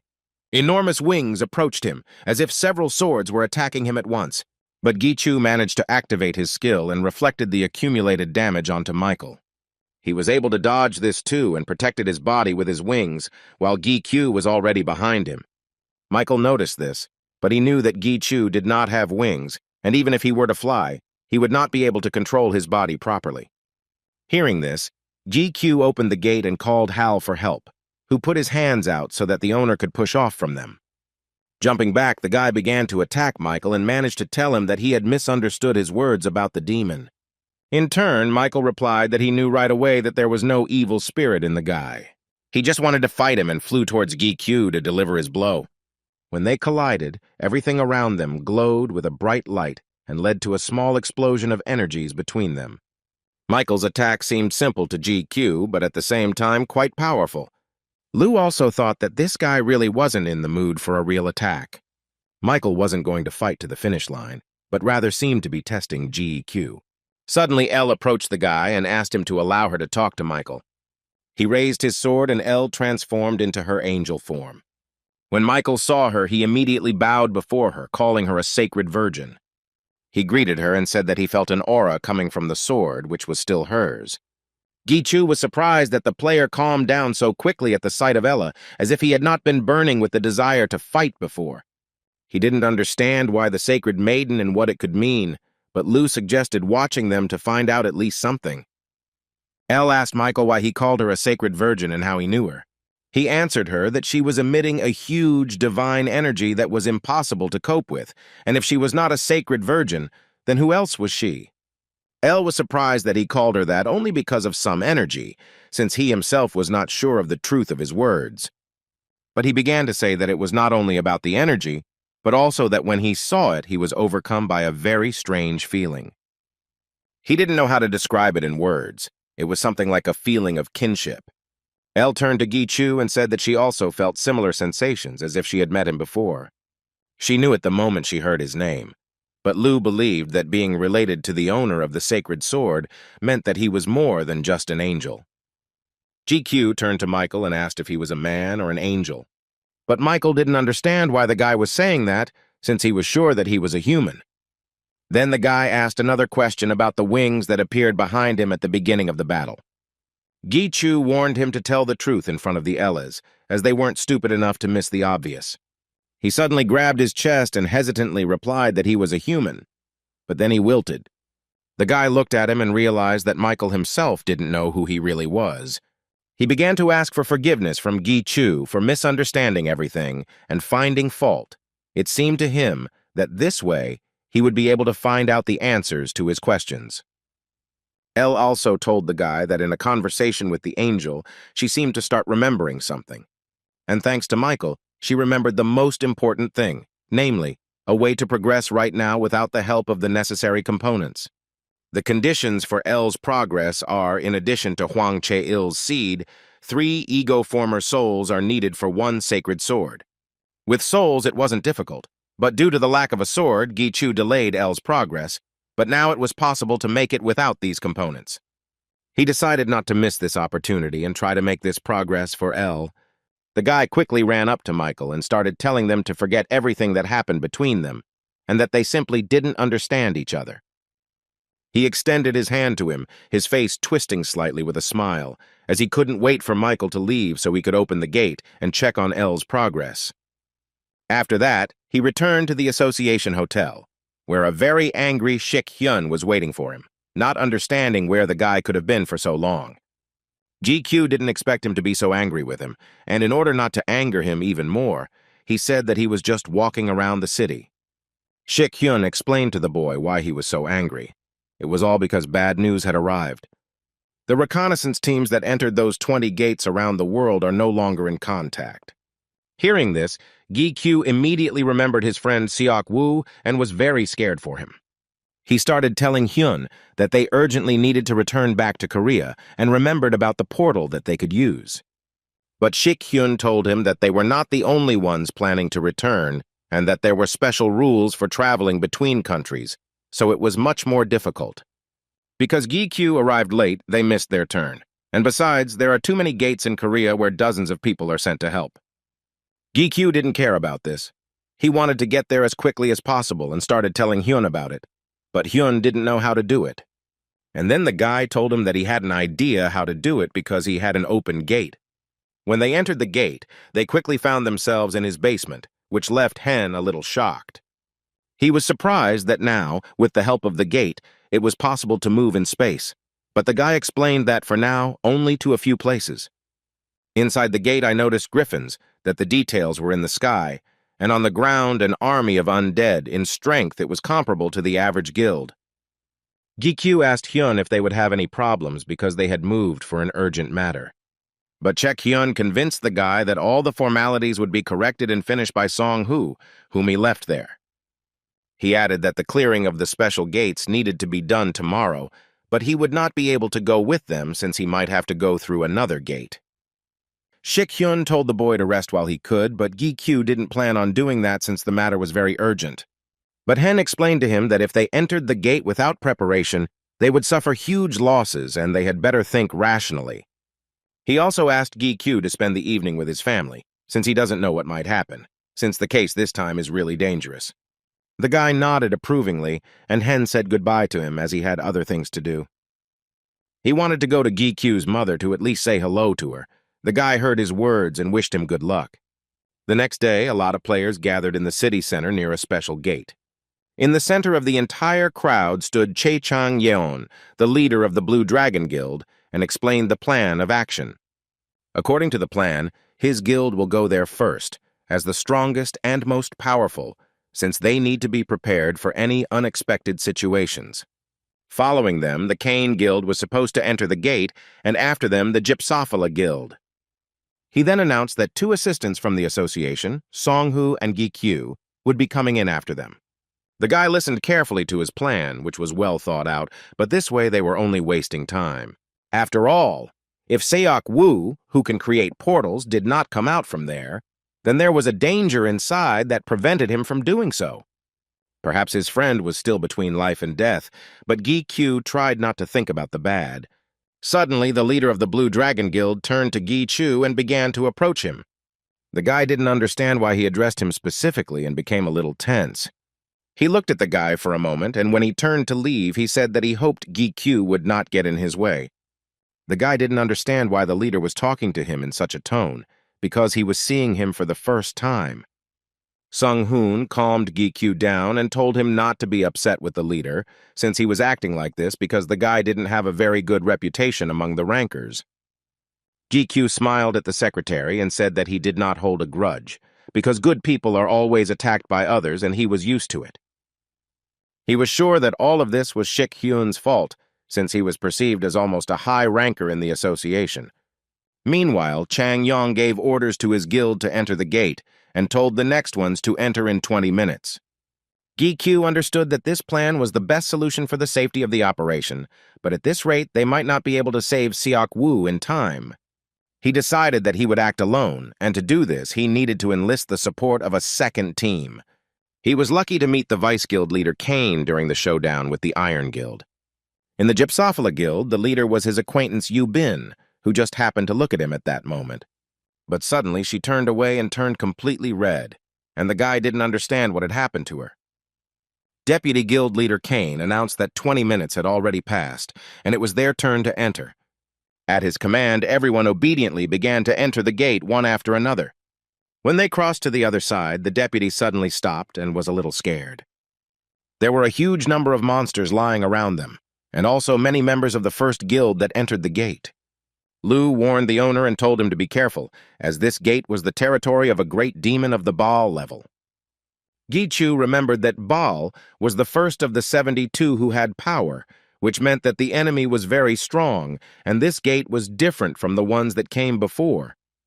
Lu also said that the gate doesn't quite live up to its name, since the connection with this world hasn't been fully established, but one still can't relax. They started moving forward, and the deputy looked at the bodies and did not understand how this happened, even if they were attacked immediately, but the number of dead frightened him. Although it was inappropriate, he was glad that the Blue Dragon Guild was there, since there were no more monsters in the area now. Not far away, Song Hoon saw the flag of the Blue Dragon Guild, which they used to indicate which direction they were heading. They decided to go in the opposite direction to speed up their search. As they moved through the small canyon, the guilds tried to stick together and not stray too far from each other. On the way, a woman approached Gi Q and asked him if he was the guy Yu Bin had told her about. The guy was surprised by her question and realized that she was talking about the guild leader, Shi Yu Bin. The woman confirmed his suspicions and said that Yu Bin usually couldn't stand men, but she told him a lot about Gi Q. Yu Bin heard their conversation and immediately ran up to the guy to avoid an awkward situation, as she did not expect her grandmother to talk to him. She decided to introduce them and introduced her grandmother as the advisor of her guild, who had been helping her for a long time. Gichu bowed to her and also introduced himself. Suddenly, he felt someone's presence and apologized to his grandmother for interrupting their conversation, as he had no time for that right now. Everyone stopped and peered into the distance, from where huge monsters were approaching them, moving not only on the ground, but also in the sky. When they saw them, the deputy immediately gave the command to prepare for battle and ordered the tanks to the front line. The players quickly began to follow his orders and stepped forward, creating a wall with their shields. The enraged monsters ran towards them, and all they wanted was to destroy everyone in their path. As they approached them, they began to collide with the shields, which immediately destroyed them. But other monsters, which moved not on the ground but in the air, continued to advance. The deputy gave the command to the long-range shooters to attack these monsters with their fire arrows. He ordered the third team to cover the front row and destroy any monsters that could break through it. They couldn't relax because they didn't know how many monsters were still there, so Gi Q and Song Hu ran to help them. The monsters, meanwhile, continued to attack and broke the front row and crushed their shields. They were much stronger than the monsters they had seen before, so the tanks began to quickly give up their positions. At this moment, Ji Chu quickly came to their aid with his acceleration skill. He destroyed all the monsters that were very close and did it so quickly that other players did not have time to follow him. Ji Chu jumped onto one of the rocks and saw that more and more monsters were approaching. He was very tense because there was no end to the monsters and the situation was getting out of control. The problem was not only the strength of the monsters, but also their huge number. At this rate, it wouldn't be long before the number of casualties among the players would start to increase. Suddenly, L called the owner and he felt a very strange aura. Looking closely, he noticed a small flash in the sky, which seemed to him a very strange phenomenon. Suddenly, this flash turned into a huge lightning bolt that was directed at the crowd of monsters. After this lightning struck, a huge crater formed in the ground, which slowed down the monsters a little. After descending from the cliff, Gichu approached the crater and examined it, as this force seemed very familiar to him. And El said that it was divine power, which only confirmed his suspicions. He raised his head and saw Michael in the sky, who had come to his aid and was happily waving his hand at him. But when he saw GQ's face, he began to worry that he was up to something again, and he was right, because the guy wanted to use him for L's progress. The deputy approached Gichu and asked who the man in the sky was. who continued to launch huge balls of lightning at the monsters, and they burned up in the same second. The guy answered him that he was a help sent by the Vatican. Although his character was not very good, his abilities were very good. GQ decided not to delay and told the deputy head that from now on he would act separately from them. When Yubin and Songhu heard this, they were very frightened by his statement. They started shouting at him that this decision was too risky for him because the monsters were very strong. He told them that instead of fighting a bunch of monsters and moving forward little by little, he would rather act alone and find the trail faster. He was very angry about this situation because he couldn't delay any longer and wanted to save Seok Woo quickly. The deputy thanked him for worrying about the chief, but was still against the guy going alone, since the chief had also gone in alone and not returned. Then GQ pointed to Michael and said that he would go with him and they had nothing to worry about. Yubin, who also wanted to go with GQ to help him, intervened in their conversation. She knew that he and his partner were strong enough, but she thought that together it would still be dangerous. But the guy told her that she had to lead her guild, and in order to help him, she had to be capable of it. After these words, he jumped up and ran towards the monsters, jumping over the crater. Gi-Chu activated Lu's elemental fire skills and used spirit fusion to merge with the elements. He also activated L's divine power to make his attack more effective. He raised both his swords and prepared to deliver a powerful attack on the monsters. When he struck the ground with his swords with all his might, the energy from the blow spread over a huge distance and destroyed everything in my path. After his strike, huge holes were left in the ground, which were still burning from the powerful attack. When he left, he destroyed some monsters along the way, and after another destruction, the system notified about the absorption of Chimera blood. He also absorbed the soul of the Chimera and his health increased. Gi-Chu was surprised by the new ability, but Lu explained to him that this power came to him after progressing and told him to check the status window. His absorption skill improved, and now, in addition to blood, he could also absorb the souls of monsters, and he could also turn these souls into ego. The guy could get an ego even without cannibalism, and now with such a skill, he didn't have to worry about the ego for progress. Michael approached GQ and cursed, as he did not understand why they had to work together. It seemed to him that Gi-Chu had lured him into a trap, and that made it even more unpleasant. But the guy answered him that he himself continued to go with him, which meant that he himself was glad about it. But Michael began to deny his words, because he followed him because he thought that he could achieve his goal in this way. He explained that his first goal was to destroy the demons and enemies of the Vatican, and the second goal was to find out who he really was. After a short silence, Michael waved his hand at the guy and said that it was time for them to go and save his friend. But Gi-Chu stopped him, since after the destruction of the monsters, there were a lot of crystals left and they couldn't just be left behind. Michael didn't collect the crystals because he thought they had a very serious matter, but the guy convinced him that they would quickly collect everything. Gi-Chu opened the gate to let his subordinates help collect the crystals.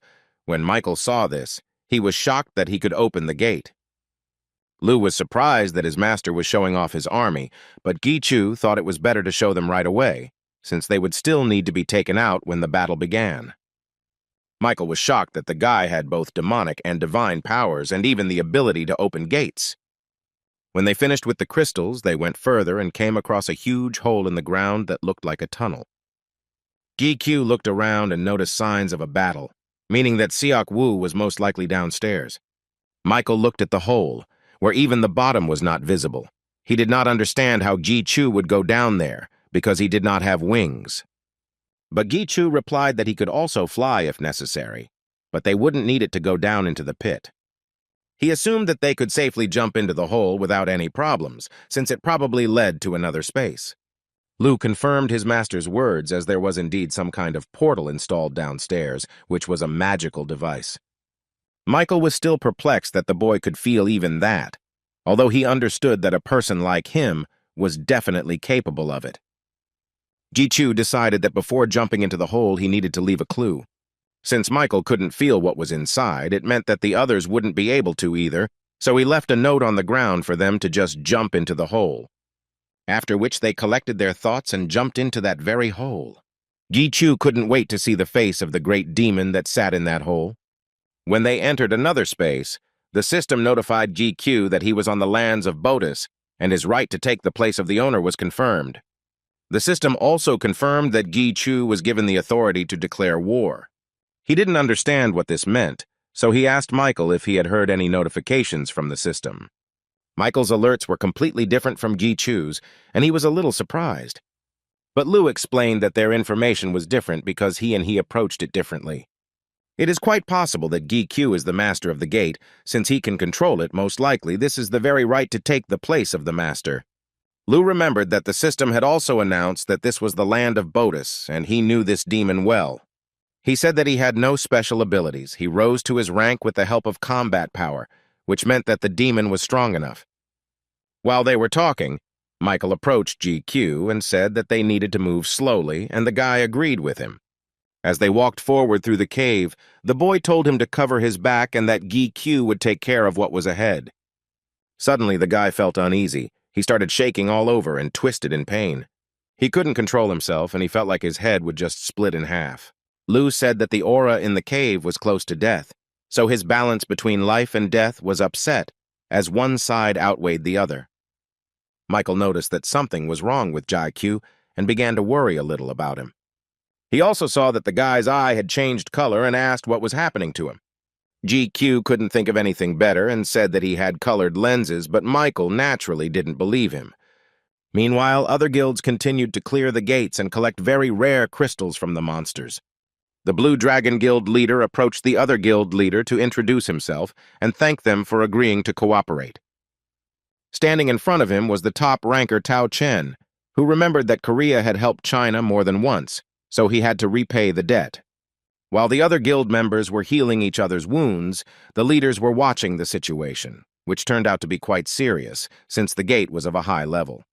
Tao Chen asked why their team was split into two, since he thought it would be better to move together.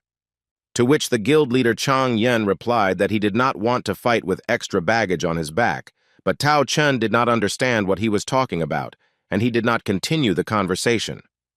He, in turn, gave the order to the team to check all their equipment, since they would soon be moving out. Finally, Chang Yong told the ranker that he couldn't share the credit with any of the assistants from the association. He believed that his guild would be enough for the cleanup.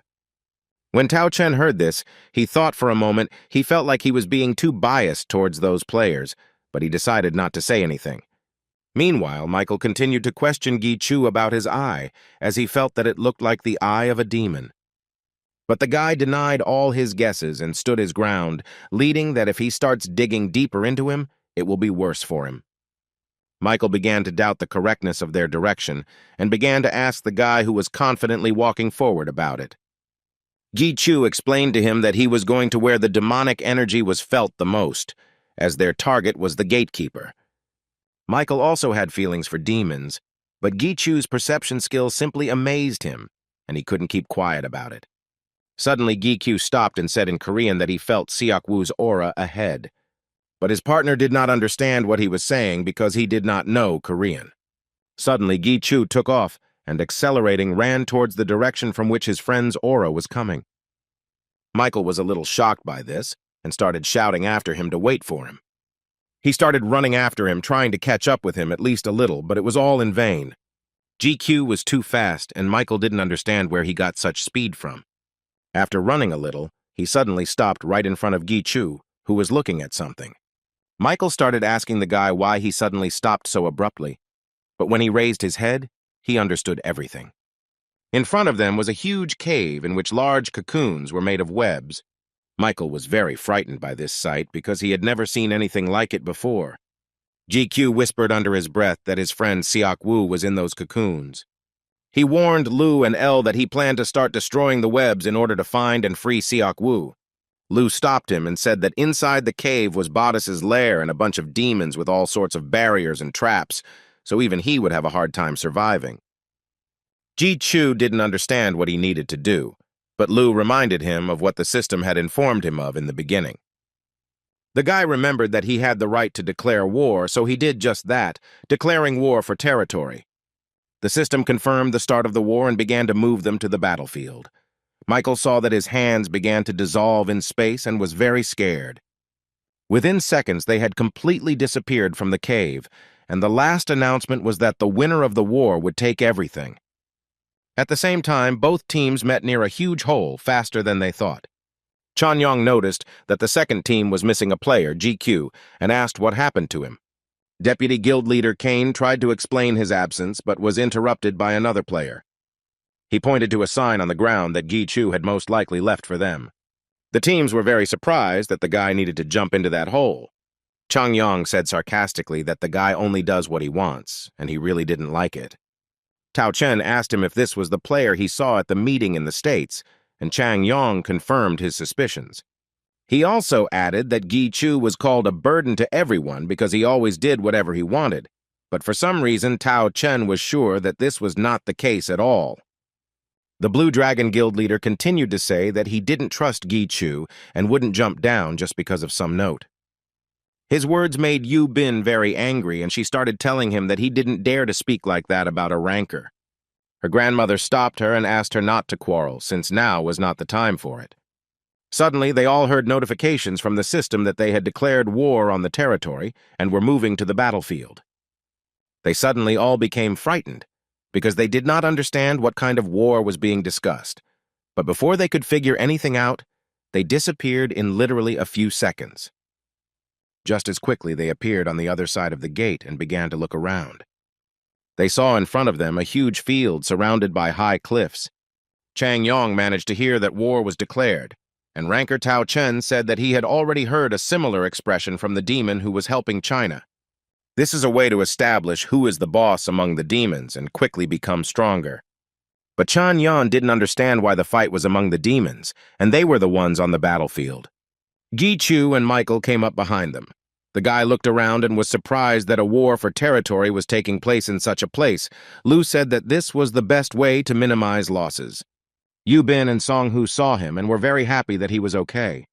Chang Yan didn't understand who was standing next to Gi Q, and Ranker Tao Chen explained that it was possible that they were reinforcements from the Vatican that were sent to Korea like him. He looked closely at Michael and felt a strong aura and decided that he was helping him act alone. Without thinking twice, he turned to Gi Q and said that he would be held accountable for his willful behavior and continued giving orders. His Blue Dragon Guild was supposed to take the front line, and the rest were supposed to stay out of their way and just pin them down behind. Gi Chu looked at him with bewilderment and made it clear that they alone could not cope with the monsters. Suddenly the ground began to vibrate and everything around shook, as if during an earthquake. When they turned around, they saw that huge insects began to crawl out from underground. There were an incredible number of them. The monsters climbed one after another and headed straight for them.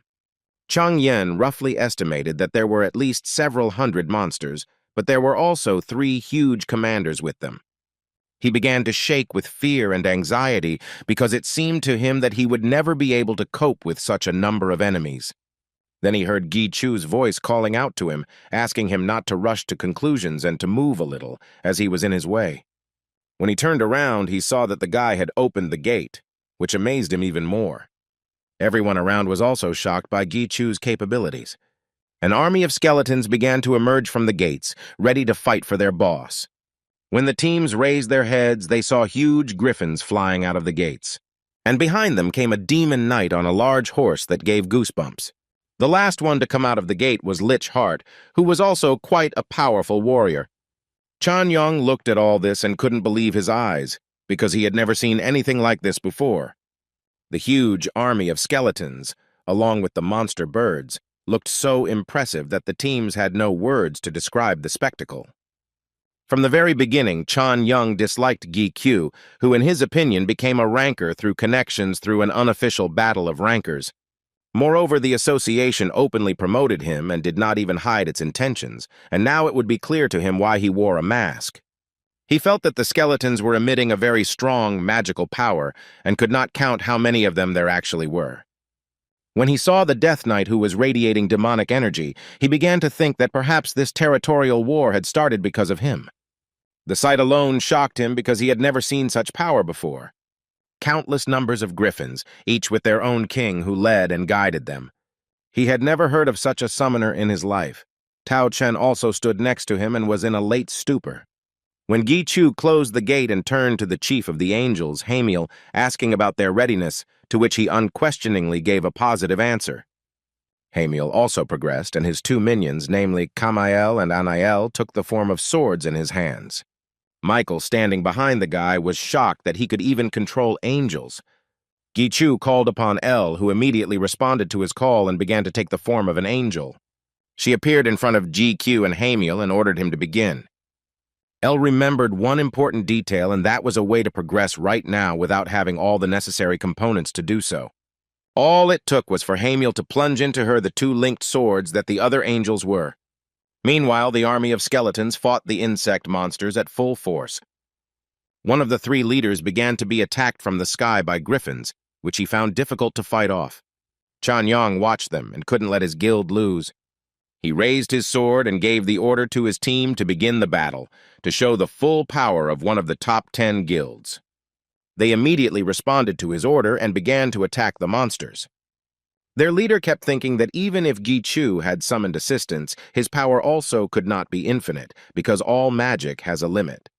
The second team was also running after them for reinforcements, but suddenly they saw something in the sky and everyone seemed to freeze. What everyone noticed was Elle, who had progressed and looked much more mature and even more beautiful. She fluttered in the sky, and behind her was Michael, whom Elle asked not to disturb her. He meekly replied that he had no right to interfere with the sacred virgin. Elle turned to him and asked him not to call her that again, since she had a name that her master had given her. She followed her master's orders and told Michael that she wouldn't mind if he decided to help her. Elle immediately flew to attack one of the monster commanders, who immediately began to attack her in return. Flying a little closer, she used her sacred sword to cut off his huge claw, which he wanted to hit her with. The monster clearly did not expect such a blow, and when he lost his paw, he began to scream and sing furiously. Then Elle raised her sword above her and summoned a powerful bolt of lightning. She directed this lightning straight at the monster, thereby hoping that it would be destroyed. At this time, the Lich began to call his soldiers back from the place where the lightning struck, as they could not cope with such a force. When Tao Chen saw the angel, he was a little stunned, as he had never seen one before. He turned to the leader of the Blue Dragon Guild and asked if he saw the same thing, because it was difficult to believe that a person could control an angel and a demon. But Chan Yang didn't hear a single word he said. He looked at Elle and thought that she was a goddess. Michael and Elle fought hand in hand, destroying monsters with their powerful lightning attacks. Everything around was on fire, as the insects could not withstand such power and immediately burned up. The Lich was unhappy that the angels were so powerful and he could not withstand their divine power. He had to let go of the place where they were fighting. Elle continued to strike with lightning to destroy one of the insect leaders. But the monster fought back and blocked her attacks, but with one paw, since she managed to destroy one. Elle realized that the first time the leader lost a limb due to carelessness, but the second time he was already prepared and her attacks did not work. Because Elle progressed too quickly, her powers also ran out quickly. Tao Chen watched their battle and realized that he had not had the feeling for a long time that if he interfered in the fight, it would only hinder them. And the leader of Chang Yen was distracted from admiring the goddess by his guild members and told to pay attention to what was happening on the other side. When he turned around, he saw a huge number of insects advancing on them from the opposite side. They looked completely different and were distinguished from the others by the fact that they had wings and approached them much faster. He tensed up and gave the call to the teams to prepare for battle. The Lich, meanwhile, was destroying the monsters and criticizing the angels, as he thought they were weak for letting so many monsters through. Michael released balls of energy, trying to hit several monsters at once. It was difficult for him to do this since they flew apart, and he couldn't destroy them all at once. In turn, Elle became very angry and began to destroy the insects with even greater hatred. She cut off heads one after another, and Michael watched this, who was very impressed. Suddenly, he saw the leader of the monsters get too close to Elle and shouted at her so that she could react. Thanks to him, Elle managed to repel and block the monster's attack, but it was no longer so easy for her, as her strength was running out. The long-range shooters fired their fire arrows into the sky, while the other players directed their magical energy to destroy the monsters. Despite this, the insects continued to fly, but the guild chairman Kane noticed that they did not react to their attacks. Tao Chen also noticed this, and then he realized that the insects were heading towards Gichu, so he ordered the team to cover him. He realized that he was wrong when he thought that this battle with monsters was a war for territory. In fact, it was a fight with the leader who was leading them. And if too many monsters are summoned, then it means that the one who summons them should be attacked. Gi-Chu, at this time, activated the skill of elemental fire and the unification of spirits. With these two skills and the acceleration skill, he transformed into a fire element and quickly destroyed the monsters. The insects could not withstand the temperature and simply burned up on the spot. The players were shocked by his abilities and looked at him with their mouths open. Lu asked the owner why he didn't use the death skill because he felt like he was wasting L's powers. But Gi-Chu believed that elemental fire was quite sufficient, since insects burn well in it. And he decided to leave the death skill for later, as a trump card, to use it when it was really necessary. He decided not to delay because L really was starting to lose strength, so he had to help her. The guy sped up and rushed to help his assistant. He moved so fast that Tao Chen was shocked, as were the other players. Gi-Chu ran to the battlefield and began to attack the insect leader with quick movements. Chan Yan was shocked because a summoner who could also fight himself, it was simply impossible to admit. He gave orders to his guild to destroy at least one monster, because they would earn a better reputation if they constantly yawned. Guild Vice Kane told Yu Bin that they should join the fight as well. While they were fighting outside, the owner of the territory, Bodus, was slowly awakening inside. A temporary tent for the waiting group was set up in parallel behind the gates. Inside, leaders Song Pil and Don Hay sat with their teams, worried about the squad that had been at the gate for 10 hours already. Don Hay said that they can only wait since they don't know when the break will happen because this is a special gate. Hearing this, Song Pil became even more nervous and sighed heavily. But the leader, Don, he calmed him down and said that they were just waiting for a situation to happen and he didn't think anything had happened to the squad. Song Pil hoped for this because in the squad there was their ally, Gi-Q, who always showed himself in a surprising way. And Gi-Chu just at that time activated his skill and called on Crusette's ego to help, who attacked another huge insect boss. He attacked him from behind and completely wrapped his arms around him, blocking all of his movements. Chan Young saw this and was shocked at how the guy managed to summon another monster. Tao Chen shouted at him to pull himself together and fight, as they had no time to admire him. The guild leader agreed with Tao Chen, as he didn't think anything more surprising could happen. Gi-Chu also continued to fight the monsters and decided to use another of his skills. He activated his communication skill and launched his tentacles of dark magic straight at the monster. They began to tie the monster by the neck, and he could not get out of them. While the monster was trying to do something, Gi-Chu accelerated and jumped at it to deliver another attack. When he approached the monster, he immediately activated elemental fire. The monster's head began to burn, and he began to roar loudly in pain. But when the fire stopped burning, his head was still there, and he attacked the guy in return. Then Gi-Chu had no choice but to activate the death skill, telling Lu that this was what he wanted. He struck with all his might with his sword, which emitted death energy that seemed to be even stronger than usual. This blow left a huge mark on the ground, and its range was several kilometers. Everyone around looked in shock because something incredible had just happened before their eyes. With his strike, Gi-Chu destroyed the leader of the Mantao squad and turned him into an ego, as the system notified. The guy himself was shocked by his blow and could not believe that it was so strong. Suddenly he felt ill and his body was twisted with sharp pain and he could barely stand on his feet. Lu remembered that it was all because of the magical aura of this place, due to which the power of the death skill increased. But since the balance is upset, it leans to one side, so he had better be careful. Lu also warned Gi-Chu that the master of the Bodus Gate was approaching him. Everything around began to shake with furious force, a power that grew closer with each shaking. The warriors summoned by Gi-Chu also felt the enormously powerful aura that was approaching. The ground under the players' feet began to crack, which frightened them greatly, and they realized that someone was approaching again. All the teams were very scared because it kept cracking and it seemed like everyone would fall through it. A few seconds later, there was a powerful explosion and pieces of earth flew everywhere. Something quickly began to emerge from the hole that formed after the explosion, and at the same time, this something was throwing back other players in a wave. Gi-Chu quickly jumped off the ground and jumped up to avoid falling through. He activated the Elemental Darkness skill, which gave him wings and allowed him to stay in the sky. When the movement stopped, he saw a huge bodice cocoon emerge from the ground. The boy was surprised that bodice was so big, but Lu was sure that the demon couldn't be that big. He believed that it appeared this way because of the speed of its rotation, and if it exploded, everything around it would be destroyed. Lu suddenly asked Gi Chu what if for a moment there was no more way to defeat him. The boy looked at Lu's sword and couldn't understand what he meant. Then Lu hesitated and decided to pretend he hadn't said anything. But Gi Chu didn't like this option and started asking him what exactly he meant. At that moment, Elle called him and said that she had no more strength left and could not continue fighting.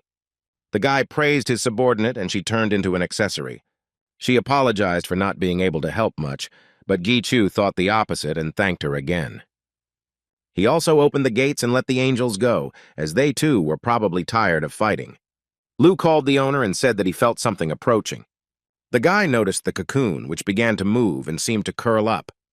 A second later, the web from the cocoon began to attack the guy, and he barely managed to jump back. He decided to block his attack and placed his sword in front of him to release the energy. But there was no effect. He couldn't even leave a scratch because the tip was too strong. Suddenly, the cocoon began to twist, and the guy immediately began to rise higher so as not to get caught. The needles from the cocoon's web flew in a chaotic direction and destroyed everyone who was nearby. They also attacked those same insect monsters, which was very strange. Gi Chu watched them and realized that they were attacking everyone indiscriminately. He contacted Hart and asked how they were, to which he replied that he was fine and that there was no sign of a decrease in strength among the undead. Lu believed that Lich was exaggerating his capabilities, because even with the demon's aura, they could not last long. Although the situation was not the best, Gi Chu had too little time. He noticed that their stings did not reach high into the sky, and if you don't count those who were attacked suddenly, then there were no particular problems with the griffins. The problem was with the squad that was on the ground and was definitely not ready for such an attack. Gi Chu looked down to see what was wrong with the players and saw that they were all protected by energy shields. On the other hand, he saw that it was all Michael's doing, who used divine energy and made a sacred zone to save the team. Lu was surprised by his magical power because with it he could even rely on Gi Chu. Suddenly, another huge stinger began to attack the guy. He managed to dodge and immediately activated the death skill to deliver his blow. But even with the death skill, he could only make a small hole since he was hard and huge. Then Gi Chu shouted to Lu and asked about blowing up this cocoon. But Lu warned that first everything would fly apart into small pieces, and then a boss of the same size would wake up, and because of this, those inside the gate could die. And if a rift occurs, then a mature bodice will be roaming around the city center. Gi Chu understood that there were too few options, and he needed to do something urgently. Suddenly, the guy started bleeding from his nose and eyes, and he began to tilt to the side as if he was losing consciousness. He has put too much pressure on one side, and if he continues to use death, he risks dying. At that very second, spikes began to fly out of the cocoon, which caught the guy and threw him upwards. He felt that everything in his eyes became clouded, and it seemed to him that he missed a blow. Gi Chu stayed in the air and tried to stay conscious, thinking that if he couldn't use death, then he needed to think of something else. After all, the cocoon could withstand even a death skill enhanced by the aura of demons, and with a normal skill it wouldn't even be able to leave a scratch on it. Elle, who possessed such power, had already run out of strength, and Mikael's strength was also at its limit, and in addition there were still 2 commanders left. He began to think that if everyone in the gate died and a rift occurred, then the monster would walk around the city where his relatives were, and this could not be allowed. Suddenly, Gi Chu opened his eyes and remembered Lu's words, telling him that if there was no more way to defeat Bodis, then he should use it and stab himself in the stomach. And Gi Chu did with all his might what Lu told him to do, and the system notified him that a connection had been established between them. Meanwhile, the spikes pressed harder and harder on the shields with divine energy. Michael miscalculated his strength, and because there were too many players, his energy was spent very quickly. Suddenly, he noticed that he was being attacked from both sides by 2 huge insect commanders. But Michael noticed them too late, and now he will be unable to dodge or block the blow. Just as he was preparing to attack them, they suddenly stopped doing so and froze. Then they started flying away from Michael, and he thought it was very strange, as if they were afraid of something. Meanwhile, Gichu sat on the spikes of Baudis's cocoon, deftly maintaining his balance. Lu's sword was visible in his stomach, and he was now the one speaking instead of the guy. And at that moment he was very angry, because Baudis had no right to cause chaos without his permission. Then he turned and hung in the sky. He looked completely different. He had horns on his head, and on one side of his back was a huge wing. Now he waited for Baudis to kneel and bow his head before him, for he was the king of hell. When Mikhail saw Gichu, he was shocked by his appearance and tried to understand what kind of power it was. Chan Young looked at Gichu and he started to shake from the aura coming from him. Everyone around felt that they were losing strength and balance and could barely stand on their feet. But then it became clear that the energy of this place was gathering in one point. The Lich was also losing his strength and could no longer support the warriors with energy. But Tao Chen realized that it was the cocoon itself that was sucking in all the energy of space. After he was fully charged with energy, he immediately began to be torn to pieces. The spikes pierced all the shields that Michael held above the players, and the cocoon began to grow. Due to the huge, powerful aura, the teams could not stay on their feet and began to be carried away by the wave. The cocoon exploded, and everyone around it was thrown several meters away from it due to the force of the explosion. Small pieces flew into the rocks with such force that they left behind huge impact marks. The players were scattered all over the field and began to slowly rise, trying to come to their senses. Tao Chen stood up and checked the other players, but suddenly he noticed a huge shadow above him and raised his head to see what it was. When he saw what it was, he was shocked. In front of him stood a monster of incredible size with huge spikes instead of hands. And then Tao Chen realized that he was wrong, and now there was no longer a question of victory or defeat. The boss's very existence suppresses the participants' strength, and in a few minutes they will all lose consciousness, and most of them will die. Michael's shield cracked as it was also hit, but after that, Tao Chen was ready to die if there was no other way out. Baudis swung one of his sharp paws to strike, his sharp limbs looking very powerful. His paw swing was so powerful that no one could escape, and the size of his blade inspired fear, which was directed at Gichu. Just from the wind pressure that came from the demon's swing wave, the players were unable to stand on their feet and fell down while trying to stay on the ground. When Baudis approached the guy with his tip, Lu was absolutely calm. He was confident in his powers and saw that the demon was no longer as strong as he had been before. Lu snapped his fingers and attacked Baudis, causing a huge ball of energy to appear around him, followed by a powerful explosion. When Tao Chen saw this, he did not understand what was happening and what Gichu did. Before the explosion, he saw that the monster aimed its blow at the guy, but what happened next, he did not know, as he closed his eyes from the strong wind. But even in such a short time, half of the giant's body disappeared, and this shocked him greatly. Lu watched Baudis from above and realized that he had deceived him and that he was not in this body. He quickly began to descend to the ground with great speed, piercing the flesh of the huge monster he had destroyed. Lu caught Baudis, who had assumed his normal form and was trying to escape from him. The demon wanted to distract Lu with a strong attack and hide, but he failed, as Lu quickly saw through him. He held Baudis's head down to the ground with such force that it began to crack slightly from the pressure. Baudis began to justify himself to Lu that all this was not his doing and that he, too, was tricked into doing everything. He swore that he would tell everything. But Lu smiled wryly and said that there were many other ways to get this information. Baudis became afraid, as he realized that he planned to devour him, even though he would not be able to feed Lu in such a shriveled state. He started waving his paws and begging Lu for mercy, but in that moment he called him Lucy. Lu got very angry and started yelling at Baudis because this name had long been forgotten for him. He activated his cannibalism skill and swallowed the demon alive. When he finished, the system announced that Baudis had been successfully converted into an ego and that Lu had won the turf war. Lu thought for a second about what else he should have done after destroying the demon. The teams watched the huge flesh and tried to see at least something, since they did not understand what was happening there.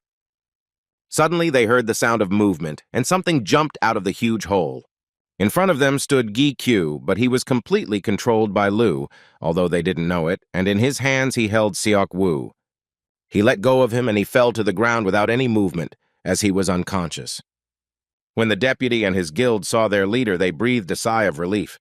All the skeletons, led by the Lich and the Knight, began to approach Lu and bowed to greet him as a small master. Lu didn't like this nickname at all, and with one movement of his finger, he blew off half of Lich's skull. He walked up to him and grabbed him. Lu threatened him that he would be able to destroy them despite the fact that they were inside the gate of the Vessel of Life. Lich realized that Lu was losing his mind and began to ask him to give them the body of their master. At this moment, all of Gi Chu's subordinates transformed from their accessories and came out of the gate to stop him. Elle pointed her sword at Lu and told him to stop playing and give them back his body. B and the angels demanded the same thing as Lu began to behave very badly. Lu covered his face with his hand and wasn't the least bit surprised that they were all against him, but he wasn't going to give up. He used the power of his demonic aura to attack all of Gi Chu's subordinates, and they were thrown back by a wave of powerful energy. They fell to the ground and were unable to move for a while as Lu's power paralyzed them. Lu was disappointed because he didn't think everyone would turn against him. But suddenly he began to look at his hands and did not understand who he really was. His strength began to leave him. Suddenly he freed his master's body and turned into an accessory. Gi Chu's body fell to the ground and was completely immobilized with no signs of life. When Elle saw this, she was very scared for her master. At that moment, Chan Young and his guild came up to her from behind and said that they had to destroy the guy. He began to shout furiously that Gi Chu was not a human being and that he must be eliminated while there was still such an opportunity. Michael at that time came down to the ground and ran up to them, trying to understand what was happening. Chan Young continued to talk about destroying Gi Chu while he was unconscious. Yu Bin and Sung Hu were shocked by his words, as they thought he was talking complete nonsense, and they would never allow anyone to touch the guy. Then the leader began to explain that Gi Chu had attacked those he had summoned, and it was too dangerous to leave him alive. Tao Chen understood that thanks to the guy, they remained alive, and this was an indisputable fact. But he couldn't ignore the leader's words that leaving him alive was too dangerous. At that moment, Elle spoke to them, who was overly aggressive because they did not understand thanks to whom they were alive. She mentally apologized to Gi Chu for her arbitrariness, but she couldn't leave things like this. Elle planned to eradicate the ungrateful people who wanted to destroy her master. Strong divine energy began to emanate from her, with flashes of lightning, so that no one could come closer. The players tried to close themselves off from her strong aura, which emanated bright energy, but they also felt strong anger. Suddenly, everyone turned their attention to the grandmother, the guild advisor Yu Bin, who, despite the aura, began to approach Elle. When she came very close, Elle pointed the sword at her throat, so she kept her distance. Elle warned her that she had no intention of fighting anyone who was not her enemy, but if she got close to her master, she would not spare her. Grandma looked behind her and saw Gi Chu's lifeless body. She asked Elle if she was prepared for the fact that her master would soon die if nothing was done. Elle didn't believe the advisor, because this simply couldn't happen. He definitely should have survived. But the grandmother insisted on her own and convinced Elle to help her master and not threaten everyone who came up. While Gi Chu was unconscious, he suddenly opened his eyes, but there was complete darkness around him. He tried to figure out what this place was and kept looking around to see at least something. The guy felt that this place was familiar to him, and suddenly Lu's voice told him that he was in the afterlife. Gi Chu started calling out to Lu because he felt uneasy being alone in this darkness. Lu told the guy that he had little time and decided to get straight to the point. He explained to him that he planned to forget everything he remembered, as he was not sure he could stand the terrible emptiness. Lu asked Gi Chu to listen to him carefully, but the boy did not hear anything at all and began shouting at him to repeat it again. He saw a snake that was devouring itself, and Lu's last words were that without a master he felt a strong hunger. At this moment, Gi Chu woke up and was immediately greeted by Brunhart, who was very worried. The grandmother stood over the boy and also noticed that he came to his senses when the boy stood up and looked at her and remembered who she was. Gi Chu looked at his body and noticed that his wounds had healed. He thought that the counselor had saved him. But she denied it and said she had done nothing special. The counselor explained that the healing was due to his servant and Michael standing behind him. When Gi Chu turned around, he saw that even though the battle had already ended, Michael's magical powers were felt to be less, meaning that something had happened while he was unconscious. The grandmother told the boy that it was not all over yet and asked him to come to her when he got out of these gates. As she was leaving, she glanced at the guy and wondered if he could really be the son of Kronos. After this, Michael told the boy that he had put into him a piece of the grail that he had. Gi-Chu couldn't understand what exactly the angel did, because he thought that the grail was a sacred cup, which meant that he put a fragment of the cup into it. But Brunhart remembered that Michael's hands were empty, and he had simply put some energy into the boy. The boy then asked the angel if this was the Vatican treasure he had spoken of when they were fighting. Michael reassured the boy and replied that it was just a small part and it would soon recover, so he wouldn't have any problems because of it. He suddenly remembered the conversation between the advisor and Elle, who told her that first she must learn to control her power. After all, so many souls had died during the battle, and if Elle were to spend it thoughtlessly, she would not be able to save even those she could. After thinking about the advisor's words for a bit, Elle decided to trust her and asked what she needed to do. First, the grandmother asked that she turn back into a sword. After Elle did this, the advisor continued to talk about the plan of action. Now she had to plunge the sword into the body of its master. The advisor hoped that Elle would understand everything correctly. Grandma asked Elle not to be afraid because she did not intend to inflict new wounds on him. And for the last stage, she needed Michael himself, who was standing nearby. She called him and told him to help her despite his relationship with Gi-Q. His grandmother asked him to use the grail that was inside him. He still didn't understand how she knew about the grail and that he had it. Michael looked after her and tried to understand who she really was. Gi-Chu also didn't know who she was, as he only heard that she was an advisor to the Gypsophila Guild.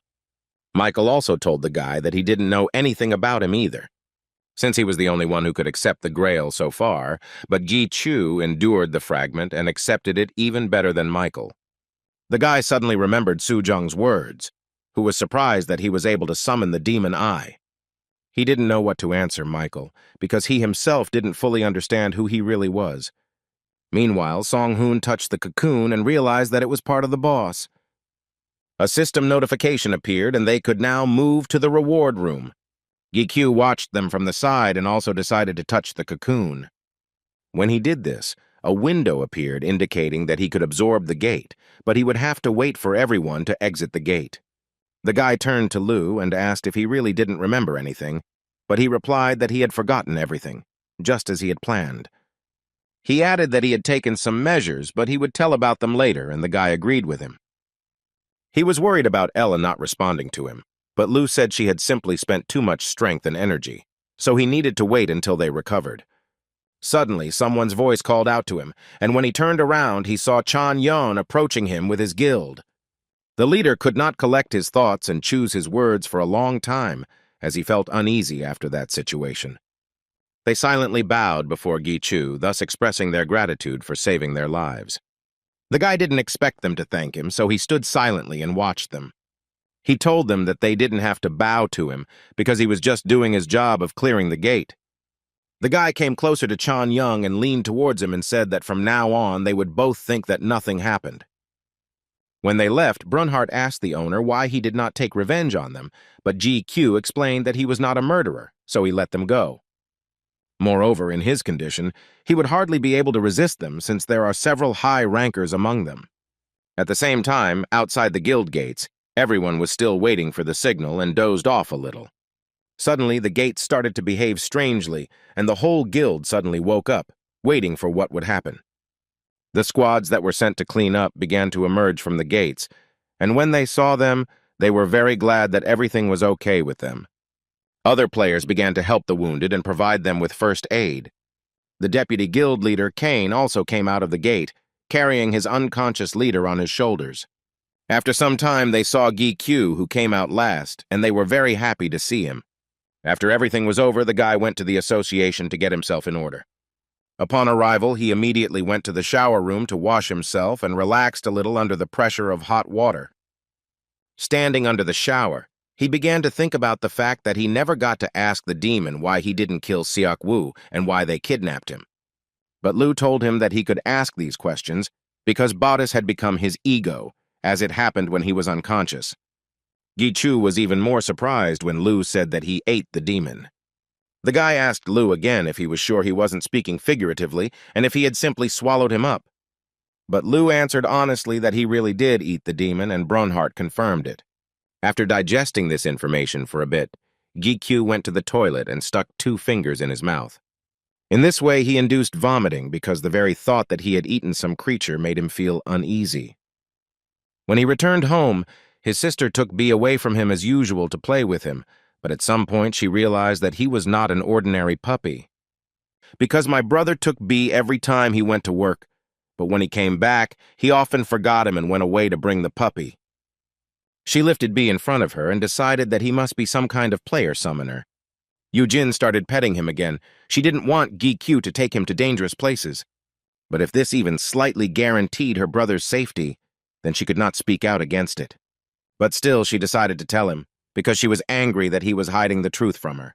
Yujung went to his room and abruptly opened his door to tell him everything. When she saw that Gikyu was fast asleep and didn't react to the noise she made, Yujin immediately fell silent. She came up to him to cover him and immediately left his room. After some time, Gikyu woke up to a call from his secretary. He picked up the phone and Sung-hoon reminded him that they had dinner planned with Yubin. The guy agreed and said that he needed a little time to get ready and that he would come soon. After finishing the conversation, he looked at his watch and realized that he had slept for about 8 hours. Lu told him that he had slept for a full 30 hours. Gi-chu was surprised that they didn't wake him up, but they thought that rest was more important to him. After the guy got himself cleaned up, he met up with Yubin and Sung-hoon at a cafe. Gi-kyu asked Sung-hoon where Deputy Chief Bum-jun was, since it would be nice if he could have dinner with them. The secretary explained that he seemed to be busy with business, as there were many casualties in their guild, and they were preparing a joint funeral with the Blue Dragon Guild. Gi-kyu immediately turned to Yubin and asked how they were doing, but she reassured him that they had no casualties. The guy became a little gloomy because this situation with the dead people upset him very much. Song-hoon noted that they had quickly cleared the gate, but there were still others left. He couldn't even imagine how many victims there would be. Gi-chu was surprised that only 1 gate had been cleared so far. The guy immediately remembered Shik-hyun, who also entered the gate, and there was no news from him. Yubin pulled him out of his thoughts and asked if he was going to enter the gate again, as it was very dangerous. Sung-hoon also tensed up because this was a very bad idea, but Gi-kyu convinced them that he didn't plan to do anything. Lu also told him that in his current condition it was impossible to fight unless he wanted to die. Then Gi-kyu decided to change the subject and asked the secretary how Seok-woo was feeling. Sung-hoon told him that ranker Seok-woo still hadn't come to his senses. Hearing this, the guy became a little scared. There was no external damage, but it is unknown what the demon in the gate did to him. Now he is under the strict supervision of the association and is recovering his strength. The guy was upset again, but Lu said that there was no point in being sad because Song-hoo said that he didn't know what the demon did to his friend. This meant that Gi-chu could ask the demon himself about this, and the guy immediately understood what he needed to do. When dinner was over, he immediately went home to enter the gate as soon as possible. Huang was waiting for him at the gate all this time, and he was very happy to see him. Huang pointed to the huge hole in the ground and thought that was why the guy came. This dungeon was connected to the Sky Island. Grandfather became curious about how big it was. Gi-kyu apologized to Huang because it wouldn't be easy for him to watch over this dungeon, but on the contrary, it made him feel important. Huang decided to return to his own people, since the manager should not be absent from his place for long, and said goodbye to the guy. Gi-kyu turned around to look at him and saw what his grandfather had been doing all this time. Not far from him stood a huge tower, somewhat similar to the office of the association, which his subordinates built on Huang's orders. And then he decided to return to his business and jumped into the dungeon, which transferred him to another space. He found himself again in the place where the battle had taken place, and Bodis's flesh was still standing. After all, as Lu said, in a war for territory, the winner gets everything that belongs to his opponent. Gi-chu decided to get closer to Bodis's cocoon to see if he could summon it. When he touched the cocoon, a window appeared in front of him, in which it was written that he must choose the ego he wanted to assign, and he chose Bodis. After that, his flesh began to glow and the web began to curl up again. When his flesh turned into one big cocoon again, he suddenly began to spin and decrease in size. The web began to slide off the cocoon, and the demon Botus, who was now his slave, appeared before Gi-Chu. Botus greeted his king and leaned his head in front of Gi-Chu. The guy was glad to meet him and immediately apologized for asking him for something right after his resurrection. But Botus was ready for any of his orders, so he continued to sit on one knee, waiting for the task. GQ rolled up his sleeves and said that he needed to love him a little first. When Botus heard this, he was a little perplexed as to why and for what reason his master would beat him. Gi-Chu explained that he had a debt to one of his friends.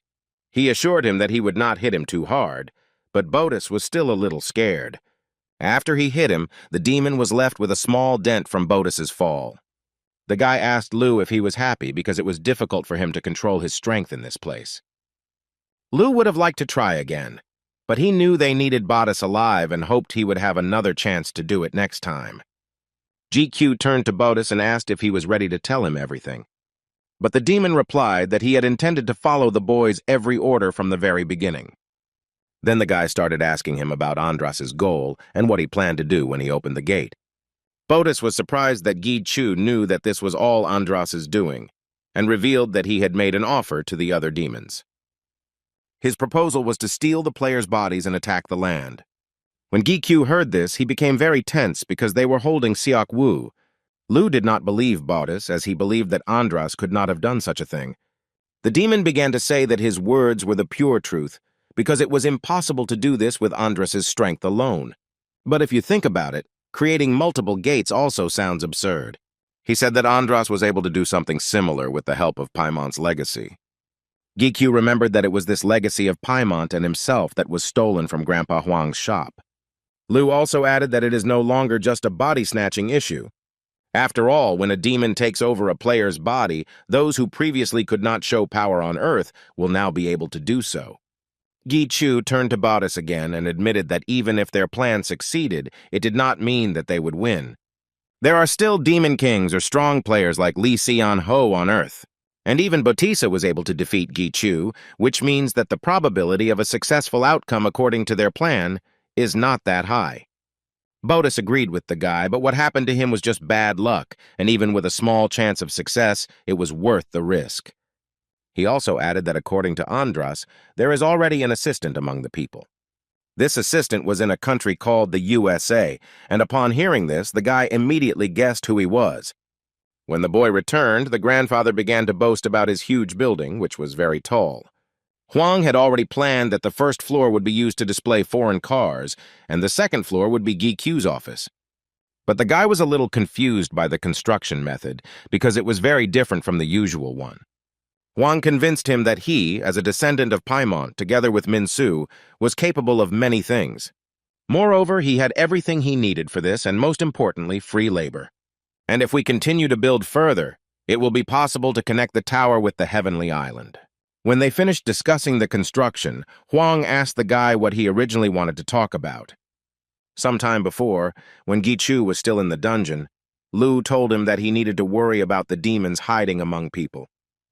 After all, there are only a few players like Chao Cho in each country who have lost contact with them. If the demons use them for their own purposes, it will turn into a very big problem. Gi-Chu realized that he needed to find these traitors and demons who were hiding among the people, but he didn't know how to do it. Lu explained that now they needed information about what exactly Andras was planning, and for this, they would need someone. Now Gi-Chu stood in front of Grandpa Huang and said that it was time to wake up his son. Huang wasn't particularly pleased with this news, but he couldn't disobey Gi-Q's orders anyway, and if that's what he wanted, then that's how it would be. But the guy replied that he didn't consider himself its owner, and that it was more important to him what the grandfather himself thought about this matter. Huang sighed and asked the boy to give him a little more time to prepare for his meeting with his son. When he returned back to his basement, he began to meditate and contemplate his bowl again. Lu remembered at that moment that when he was reborn in his body, the boy's cup was completely destroyed. That grandma somehow managed to glue it back together with her life force, but that was just first aid. Moreover, his cup had very unusual contents, so even Lu couldn't say what effect it might have on her. Gi-Q began to concentrate on the bowl because he had already been through this and convinced himself that there was nothing difficult about it. He needed to feel again everything that was inside him and just contemplate. When he did everything as Lu told him, he found himself inside his bowl again, but what he saw simply shocked him. When he looked like that, he felt a little uneasy and broke out in a sweat. He tried to catch his breath and asked Lu what he had just seen. Lu himself was in the same shock because he had been deceived, but the guy did not understand what he meant. Lu then explained that his personality had been reborn in Gi Chu's body. The fragment that needed to be destroyed had merged with his cup. The guy was in a stupor, because now everything was much more complicated than he could have imagined. In other words, the personality that controlled his body could suddenly be revived regardless of his will. Gi Chu remembered that this was the same wild person who had eaten Botus alive, and he almost threw up again.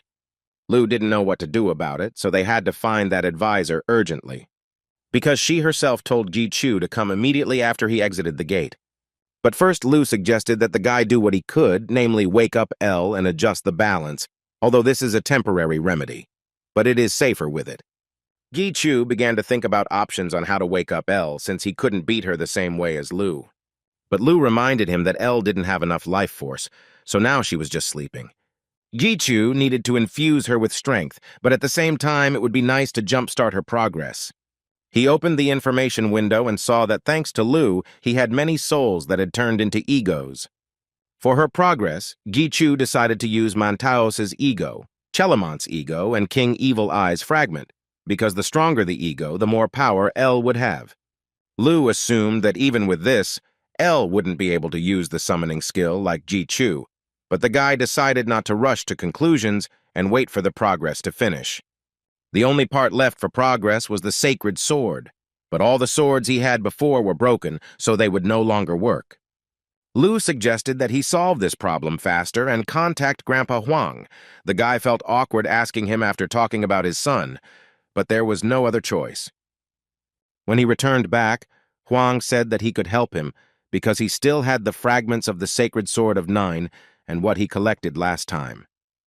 Although he had already used some of it to restore L, it was still enough. Gi Q was shocked by Huang's skills and was very glad that he agreed. But then Huang added that he had foreseen this situation and had made the sword in advance, even though it was just a shell. Gi Chu was even more surprised by this because he did not expect to receive the sword so immediately, and in the meantime, Grandfather ordered Heart to bring the sword. At that very second, Heart came down from the huge tower towards them with his sword. He bowed to Gi Q and Huang, holding a box with a sword in his hands. Grandpa was surprised by his speed, but Heart was always ready. Gi Chu took the sword and returned to the basement to quickly start waking up L.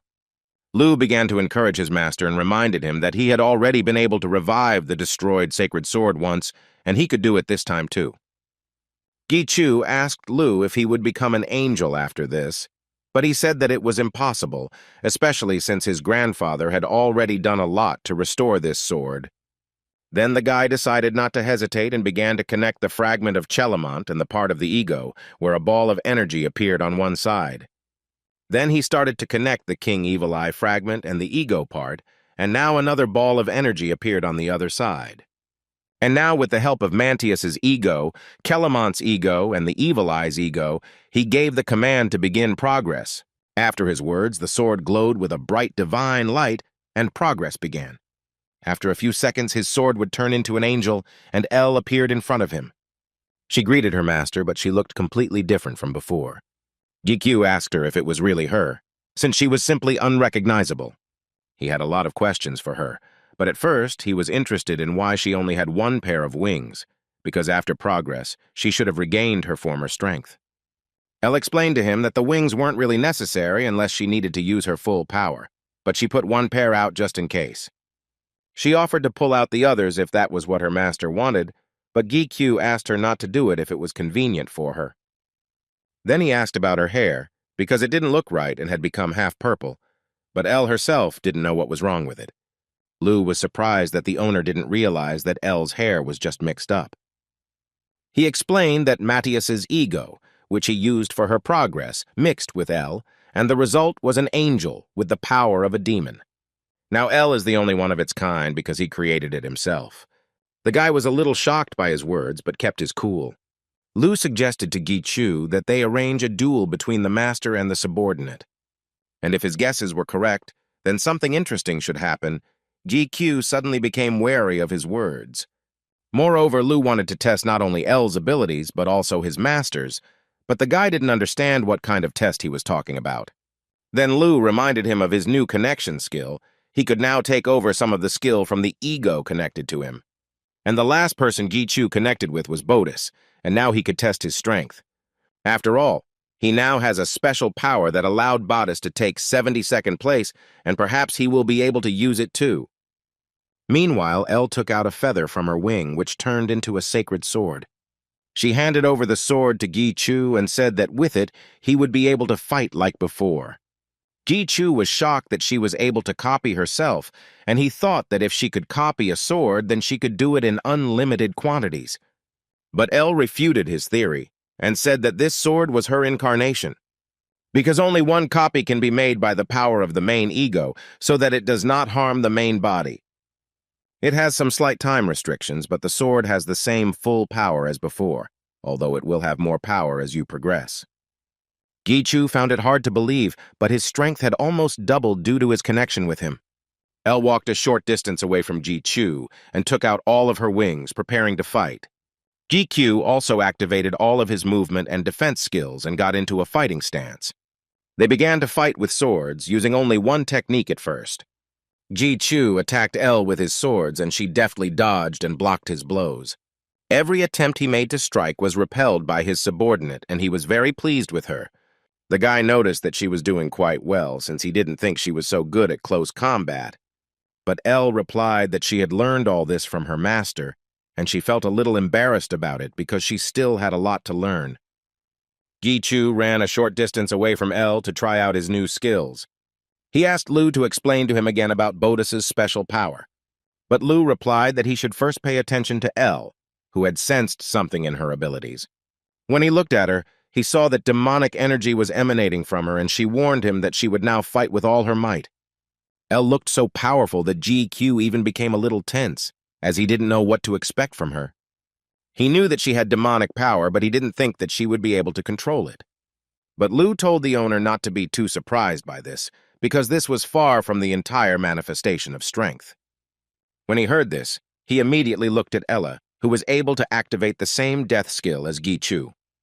He was simply amazed by such abilities of his subordinate, and was a little confused. Elle told him that all this happened to her because of him, and even if she used all her power, it would not affect him in any way. After these words, she immediately jumped up and began to attack her master. Gi Chu was prepared for her attack, and also activated his death skill to be on par with her. They ran towards each other, and it seemed that after their collision, the entire basement would be torn to shreds. Suddenly, Gi Chu felt something, as if he had seen all her movements in advance. When this vision passed, the same thing happened in reality. He saw all her movements and stopped her attack. He quickly twisted her sword and knocked it out of her hands. Elle did not expect such a turn of events. She looked at the owner and seemed to freeze, not knowing how to react to this. The sword flew behind her back and, hitting the wall, turned into small sparks of energy. Elle stood in front of Gi Chu completely unarmed.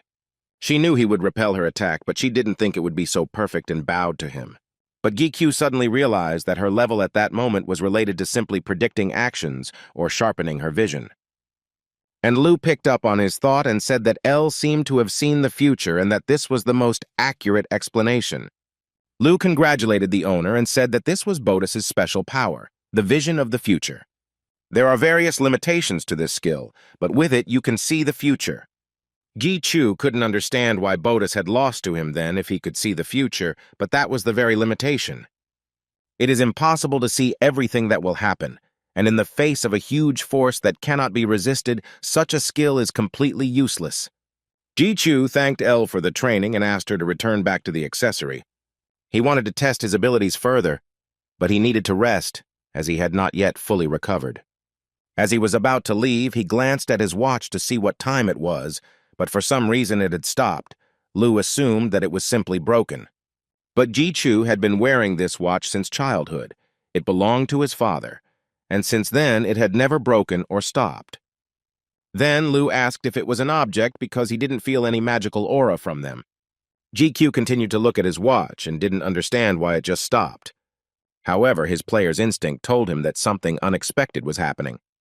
The next day, he woke up to a call from his secretary, who informed him that Shik-hyun had returned from clearing the special gate. He asked the guy if he was going to see Hen, and he answered without hesitation that he would get ready right away. When they arrived at the association, Gi-kyu immediately went to Shik-hyun-woo's office, but when he saw him, he was very scared. Shik-hen sat at his desk with an eye patch over his eye. He told the boy that he had nothing to worry about since it was just a scratch, but Gi-kyu didn't believe him. The guy started asking Hen about what happened to him and why he didn't drink the potion to heal himself. Shik-hen replied that he had done everything he could, but nothing helped, as if some outside force was interfering with his healing. Even Ranker Myungil put his hand in, and he was a famous healer recognized all over the world, but even that didn't help. But Shik-hen continued to calmly say that he was lucky. Unlike the Phoenix Guild that was with him, they could hardly be called a guild anymore. He said that when they entered the gate, Jang Hyo-jin was already surrounded and fighting with all his might. It was the same young guy from the meeting who seemed a little impudent to Gi-chu. When they split up, some of the guys evacuated Jang Hyo-jin outside, and they continued to fight. This all happened in the territory of Kimeris. Hearing this name, Gi-chu immediately asked Lu if he knew anything about this demon. And Lu said that this demon, like Bodice, specializes in battles, although he is only in 66th place and does not have a high status. Hen continued to say that it was the first time he had been in such a gate, and his gaze at that moment was looking into emptiness. It was a real war. When he defeated the boss, he looked around and he was the only one standing on his feet. Lu added that this demon is not as strong as Bodice, but is also not simple, although he is almost the last in status. But he also has power, and it seems that Hen barely survived. Gi-kyu looked at Shik-hyun and felt very sorry for him because he had experienced real horror. Even though Hen acted calmly, losing an eye was fatal for the player, and he didn't believe that he really didn't care about it. Even if the best healer gave up, there was only the elixir left, but Gi-chu was not sure that he could get it. Suddenly, Ella turned to the guy and said that she would try to heal him. She immediately took the form of an angel and appeared in front of them. Shik-hyun was even a little scared by her unexpected appearance. He asked Gi-kyu why Ella looked like that since last time she was a little girl. But the guy replied that it was difficult to explain now and he would tell him everything later. The guy turned to Elle and asked her again if she could heal Shik-hyun, and she nodded approvingly in response. She walked over to Hen to begin the healing and placed her hand on his injured eye. Elle began to whisper something under her breath, and divine energy emanated from her hand and affected Hen's voice. After she finished, Shik-hyun tried to open his eye and succeeded. He was shocked that he could see again, but Gi-chu noticed some more changes in him. His face now looked much younger than before, and the scratch on his eye was gone. Now the wound that could not be healed has healed, and the body has become younger. Gi-chu thought it was similar to the effect of the elixir his mother drank. Elle mentally turned to the guy and wanted to say something about his friend Shik-hyun.